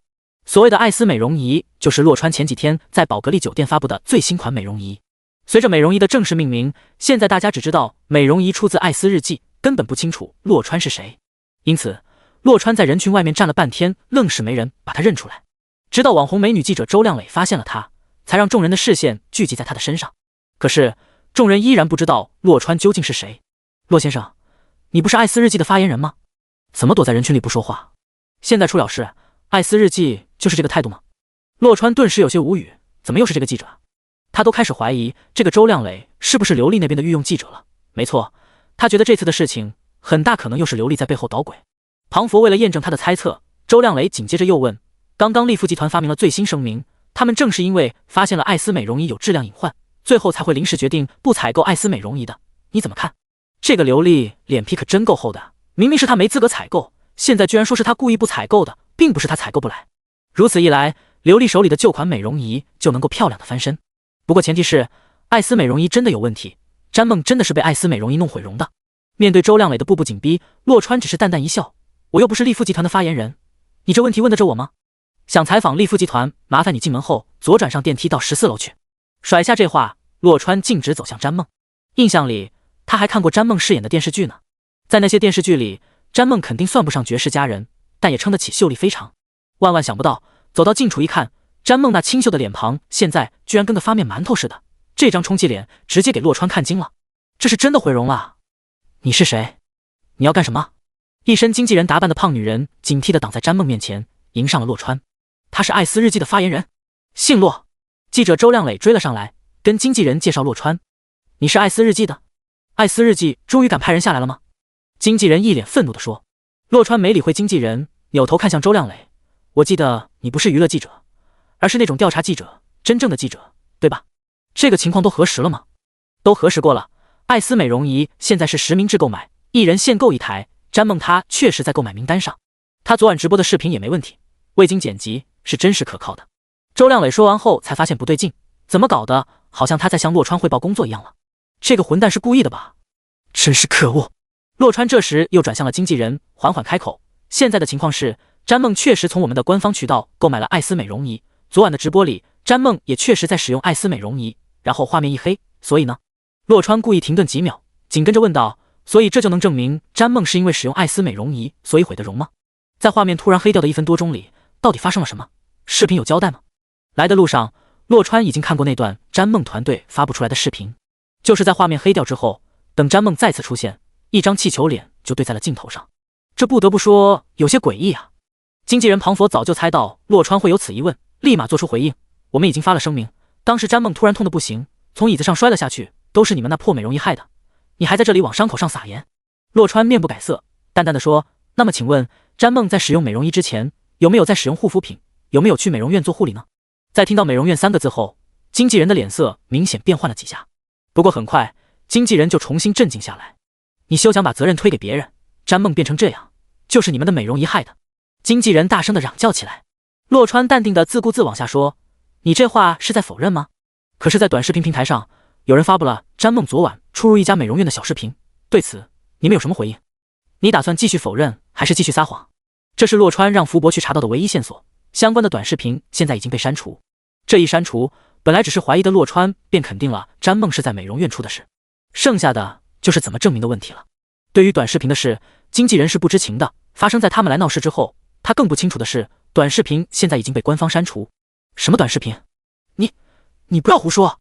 就算我们詹梦昨晚去了美容院，那又怎么样？你有本事让美容院站出来承认啊！如果真是他们做的，那他们为什么不说话？经纪人着急反驳，完全没注意到他已然说漏了嘴。在场众人听了，则是看傻子一样看着他。就算真是美容院做的，美容院掩盖还来不及呢，还要站出来承认，这是什么神仙逻辑？其实经纪人心里想的是，哪怕洛川知道了詹梦昨晚去过美容院打针，也没什么大不了的，美容院里不会有监控，美容院更不会主动承认，所以洛川根本就证明不了什么。只是没想到慌乱间居然口不择言了。而洛川听到这话，顿时便是眼前一亮，真是神助攻啊！说得太好了，你有一个天才的头脑啊！洛川不禁朝经纪人竖起了大拇指，做错事就应该承认错误，我现在就让安吉玛美容院承认错误，给詹梦一个交代。监测到宿主吹牛成功，已经转换为现实。第80章，记住你了。安吉玛美容院就是詹梦昨晚去的那家美容院，詹梦毁容正是安吉玛美容院的杰作，不过不是安吉玛的官方行为，而是安吉玛里面有一个整容医生收受了詹梦的贿赂，偷偷给詹梦注射了过量的玻尿酸。但注射过量玻尿酸的主意却是出自詹梦，整容医生是不同意的，因为预料到了会出事。最后在詹梦的金钱攻势下，整容医生屈服了。结果詹梦回到家后就出了事。詹梦自知理亏，所以事后根本就不敢去找美容院算账。就在詹梦不知道该怎么办的时候，有人联系了詹梦的经纪人，于是就有了艾斯美容仪毁容的这一出好戏。毁容的脸已经无法复原，以后想要拿到高片酬就是痴人说梦，甚至还能不能接到活都是一个问号。既然如此，那就干脆利用这事赚他一笔。这是从头到尾都是经纪人一手操作的，他自然知道洛川口中的安吉玛美容院，因此听到洛川这话，经纪人情不自禁的就笑出了声。小子，你是来搞笑的吗？你当自己是安吉玛美容院的老板啊？哈哈哈！笑着笑着，经纪人突然发现不对，转而又说错了，我看你是脑子有问题才对。安吉玛美容院承认他们毁了詹梦的脸，他们是想要倒闭关门吗？周亮雷也是脸色古怪的望着洛川，不知道他这是在演哪一出。就算洛川的怀疑是真正的事实，安吉玛美容院也不会傻乎乎承认的呀，哪有人这样搬起石头砸自己脚的？洛川却一副理所应当的语气，詹梦有你这个经纪人真是他的悲哀，这是有什么难理解的？安吉玛美容院的顾客里面又不止詹梦一个艺人，这些艺人都知道詹梦是安吉玛的顾客，所以詹梦在安吉玛出状况这事是瞒不住的。安吉玛此时不出来说清楚，只会吓得他的金主顾客们以后都不敢再去光顾。而只要知道了詹梦做的项目只有他一个人做过，听到这里，不少人不禁开始认同洛川说的并不是毫无道理的。可是安吉玛真的有这种壮士断腕的勇气吗？突然有人大喊了一声：“大家快看热搜！安吉玛真的出来承认了，真的是安吉玛让詹梦毁容的。”闻言，众人先是一怔，而后不约而同地打开了手机，迅速找到热搜的短视频。短视频里，安吉玛美容院的老板亲自出面承担错误。大家好，我是安吉玛的老板石佳明，詹梦女士是我们美容院的常客，就在昨晚，她还光顾了安吉玛。也正是在昨晚，我们一位整容医生在不合规的情况下给詹梦女士做了。看完这个短视频后，现场所有人都傻了。视频的最后，安吉玛还做了2个重要的宣布：我宣布即刻起开除何伟医生，同时安吉玛即刻下架玻尿酸项目，永不再为客户提供任何形式的玻尿酸服务，转而推广我们自主研发的童颜针以及少女针。显然，安吉玛在借机下一手大棋。此话一出，其他美容院也将会被拉下水，尤其是那些主打玻尿酸的美容院，很有可能一夜之间无人再问津。而安吉玛主动承认错误后，则会迅速挽回形象，进而让越来越多的顾客选择他们的童颜针以及少女针。这是洛川当时吹牛的时候没想过的，此时不由得感叹这位安吉玛的老板真是个人物啊。不过此时现场的众人根本没心思关注这些，他们更多的是在震惊詹梦毁容真相的本身。我的乖乖，这安吉玛也太牛逼了吧，怎么有种恐怖分子宣布为本次袭击负责的感觉？所以说詹梦毁容根本就不关艾斯美容仪的事了，这个詹梦才是真的牛逼。明明是他越俎代庖，瞎指挥医生整容毁了自己，还想要讹钱，不愧是演员，真是演的一出大戏啊！毁容了还有这么好的演技，小的佩服。众人议论纷纷过后，开始把矛头对准了詹梦。要知道，很多人刚才都在用他们的口水支持了詹梦的维权，可是现在他们发现詹梦居然在利用他们的同情，这让他们怎么能忍？浪费了那么多的口水，到头来却是在同情一个骗子。洛川明显感受到了众人的情绪在酝酿，趁着情绪还没完全爆发，悄悄地退到了外围。就在他刚退到安全范围的时候，众人终于爆发了。好你个詹梦，你就是个骗子，你就是个演员，毁容了了不起啊？毁容了就可以骗人了吗？亏我们刚才还大力声援你，还为你流了眼泪，你赔我们的眼泪。詹梦跟他的团队被团团围住，而且随着时间的推移，包围圈越来越小，刚开始还只是朝里面喷口水，到最后已经演变成朝里面扔各种东西了。望着詹梦等人狼狈不堪的模样，洛川彻底放心了。干了坏事就应该受惩罚，毁容不是干坏事的理由，任何事情都不能成为干坏事的理由。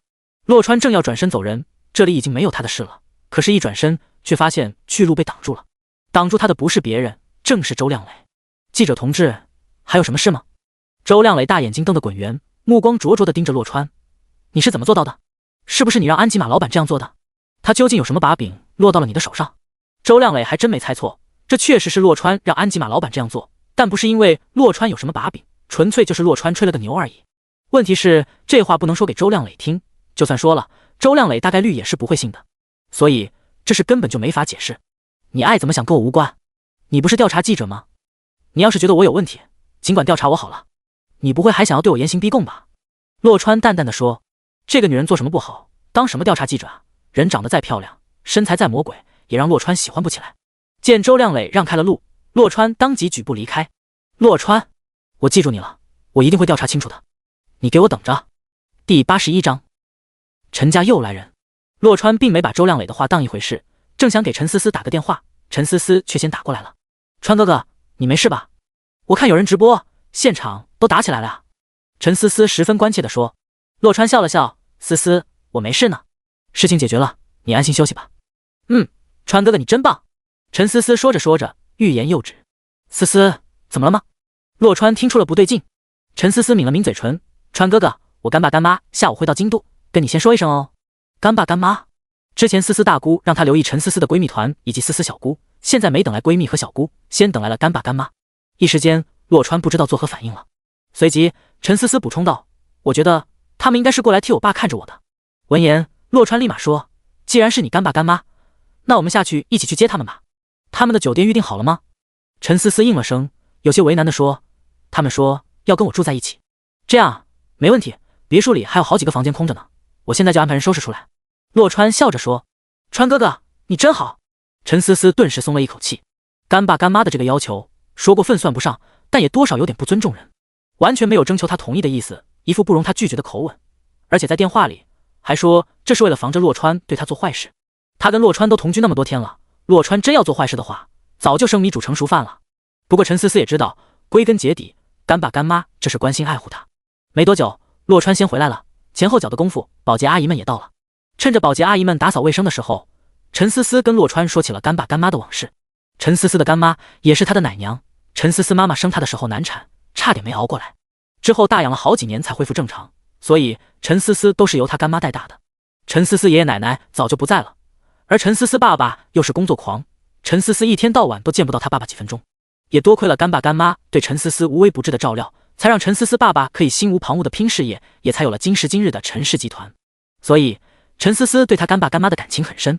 鉴于干爸是他爸最好的兄弟，陈思思大胆猜测他干爸这次到京都是奉命前来的。川哥哥，你要有心理准备哦。陈思思有些担心的提醒道。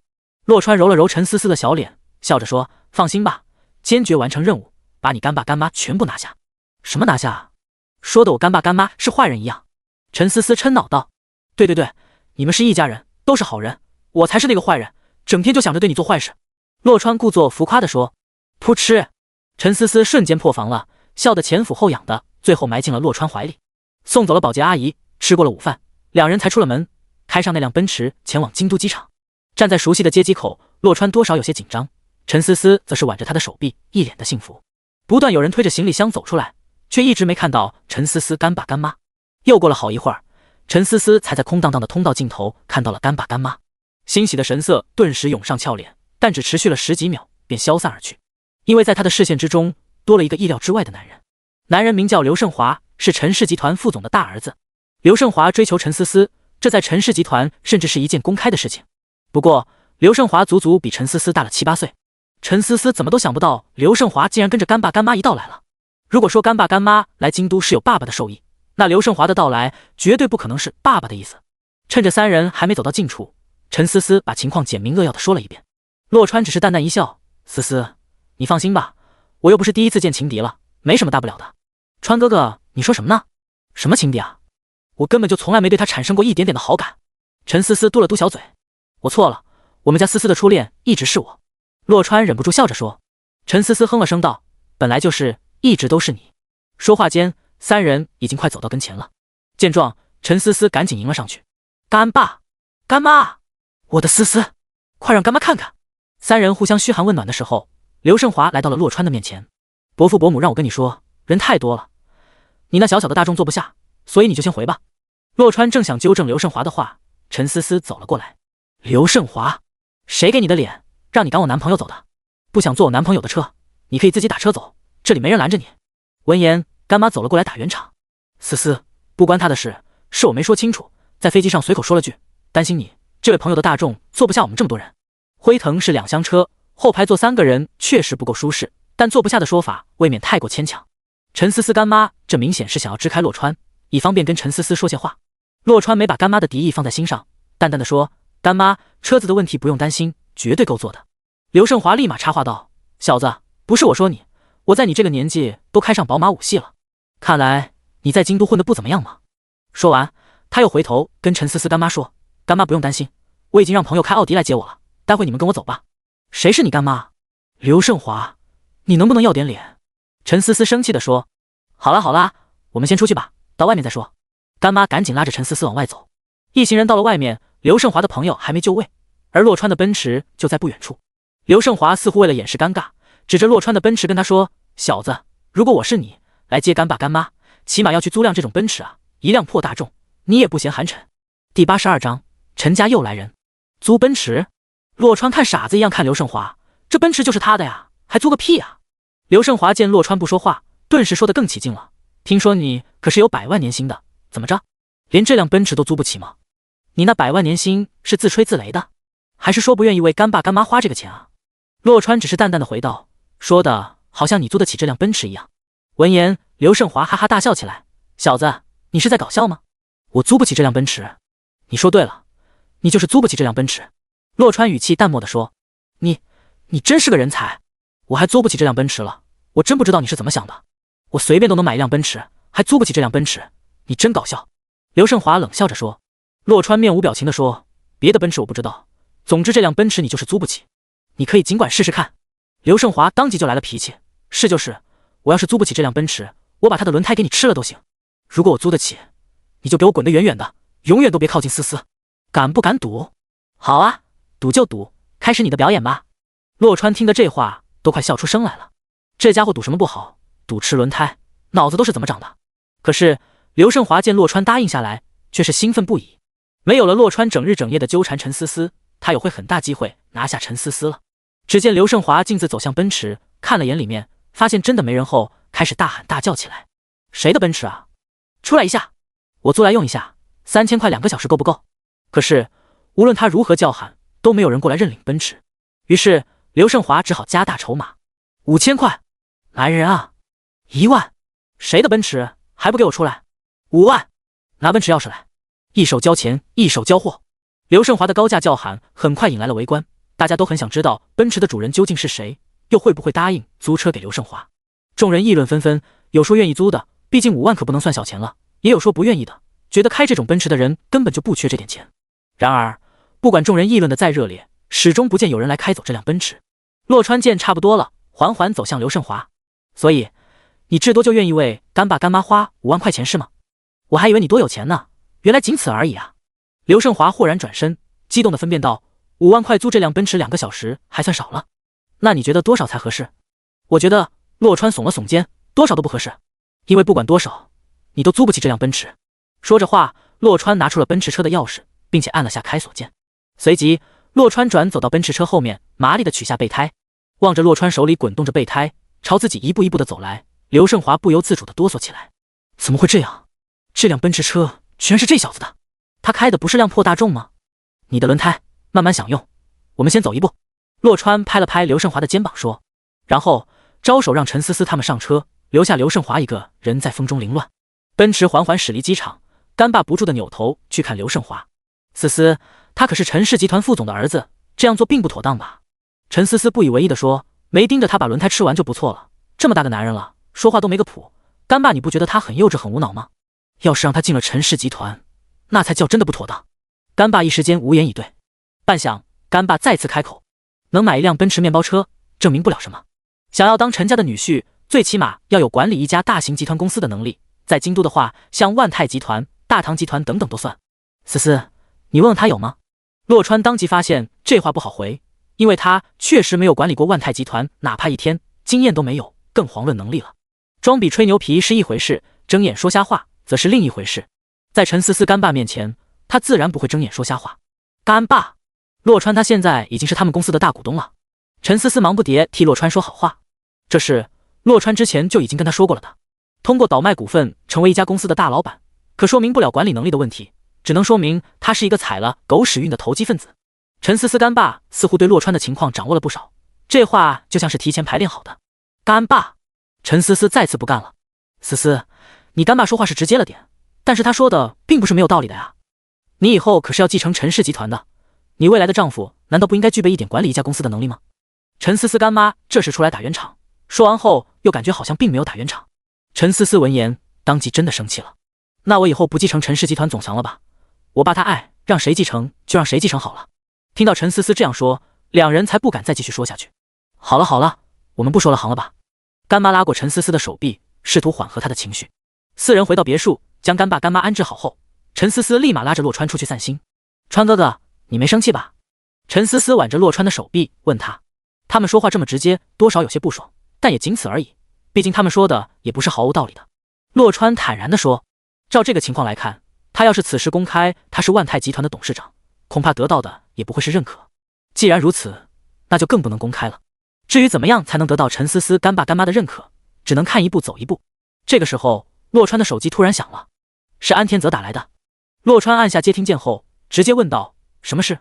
老大，你现在能不能过来一趟？有人不服你啊！安天泽满是不爽地说。洛川本来不想去的，但陈思思却示意他可以去。陈思思正好趁他不在做一下干爸干妈的工作。第83章，只是跑个300而已。瑞奇赛车公园，洛川慢悠悠地开着大众辉腾驶入公园，安天泽就在不远处朝他手舞足蹈的。洛川摇下车窗，没有停车的意思，随口问道：“什么情况？”老大，上次不是跟您赛车吗？今天是我们车友会，我把事情这么一说，他们全都不信，明显就是对您的不敬啊！安天泽激动地说。就这？洛川顿感索然无趣，他早就过要向全世界证明自己的阶段，不信就不信呗，他根本就没把那些人放在眼里。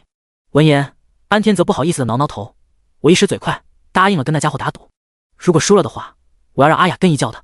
洛川不由得瞪大眼睛望着安天泽，对此非常无语。她不是你亲妹妹？你还是人不？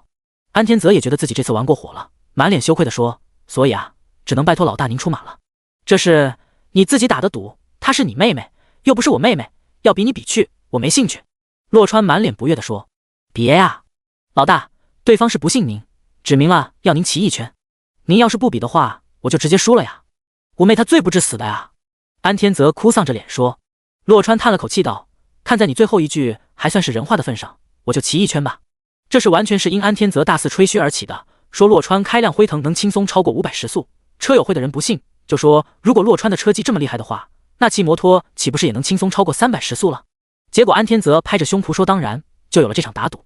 对方赌洛川过不了300，赌注是一辆改装过的川崎 H22， 国内不超过10台的陆地飞行器。这辆川崎 H22 理论上的极速无限接近400公里每小时，因此时速超过300并不存在机械障碍，完全就是车技的问题了。但是时速超300并不是一件简单的事情。上次安天泽跟洛川赛车说的话完全就是吹牛皮，他开那辆破宝马时速能超过300就见鬼了。在安天泽所在的车友会，最好的成绩也不过是295的极速，这个成绩正是跟安天泽打赌的人王正良创下的，也是骑川崎 H22 开出来的。所以王正良根本不信洛川能开着川崎跑出超过300公里每小时的极速。此时王正良看着安天泽带着洛川走过来，不由得指着洛川讥笑出口，小安子，这就是你说的那位高手，你自己看看他穿的这身，他开过川崎吗？别一会儿尿我车上了。洛川淡淡的接过话来，不就是一辆破川崎吗？几年前借来开过4-5个月，后来觉得还是太慢就不骑了。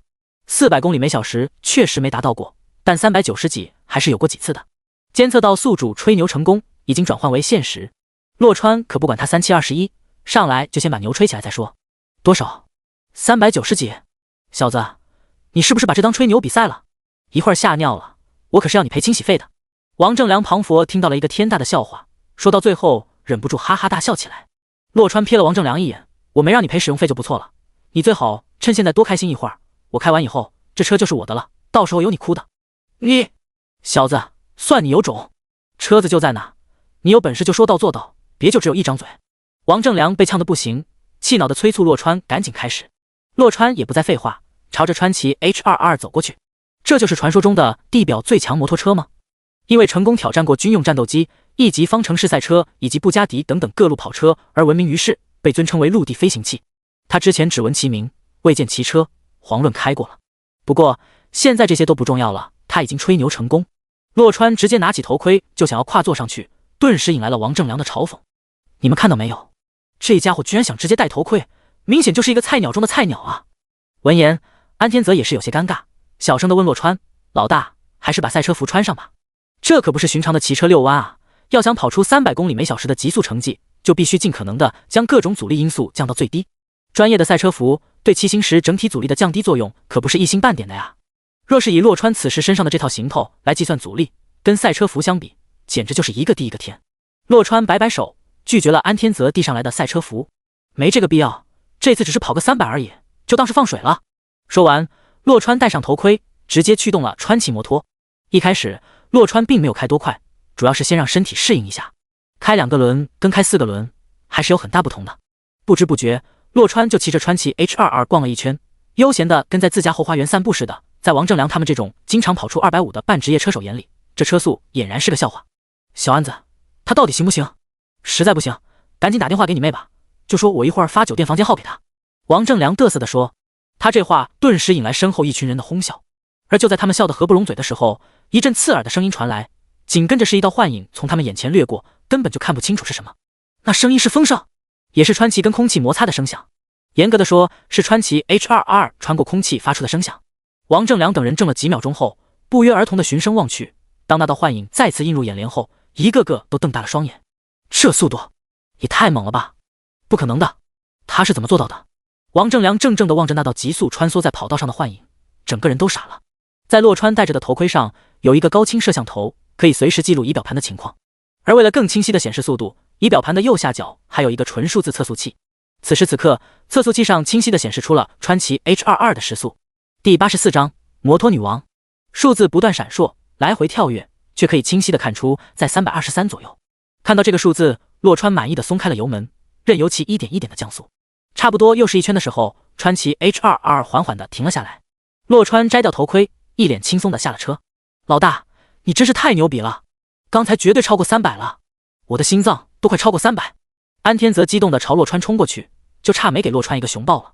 老大，到底是多少啊？300几？安天泽一脸好奇地说。洛川淡淡说：320这样吧。闻言，安天泽兴奋地对着空气打了一套拳术，最后双脚也是跳了起来。完事后，安天泽才转向了呆若木鸡的王正良：怎么样，服不服？要不要看录像？王正良犹豫了下，还是选择就这样算了。小安子，这把算你赢了，不就是一辆川崎吗？送你了。扔下这话，王正良赶紧灰溜溜地走了。洛川看了眼手机，觉得时间差不多了，转身就要走人。见状，安天泽赶紧把他拦住：老大，先别走，今天我们车友会搞活动，你也去热闹热闹，肯定有很多人想要跟你合影的。你刚才简直牛爆了。洛川摇摇头：我不喜欢热闹的地方，你自己去吧。别啊，老大，帮人帮到底，你就陪我走一趟吧，我妹的麻烦还没结束的。安天泽一脸苦恼地说。洛川皱了皱眉头：还没结束？什么意思？安天泽叹了口气说：就是那天那个张远书介绍给我妹的相亲对象，我刚刚得到消息，他加入了我们的车友会，我估计他就是冲着我妹来的，肯定会来参加活动的。顿了下，安天泽又说：我听张远书说，这家伙还算蛮有钱有势的，我担心我一会儿镇不住他。洛川疑惑道：你们车友会，你没去凑什么热闹，让他别去不就行了？安天泽苦笑了下：那恐怕不行，老大你有所不知，我妹可是京都的摩托女王，但凡京都有点知名度的摩托比赛，都必须找她去当赛车女郎的，所以她也算是我们车友会的人。安雅轩既然是京都的摩托女王，洛川摸了摸鼻子，还真的一点没看出来。这时候陈思思给他发了一条短信，陈思思已经带干爸干妈去吃饭了，让洛川自己找吃的。既然陈思思都这样说了，那洛川只能去安天泽的车友会活动现场蹭一顿了。行吧，我陪你去一趟，到那以后没事不要打搅我，我就是去蹭吃蹭喝的。洛川当即答应下来。安天泽高兴的大叫一声：太好了，老大你放心，我绝对不会让人打搅您的清静。千景大酒店，京都众多5星级酒店的其中一家，西景包厢是千景大酒店最大的包厢，此时被安天泽的车友会包了下来。走进包厢，里面已经坐得七七八八了。看到安天泽走进来，几乎所有人把目光投向了他。安天泽往旁边一站，将身后的洛川介绍给众人。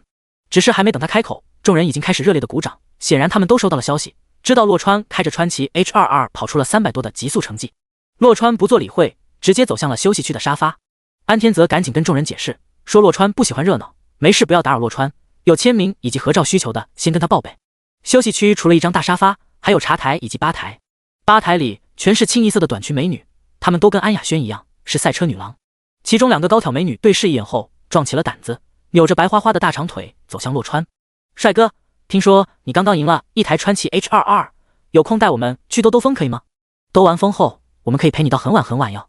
2女左右夹击，侧着纤细修长的美腿落座，膝盖有意无意地顶在洛川的大腿外侧，一时间羡煞旁人。洛川却并无意享受，眉头微微皱起。就在这时，安雅轩一身黑色打扮走了过来，只见他把黑色长靴往2女面前一踩，滚一边去。2女愣是不敢回嘴，麻溜的起身，有些狼狈的返回了吧台。安雅轩离着洛川远远的坐下，2人就这样一头一尾把整张沙发都占了。之后无论男女，无人再靠近，气氛多少有些诡异。直到匡勉推开包厢的门，跟他一起进来的还有几人，对匡勉前呼后拥的，就像他的马仔一样。在这个车友会，匡勉就是个新人，开的摩托车也算不上出众，堪堪达到入会标准。不过匡勉加入这个车友会，本来就不是为了赛车的。安雅轩今天穿了一件黑色背心，高高的领口只露出洁白的雪景来，但那2条藕白的手臂就这样暴露在空气里，让人很难不注意到他。匡勉就是冲着安雅轩来到，当即第一时间走了过去。走到沙发前，他才注意到了洛川。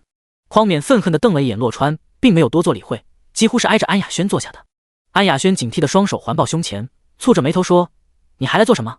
轩轩宝贝，上次就是个意外，那家奔驰店脑子抽风了，过几天我肯定把奔驰开来带你去兜风。匡勉嬉皮笑脸地说：那你就过几天再来。安雅轩说着，挪了挪屁屁，拉开两人的距离。匡冕脸颊抽搐了下，然后又笑着说：“我知道上次我态度不好，我跟你说对不起。远叔跟我妈说，他很担心你现在干的这个，让我给你介绍个正经工作。你觉得万泰集团怎么样？”闻言，安雅轩嗤笑一声，嫌我不正经，那你别来找我呀。匡冕顿时被呛住了。这个时候，安天泽走了过来，猛地拽起安雅轩，然后将他一把推到了洛川的怀里。我妹用你来介绍工作，这是我未来妹夫知道吧？只要我妹说一声，我未来妹夫动一下手指头，就能给她安排妥当了。哪怕万泰集团也是分分钟的事情。第85章，万泰有人偷钱。洛川平日里吹牛吹惯了，这还是第一次看别人在他面前大吹特吹，霎时间有些哭笑不得，但又不能说安天泽的不是，因为安天泽说的并没有错，给安雅轩在万泰集团安排个工作，也就是他动一下手指头的事情，主要看他想不想动手指头而已。唯一值得纠正的是未来妹夫这4个字。然而洛川见安天泽一直冲自己挤眉弄眼的做暗示，他也不好当着这么多人驳了这货的面子。安雅轩对此显然也是毫无准备的，激动的要挣扎起身。洛川连忙抓住他，在他耳畔小声地说：“你驳了我的面子无所谓，你要是当众驳了你哥的面子，小心又要挨打。”“谁说我要驳他面子了？”“你的手抓哪里呢？”安雅轩羞愤异常地说。安雅轩之所以着急起身，是因为他感觉自己整个娇躯都快要挤进洛川身体里去了。闻言，洛川这才知道了整只手都抓不完的误事，第一时间撒开了手。沙发的另一头，匡冕根本看不到这些细节，只知道安雅轩让洛川摸了个满怀，瞬间气得牙痒，虎目圆瞪地吼道：“他不就是认识一家奔驰经销商的老板吗？他认识个屁万泰集团，说的好像你就认识万泰集团一样。万泰集团认识你吗？”洛川缓缓站起身来，既然被安天泽拉下了水，他只能先把这场戏演完再说。洛川盯着匡冕的眼睛，一字一句地问：“你有种再说一遍，你能随便往万泰集团塞人？”洛川突然觉得万泰集团好像也不怎么样，怎么到处都有人扛着万泰集团的大旗在外面耀武扬威呢？堂堂万泰集团的员工以及其亲属就这个素质吗？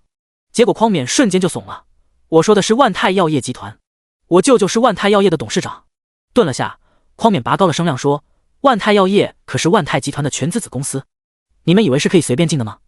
随即他又指着安天泽的鼻子质问：“他算什么东西？你宁愿把你妹嫁给他，也不便宜我？你是不是疯了？现在后悔了还来得及，我可以把你也弄进万泰药业集团。你当个破赛车手，一个月能挣几个钱？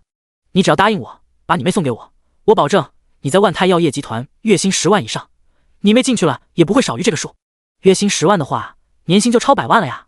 听到这话，洛川都有些惊了，他想要年薪100万还得靠吹牛，这个家伙搞个年薪100万，居然连牛都不用吹，直接靠舅舅就行。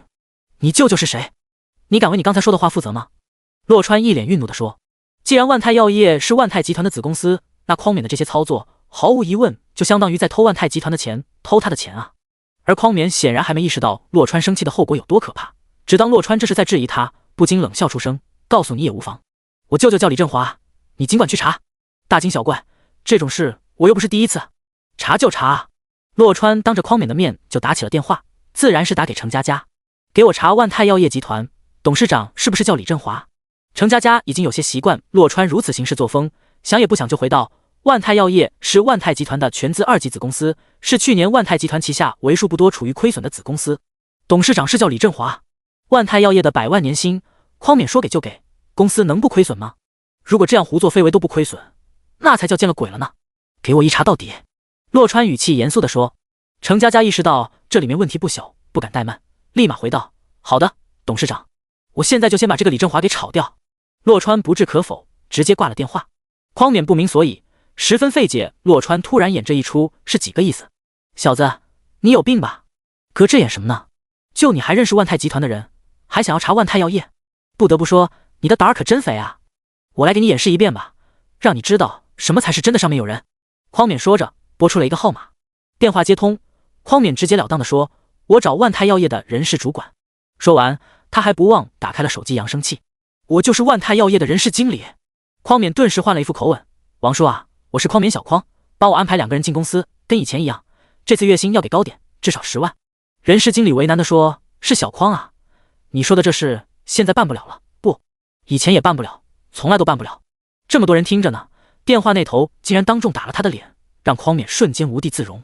匡冕忙不迭涨红着脸说：“王叔，你在搞什么？难道这点事还要我亲自跟我就说吗？”谁知道人事经理根本不吃这一套，冷冷地回道：“那你就找你就说去，不过你还不知道呢吧？我不知道什么？匡勉皱着眉头说，你就已经被撸了。他现在不是万泰药业董事长了，你好自为之吧。人事经理扔下这话后就退出了通话。什么？我就被撸了？匡勉傻子似的看着手机屏幕出神，直到屏幕熄灭了才回过神来。就在这时，手机屏幕再次响起，有人打电话进来，屏幕上显示的名字正是一个救字。匡勉颤颤巍巍地划拉了下屏幕，舅舅李振华的声音当即传了过来。匡勉，是不是你？是不是你干的好事？你这败家玩意儿，是不是在外面给我胡作非为，惹了不该惹的人？你个坑爹货，坑了你老子还不够，现在又来坑你救我是吧？说话呀！你现在马上给我滚回来，老老实实告诉我究竟发生了什么事。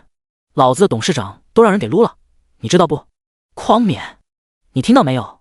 如果说刚才人事经理的话还可以当他是胡说八道的话，现在自己舅舅的话，匡勉就不得不当真了。匡勉顿时一个哆嗦，直接瘫坐在了地上。第86章内忧外患。看着匡勉瘫成一滩烂泥的模样，洛川满意的点了点头。看来程家家的办事效率一如既往高啊。匡勉跟李振华坑万泰的钱，相信程家家肯定也会一分不差的拿回来的，哪怕让匡勉去卖屁股，这钱都要分毫不差的给我还回来。洛川迅速给程家家发了这条短信后，转身径自走出了包厢。还好来这么一趟，要不然万泰药业这个雷还不知道什么时候爆出来呢。匡勉的问题也许只是冰山一角，万泰药业很大可能存在更多更严重的问题。洛川刚刚走出酒店，后面就传来长靴的声音。不等安雅轩走近，他便先开口道：我说到做到，你要是想去万泰集团上班，我可以安排，但是不保证多好的岗位多高的年薪。你们这些臭男人果然都是一样的，你也觉得我不正经是吗？安雅轩神色激动地说。洛川对此不置可否，淡淡的说，那就当我没说好了。言罢，他继续举步往外走。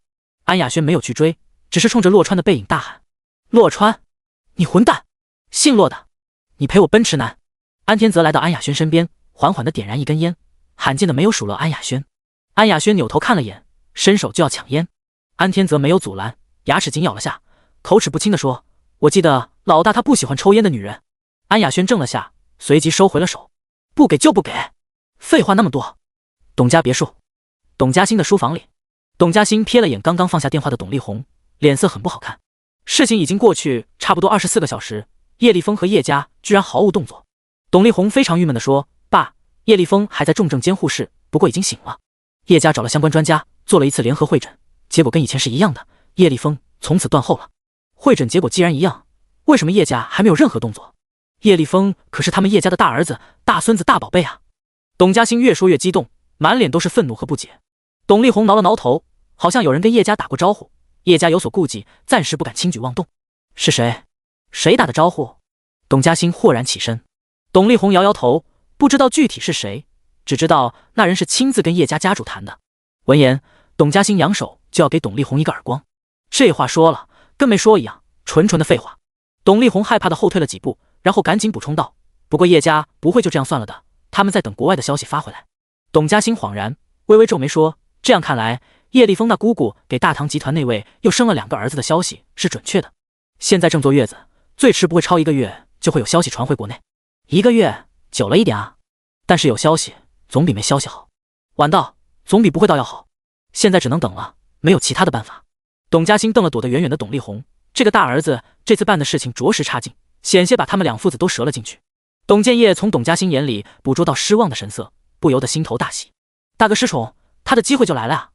爸，我们不能光等着什么也不做呀。董家兴缓缓看向他这个二儿子，问道，你有什么想法？爸，我了解到陈思思的公司有个死对头叫利夫集团，利夫集团的总裁刘丽跟陈思思私底下也是不死不休的关系，我认为我们应该在背后支持刘丽，支持利夫集团。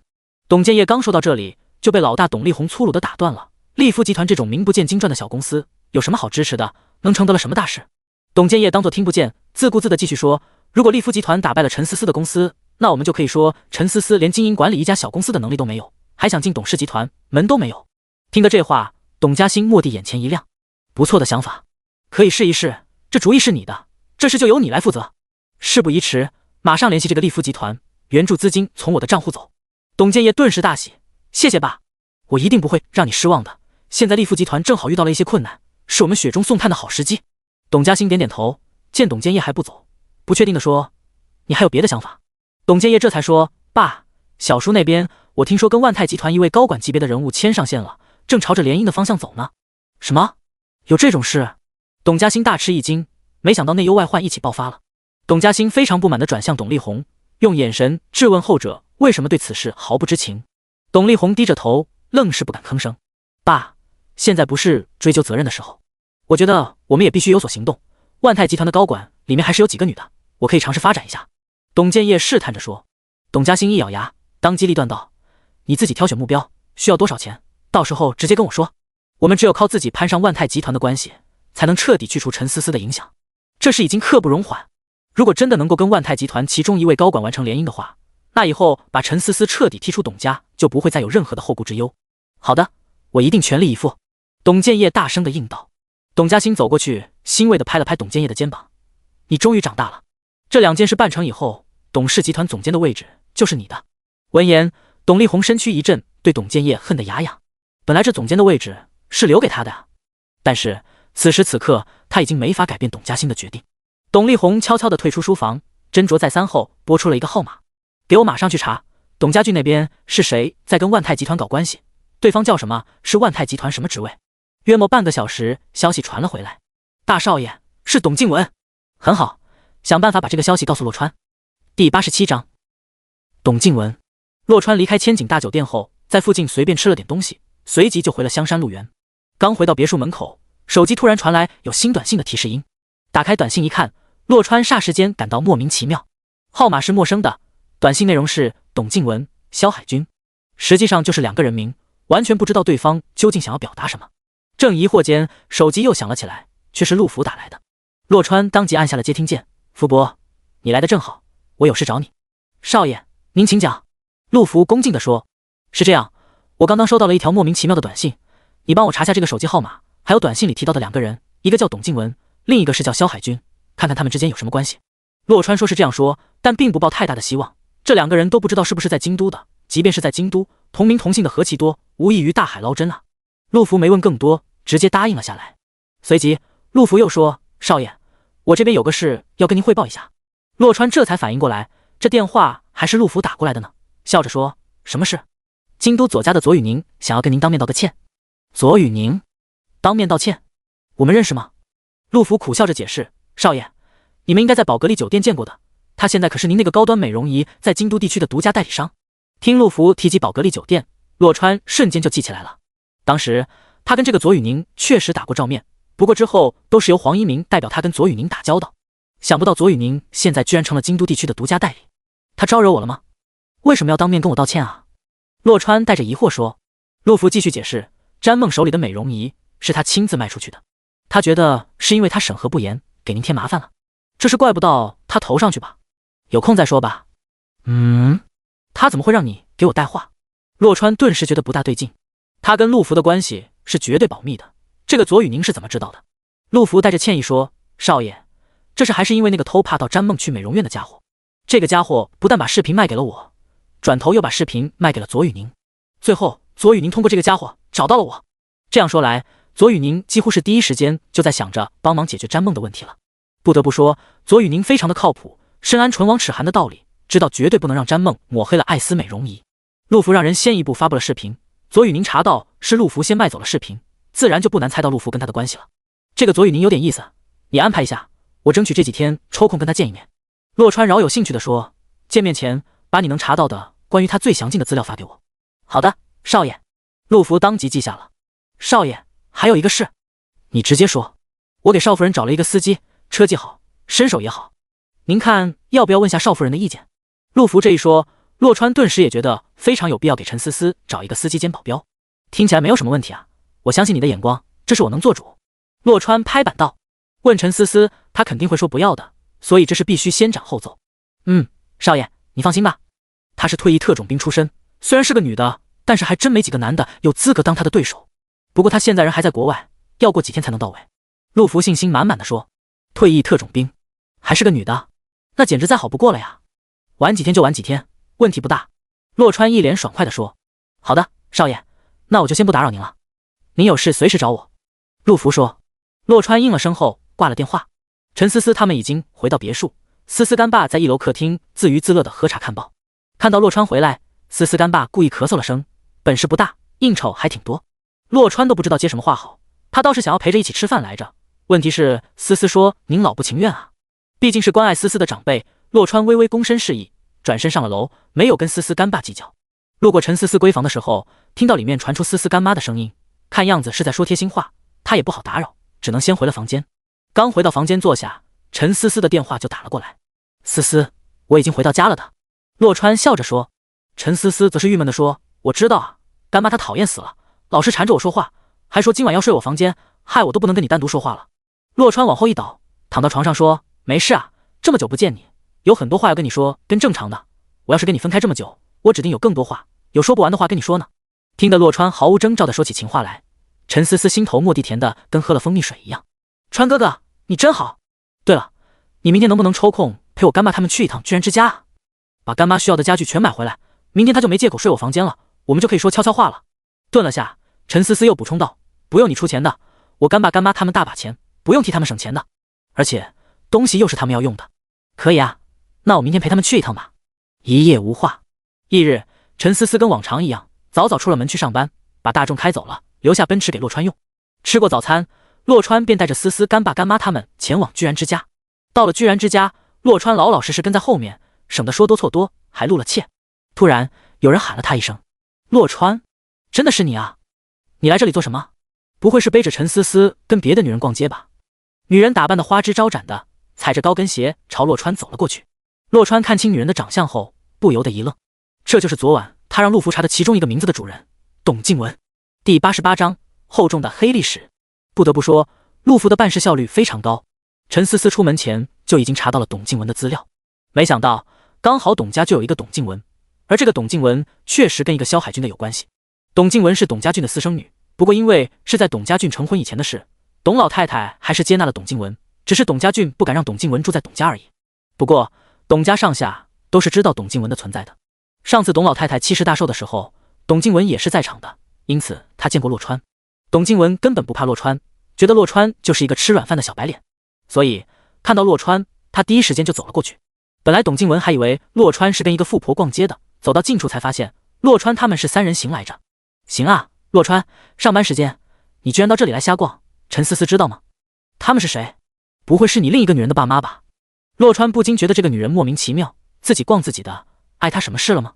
至于思思干爸干妈是谁，那就更加不关董静文的事了，与你无关，我有必要跟你解释吗？洛川懒得跟董静文废话，示意思思干爸干妈不用理会，继续往前走。至于陆福查到的那些情况，他也没必要当面把董静文怎么样，交给程佳佳处理就好。董静文原本是冲着抓奸跑过来的，现在完全没能把洛川怎么样，洛川甚至都不见丝毫的惊慌，无疑叫他非常的不爽。特别是想到陈思思先一步抢走万泰集团订单，他就气不打一处来，要把这些气全都撒在洛川身上。要知道，为了拿到万泰集团的订单，他已经谋划快1个月了，一直在等待时机成熟，却不成想被陈思思不讲武德的提前摘走了果子。董静文越想越气，顿时冲上前去拦住思思干爸干妈的去路。你们知道不知道，他就是个吃软饭的窝囊废啊，整天就知道傍着那个臭婊子陈思思混吃混喝。闻言，洛川瞬间怒不可遏，这女人没来由的辱骂他已经不能忍，现在居然还辱骂陈思思，简直找死！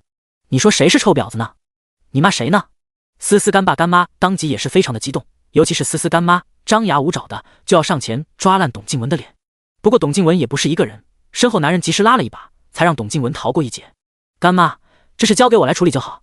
洛川上前一步，把思思干妈挡在身后，跟思思干爸示意放心，交给我处理。洛川随即把目光落在跟董静文一起的男人脸上，瞬间认出男人就是萧海军。萧海军这时也是看向了洛川，紧皱眉头说，你们太过分了，差点就把我家宝宝的脸给弄花了，你们赔得起吗？差点吗？那真是太可惜了。洛川冷冷地说，若不是不想让思思干妈惹上麻烦，他非常乐意看到董静文整张脸都被抓花掉。你怎么说话的？吓到我家宝宝还有理了？萧海军顿时非常的生气。闻言，洛川摇了摇头，你又是怎么说话的？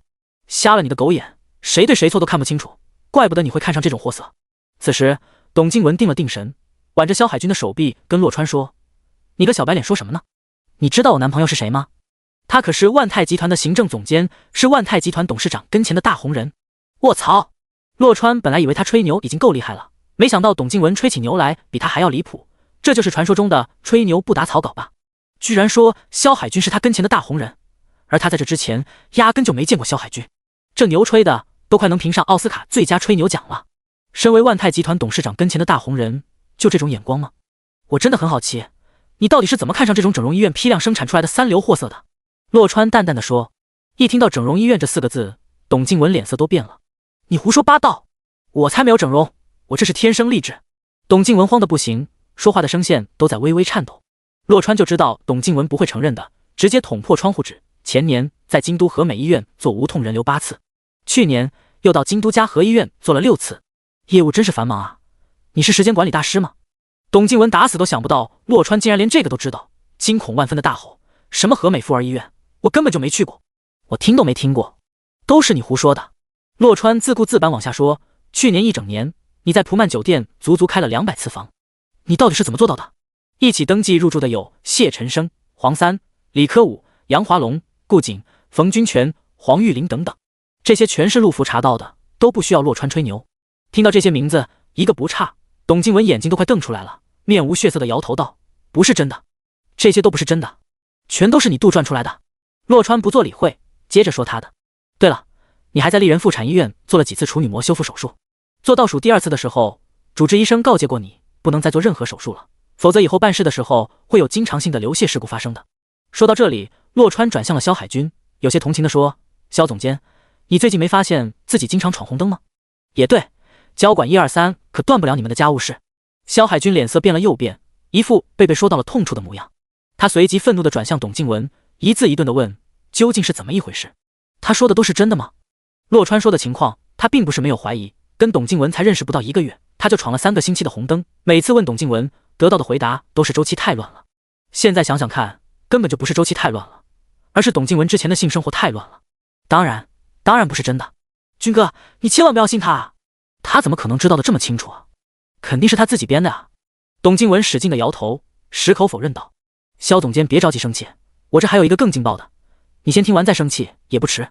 你身边这位上个月刚刚在京都医科院生殖中心做了个体检。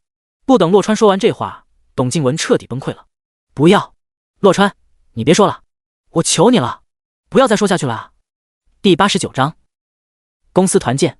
京都医科院生殖中心的体检报告是董静文最不想让人知道的秘密，没有之一。因为一旦这份报告公开，董静文这辈子嫁入豪门的美梦就彻底完了。豪门子弟绝对不会有人愿意娶一只下不了蛋的黑母鸡回家的。正是这次体检让董静文开始收心，准备认真的挑选一个优质男娶了自己，而萧海军则是他千挑万选后的首要目标。萧海军所在的京都萧家可是个老牌家族，曾经一度是京都的上流家族，比起今日之左家有过之而无不及。虽然后来家道中落，但是瘦死的骆驼比马大，萧家背后的人脉根本不是董家能比的。更重要的是，据说萧海军即将要被提拨为万泰集团的副总裁。一旦萧海军成为万泰集团的副总裁，萧家背后的人脉将会重新活跃起来，到时候萧家再次崛起几乎是板上钉钉的事情。所以董静文绝对不能让萧海军知道这份体检报告的存在。然而事情到了这一步，体检报告对萧海军来说其实已经不重要了。萧海军绝对不会把一个残花败柳娶回家的。军哥，我错了，你别生气，都怪我年轻时候不懂事，我以后不会了，我对天发誓，一定会安心当好萧家的贤妻良母，你相信我好不好？萧海军脸色青红变幻，在那铁青的脸色映衬下，似乎头顶都青了好大的一片。庞佛为了验证他的猜测，洛川再次补充道：这种毒誓你也敢发啊？这个月的10号，你不是还跟苏建文、苏建武去新月湾大酒店开房了吗？他们好像还拍了跟你打扑克的视频。咦，这俩一文一武的，不会是双胞胎吧？3个人打的什么扑克啊？斗地主吗？听到这个，董静文猛地双腿发软，瘫坐到了地上。苏建文跟苏建武都是董静文的前男友，当时他想着跟2人打完最后一次扑克后就彻底再也不见的。洛川居然连这个都知道，而且竟然还有他们打扑克的视频。闻言，萧海军气得浑身发抖，再也忍受不了，抬手就是一巴掌。紧接着第2个、第3个，萧海军发了疯似的，2只手煽风点火般对着董静文的脸蛋就是猛抽不停，直到打得董静文嘴角渗血，人为电刀的鼻子也瘪下去了，萧海军才收了手。看着董静文那丑陋不堪的鼻子，萧海军终于知道了董静文每次亲嘴都让他温柔点的原因，就这鼻子一捏就瘪的，哪里容得人稍微用力去碰撞啊？这样看来，除了洛川说的那些，董静文身上整过的地方还有不少啊。望着这张烂脸，萧海军不但没有半点怜香惜玉，反而再次暴怒出手，一边暴打着，还不忘一边破口大骂：“你这个烂货！以前当婊子还不够，跟我在一起后还给我戴绿帽，给老子去死吧你！什么臭鱼烂虾也敢往老子身上蹭！要是蹭出老子一身病，我他妈打死你信不信？”董静文饶是护住脑袋，还是被打得嗷嗷乱叫，披头散发的，最后俨然成了一个乞丐婆子，坐在那里痛哭流涕。洛川，我知道错了，求求你，快救救我吧！我可是陈思思的表姐，我也算你的表姐啊！董静文知道他彻底完了，现在唯一的念头就是保住自己这条狗命。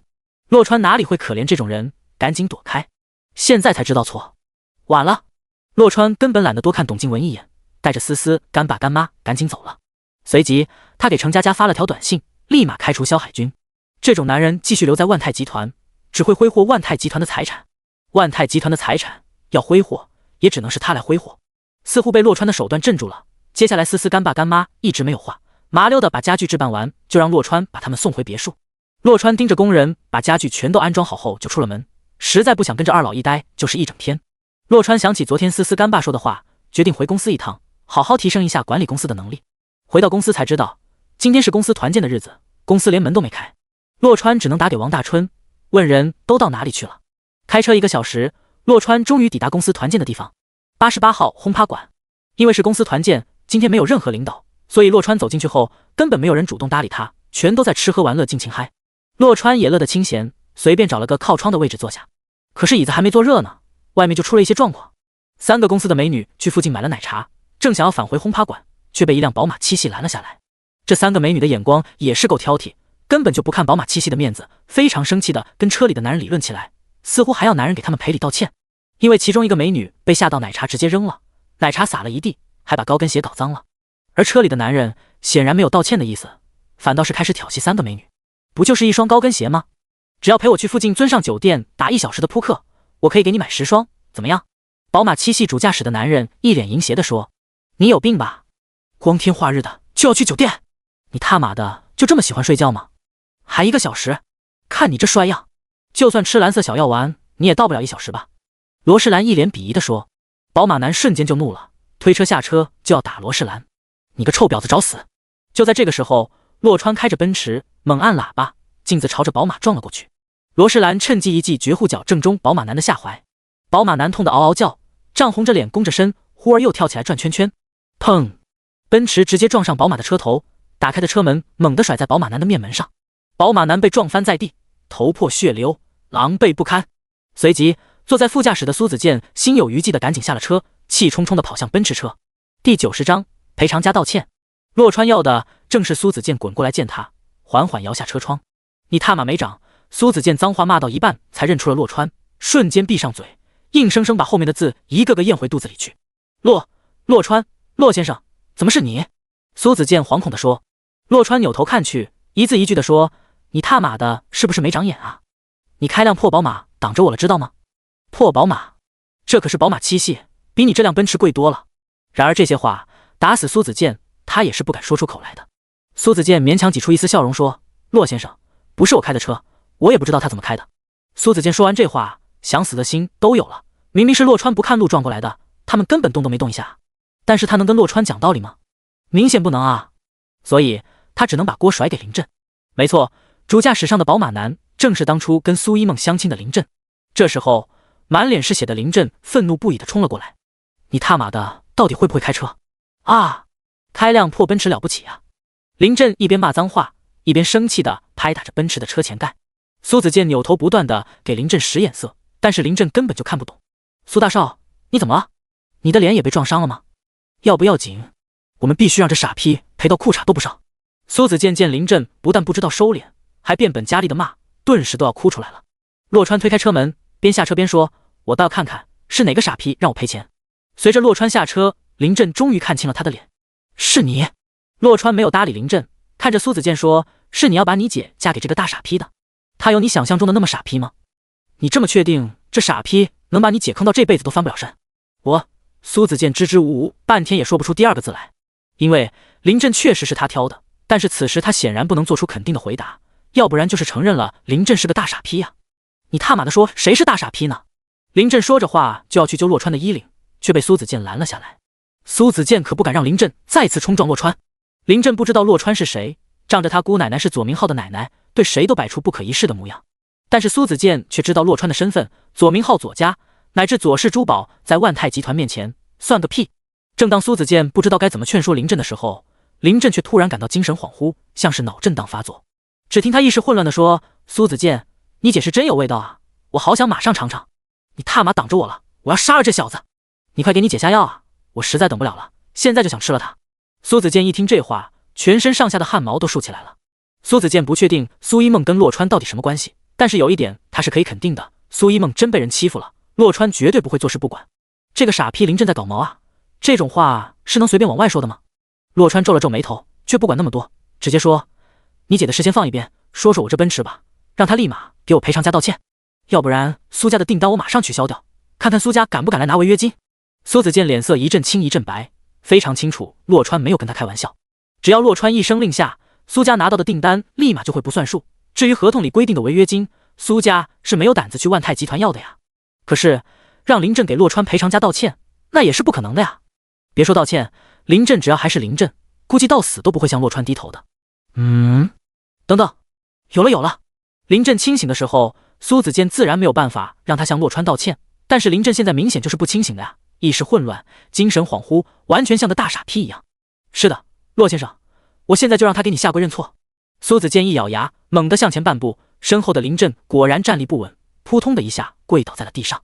见状，苏子健干脆一不做二不休，拿住林震的后脑勺就使劲往地板按下去。砰的一声，紧接着第二下，连续磕了3下，苏子健才把林震弄起来。洛川皱了皱眉头，此时也意识到林震大概率是脑震荡发作了，不过已经行完大礼，他也不好再说什么。我这车头烂成这样，没有50-60万，你觉得能不能修得好？洛川淡淡的说。50-60万，听到这个数字，苏子健差点要骂脏话。这奔驰估计也就是50-60万，现在只是坏了个车头，洛川就要林震赔50-60万，简直就是狮子大张口啊！可是他敢讨价还价吗？苏子健打死他自己也是不敢的，立马点头道：赔，我马上让他赔。随即苏子健拿出林震的手机，又用林震的指纹解了锁，最后再用林震的指纹验证支付密码，直接就把钱转到了洛川的手机上。洛先生，您看现在。苏子健陪着笑脸说：滚，再让我看到这傻批，你就死定了。洛川说着，一脚踹在苏子健的身上。苏子健头都不敢回，连滚带爬的扛上林震，赶紧灰溜溜的开着宝马跑了。这时候罗世兰带着2个同事走到洛川的面前：老板，你刚才真的太帅了。行了，赶紧进去吧，我得去修车了。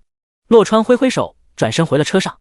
洛川把车开到奔驰西城店，却发现店门紧闭，只好在附近找了家大型汽修厂，把车扔下就打车回了家。到家的时候，陈思思刚把车停好，陈思思做了个噤声的手势，做贼似的拉起洛川的手就往外跑。2人就这样手牵着手在小区里散步，享受难得的2人世界。川哥哥，明天还得拜托你陪我干爸干妈出去一趟哦，他们要在京都常住，没有车肯定是不行的。干爸跟我说要买奔驰，那就买奔驰吧。这次你一定要让我干爸自己掏钱哦。第91章，秦小英。洛川知道陈思思这话是真心的，可他怎么能让思思干爸干妈掏钱啊？但这会儿只能先答应下来，到时候再随机应变。洛川和陈思思在小区里逛了一圈，才赶忙带着陈思思回了家。回到别墅后，陈思思就被思思干妈带回了闺房。洛川见思思干妈像防贼一样防着他，突然有种小时候偷偷早恋的感觉。回到房间，正准备洗澡，手机响了起来，是苏一梦。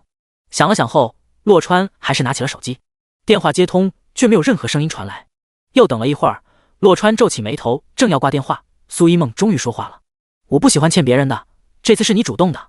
洛川一下子就听明白了，淡淡的说：我不需要你的感谢，所以你就不用费脑子想怎么还我了。听出了洛川想要挂电话，苏一梦提高了声量：你等一下。我等着了，你说吧。洛川再次把手机放到耳畔：你低估了苏子健。苏一梦话说一半，戛然而止。洛川顿时觉得跟这个女人说话真费脑子，稍一琢磨，不确定的说：她把一切都推到我头上来了是吗？苏一梦应了声，停顿好一会儿，才补充道：钱是转到你账户上的，林震现在不省人事，只能是他说什么林家就信什么。洛川嘴角微微勾了下，风轻云淡的说：随便吧，我无所谓，反正即便苏子健没有在背后捅他一刀，林家也是会找他算账的。再说了，车子是他撞的，人也是他要求道歉的，这笔账算在他的头上也没毛病。我是在提醒你，以后跟苏子健打交道要留个心眼，他虽然蠢，但并不是一点脑子都没有的。苏一梦略带关切地说：你还是先顾好你自己吧。洛川说完，直接把手机往床上一扔，转身就进了浴室。一夜无话。翌日一大早，陆福就让人把奔驰送了回来，汽修厂就是陆福推荐的。陆福还告诉洛川一个消息，奔驰西城店暂时开不成了。显然这是叶立峰的报复。这样一来，洛川只能带思思干爸干妈去别的 4S 店看车了。吃过早餐，在陆福的推荐下，洛川带着二老来到了另一家奔驰店。思思干爸显然是带着明确目标过来看车的，一进店就跟销售顾问说要看奔驰 E 级。洛川也不发表意见，紧跟二老后面来到一台最新款的奔驰 E 级面前。奔驰的品牌力摆在那里，销售顾问也不过多介绍，直接询问思思干爸要不要进车里感受一下。随即思思干爸把手上的保温杯扔给洛川，就钻进了车里。洛川低头看了眼，发现保温杯里抛的是各种枸杞，正要把杯盖拧紧，下意识的抬头往前面一看，却不禁愣住了。不远处的另一台奔驰 C 级车里，一对男女坐在其中，女人是洛川认识的，男人却很陌生。洛川一边拧紧杯盖，一边猛眨眼睛，再三确认他没有看错，女人竟然是华仔杨子华的老婆秦小英。此时那名陌生男子正把右手放在秦小英的大腿上，旁若无人般来回揉捏，而秦小英不但没有阻止，反而满脸媚态地望着陌生男子。此情此景瞬间让洛川拳头攥紧，额头上隐隐有青筋暴露。华仔是他在京都仅有的2个朋友之一，撞破了这事，洛川没有理由不告知。深呼吸了一口气，洛川拿起手机拨通了杨子华。这种事情他如何开口似乎都不妥，但他也只能硬着头皮上。川，有事吗？我在加班呢。杨子华明显是忙里偷闲接的电话。洛川这才想起来今天是周末，再次深吸一口气，缓缓地问华仔，如果现在非要让你在我和小英之间做个选择，你会相信谁？电话那头，杨子华瞬间就意识到了问题的严重性。沉默半晌，杨子华离开了工位，找了个安静的地方才再次开口。川，你直说吧，发生了什么事？洛川也不再废话，我现在在一家奔驰 4S 店，秦小英老师就在我不远处的一辆车里，跟他在一起的还有一个秃顶男人。杨子华再次陷入了沉默，大半天才悠悠地说，不可能的，他现在应该在学校开家长会。说完，杨子华直接挂了电话。这个时候，洛川来到了奔驰 C 级的后面，两人的不堪对话很快就被洛川尽数收入眼中。梁哥，你真的要给我买这辆奔驰吗？秦小英开心地说。梁耀波一边把手往秦小英裙底探去，一边不无淫荡地说，那得看你同不同意我在你家堂食了。秦小英顿时打了梁耀波胸口一下，随即却说，我觉得自己好坏，因为我心里同意了。梁耀波不由得越发大胆的动作，听说你们明天要去补拍婚纱照？对啊，我跟他结婚那会儿，他没有钱，连婚礼都没有办，现在他还是穷鬼一个，我也没兴致办婚礼了，他以为补拍个婚纱照就能够补偿我了，真是幼稚。秦小英满是嫌弃地说。梁耀波突然眼前一亮，凑近了秦小英，一边咬着后者的耳朵一边说，我有个大胆的想法，我想要看你穿上婚纱，然后我再吃。洛川见梁耀波转过脸来了，只能赶紧先撤了。当众打秦小英的脸就是打华仔的脸啊，闹得人尽皆知，杨子华遭受的打击只会更大，这是能低调处理，最好还是低调处理。不过低调处理不代表对秦小英从轻发落，只是杨子华现在根本还不敢接受这件事情，所以洛川还不好动手。梁耀波并没觉察到洛川在偷听，但生出了警惕，随即猴急地拉着秦小英走了。见状，洛川发了条短信给杨子华，让他现在马上回家一趟。虽然最后那段话洛川没有听清楚，但是有前面那些已经足够了。如果这对狗男女还是按照原计划行事的话，那杨子华现在回家应该能够抓到他们的。发完短信后，洛川才意识到他刚才失策了，应该拍几张照片下来的，不管是发给杨子华还是留作以后当证据，都是绝对有大用的。真是操蛋了，光顾着仔细听这对狗男女说他们不堪入耳的计划去了。第92章干爸的爱好。可惜世上没有后悔药，洛川只能静观其变，等杨子华的消息。这时候思思干爸的话将洛川拉回了现实。洛川，过来，看好了，就这辆吧。思思干妈则是接了个电话，脸色有些古怪的快步走出了奔驰店。洛川看向那个销售顾问，直接说，给个实价。销售顾问左右张望了下后，缓缓走到洛川面前，压着声音说，是洛先生吧？实价40万，您看怎么样？显然陆福跟店里打过了招呼，所以销售顾问是知道洛川的。不得不说，这销售顾问还挺有眼力见的，洛川从进来到现在都不曾自报家门。思思干爸听不到，有些不满地问，他说什么？多少钱？喂，你这小伙子搞清楚好不好？是我买车，不是他买车，你这是什么服务态度？洛川淡淡的回道，干爸还是别声张的好，这车40万搞定。什么？我还当多大优惠呢？鬼鬼祟祟半天就这个价，40听着也不好听，30得了，可以我就买了。思思干爸面露不悦地说。销售顾问顿时有些为难，先生，这可是顶配车型，而且会给您送脚垫以及免费贴车膜的，全部配件齐全，不需要任何后期加装的。40万，那是低配车型的指导价，眼前这辆可是顶配啊！洛川也觉得思思干爸是个狠人，砍价都砍到奔驰来了。以前只听说过奔驰经销商加价成风，还真没听说消费者砍价奔驰的。那就30吧。洛川拍了拍销售顾问的肩膀，这车要是卖亏了的话，之后让陆福帮他补上就是。不过老板敢不敢要就是另一回事了。洛川都说话了，销售顾问自然不敢再说什么，立马表示去找总经理拿合同。你还站着做什么？跟着去把钱付了呀！你不是说自己很有钱，配得上思思吗？30万对你来说应该不算什么吧？思思干爸催促着说。洛川怔了下，顿时都有些佩服思思干爸了，感情这10万块是为他砍的呀，那他真的谢谢了。不过30万对他来说确实不算什么，就当替思思孝顺干爸了。洛川刚想走去找总经理，总经理就急匆匆地跑了出来。总经理可是见过洛川照片的，一看果真是洛川，立马谄媚地说：洛先生，您这都来半天了，怎么也不让人跟我说一声啊？一辆奔驰E级你直接提走就行，可千万不敢掏钱的。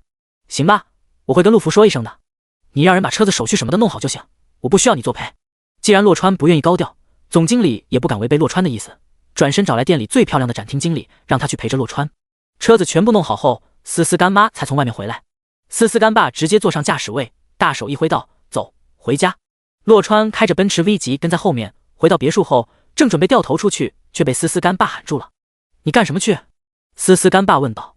今天是周末，洛川其实也没事可干，只是不想跟二老在别墅里耗一天。不等洛川回答，思思干爸又说：跟我出去一趟，开我那辆，你这面包车不嫌丢人，我还嫌寒碜。洛川干脆的答应下来，出了小区才想起来思思干爸根本就没说要去哪里，去潘家园古玩市场。思思干爸这时开口说。洛川应了一声，微微皱起眉头，犹豫半天，还是决定问个清楚。干爸，您这是要去淘什么宝贝吗？思思干爸顿时不高兴地说：怎么着，你还想要对我说教不成？我都来2天了，你还没跟思思打听清楚我的爱好吗？干爸，我确实不大清楚您都有什么爱好。洛川实话实说。思思干爸鼻子哼了声，我听说你还认识京都书法协会的会长，如果我一会儿打眼了，那你至少得负一半责任。也就是说，思思干爸之所以让洛川陪着跑一趟，是为了方便有人背锅的。洛川张了张嘴，实在不知道说什么好了。不过思思干爸是从哪里打听到他认识京都书法协会会长这事的？难道是思思大姑说的吗？还是说思思他爸连这个都调查到了？看来思思他爸还是很关心思思的呀。干爸，我对字画是一窍不通的，如果您把希望寄托在我身上的话，那我劝您还是别去了吧。洛川对这种类似赌博的事情向来不感冒，那就专心开好你的车，别跟我废话那么多。思思干爸显然是打定了主意，这潘家园是非去不可。很快他们就来到了京都这个最为历史悠久的古玩市场。下了车以后，思思干爸直奔一家名叫鼎上阁的店铺，一个经营文房四宝的老字号，在古玩市场有一定的名气。到了店铺门口，思思干爸就没再让洛川跟着，他一人一杯就这样走了进去。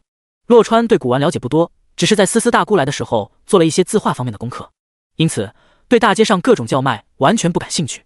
在门口百无聊赖待了一会儿，洛川正想着要不要去找个地方坐一下的时候，鼎上阁里面突然传来一阵叫喊：你都干了什么？我的话！洛川心头升起不好的预感，举步就要走进去，思思干爸却先一步冲了出来。思思干爸看到洛川，就好像看到救命稻草一样，慌不迭躲到了洛川的身后，还有意无意的把洛川往前推。老家伙，你还敢跑！随即3、5个男人跟着冲了出来。思思干爸从洛川身后探出脑袋来：你们的话是假的，毁了就毁了，我告诉你们，他可认识京都书法协会的会长，你们假话是骗不了他的。卧槽！洛川看着面前怒气冲冲的几个男人，万万没想到真的被思思干爸拿来背黑锅了呀！臭老头，你他妈的说什么啊？你敢说我们的东西是假的？你是不是活腻歪了？今天就算市长来了，你也必须赔这幅万山红遍。第93章真假话。闻言，洛川立马往旁边一让，这个举动让思思干爸以及鼎上阁的人都是瞬间一怔。最后鼎上阁地人先反应过来，上前七手八脚的就把思思干爸给控制住了。不管怎么说，思思干爸毁了人家的话，还想要逃跑，这事就不大厚道，现在还想要让洛川背锅。见对方只是控制住思思干爸，并没有动手打人的意思，洛川就放心了下来。这次如果不叫思思干爸尝尝记性，指不定日后怎么坑他呢。洛川，你要造反啊！我可是思思干爸，我也是你干爸呀，你怎么敢袖手旁观，扔下我不管？思思干爸冲着洛川大吼。洛川淡淡的说：干爸，你误会我了，我没有扔下您啊，我不是让他们拽住您老人家了吗？您放心好了，这件事我肯定会管到底的。随即他又跟顶上阁的人说，你们也听到了，他可是我干爸，手脚都给我放轻点，万一伤到他弟话，我绝对不会善罢甘休的。说完，洛川当先进了顶上阁。顶上阁的人闻言收起了下狠手的心思，架住思思干爸，紧跟在洛川后面回了店铺。店铺里，店长正在对着一幅山水图痛心疾首。洛川直接走了过去，这就是那幅被毁掉的万山红遍。在店长的手边，一个保温杯侧翻着，来回的晃荡，正是思思干爸的保温杯。保温杯里的水倒了出来，把画的一小半都打湿了。店员们正在小心翼翼地拿着抹布和纸巾吸取柜面上的水，却愣是不敢碰一下画。听到洛川的话，店长缓缓抬头：“你是？这保温杯的主人是我的干爸，方便让我看一下这画吗？”洛川笑着说。店长脸上闪过一丝愠怒，最后还是点了点头。毕竟画不是洛川毁掉的，要让洛川代为赔偿，也得让洛川看过证据才说得过去。洛川一边看一边问：“你们打算让我干爸赔偿多少啊？”店长斩钉截铁地说：“至少300万。”洛川沉吟了下，淡淡的说：“少了。”此话一出，在场众人都以为他们的耳朵出了问题。洛川不是来帮思思干爸的吗？他不是应该讨价还价才对的吗？思思干爸率先反应过来，立马破口大骂：“洛川，你疯了吗？什么少了？你在说什么呢？你是不是想要害死我？”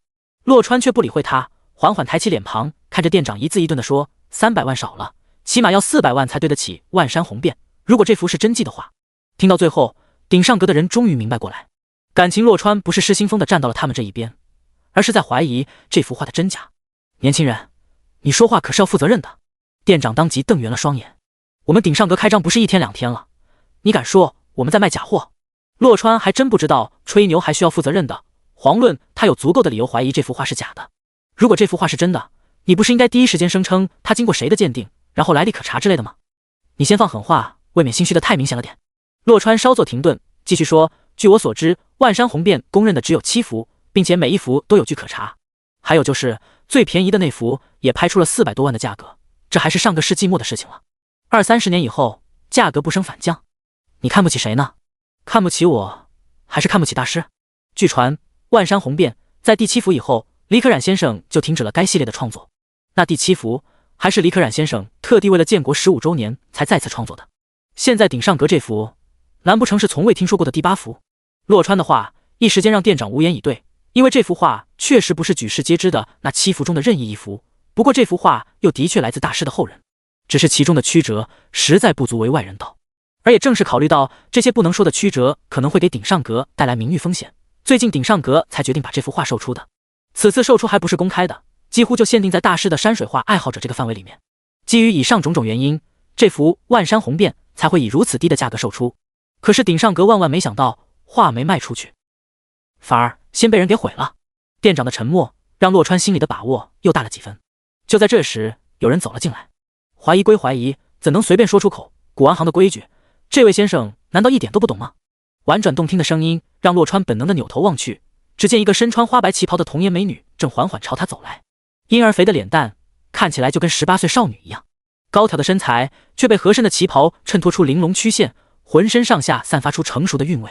若不是那双眼含冰霜的美眸透出高傲清冷的气势，洛川还真的忍不住要多看几眼。大小姐好，店长等人齐声说道。美女正是顶上阁的少主人，京都江家的大小姐江嘉敏。江嘉敏没有理会店长等人，冷冷地盯着洛川说：“古玩行的规矩，我可以尽情喊我的价，你觉得不值自然可以不要，但是绝没有毁画的道理。”洛川没想到，他明明都唬住了店长等人，到头来却没能成功忽悠眼前这个童颜美女。而思思干爸最吃亏的，恰恰就是坏了古玩行的规矩。看来这位先生不是不懂，而是故意装作不懂。江嘉敏盯着洛川的眼睛直看，庞佛一下子就看穿了洛川的心思。现在画已经毁掉，真的假的就不重要了。我们说它值多少钱，你们就得赔我们多少钱，这也是古玩行的规矩。你如果不服，赔了钱，尽管去古玩协会，甚至消协投诉，我静候佳音。江嘉敏冷冷地望着洛川，不带丝毫的感情。闻言，洛川淡淡的说：“既然如此，那我摊牌了。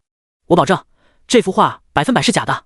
所以，你不但不能让我干爸赔偿300万，而且还要奖励我300万。”第94章，杨子华的电话。思思干爸毕竟是陈思思的干爸，让他受点惊吓没有什么，真要让他赔偿300万，关系就彻底闹僵了，到时候只会让陈思思难做。现在对方坚持要赔偿300万，洛川就只能挺身而出了。不过他这话一出，整个顶上阁地人都听懵了，不赔钱还想让顶上阁倒贴钱，这小子怕不是疯了吧？吹牛皮也要有个度吧？思思干爸这会儿可不管洛川是不是吹牛，立马帮腔道：就是，你们卖假话还有理了？我们帮你们鉴定出了假话，你们还要给我们钱的，知道不？洛川此时真想一走了之，这老家伙是闲事还不够大事吧，还跟着拱火呢。他吹牛有他的道理，你老人家就消停吧。思思干爸不说还好，这一说店长等人就不干了，岂有此理！小子，你是故意找茬地是吧？我看你今天就是专程跑来砸我们招牌的。江家敏却扬了扬手，示意他们都不要说话。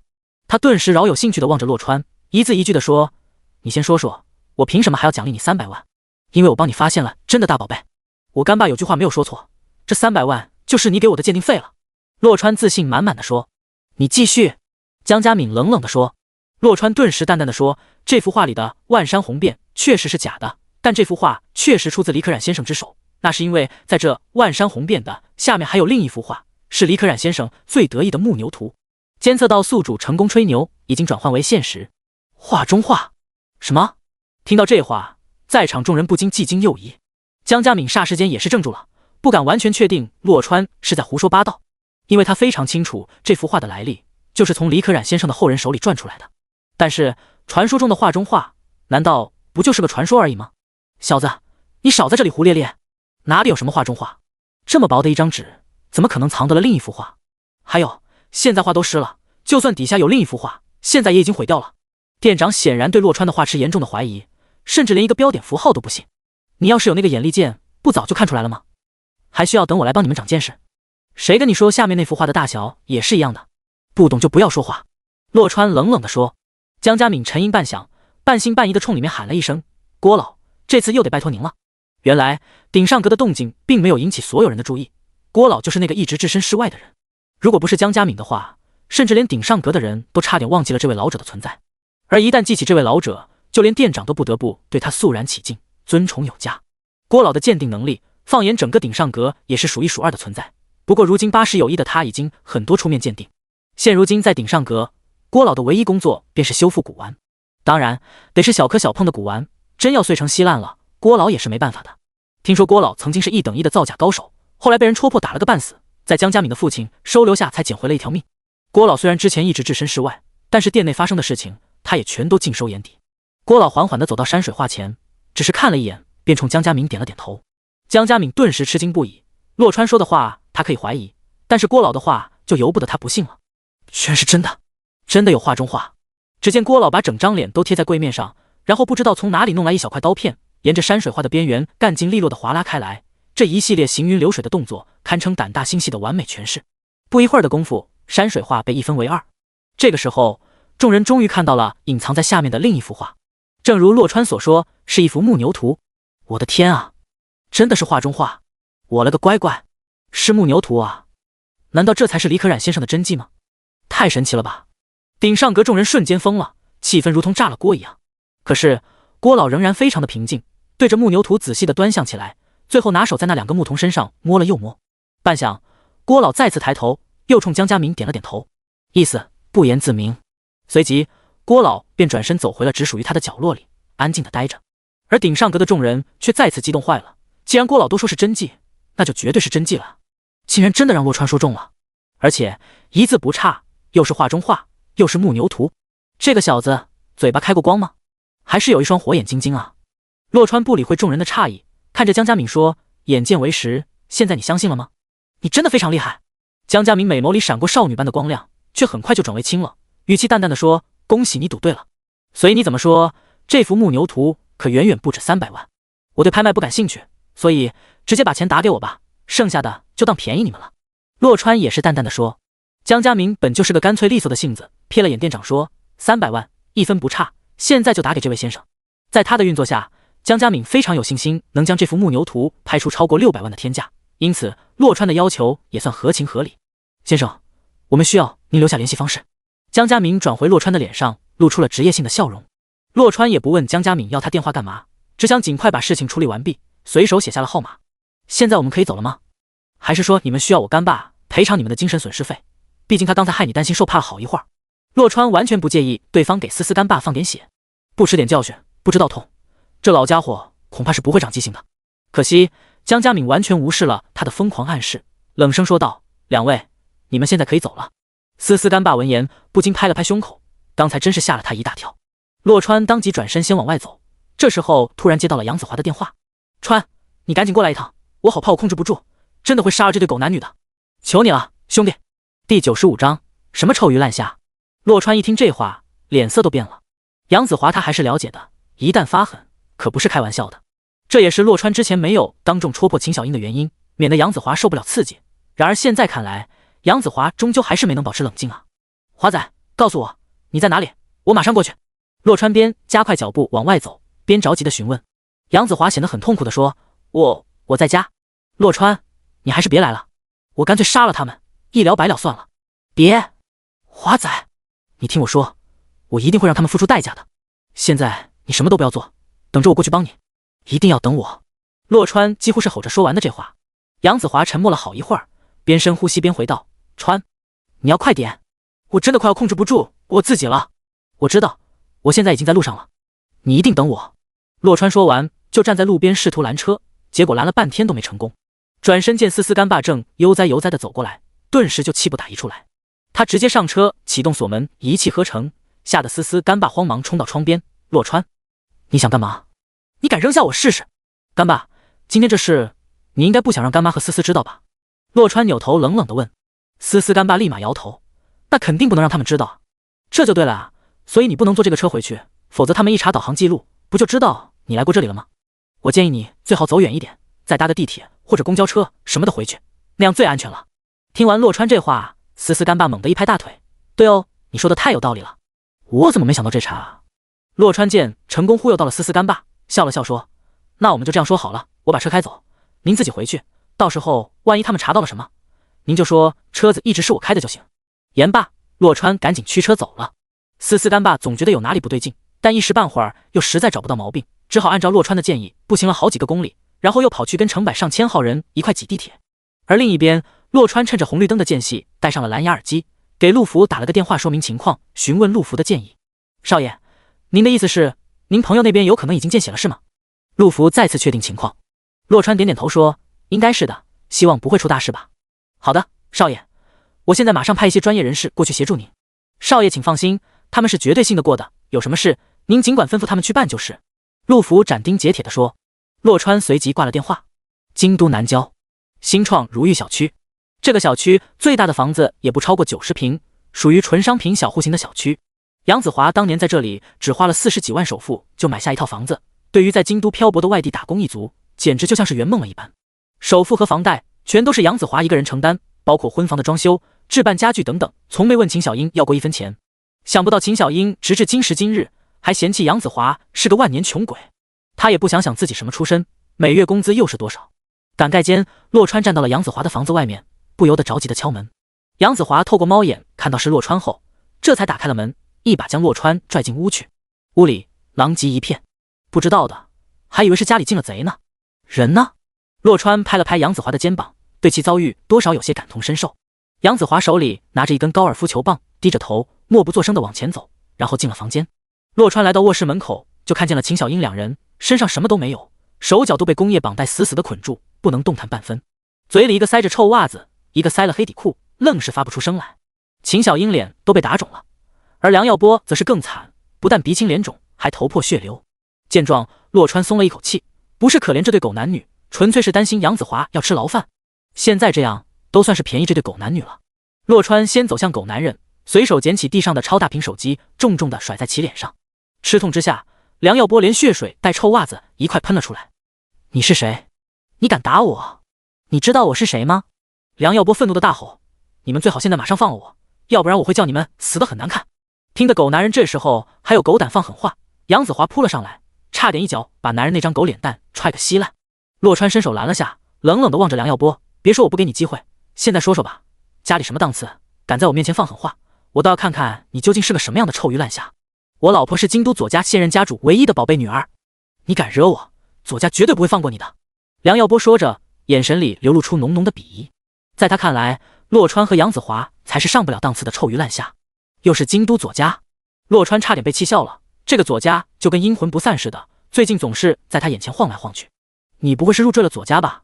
只字不提你娘家，是打算吃你老婆的软饭吃到底了是吗？可以的，我就给你这个机会，来吧，打给你老婆，就说你在外面偷吃的时候被人当场逮住了。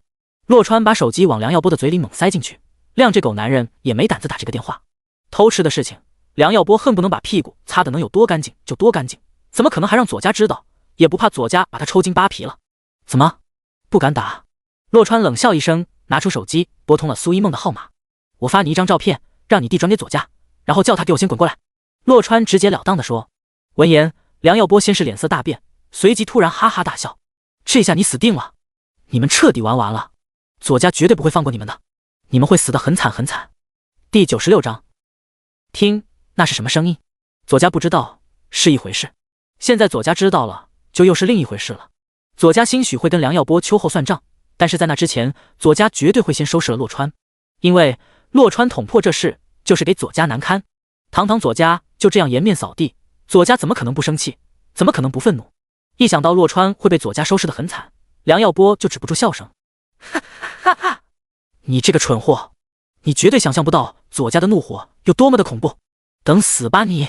到最后，你会后悔来到这个世上的。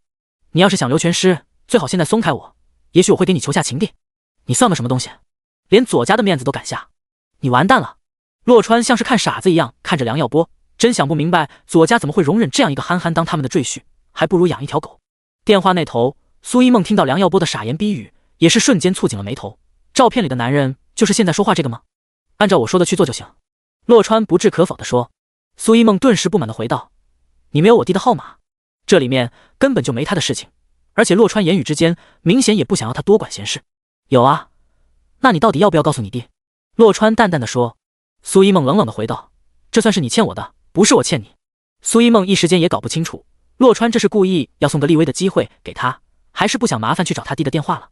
随便。洛川直接挂了电话，紧跟着他又给陆福发了条短信，让陆福去帮他办点事情。做完这一切，洛川才缓缓抬头看向梁耀波，要不要给你个机会摇人？左家可不一定会管你这破事的。不可能。梁耀波用力的摇头，我老婆很在意我的，我们是真爱，感情很好的，她绝对不会让左家扔下我不管的。啪！闻言，杨子华忍无可忍，当即赏了秦小英一个大嘴巴子。臭婊子，你是瞎了吗？这种货色你也看得上？秦小英嘴里的三角布条被打掉，剧烈咳嗽了几声后，猛然抬头，再怎么着也比你要强。我跟着你得到什么了？连婚房都不到100平，你还有脸问我？喘了口气，他又得意地说：梁哥只要给我买车买房，我管他有没有老婆呢，我喊他爸爸都行。听得这个，梁耀波居然生出了些许底气，一边肆无忌惮地打量着秦小英的身材，一边得意洋洋地说：嗨，这种事情怎么能往外说呢？在床上叫叫就行了。卧槽，这对狗男女简直找死！狗东西，我杀了你！杨子华推开洛川，就要对梁耀波下杀手。就在这个时候，外面的门突然砰的一声，几声过后，门直接就被人从外面撞开了。卧室内众人都是被吓了一大跳，杨子华正要转身去看是什么情况，一队全副武装的安保人员先冲了进来。梁耀波认出了领头的人，顿时大喊道：宇哥，是我呀，我在这呢。领头的人名叫罗宇，收到左家通知的时候，他们正在附近执行任务，第一时间就赶了过来，任务自然是营救梁耀波。洛川见两人认识，迅速拉着杨子华退到梁耀波的旁边，夺过高尔夫球棒抵在了梁耀波的下巴处。明明是先通知的陆福，结果却是左家的人先到了，真是人算不如天算啊。罗宇一行人虽然穿着安保的衣服，但是一个个凶神恶煞的模样，更像是一帮混混。小子，放下武器，我可以饶你不死。罗宇示意手下都稳住，不要轻举妄动。现在对方已经被他们堵住，逃无可逃，没必要着急动手，还是任务目标的安全比较重要。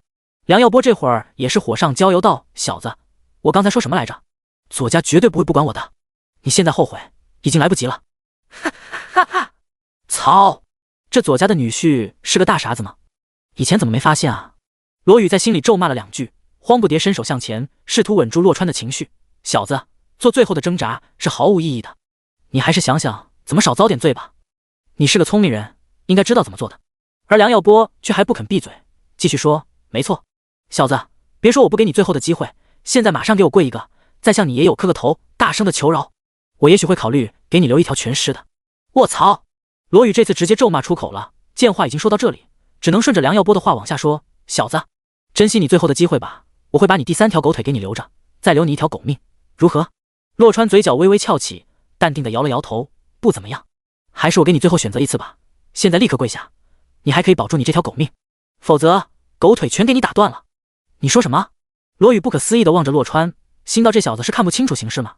那人多人少数的过来吧。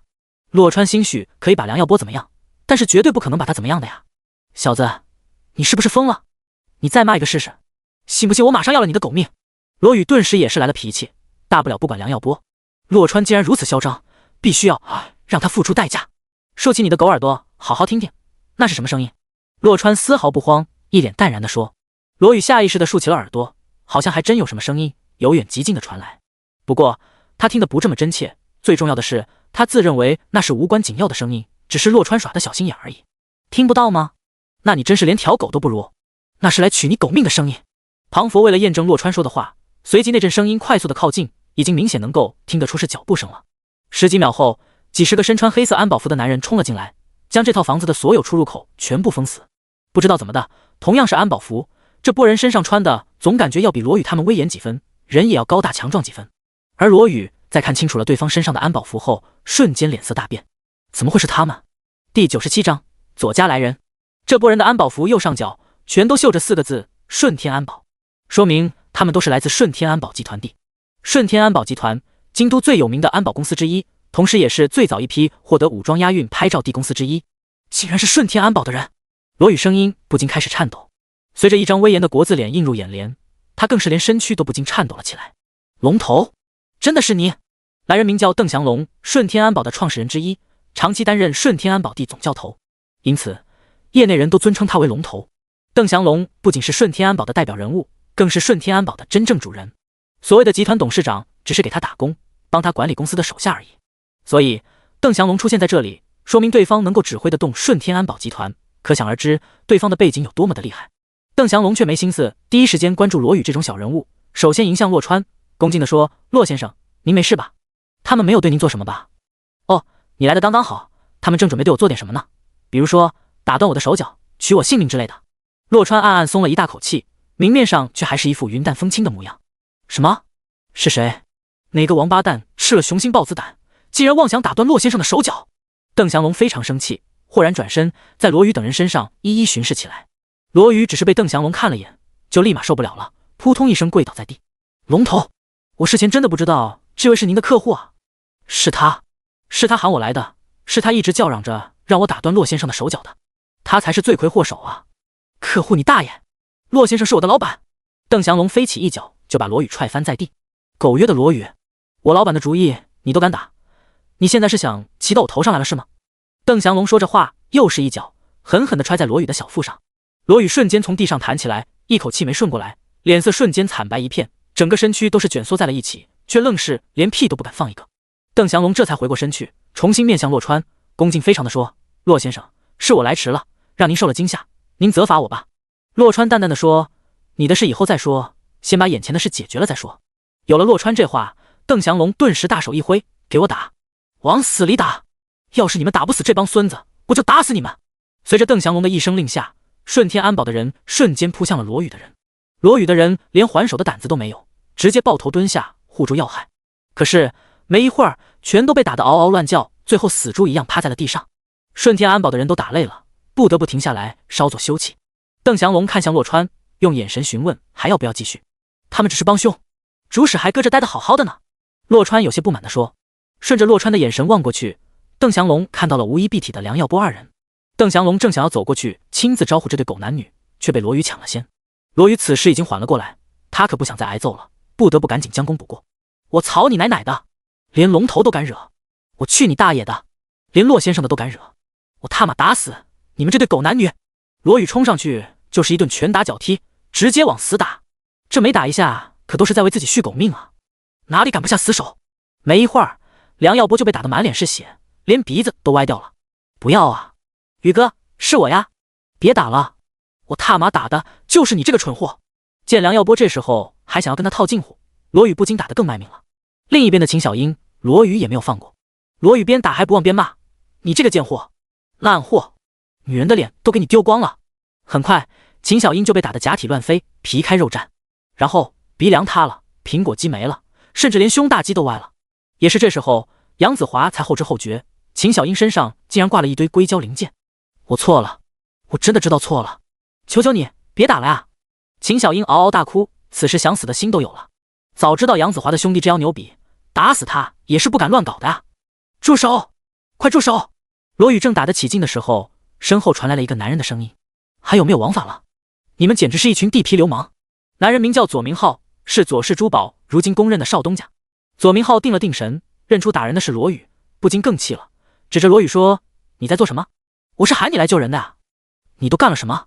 左明浩虽然平日里非常傲气，但是哪里经历过眼前这血淋淋的一幕，差点吓出了晕血症。罗宇先是身躯一颤，随即硬着头皮挺直了腰杆说：“浩少爷，这事只能怪他自己惹了不该惹的人。”左明浩定了定神，扭头看向邓祥龙，顿时一惊：顺天安保怎么会在这里？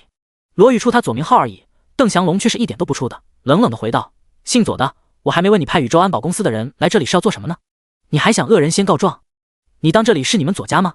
强闯民宅，这顶帽子一旦扣下来，任凭左明浩和左家如何权势滔天，这事他们也讨不到半点好处。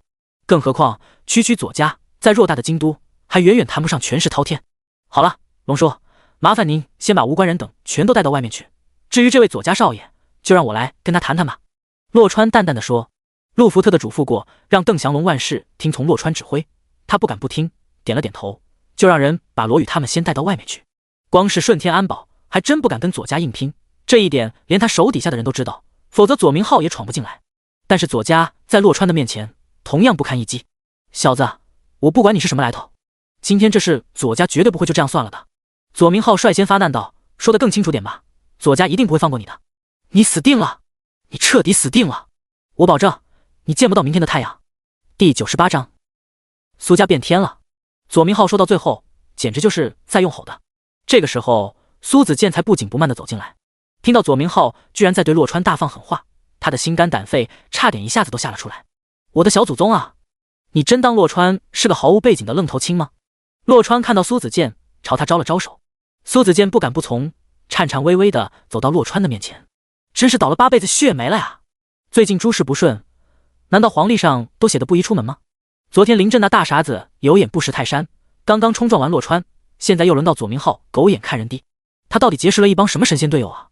洛川搭着苏子健的肩膀问他：“我听你姐说，这家伙是你穿一条裤子的好兄弟？”打死苏子健也是不敢承认这个的啊。苏子健连忙摆手：“洛先生，您说笑了，我打小就很讲卫生，不会去穿别人裤子的啊。所以你的意思是，你们两个是穿2条不同裤子的好兄弟了？”洛川这满分的听力理解，一下子就把苏子健整懵了。而洛川则是继续说：“俗话说得好，父债子还，兄债弟偿。他现在犯了错，你是不是要替他赔礼道歉啊？”苏子健总感觉有哪里不对劲，但此时也顾不上那些，只知道这话肯定是不能认的。没有的事啊，洛先生，我跟他一点都不熟的，苏家跟左家也是一点关系都没有的啊，你一定要相信我。苏子健说到最后都快要哭了，就差要给洛川跪下了。昨天才勉强保住了订单，他可不想今天又丢了呀。行，这次算你没错，但是你给我记住了，我说了，只有苏一梦能代表苏家，那就只有他可以。你要是再给我耍小心机，尽管试试。洛川轻轻拍了拍苏子健的脸颊，却直接把苏子健拍跪下了。不敢了，洛先生，我再也不敢了。那边左明浩望着被洛川3言2语就吓得瘫坐在地的苏子健，不由得目瞪口呆。苏家再怎么说也是堂堂京都2流家族，距离上流只有1步之遥的存在，怎么会这样？你到底是什么来头？左明浩终于开始认真审视洛川，可惜为时已晚。洛川嘴角勾了勾：“你问这个干嘛？你不是刚刚保证了，不管我什么来头，今天都死定了吗？”“没错，我不管你是谁，苏家怕你是苏家的事，我们左家绝对不会怕你的。”左明浩定了定神，觉得洛川的背景至多就是京都1流家族这样。很好，看来你们左氏珠宝是不打算做人工钻石的生意了。左少爷真是大气啊！我可听说你们的钻石90%以上用的都是人工钻石啊。”洛川淡淡的说。左明浩脸上掠过一丝惊惧，却硬着头皮说：“这种牛皮你也敢吹？也不怕闪了舌头？我还真就不信了。我把话放在这里，你要是有本事砍断左氏珠宝的人工钻石货源，我喊你爷爷。想不到堂堂左家少爷竟然如此不要脸，连我一大老爷们的便宜都想占。那我就满足你好了。应左少爷要求，从明天开始，华金钻石将不再提供左氏珠宝任何人工钻石。”洛川一字一句的说完，系统马上就有了反馈，监测到宿主吹牛成功，已经转换为现实。华金钻石是国内最大的人工钻石生产企业之一，而在左氏珠宝所使用的人工钻石里面，有超过90%都是来自华金钻石制造的。洛川居然知道华金钻石，虽然这不算绝对的商业机密，还是叫左明浩吃了一惊。不过他还是没有太当一回事。小子，你是不是有吹牛成瘾症啊？我让你吹，你还真敢吹啊？你以为我会信你吗？你以为这种吹牛会有什么实际意义吗？然而他这话刚说完，手机就响了起来。左明浩低头看了眼屏幕，心头马上咯哒的一下。电话是左明浩父亲左家现任家主左关林打来的。左明浩按下接听键后，左关林的咆哮声立马传了过来。左明浩，你他妈的是不是疯了？谁让你单方面取消跟华金钻石的合作的？谁给你的这个权利？你他妈有什么资格代表左氏珠宝做出这个决定的？嗡！左明浩的脑子霎时间嗡嗡作响，空白一片。这怎么可能？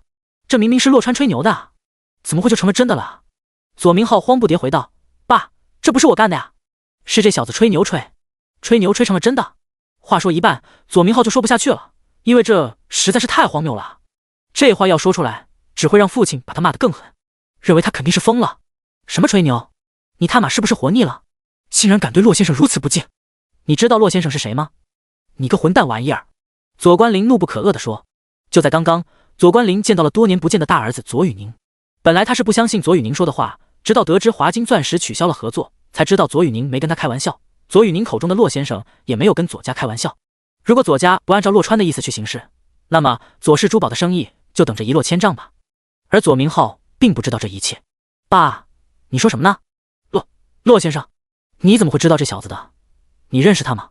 左明浩猛地意识到他好像犯了一个巨大的错误。左关林顿时骂道：混账东西，连洛先生都不知道，你根本就不配当左氏珠宝的继承人。我决定即刻起修改遗嘱，我100年以后所有遗产全部留给左云宁，同时从现在开始，你不得再踏入左氏珠宝一步。我正式宣布免除你在左氏珠宝的一切职务，还有勒令你马上搬出左家别墅，没有我的允许，不准你出现在左家方圆10里之内。最后告诉你那个废物姐夫，如果他今天之内不能把字签好，跟你姐立刻解除婚姻关系，并且净身出户的话，我保证他见不到明天的太阳。第99章不醉不归。一字一句犹如重锤落在左明浩的胸口，砸得他身躯发抖，心脏猛颤。眼前这个小子到底什么来头啊？竟然把不可一世的父亲也逼到了这个不得不屈服的地步。左明浩稍微缓过来后，心有不甘地说：爸，为什么？你老糊涂了吗？我可是你的亲儿子啊！电话那头，左关林直接吼道：如果不是因为你是亲生的，老子直接弄死你算了。华盛投资持有华金钻石69%的股份，华盛投资由盛泰产业投资基金100%持股，盛泰基金是万泰集团的全资子公司，所以你来告诉老子骆先生是谁？你个傻逼玩意儿，还愣着做什么？立马跪下给骆先生磕头赔罪，否则你以后休想再从左家得到1分钱。你现在拥有的一切，老子全都给你没收了，信不信？话说到这里，左明浩再傻逼也听明白了，洛川竟然是万泰集团的那个新老板，那可是万泰集团啊！左明浩再也不敢不服，双膝向前，无力地跪倒在地。万泰集团真要收拾左氏珠宝就给完事的，整个左家都不可能是对手，遑论是他一个人。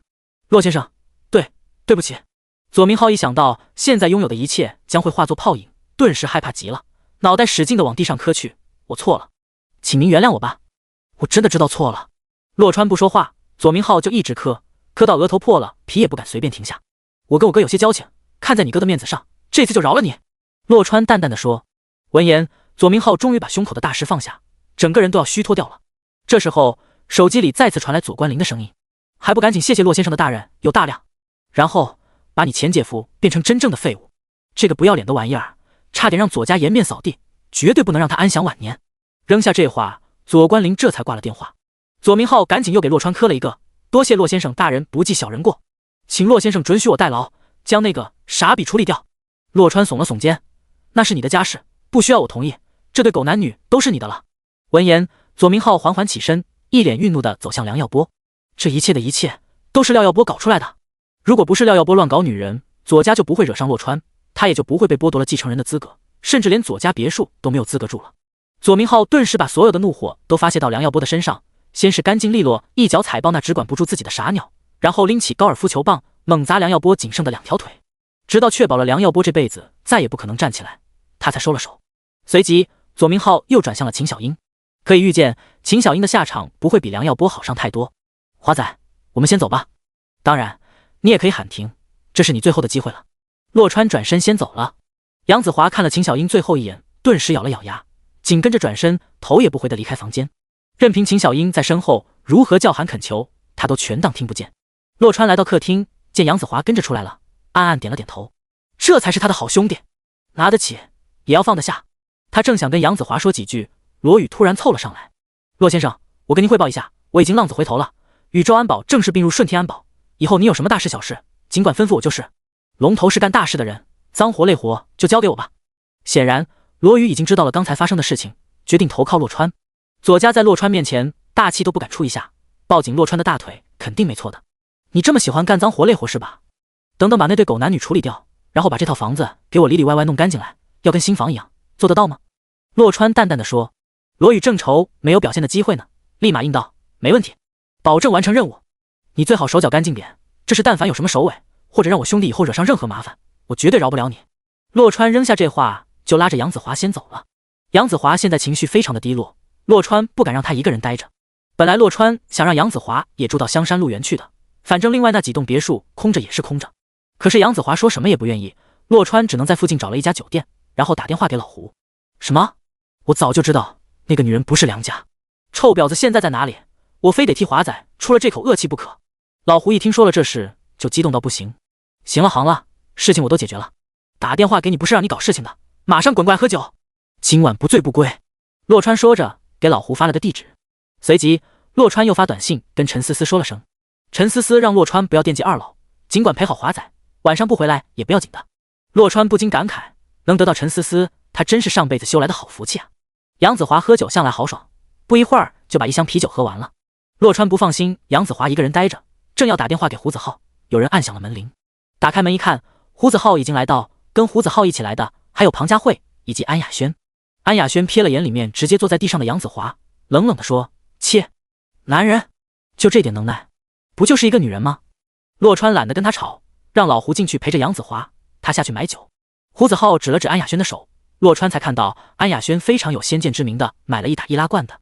洛川摇摇头，不够，我再去买点。你要喝多少？不够不够，我再去买10打，喝死你们这些臭男人好不好？安雅轩一把将袋子推到洛川怀里，转身就向电梯走去。洛川，让他去吧。庞佳慧打圆场道，他吃了枪药啊，老子又没惹他。洛川扭头看了眼走廊那边的窗户，此时天色已经暗了下来。这女人穿成这样，招摇过市，不会出事吧？第100章，吹牛吹小了。安雅轩今天穿了一条白色的百褶短裙，露出底下大半截长腿，雪白到发光，没有半点瑕疵，完美衬出了她那高挑的身材。上身则是一件淡蓝色的长袖，左边香肩微露，洁白圆润的肩头叫人忍不住要多看2眼。虽说怎么穿是她的自由，但遇上喜欢遐想的男人，难保不会盯着直看的。洛川想要叫住她的时候，安雅轩已经进了电梯。洛川，没事的。也不知道怎么回事，他一见到你就脾气大得很。刚才来的路上对我家老胡说话可客气了。庞佳慧一脸纳闷地说。胡子浩附和地冲洛川不断点头。洛川顿时就要骂脏话，推了胡子浩一把，好你个老胡，见色忘友是吧？你这意思我的问题喽？我也不知道，我也不敢问啊，反正人家对我说话正常的很，你肯定是做了什么对不起人家的事情。胡子浩说着话就走进了房间。洛川很是无语，我对不起他？我都这样了还对不起他？真是个小祖宗，老子才不惯着他，他爱去就去。洛川都不知道说什么好了，上次怎么说他也算是英雄救美了吧，事后也没有什么回报，这女人还不乐意了。算了，由他去吧。洛川转身回了房间，陪着杨子华继续喝酒。没一会儿，一打易拉罐就全喝光了。杨子华已经有些醉了，但看样子还要喝。胡子浩2口子平时很少喝酒，此时看上去比杨子华更差劲。酒，再来！杨子华突然大喊一声。行行行，我去买。洛川拍了拍胡子浩肩膀，让他看着点杨子华。出了房门，洛川不禁有些纳闷，这女人去哪里买酒啊？到现在还没个人影。洛川走到电梯口，按了下电梯，发现电梯刚才停在了6楼，此时正缓缓的上来。电梯门打开，洛川发现里面有一罐啤酒，正是安雅轩先前带来的那种。这香水好像是他的。同时洛川还嗅到电梯里有熟悉的香水味，正是安雅轩今天喷的那款。鬼使神差的，洛川按了下6楼的按键。到了6楼，他刚走出电梯，就依稀听到有女人的求救声。迅速拐过转角一看，此时安雅轩正被一个男人捂住嘴巴往后面拖去，易拉罐的啤酒在走廊上掉的到处都是。卧槽！洛川见状脸色大变，立马吼道：“你要干什么？放开他！”他一边吼着一边冲了过去。跑到近处，他才看见寸头男人的身后竟然还有一个光头男人正在用房卡打开一个房间的门。很显然，这2个男人是一伙的。光头听到洛川的声音，立马来到前面，从腰间摸出一把匕首，对着洛川的方向虚空划拉了几下。小子，我劝你不要多管闲事。这时寸头说话了：“你做什么？把人干掉，等等他报警就麻烦了。”光头这才反应过来，当即继续朝洛川走了过去。你等等，你知道我什么身手吗？我小时候可是跟人练过5、6年咏春的。洛川顿时不敢怠慢，立马开始吹牛。监测到宿主吹牛成功，已经转换为现实。光头的脚步只是稍微顿了下，然后以更快的速度朝洛川扑去。狗屁咏春，那种3脚猫功夫你也好意思拿出来吹嘘？老子手上的人命不下10条了。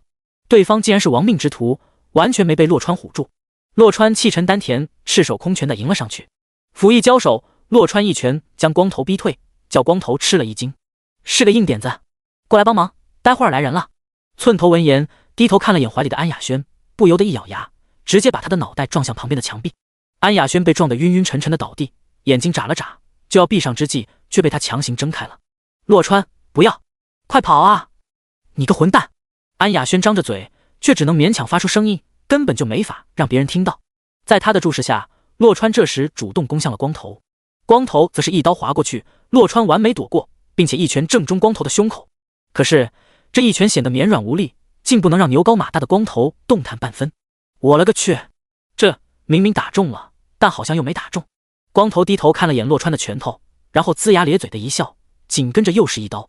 错愕之中，洛川堪堪躲过，但却被刀尖划出了一道口子。还没等他缓一口气，寸头二话不说就冲了上来，手里也拿着一把匕首。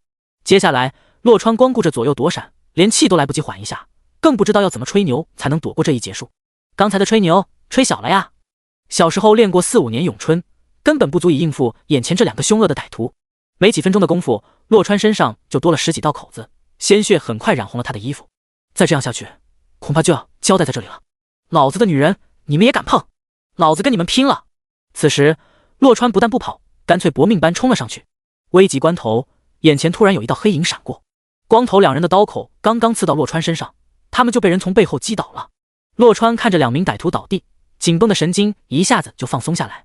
危机解除，肾上腺素迅速褪去，短时间内高强度的对抗让洛川体力严重透支，这时候再也支持不住，两眼一黑，虚脱了过去。闭眼前，洛川隐约看到一张女人的脸庞站在他的面前。洛川醒来的时候已经是第2天，定了定神，他猛地从床上弹了起来。率先映入眼帘的是陆福的脸庞。少爷，你已经没事了，您的朋友也一切都好。闻言，洛川松了一大口气。陆福继续说，那2个是 A 级通缉犯，今天刚刚逃窜到京都来的，也许是他们自知逃不掉了，就想着最后疯狂一把，正好被老爷您撞上了。那个房间是别人的，那个人也得救了。洛川摆摆手，他对这些不感兴趣，直接打断道：那个女人呢？出手救我的那个女人。第101章干妈病倒。闻言，陆福稍微挪了下身子。少爷，她叫刘佩月，就是我给少夫人聘请的那位司机。洛川举目望去，看到了一个齐肩短发的美女。没错，就是这张脸庞。昨天晚上正是这个女人救了他。原来她竟然是陆福请来的那个女司机。之前陆福说刘佩月身手很好的时候，洛川还没有很具体的概念，现在终于知道了，刘佩月的身手哪里只是很好，简直就是神乎其技啊！刘佩月面无表情地看着洛川，仿佛陆福说的跟他毫无干系一般。一身黑色劲装将身躯包裹得严严实实的，挺翘有致。如果行走于黑夜之中，不仔细看地话，恐怕会迎头撞上啊！想到这里，洛川突然意识到了什么，他顿时皱起眉头，冷声开口：你一直在跟踪我？若非如此，那刘佩月出现在酒店，未免也太巧了吧？你还挺聪明的。刘佩月淡淡的回道。洛川嘴角抽了下，这话听起来可不像是夸奖。你让我有些看不透。刘佩月继续说。洛川怔了下，很快就恢复镇定，即便刘佩月看出了什么，也不碍事，系统的事情任凭刘佩月再厉害也是看不穿的。很显然，刘佩月之前一直都在考察他这位未来雇主，如果不是出了昨晚那档子事，恐怕刘佩月还会继续暗中观察几天吧。对此，洛川觉得无可厚非，毕竟当陈思思的司机加保镖，并不是一个轻松的差事。所以呢，你决定了吗？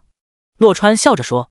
刘佩月不带任何感情地说，当陈思思的司机问题不大，至于你的安全，我不负责的。对方这话的言外之意，似乎是嫌弃他不好伺候啊。洛川正要说话，刘佩月再次开口，这次算赠送，如果还有下次的话，必须加钱，加大钱。洛川不禁笑了，他还以为刘佩月多有原则呢，原来加钱就可以连他的安全也负责了呀。没问题，那我们就这样说好了。洛川对刘佩月也很满意，至少刘佩月的身手比他吹牛吹出来的还要好，这就够了啊。说起这个，洛川不由得有些懊悔，昨晚吹的牛明显小了呀，完全不够用。你跟陈思思说一声，我现在就去找她。刘佩月说完，雷厉风行般转身走了。洛川目送刘佩月离开，猛地想起了另一个女人。陆福猜到了洛川心中所想，把头偏向窗户那边。洛川举目望向窗户，果然看到了安雅轩。少爷，您身上的伤虽说都是皮外伤，但是我建议留院观察一天比较稳妥。说完，陆福退出了病房，把空间留给两人。等陆福关上了门，安雅轩才转过身来，那双大眼睛红得吓人，似乎刚刚还哭过。安雅轩就这样远远地看着洛川，本来就大的眼睛瞪得浑圆，跟一对铜铃似的。你脑子有病啊！女人张嘴就是破口大骂。你眼睛瞎了吗？你没看到他们手里有刀吗？我让你救我了吗？你以为你是谁？我又是你的谁？你有9条命吗？骂着骂着，2行清泪划过安雅轩清丽的脸庞。洛川淡淡的说，我是个男人，见死不救就是在侮辱我自己。安雅轩被齿紧咬，恨不得冲上前去咬这个混蛋几口。既然还是没有任何关系，那你救我干嘛呀？还不如让我死了算了。半晌，安雅轩抹了抹眼泪，冷冷地说，万泰集团的工作你答应过我的，我现在就去报道。洛川有些跟不上女人的思维，但还是点了点头，我会跟管事的打招呼。洛川，你就是个大男人主义，不是说只要是个女人都需要你的拯救的，你太自以为是了。扔下这话，安雅轩气羞羞地离开了病房。洛川感觉莫名其妙，这女人是个神经病吧？她救人还救出毛病来了。摇摇头，不再多想，先给程佳佳说了声，然后开始给陈思思打电话。这时候陈思思先打了过来，川哥哥，你酒醒了吗？洛川想了想，还是决定不把这事告诉陈思思，反正现在已经平安无事，没必要让陈思思再担白心一场。思思，我已经醒了。陈思思不疑有他，继续说，川哥哥，我告诉你一个消息，但是你不要生气哈。行，我保证不生气，说吧，什么消息？洛川笑着说，我干妈把刘胜华叫到我们的小家去了。陈思思有些担心地说，洛川还以为是什么大不了的事呢，不就是一个刘胜华吗？闻言，洛川不但没有生气，反而非常的开心，原来在陈思思心里，香山路园的别墅就是他们2个人的小家。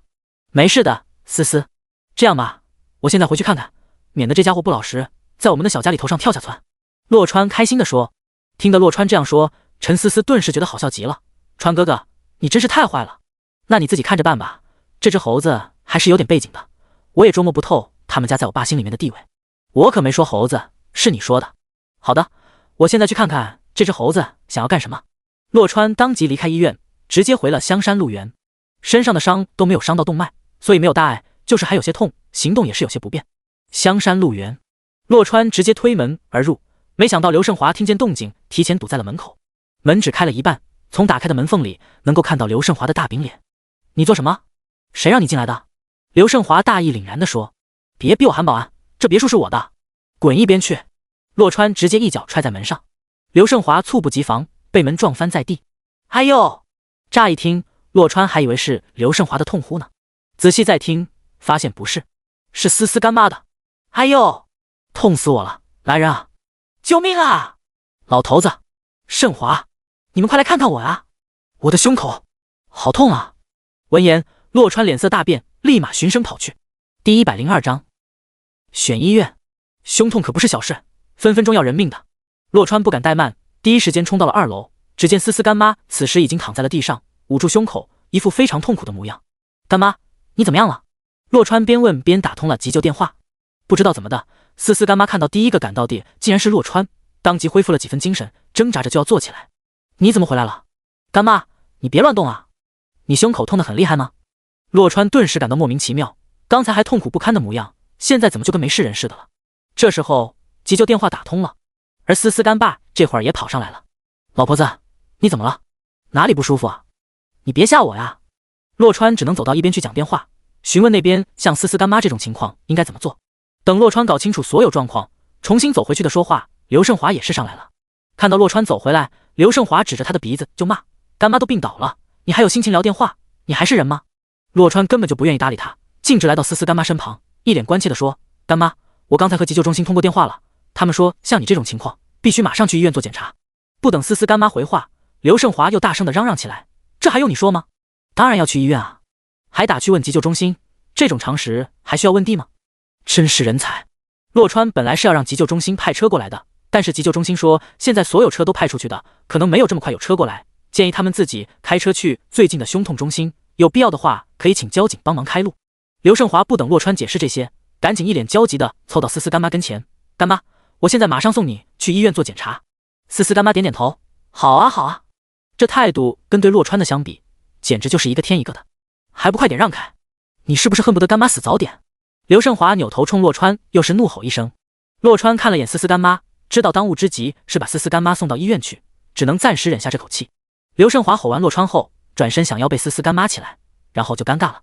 思思干妈少说也有140几斤，刘胜华这小身板根本就背不起来，差点一个踉跄把思思干妈摔得上去了。幸好洛川眼疾手快，从后面拖住。可是思思干妈不但没感激洛川，反而愤怒地责怪道：“都怪你，就不能有点用的吗？没看到我们家胜华身子娇贵，不能干粗重活吗？你想要累死他啊？”洛川顿时十分窝火，真想直接撒手不管了。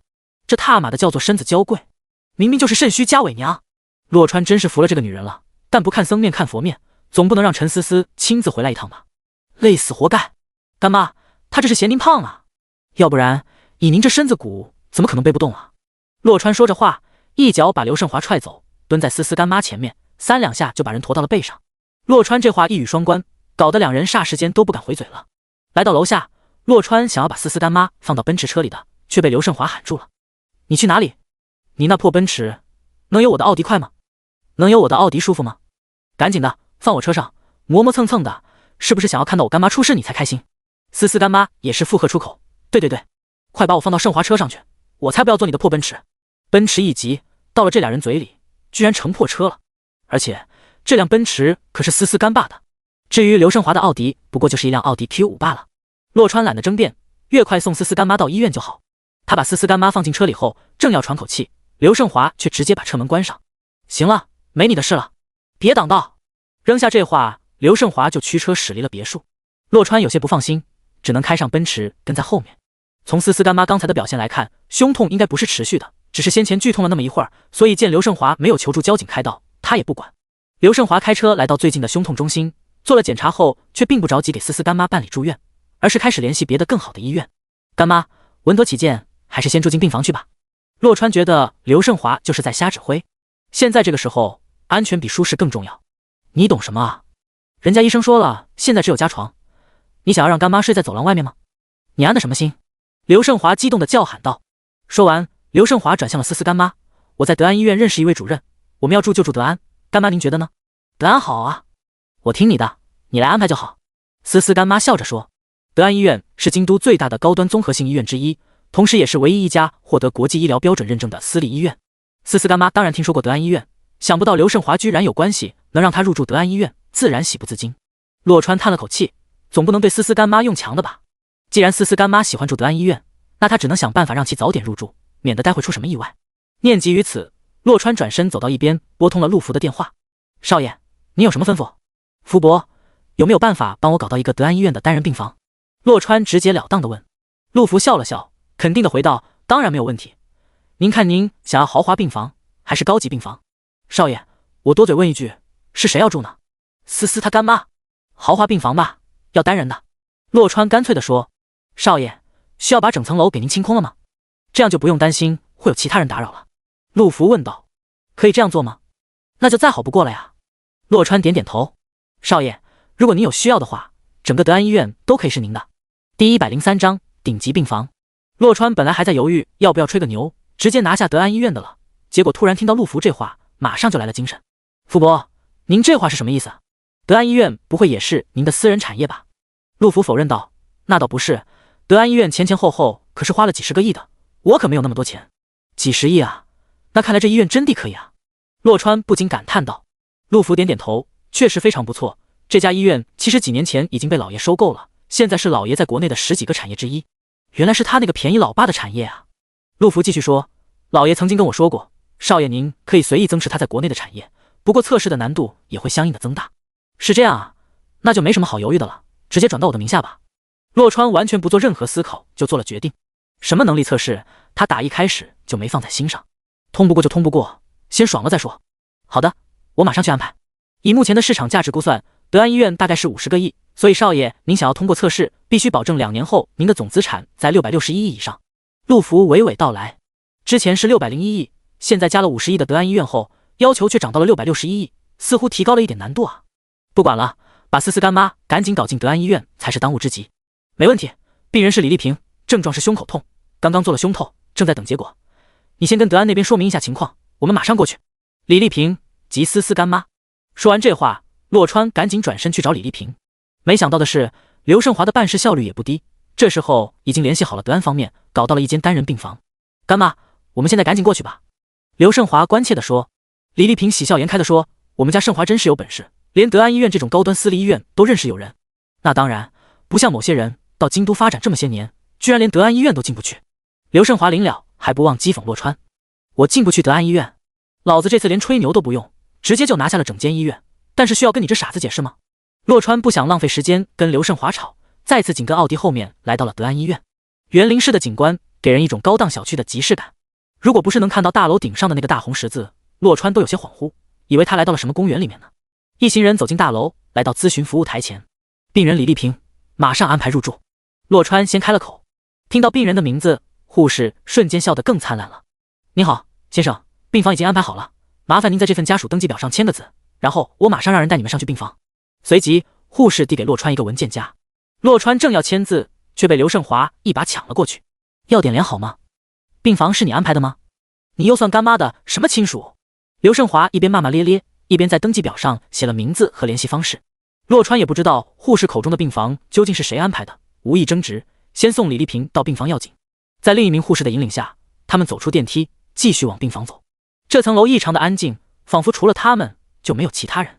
护士带着他们走到其中一间病房门口，随即请他们进去，笑着介绍，这是本院最好的病房，请安心入住，我在此仅代表德安医院，祝愿病人早日康复。洛川看了一眼，粗鲁估算，这间病房的面积起码超过了100平米，室内阳光充足，窗明几净，非常适合病人的休养。走进房间里面，各种家电家具一应俱全，有巨幕屏超高清液晶电视、高保真环绕落地音响、双开门冰箱、真皮沙发、梳妆台、衣柜、茶几等等。除了病人的病床外，还有陪护的床铺，舒适程度看起来并不比病床差多少。再往里看，洛川才知道这间所谓的豪华病房竟然是2房1厅的套房设计，除此以外还有2个卫生间，其中一间还配备了浴缸，另外还设置了独立的厨房以及一间桑拿房，全部加起来恐怕得接近200平米了。这简直就是总统套房一样的病房啊！刘胜华看清楚了病房的布局后，也是非常的吃惊。难道这就是传说中的顶级病房吗？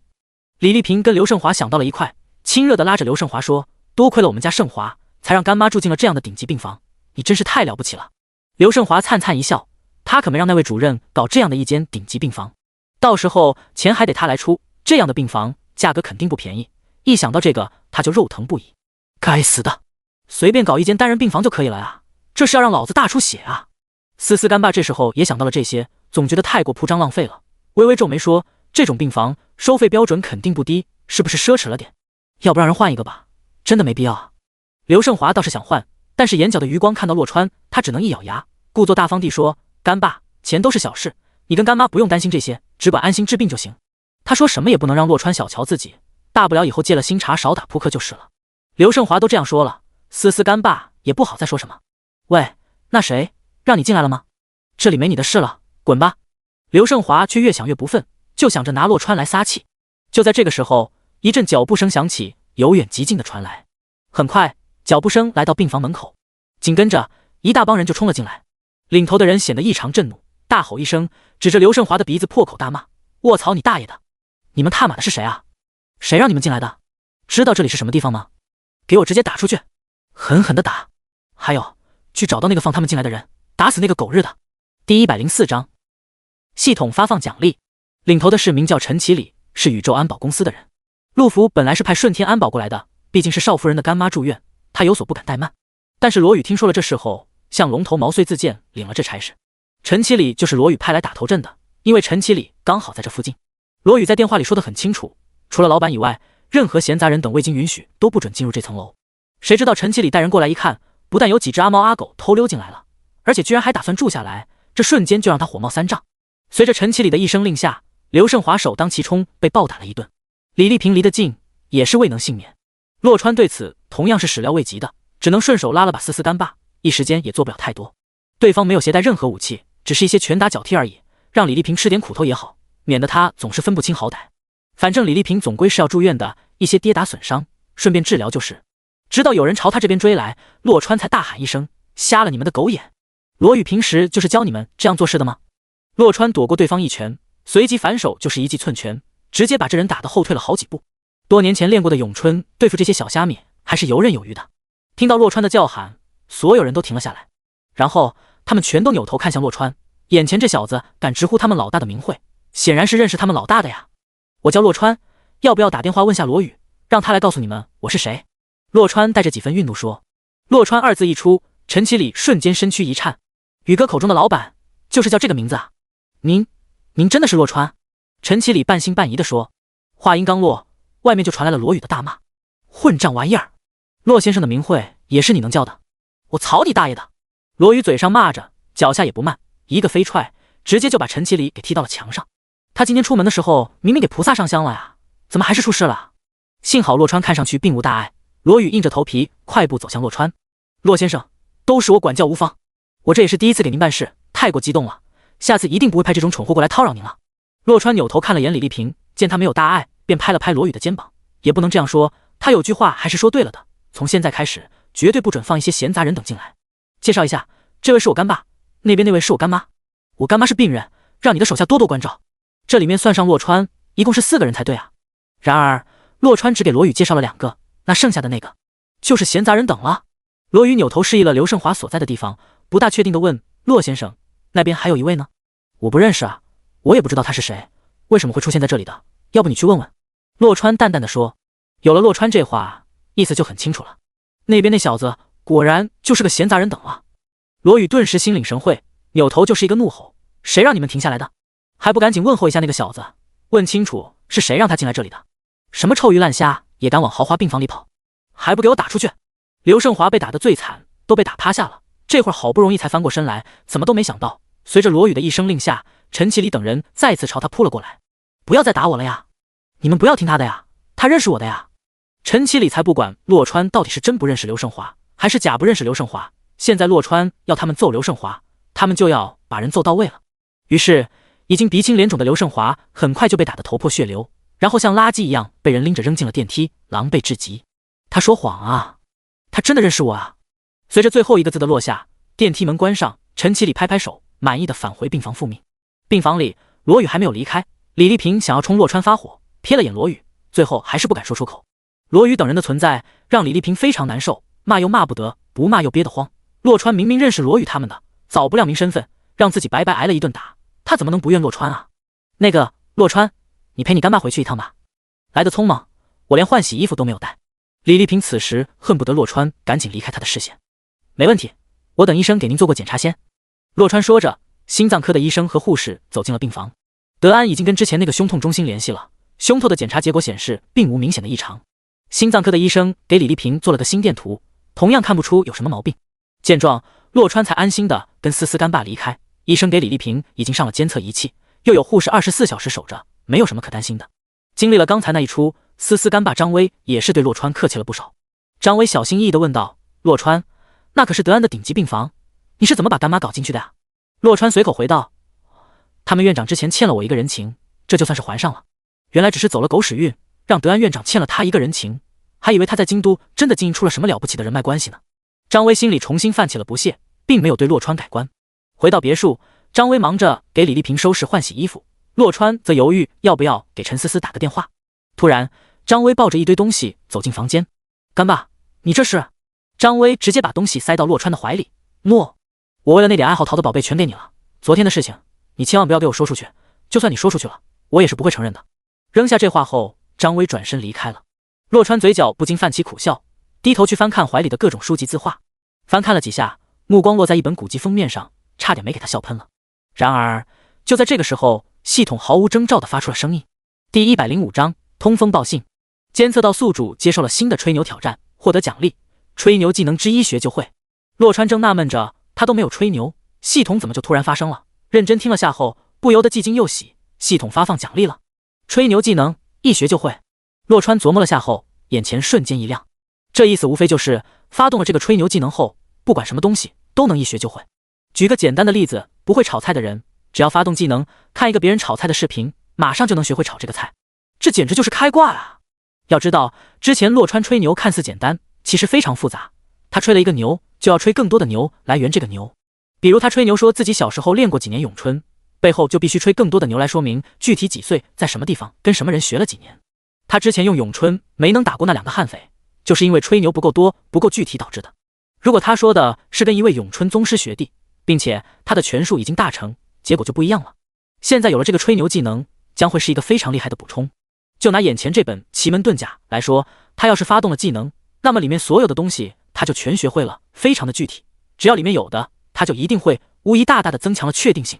不过眼前这本古籍看起来有点扯呀，这个世界上真的存在奇门遁甲吗？陈思思这个干爸也真够可以的，这种随便找个地摊都能买到的书，居然还买来收藏。洛川眼下还没有时间研究这些，只能先把手上的东西一股脑先塞到书柜里面去。随即他拨通了陈思思的号码，思来想去，洛川还是觉得应该告诉陈思思。另一边，张威这时候已经偷偷的跑到楼下，准备一个人去德安医院，不带洛川了。等洛川察觉到的时候，张威已经开着奔驰驶出了别墅。电话刚好接通，洛川也懒得去追了，边躺下边跟陈思思说：“思思，有个事情我要跟你说一下。”听到李丽萍胸痛住院，陈思思显得非常关切，说着话就要赶去医院。思思，你不用担心的，医生都做过检查了，暂时没有发现问题，病房里有护士随时待命，各种监测仪器都给干妈上了，没有万一发生的。洛川宽慰着说。陈思思应了一声，我还是想去医院看干妈，反正现在我也没事可做了。洛川听出了不对劲，皱眉问道：“思思，出什么事了吗？”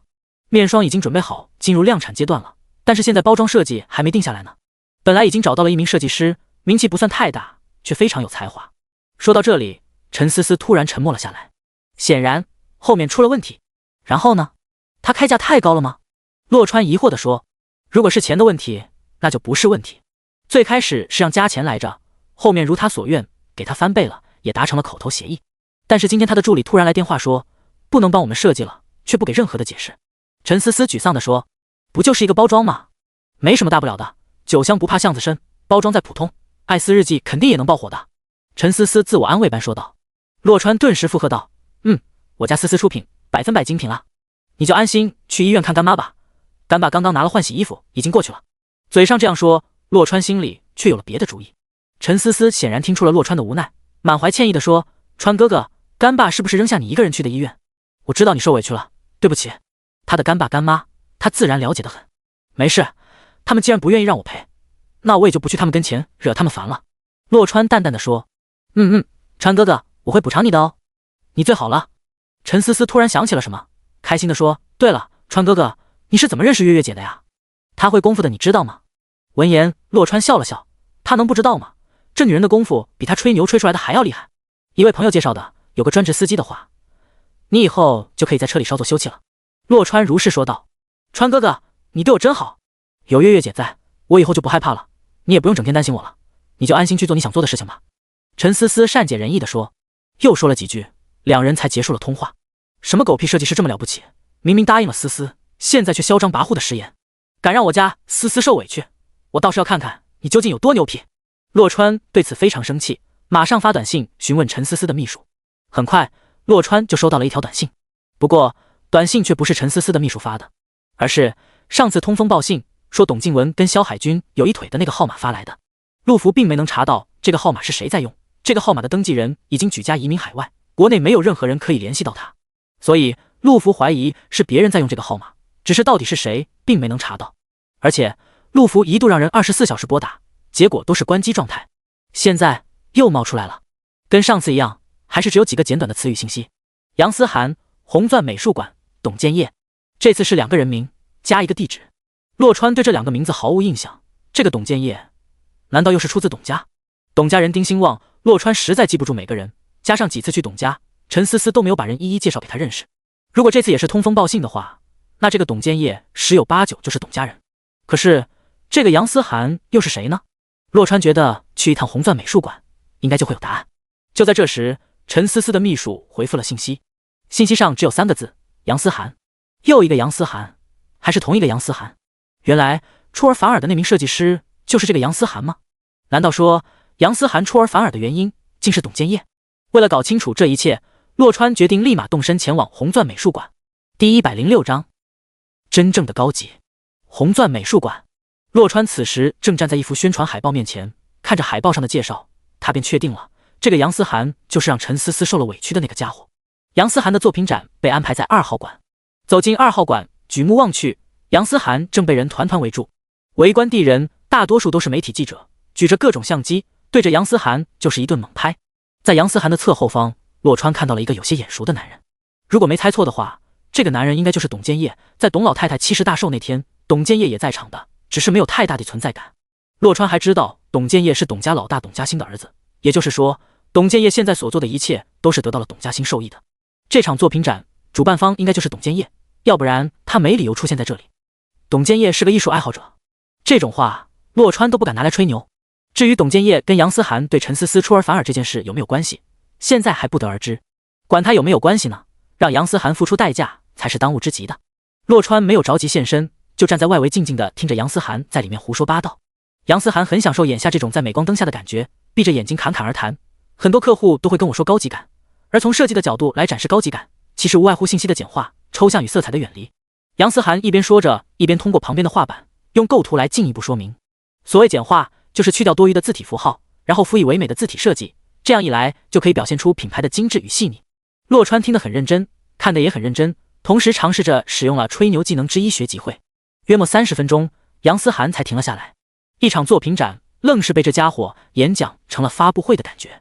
而下一刻，洛川猛然发现，这还真就是一场发布会。现在大家看到的就是我替利夫集团旗下高端品牌设计的 logo 以及系列包装设计，完美的诠释了自然、气质、科学以及高级。这也是利夫即将发布的这款面霜的核心卖点。随着杨思涵最后的推荐，洛川脸色瞬间变了，这里面居然还有利夫集团的事。看来杨思涵反悔并不是他性情所致，而是收了利夫集团的钱啊。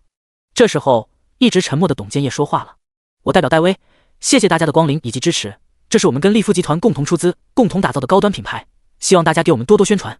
戴威就是刚才杨思涵口中的高端品牌。随着董建业说出这话，所有的谜底已经揭开。董家兴他们居然联合利夫集团打压陈思思，这明显就是不想让陈思思好过呀。想清楚了这些后，洛川忍无可忍，拨开人群走向杨思涵。随着洛川的动作，所有人的目光都不自觉地投向了他。杨思涵还好，并不知道洛川是谁，可是董建业却是清楚得很，脸上的兴奋一扫而空，取而代之的是青红交接。按照董建业的本意，是不想公开跟洛川作对的，可是现在已经避无可避了。洛川没有理会董建业，目光灼灼地盯着杨思涵，一字一句地问：杨思涵设计师，我实在不敢苟同你的话，以你如此低劣的人品，怎么可能设计出所谓的高级感？你是谁？你为什么要污蔑我？信不信我告你诽谤？杨思涵十分激动，差点要指着洛川的鼻子骂脏话了。洛川随即开始自我介绍，我叫洛川，今天代表艾斯日记来问你一句，明明答应了帮我们设计的，为什么转头就跑去舔利夫集团的脚底板了？钱比你的人品还重要是吗？你胡说，我根本就没听说过什么艾斯日记。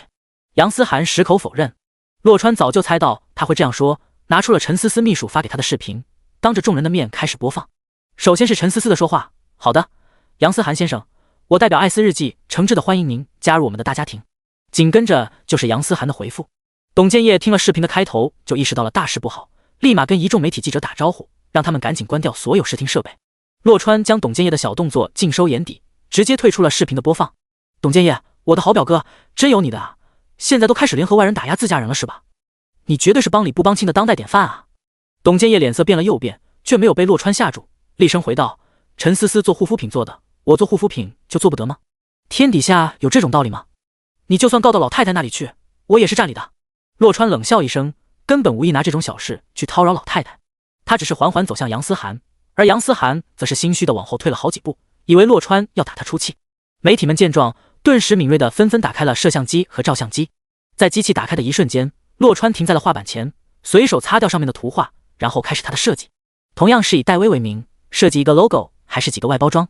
俗话说得好，没有对比就没有伤害。在看到洛川的设计之前，媒体们都觉得杨思涵的设计确实非常的高级。但是此时在看过了洛川的设计后，他们不禁觉得杨思涵刚才的设计真是土到掉渣，一点都不高级。此时此刻，洛川的这个设计才是真正的高级，是他们从来没见过的高级。原来竟然可以这样高级。戴维这个名字本来挺土的，现在我突然发现是我误会了这个名字。这个人是谁啊？他的设计才华简直可以当杨思涵的师傅了呀。不过惊艳之余，他们发现了一个问题，洛川不是来砸场的吗？那他怎么还开始帮忙改进设计了呢？难道这就是传说中的以德报怨？这个问题同样也在困扰着杨思涵和董建业，完全搞不懂洛川在干什么。第107章重新定义。洛川看着眼前的各种设计也是非常的满意，这个吹牛技能简直好用到爆炸，不但完美复刻了杨思涵的设计能力，而且更上一层楼，俨然是青出于蓝而胜于蓝了。从设计风格上看，跟杨思涵显然是一脉相承的，这就是一学就会。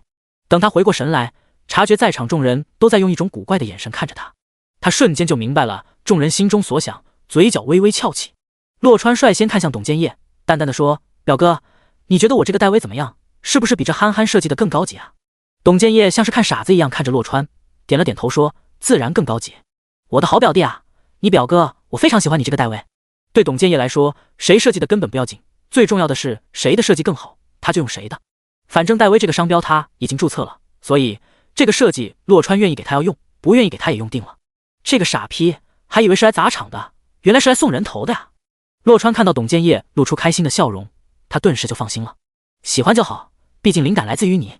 洛川转向一众媒体记者，大声的宣布：“各位，这个设计的专利我已经获得，同时我还注册了戴维土猪这个商标，希望大家给我做个人证。”监测到宿主吹牛成功，已经转换为现实。一听这话，在场的媒体记者都懵了，一瞬间不禁怀疑他们听错了。洛川说的是戴维土猪？戴维不是一个高端护肤品品牌吗？怎么转眼间变成一个土猪品牌了呀？这时候洛川继续说：“现在让我来为大家介绍一下我们的戴维土猪，它是由思涵猪和建业猪进行2元杂交后诞生的新型猪种，皮实肉厚，肉香味美，到时候欢迎大家前来品尝。”什么？思涵猪和建业猪？这猪的名字怎么跟杨思涵和董建业一模一样的？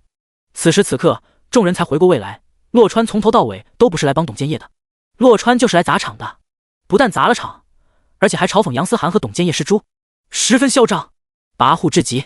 但是没有人能说他的不是，因为刚才他们都看到那个小视频，杨思涵确实口头答应了艾斯日记给他们设计包装，可是杨思涵最后食言了，这就怪不得洛川有仇报仇，有怨报怨了，只能怪杨思涵自食其果。杨思涵看着洛川，脸色涨红一片，张着嘴却愣是说不出反驳的话，因为他也很清楚洛川并不是在胡说八道，而是完全合情合理的。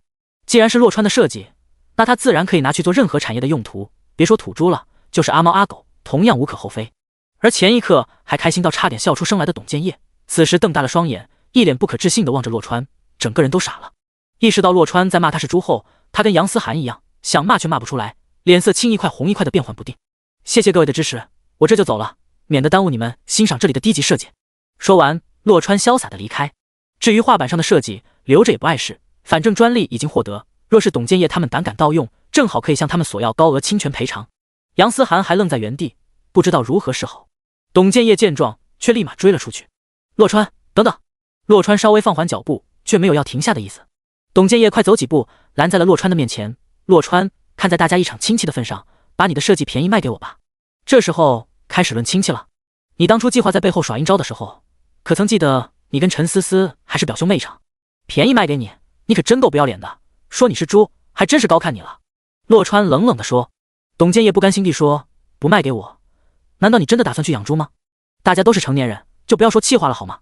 我们现实点，你开个价吧。我确实没打算真的去养猪，不过打广告的钱我还是有的，我也不骗人，最后加个敬请期待就行。我会把戴维土猪的广告打得满城都是，让全京都的人都知道戴维是一头猪。”洛川把他的计划告知董建业后，直接把后者推开，头也不回地离开了红钻美术馆，留下董建业一个人在风中凌乱。完了，戴维完了，彻底完了，投进去的钱全部都打水漂了啊！董建业顿时浑身发软，踉踉跄跄的，差点跌坐到地上，扶着旁边的墙壁，痛苦不堪的苦思着回去怎么跟父亲董家兴交代。而洛川则是一脸轻松的返回了香山路园。路上的时候，他已经想好了艾斯日记的 logo 设计以及面霜系列的包装设计。回到房间后，逐一的画出来，然后让罗宇派个信得过的人过来。结果罗宇亲自过来了，屁颠屁颠的来到别墅外面，找个偏远的地方把这些寄出去。收信人写陈思思，寄信人陆公子。虽然想不通洛川为什么要这样做，但是罗宇二话不说，直接按照洛川说的去做。主要这事实在不好跟陈思思解释，洛川只能以陆公子的身份暂时隐瞒，等以后时机合适再对陈思思和盘托出。洛川回到房间，开始翻看张威那些古籍，管他真的假的，反正他有一学就会，先学会了再说。先从奇门遁甲看起，然后是麻衣神香。可惜他没有一目十行的技能，只能挨个字的慢慢啃，不敢有任何遗漏，否则很有可能就学差了呀。正当洛川看得爽快的时候，手机突然响了，拿起来一看，是个陌生的号码，按了下接听键，继续看他的书。电话那头传来一个耳熟又清冷的声音：“请问是洛先生吗？”洛川点了点头：“我是，你是哪位？有什么事吗？”“您好，洛先生，我是鼎上阁的江佳敏，我想请您帮个忙，请问您今晚有空吗？”江佳敏不卑不亢地说。第108章烫鬼市。原来是鼎上阁的那位大小姐，怪不得声音如此耳熟。你先说什么事吧。洛川不置可否地说。大晚上的，他可不想随便出去，在家跟陈思思说说情话什么的多好，更何况还是陪这位冰山美人，他实在兴趣缺缺。明明长了一张少女脸，怎么会如此冷若冰霜呢？我想让你陪我去趟鬼市，我可以付你酬劳地。江佳敏直截了当地说。趟鬼市？所谓鬼市，就是只有晚上才开的旧货市场，天亮后市场就会消失。鬼市上的东西绝大多数都来历不明，或者无据可查。正因如此，鬼市只能说趟，不能说逛，也不能说上，更不能说去。旧货未必就是古玩，即便是古玩也未必就值钱。所以水深水浅，水急水缓，自己趟着试试方知。洛川一不缺钱用，二不玩古董，实在对这趟鬼市没有太强烈的想法。我考虑考虑吧。洛川也没有直接拒绝。江佳敏没有强求的意思，甚至都不试图劝说，淡淡的回道：“好的，那我等你消息。”刚挂了电话，陈思思就打了过来：“川哥哥，你现在过来医院一趟吧。”洛川没有问原因，答应下来，立马出门前往德安医院。陈思思就在电梯口等着他，似乎已经等了蛮久。“思思，你干嘛呢？傻不傻？一直在等我啊。”洛川有些心疼地说。陈思思直接拉起洛川的手，走进了一个空置的病房。“川哥哥，你知道吗？现在干爸干妈都说你是臭牛虻呢。”陈思思似笑非笑地说。洛川主动做出解释：“那些人是安保公司的，我公司以前用过他们，这次让他们过来帮个忙。”“哼，你少来！我干爸干妈脑子不行，我可不傻。整层楼都清空了是怎么回事？院长欠了你多大一个人情啊？其他病房宁愿空置着不赚钱，也要先把你的人情还清再说。”陈思思美眸亮晶晶的，一副要把洛川看穿了的架势。洛川顿时不知道该作何解释了，总不能说这医院已经是他的了吧？那只会彻底瞒不住了。不说就不说，只是你以后别把我当傻子就行。陈思思没有刨根问底的打算，只是有些小情绪而已。陈思思转问道：“干爸这2天有没有去追求他的爱好？”为了减轻心里的负罪感，洛川当即决定出卖思思干爸张威，笑着说：“他让我跟着去了一趟，还差点出事了，不过我都解决了。”“我就知道，算你吧，原谅你了。他肯定让你别告诉我的，那我就当不知道这事。不过这样下去也不行。川哥哥，你有没有朋友是做这行的？找他随便买件旧物件给干爸玩着吧。”陈思思觉得，要是张威手里有件东西把玩着，就不会到处去被人坑蒙拐骗了的。闻言，洛川想起了江佳敏的烫鬼市之约。“有的，我今天晚上找他问问。”陈思思点点头，随即又说：“川哥哥，我刚才收到一个快件，跟你应该没有什么关系吧？”洛川故作疑惑地问：“什么快件啊？”“艾斯日记的包装设计图是一位陆公子寄来的，他说看不惯杨思涵的行事作风，决定帮我一把。他跟杨思涵是同门师兄弟。”陈思思说着，同时目光灼灼地盯着洛川。洛川开心地说：“这是好事啊，你喜欢吗？”“我确实挺满意的，对他的设计非常满意，但是我有点担心他另有所图。川哥哥，你不担心吗？”陈思思继续试探道：“这事确实有点突然，找法务研究一下吧，没问题的话再做打算。”洛川淡淡地说。陈思思没能从洛川脸上看出什么，微微皱眉道：“只能先这样了。”他说：“价钱随便我开，他不为挣钱，只为争口气。这位兄弟够仗义啊，值得深交。”洛川自卖自夸地说：“他的便宜老爹姓陆，他就用了这个姓。川哥哥，不管是不是你做的，谢谢你。”陈思思眼角余光瞥了下身后，随即扑进了洛川怀里。良久，直到那边思思干妈李丽萍一直在叫陈思思，俩人才分开。陈思思打算今晚在医院陪李丽萍，让洛川先回去。洛川离开医院后，在附近找了家饭馆，解决完温饱，才给江佳敏回电话。傍晚时分，华灯初上，洛川来到约定的地点，上了江佳敏的车，一起前往鬼市。车里除了江佳敏和司机，还有一个小丫头。小丫头叫小叶子，是名副其实的少女。小叶子其实是江家老管家的女儿，老管家过世后，江佳敏的父亲认了小叶子做干女儿。实际上，小叶子在江家就是江佳敏的侍女。不过，江佳敏一直都把小叶子当亲妹妹一样看待。洛川上车后，小叶子就一直在目不转睛地打量着他。姐，他看起来不太行啊。小叶子这话说的倒是一点没错，但是洛川肯定不能主动承认。江佳敏真正想要洛川帮忙的事情，并不是陪着他趟鬼市，而是希望洛川能够在鬼市上淘到好东西。江佳敏觉得洛川的眼力既然好到可以看穿画中画的地步，那在鬼市上淘宝贝应该也是有很大把握的。小叶子说着，凑到洛川的跟前，直截了当地问：“你会看瓷器吗？比如说元青花、乾隆粉彩之类的，都有什么特点？你知道吗？”洛川之前看出画中画的事情，他也听说了，但是他觉得那就是瞎蒙的，根本不能证明什么。而且就算是真的，洛川会看字画，也未必能看瓷器。洛川不理会小叶子，扭头问江佳敏：“你要去桃园青花？”江佳敏摇摇头，一如既往的直接：“我想要找一件天字冠。”天字冠，那还不如找元青花实际一点。自从答应了陈思思要去为张薇淘一件宝贝后，洛川就在网上各种学习，所以知道天字冠有多稀罕。真正的天字冠，公认的完整器皿，放眼全世界，存世仅有11件。更稀罕的是，民间几乎没有流通的，基本上只有在博物馆里才能见到。第109章寻天字冠，这种绝世珍品，哪怕是一块碎片，只要出现在公开拍卖市场，瞬间就会遭到哄抢，更别说是完整器皿了。洛川看了眼江佳敏，不禁感叹，这女人是长得美，奈何想得更美。不过既然答应了江佳敏，那他就得有求必应。至于最后能不能成，那再另当别论。念及于此，洛川开始在手机上大量学习有关天字冠的知识，新闻、短视频等等，只要是提及天字冠地，全都不放过。小叶子再次凑到洛川跟前，看了眼他的手机，不由得惊住了。他看看洛川，又看看江佳敏：“姐，他这现学啊。”江佳敏见状，一时间也是不知道说什么好了，只能安慰自己说：“临阵磨枪，不快也光。”小叶子顿时给洛川竖了个大大的拇指：“人才，佩服啊！不服不行！”赞完后，小叶子坐直了身子，小嘴巴嘟囔着：“你当这是说句相声呢？现挂也行。”洛川不理会他，专心看资料，看完天字冠，又看元青花，再就是乾隆粉彩，总之逮到什么就看什么，管他有用没用，一股脑先学会了再说。正当洛川越看越起劲的时候，车子停了下来，意味着目的地到了。姐，要不算了，别带他了，赌他踩狗屎运，还不如赌我鸿运当头呢。小叶子边下车边嫌弃地瞥了眼洛川。闻言，洛川心道：这小丫头的嘴巴还真是得理不饶人啊！运气在她身上就是鸿运当头，到了自己这就成踩狗屎运了。江佳敏却蹙了蹙秀眉，一脸严厉地斥责道：“不会说就闭嘴！有你这样跟客人说话的吗？”显然，江佳敏还决定让洛川陪着，也不是因为相信洛川，而是出于他的修养和礼貌。洛川却不管这些，他到这来的主要目的也不是陪江佳敏淘宝贝的，而是为了给思思干爸找几个玩不腻的老物件。一行人就这样各怀心思地走进了鬼市。不同以往，现如今的鬼市已经得到了官方的默认，整条街的氛围都显得比较轻松。虽然不能说，但其实就跟逛夜市差不多。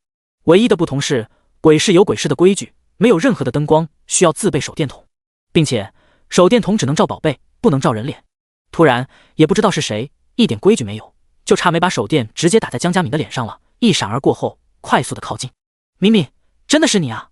来人名叫于良风，与江佳敏有婚约在身。于家放眼整个京都不算显赫家族，但若在收藏界提及，名头却要算响当当的。江佳敏吓了一跳，紧蹙柳眉，不悦神色溢于言表。小叶子则更加直接，顿时大骂出口：“你个于疯子，有病吧你！哟，这不是小叶子吗？到时候是不是一起随你姐嫁过来啊？你已经18岁，不犯法了的。”于良风痞气十足的公然调戏道：“臭牛氓，也不知道干爷爷当初是怎么看上你们于家的。”小叶子气羞羞地说。顿了下，他又说：“还有，你爸那个老牛氓不是答应了可以解除婚约的吗？你嘴巴给我放干净点。”于良风继续不怀好意的笑道：“那的小叶子，你找到天字冠才行。瞧瞧你这小身板，跟那天字冠倒是有点像，看着人小，该大的地方还真大啊。”说完，于良风还肆无忌惮地打着手电，欣赏起小叶子身上穿的格子短裙和小白衬衫来。“臭牛氓，你快滚开啊！我姐这次来可是找了帮手的，就是他，看到没？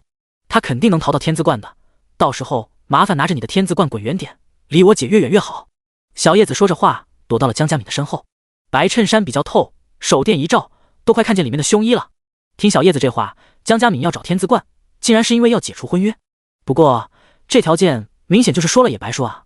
江佳敏猜到了洛川的心思，这时开口解释道：“不是成化天字冠，轻仿的即可。关于天字冠，有这么一种说法，明成化之后，一切皆仿造。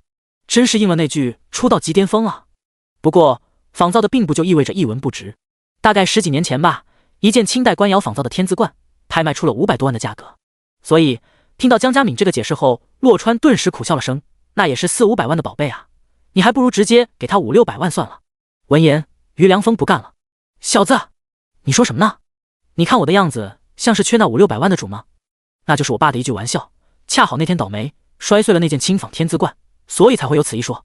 我家敏敏可是千万都不换的。”洛川笑了笑，继续望着江佳敏说：“照他这个说法，你就值1个亿，只要拿出1个亿就能解除婚约了，要不要让你爸考虑一下？”于良风瞬间被呛住了。江佳敏看到于良风吃瘪，罕见的莞尔一笑，看得洛川瞬间一愣。被洛川这样盯着看，江佳敏蓦地有些害羞，抿着唇转过俏脸，碰碰运气吧，反正不来都来了。洛川回过神来，灿灿一笑：“行吧，天佑美人，老天爷应该会帮忙的。”说着，他们继续往前走。于良风则是紧随其后，并不把洛川太当一回事，一直缠着江佳敏不放。“敏敏啊，我们爷爷都是一代枭雄，他们的眼光肯定没错的，我们要相信他们啊。既然他们说我们是天赐的姻缘，那我们就注定是天生一对。敏敏，大不了我答应你，只要我们完婚，我立马让老爸把家里的收藏全部摆出去卖。当然了，天字冠不行，我爸最爱这玩意儿。除了这个，其他的都可以，你觉得怎么样？我的明宝，我对你的一片痴心，天地可见啊。你喜欢夏天办婚礼还是冬天啊？”这小子一看就是小瘪三，他能看出什么来啊？估计连元青花和明青花都傻傻分不清楚呢。你指望他能淘到什么宝贝啊？还有你看看他的这身打扮，说的不好听点，不就是一臭吊丝吗？这种穷鬼唯一能接触到的瓷器就是吃饭的碗，你跟他说青花瓷，那就是侮辱青花瓷啊。第110章，吃还是不吃？闻言，洛川停下脚步，扭头看向于良风。于良风丝毫不惧，一脸嚣张地说：“看什么看？老子说错你了吗？你太高看自己了，我看的是青花瓷，好狗不挡道，还不滚开吗？”洛川冷冷地说着，见于良风还是不动，直接一把将他推开。若不是2个仆人反应不错，于良风一个踉跄就要摔个狗啃屎了。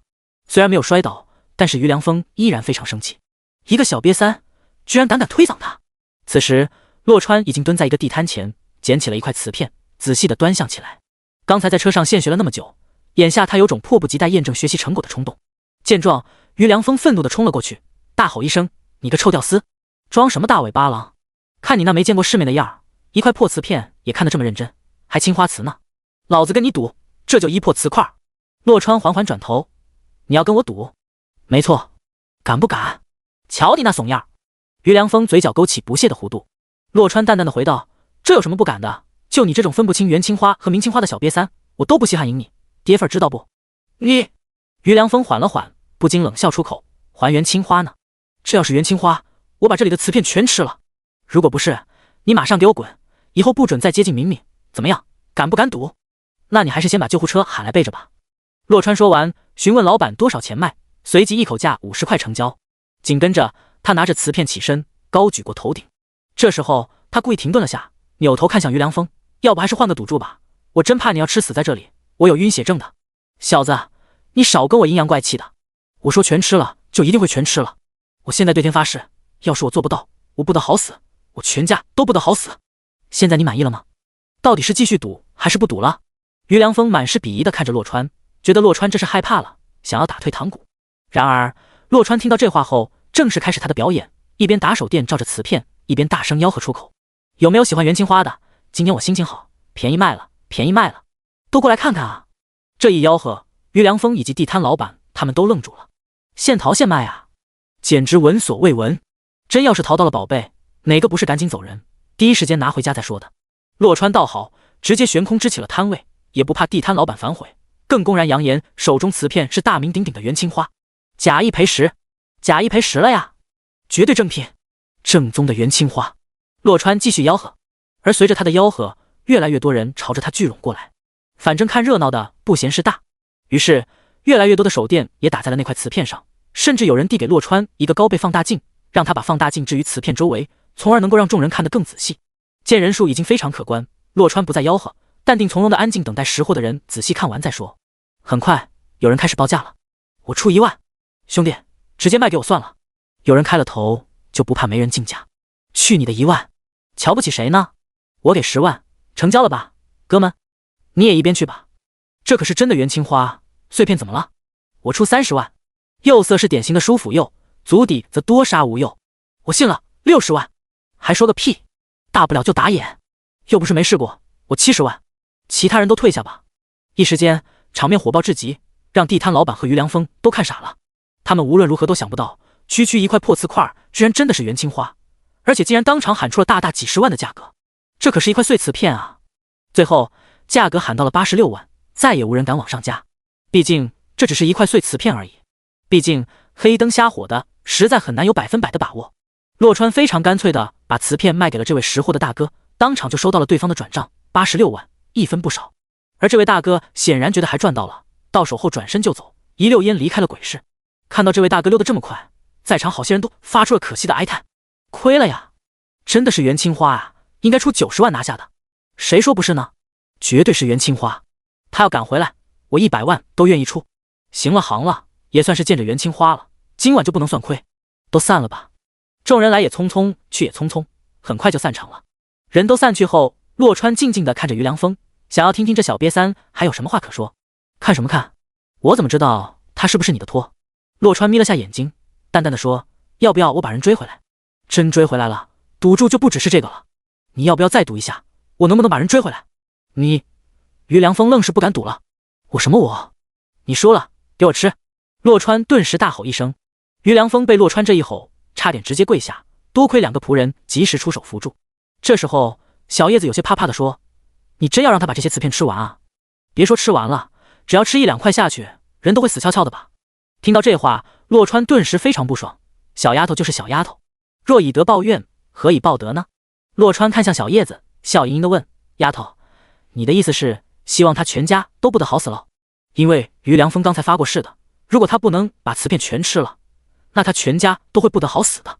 小叶子此时也是想起了这点，霎时间不知道怎么回话好了，涨红了脸，梗着脖子盯住洛川。洛川顿了下，深以为然地说，不过你说的也有道理，不得好死而已，起码现在还能苟活着，是吧？就让我们大发慈悲吧，允许他活下去，像牲口一样活下去。此话一出，于良风脸上不禁青一块白一块的，顿时吃也不是，不吃也不是，眼看就要当场尬死。第111章有缘人。于良风要是不吃，那就全家不得好死。可于良风要是硬吃，搞不好当场就要死翘翘的呀。于良风真想挖个地洞钻下去，逃避是无耻，但起码有用啊。真是倒了8辈子血霉了，这破瓷片竟然真是元青花，打死他也不能猜到这个地啊。现在怎么办？难道真的去吃那些破瓷片吗？就算真能吃它也不卫生啊。思来想去，于良风知道他已经没退路了，只能厚着脸皮看向江佳敏，陪着笑说，敏敏，我收回刚才那句话，这小子有点东西啊。第一，不准再叫我敏敏。第二，给洛川道歉，这事我可以帮你周全一下。江佳敏冷冷地说道。他可不是涉世未深的小叶子，虽然觉得吃瓷片有些不现实，但是也不认为应该轻易饶过于良风。像于良风这种人，就应该让他栽个大跟头，以后才会稍微懂得点礼貌和尊重。说着话的同时，江佳敏看向洛川，用眼神询问他的意见，毕竟这事自己算越俎代庖了。洛川顿时玩笑道，可以啊，敏敏，扯我的大旗来给你自己谋福利是不是？我同意了。江佳敏俏脸泛起一层红晕，他也是没办法的，此时不利用一下这事，以自己接受的教养，他根本就没办法让没脸没皮的于良风改口的。闻言，于良风却松了一口气，只要洛川同意，这事就能转还。好的，佳敏，江佳敏，我以后绝对不乱叫。于良风随即转向洛川，强忍着心头的愤恨说，我错了，我向你道歉，是我不识货，是我有眼无珠。顿了下，他尽量平和地问，这样可以了吧？洛川竖起食指摇了摇说，我们可不能给了地摊老板希望，最后又什么都不做，死罪可免，活罪难逃。瓷片是不用你吃了，但是这些瓷片你必须全部给人家老板买完去。你……于良风见洛川还不肯放过他，当即就要发火了，怎么着？还想要我给人家老板一个建议零售价不成？那我可就不客气了。洛川冷声喝道。一听这话，于良风顿时不敢再讨价还价，让洛川开价，那还得了？这里起码有20-30块破瓷片，如果一块喊价几10万的话，那他非把底裤都赔在这里不可。我买。老板，打包一下，我全要了。于良风一咬牙道。老板，千万别跟他客气。放开了喊价，他虽然是个不识货的小瘪三，但却不是穷鬼来的，有的是钱。洛川扔下这话，径直往前走去，留下于良风慢慢跟地摊老板扯皮。见状，江佳敏赶紧带着小叶子跟了上去。没一会儿，他们就把于良风远远甩在了后面。逛了一圈，洛川收获颇丰，都是准备给思思干爸的老物件。至于天字冠，完全没有发现。差不多到鬼市尽头的时候，一辆透出微光的房车吸引了洛川的注意，不断有人进进出出，似乎房车里面别有洞天。洛川拉住一位大哥问他，车里面在搞什么？这位大哥刚刚从车里出来，想必对此应该非常清楚。其实就是个骗局，车里全是碎瓷片，各种各样的，只要你挑出来的瓷片是能组成一个完整瓷器的，一口价1万块可以带走，否则一块瓷片也不卖，简直就是浪费我时间。这位大哥骂骂咧咧的走远了。洛川听完后顿时更有兴趣了，我们上车看看吧，反正其他地方也没看到有，只能碰碰运气了。言罢，他也不管江佳敏他们什么想法，先上了房车。上了房车后，洛川瞬间就惊呆了。如刚才那位大哥所说，真是各种各样的碎瓷片啊，整个房车能用的地方全用上了，把瓷片堆得琳琅满目，乍一看还以为进了专门收瓷片的垃圾场呢。房车的主人竟然是个老头子，看起来像个手艺人。有人凑齐了瓷片，想要当场把碎瓷片拼合到一块，老人家就马上开始忙活，约莫10分钟后就把一个碗给复原了，那些裂缝处全都像镶了金边一样，不但不显丑陋，反而异常的好看。洛川对此吃惊不已，还是第一次看到这种手艺。他应该是一位瓷器修复师，也可以叫他们菊瓷人。江佳敏来到洛川的身边，跟他解释道，那些金边应该是金粉和胶水的混合物，有的也用天然生漆加糯米粉做粘合剂。真正的金扇修复需要更细致一些，时间通常半个月以上，根据瓷器大小，有的甚至需要2-3个月。而传统的菊瓷人技艺技法要更丰富得多，最常用的技法是菊钉。果然不愧是顶上阁的少主，对这些事情信手拈来，让洛川大长见识。仿佛听到了江佳敏的话后被刺激到了，当下一个人再去找老人家拼合碎瓷片的时候，老人家拿出了金刚钻等一系列的工具，开始改用菊钉的方法。洛川一边看着老头菊瓷，一边找寻天字冠的碎瓷片，看得入神后，他不禁停了下来，直到老头把那长方花盆复原。老头察觉到洛川的关注，扭头看向洛川，开着玩笑说，小伙子怎么样，学会了吗？可是老头不知道的话，洛川早就使用了吹牛技能，此时还真学会了。只要是老头展示过的手艺，他现在全都已经学到手。看你手脚的筋骨还算不错，如果想学，我可以考虑教你。老头循循善诱地说。他这话刚说完，又有人给他双手奉上1万块了，他只好再次开始菊瓷。洛川此时也是想起了正事，天字冠还没找到呢，这什么菊瓷还是晚点再说吧。然而当他回头看向面前的塑料盆后，不由得瞬间眼前一亮，不会吧，真的要走狗屎运了？洛川嘟囔了句后，赶紧认真的翻找起来。很快，一块巴掌大的碎瓷片出现在他的手上。洛川按捺住激动的心情，仔细的端详起来。就在洛川专心致志审视瓷片的时候，老头似有察觉，手上的动作不由得一滞。老夫等了这么久，终于要出现有缘人了吗？第112章离开鬼市。洛川的心思全都放在了刚刚发现的瓷片上，瓷片的胎质显然不符合明成化的特征，但是这瓷胎却跟清雍正官窑瓷器的特征极像，光是这一块残瓷大概就只能解析出这么多信息。不过洛川有种很强烈的预感，这残瓷不会是其他器皿的碎片，只能是天字冠的。仿佛为了验证他的想法，江佳敏此时也找到了一片残瓷。江佳敏这块残瓷是冠底的碎片，并且正好就是那个天字所在的位置，只是天字上面那一横并不完整而已。冠底有一个无蓝无框的天字，是天字冠最典型的特征之一。江佳敏把残瓷拿给洛川看，两人随即对视了一眼，都从彼此的眼里看到了惊喜的神色。于是两人开始了大肆翻找，小叶子有些后知后觉，反应过来也加入了翻找的队伍。时间1分1秒的过去，洛川他们不敢放过任何一个角落，因为这里面的残瓷都是混杂在一起的，也许这就是先前那位大哥说这是一个骗局的原因。想要找到一个完整瓷器的所有的碎瓷片，需要极大的耐心以及漫长的时间，最重要的还需要好运气。事实证明，洛川他们的运气还是极好的。功夫不负有心人，在翻找过最后一个角落后，洛川他们找到了大量相同的碎瓷片。洛川看着满地的碎瓷片，知道不可能短时间拼合出一个样子的，便先把冠底试着拼合出来，结果发现冠底的碎瓷片是齐全的。而经过拼合后，他们不由得惊喜地发现，真的是天字冠的冠底。姐，这是真的吗？真的是天字冠吗？不会是近代仿造的工艺品吧？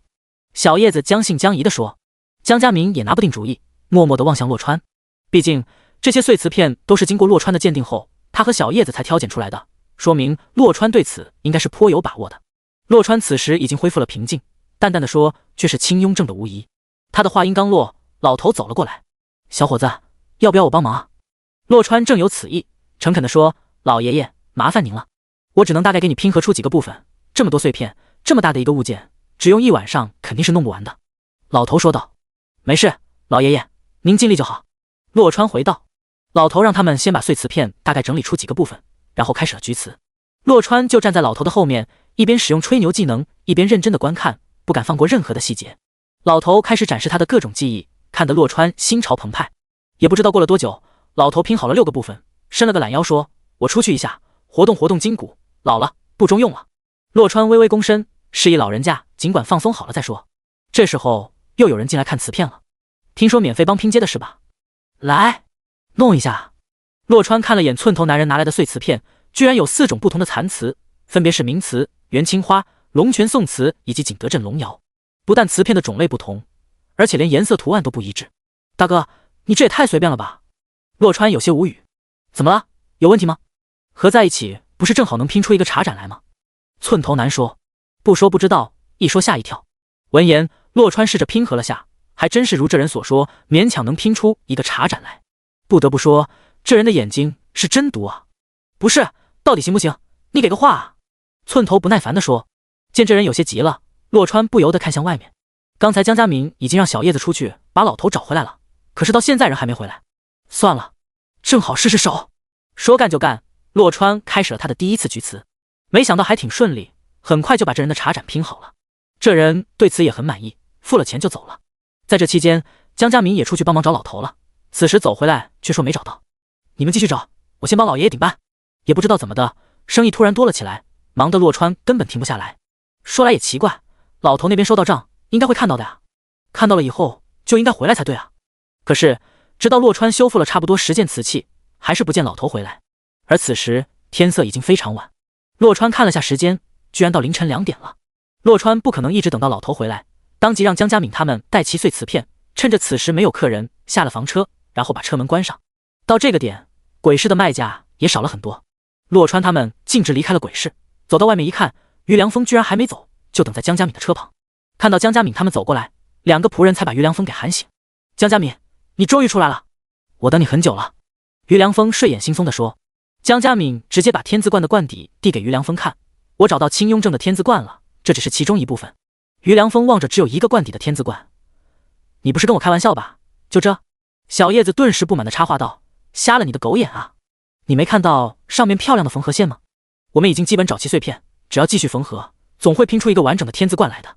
那也是一个破了的天字罐啊，这能算数吗？自然是不能的。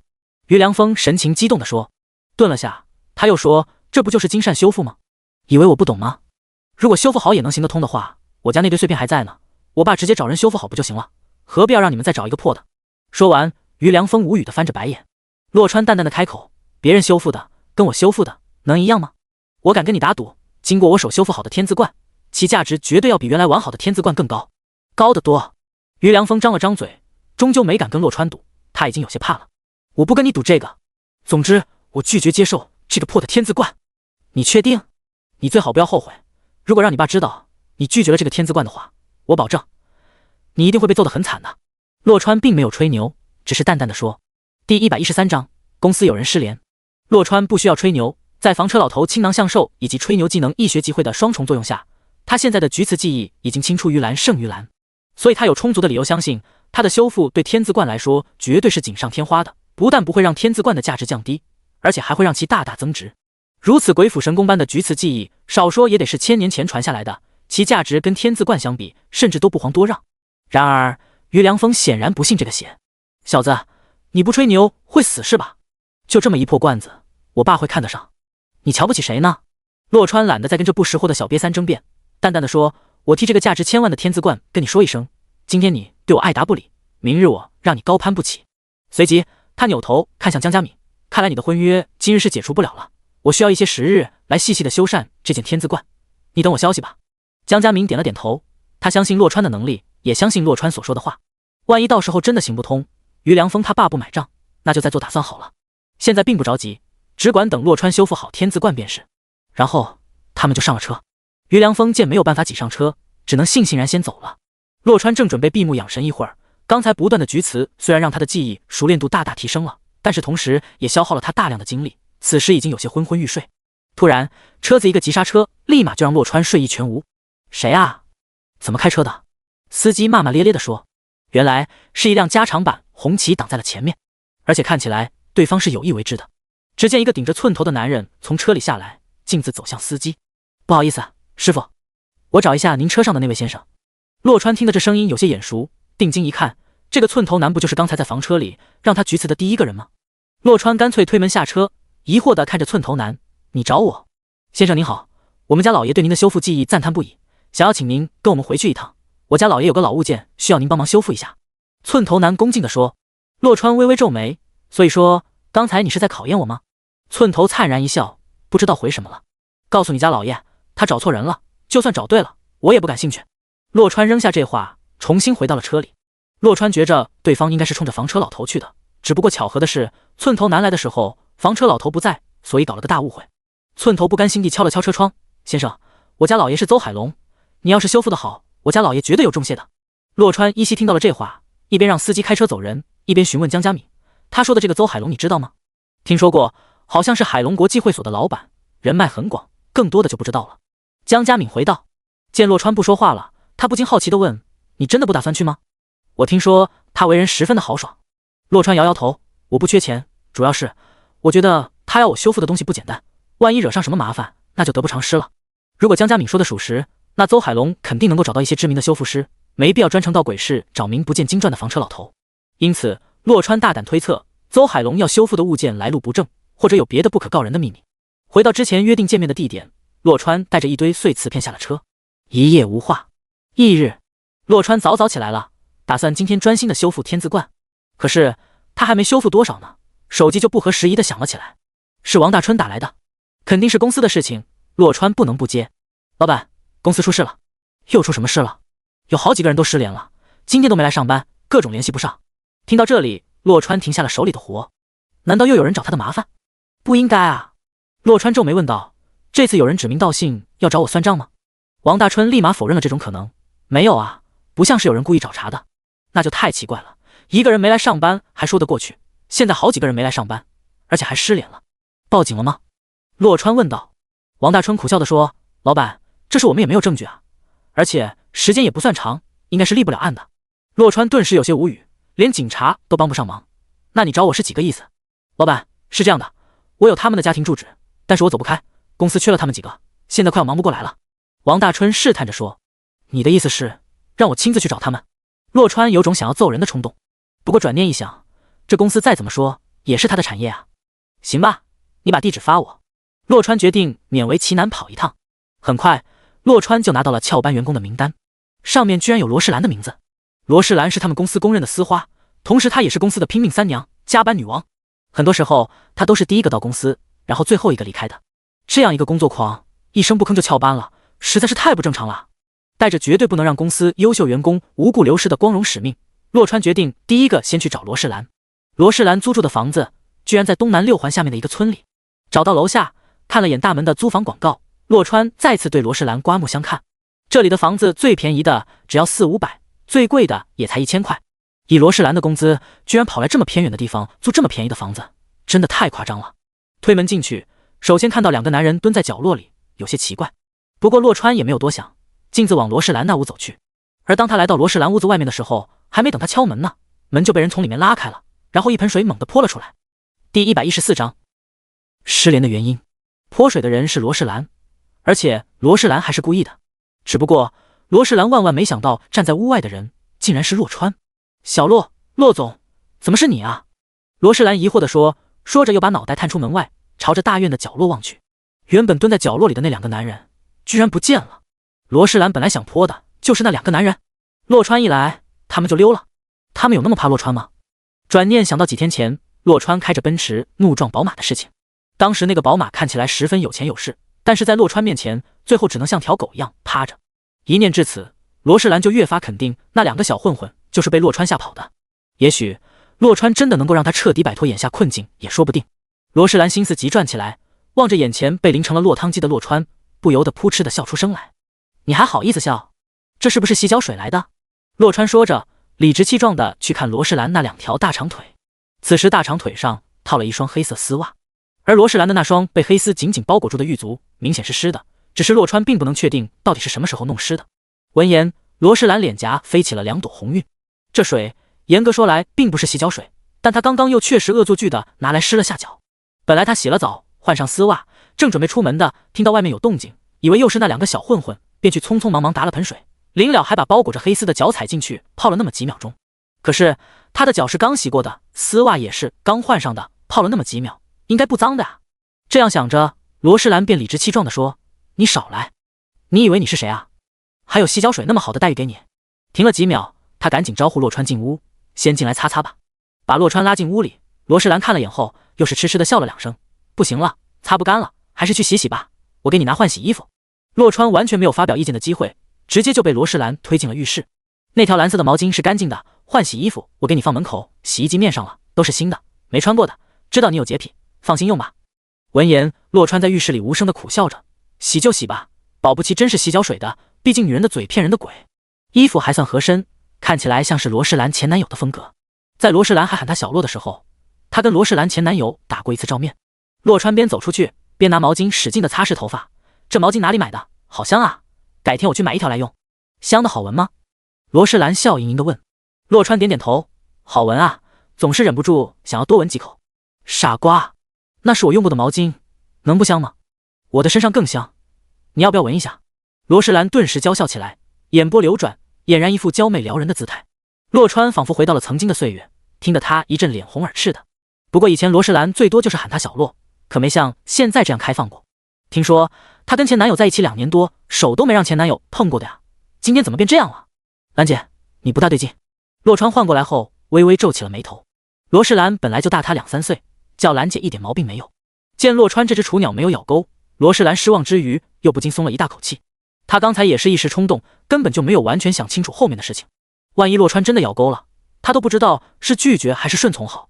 你是不是有事需要帮忙，可以直接跟我说，没必要这样。洛川继续追问。罗世兰给洛川这话说的害臊不已，嗔骂道：“我哪样了？你现在怎么这么不经斗啊？再说了，闻一下怎么了？我现在又没男朋友了。”洛川不敢接这话，只能转回正题：“兰姐，我们还是有事说事吧，到底发生了什么事？你怎么还翘班了？而且手机也关机，怎么都联系不上你？”闻言，罗世兰不禁泛起愤恨之意：“都是我那个前男友害的，他背着我以我的名义偷偷借了网贷，还偷偷拍了我的照片作为抵押，结果现在还不上了。人家找上门来说要曝光我，除非我不去公司上班了。前面听着虽然气人，但是还算正常，最后那句是怎么个意思？你等等！”洛川见罗世兰还要往下说，顿时打断了他：“这什么神仙逻辑啊？你去公司上班就曝光你啊？不是应该是你不还钱就曝光你的吗？我也是这样想的，我问过外面那2个小瘪三了，可是他们不说啊。反正就是这么一个条件，不能回公司上班，另外找个班上就行。”罗世兰气羞羞地说：“这摆明了是在玩针对啊！”洛川不禁在想，这件事的背后很有可能不是冲着罗世兰来的，而是冲着他和他的公司来的呀。洛川反应过来，指着外面说：“那2个蹲角落的男人就是网贷公司的。”“对啊，你不知道吗？我本来是想要泼他们的，要不是为了泼他们，谁这年头还泡脚啊？哪里知道竟然是你来了。”罗世兰有些疑惑地说。听到这个，洛川觉得不大对劲，但一时间又没能回过味来。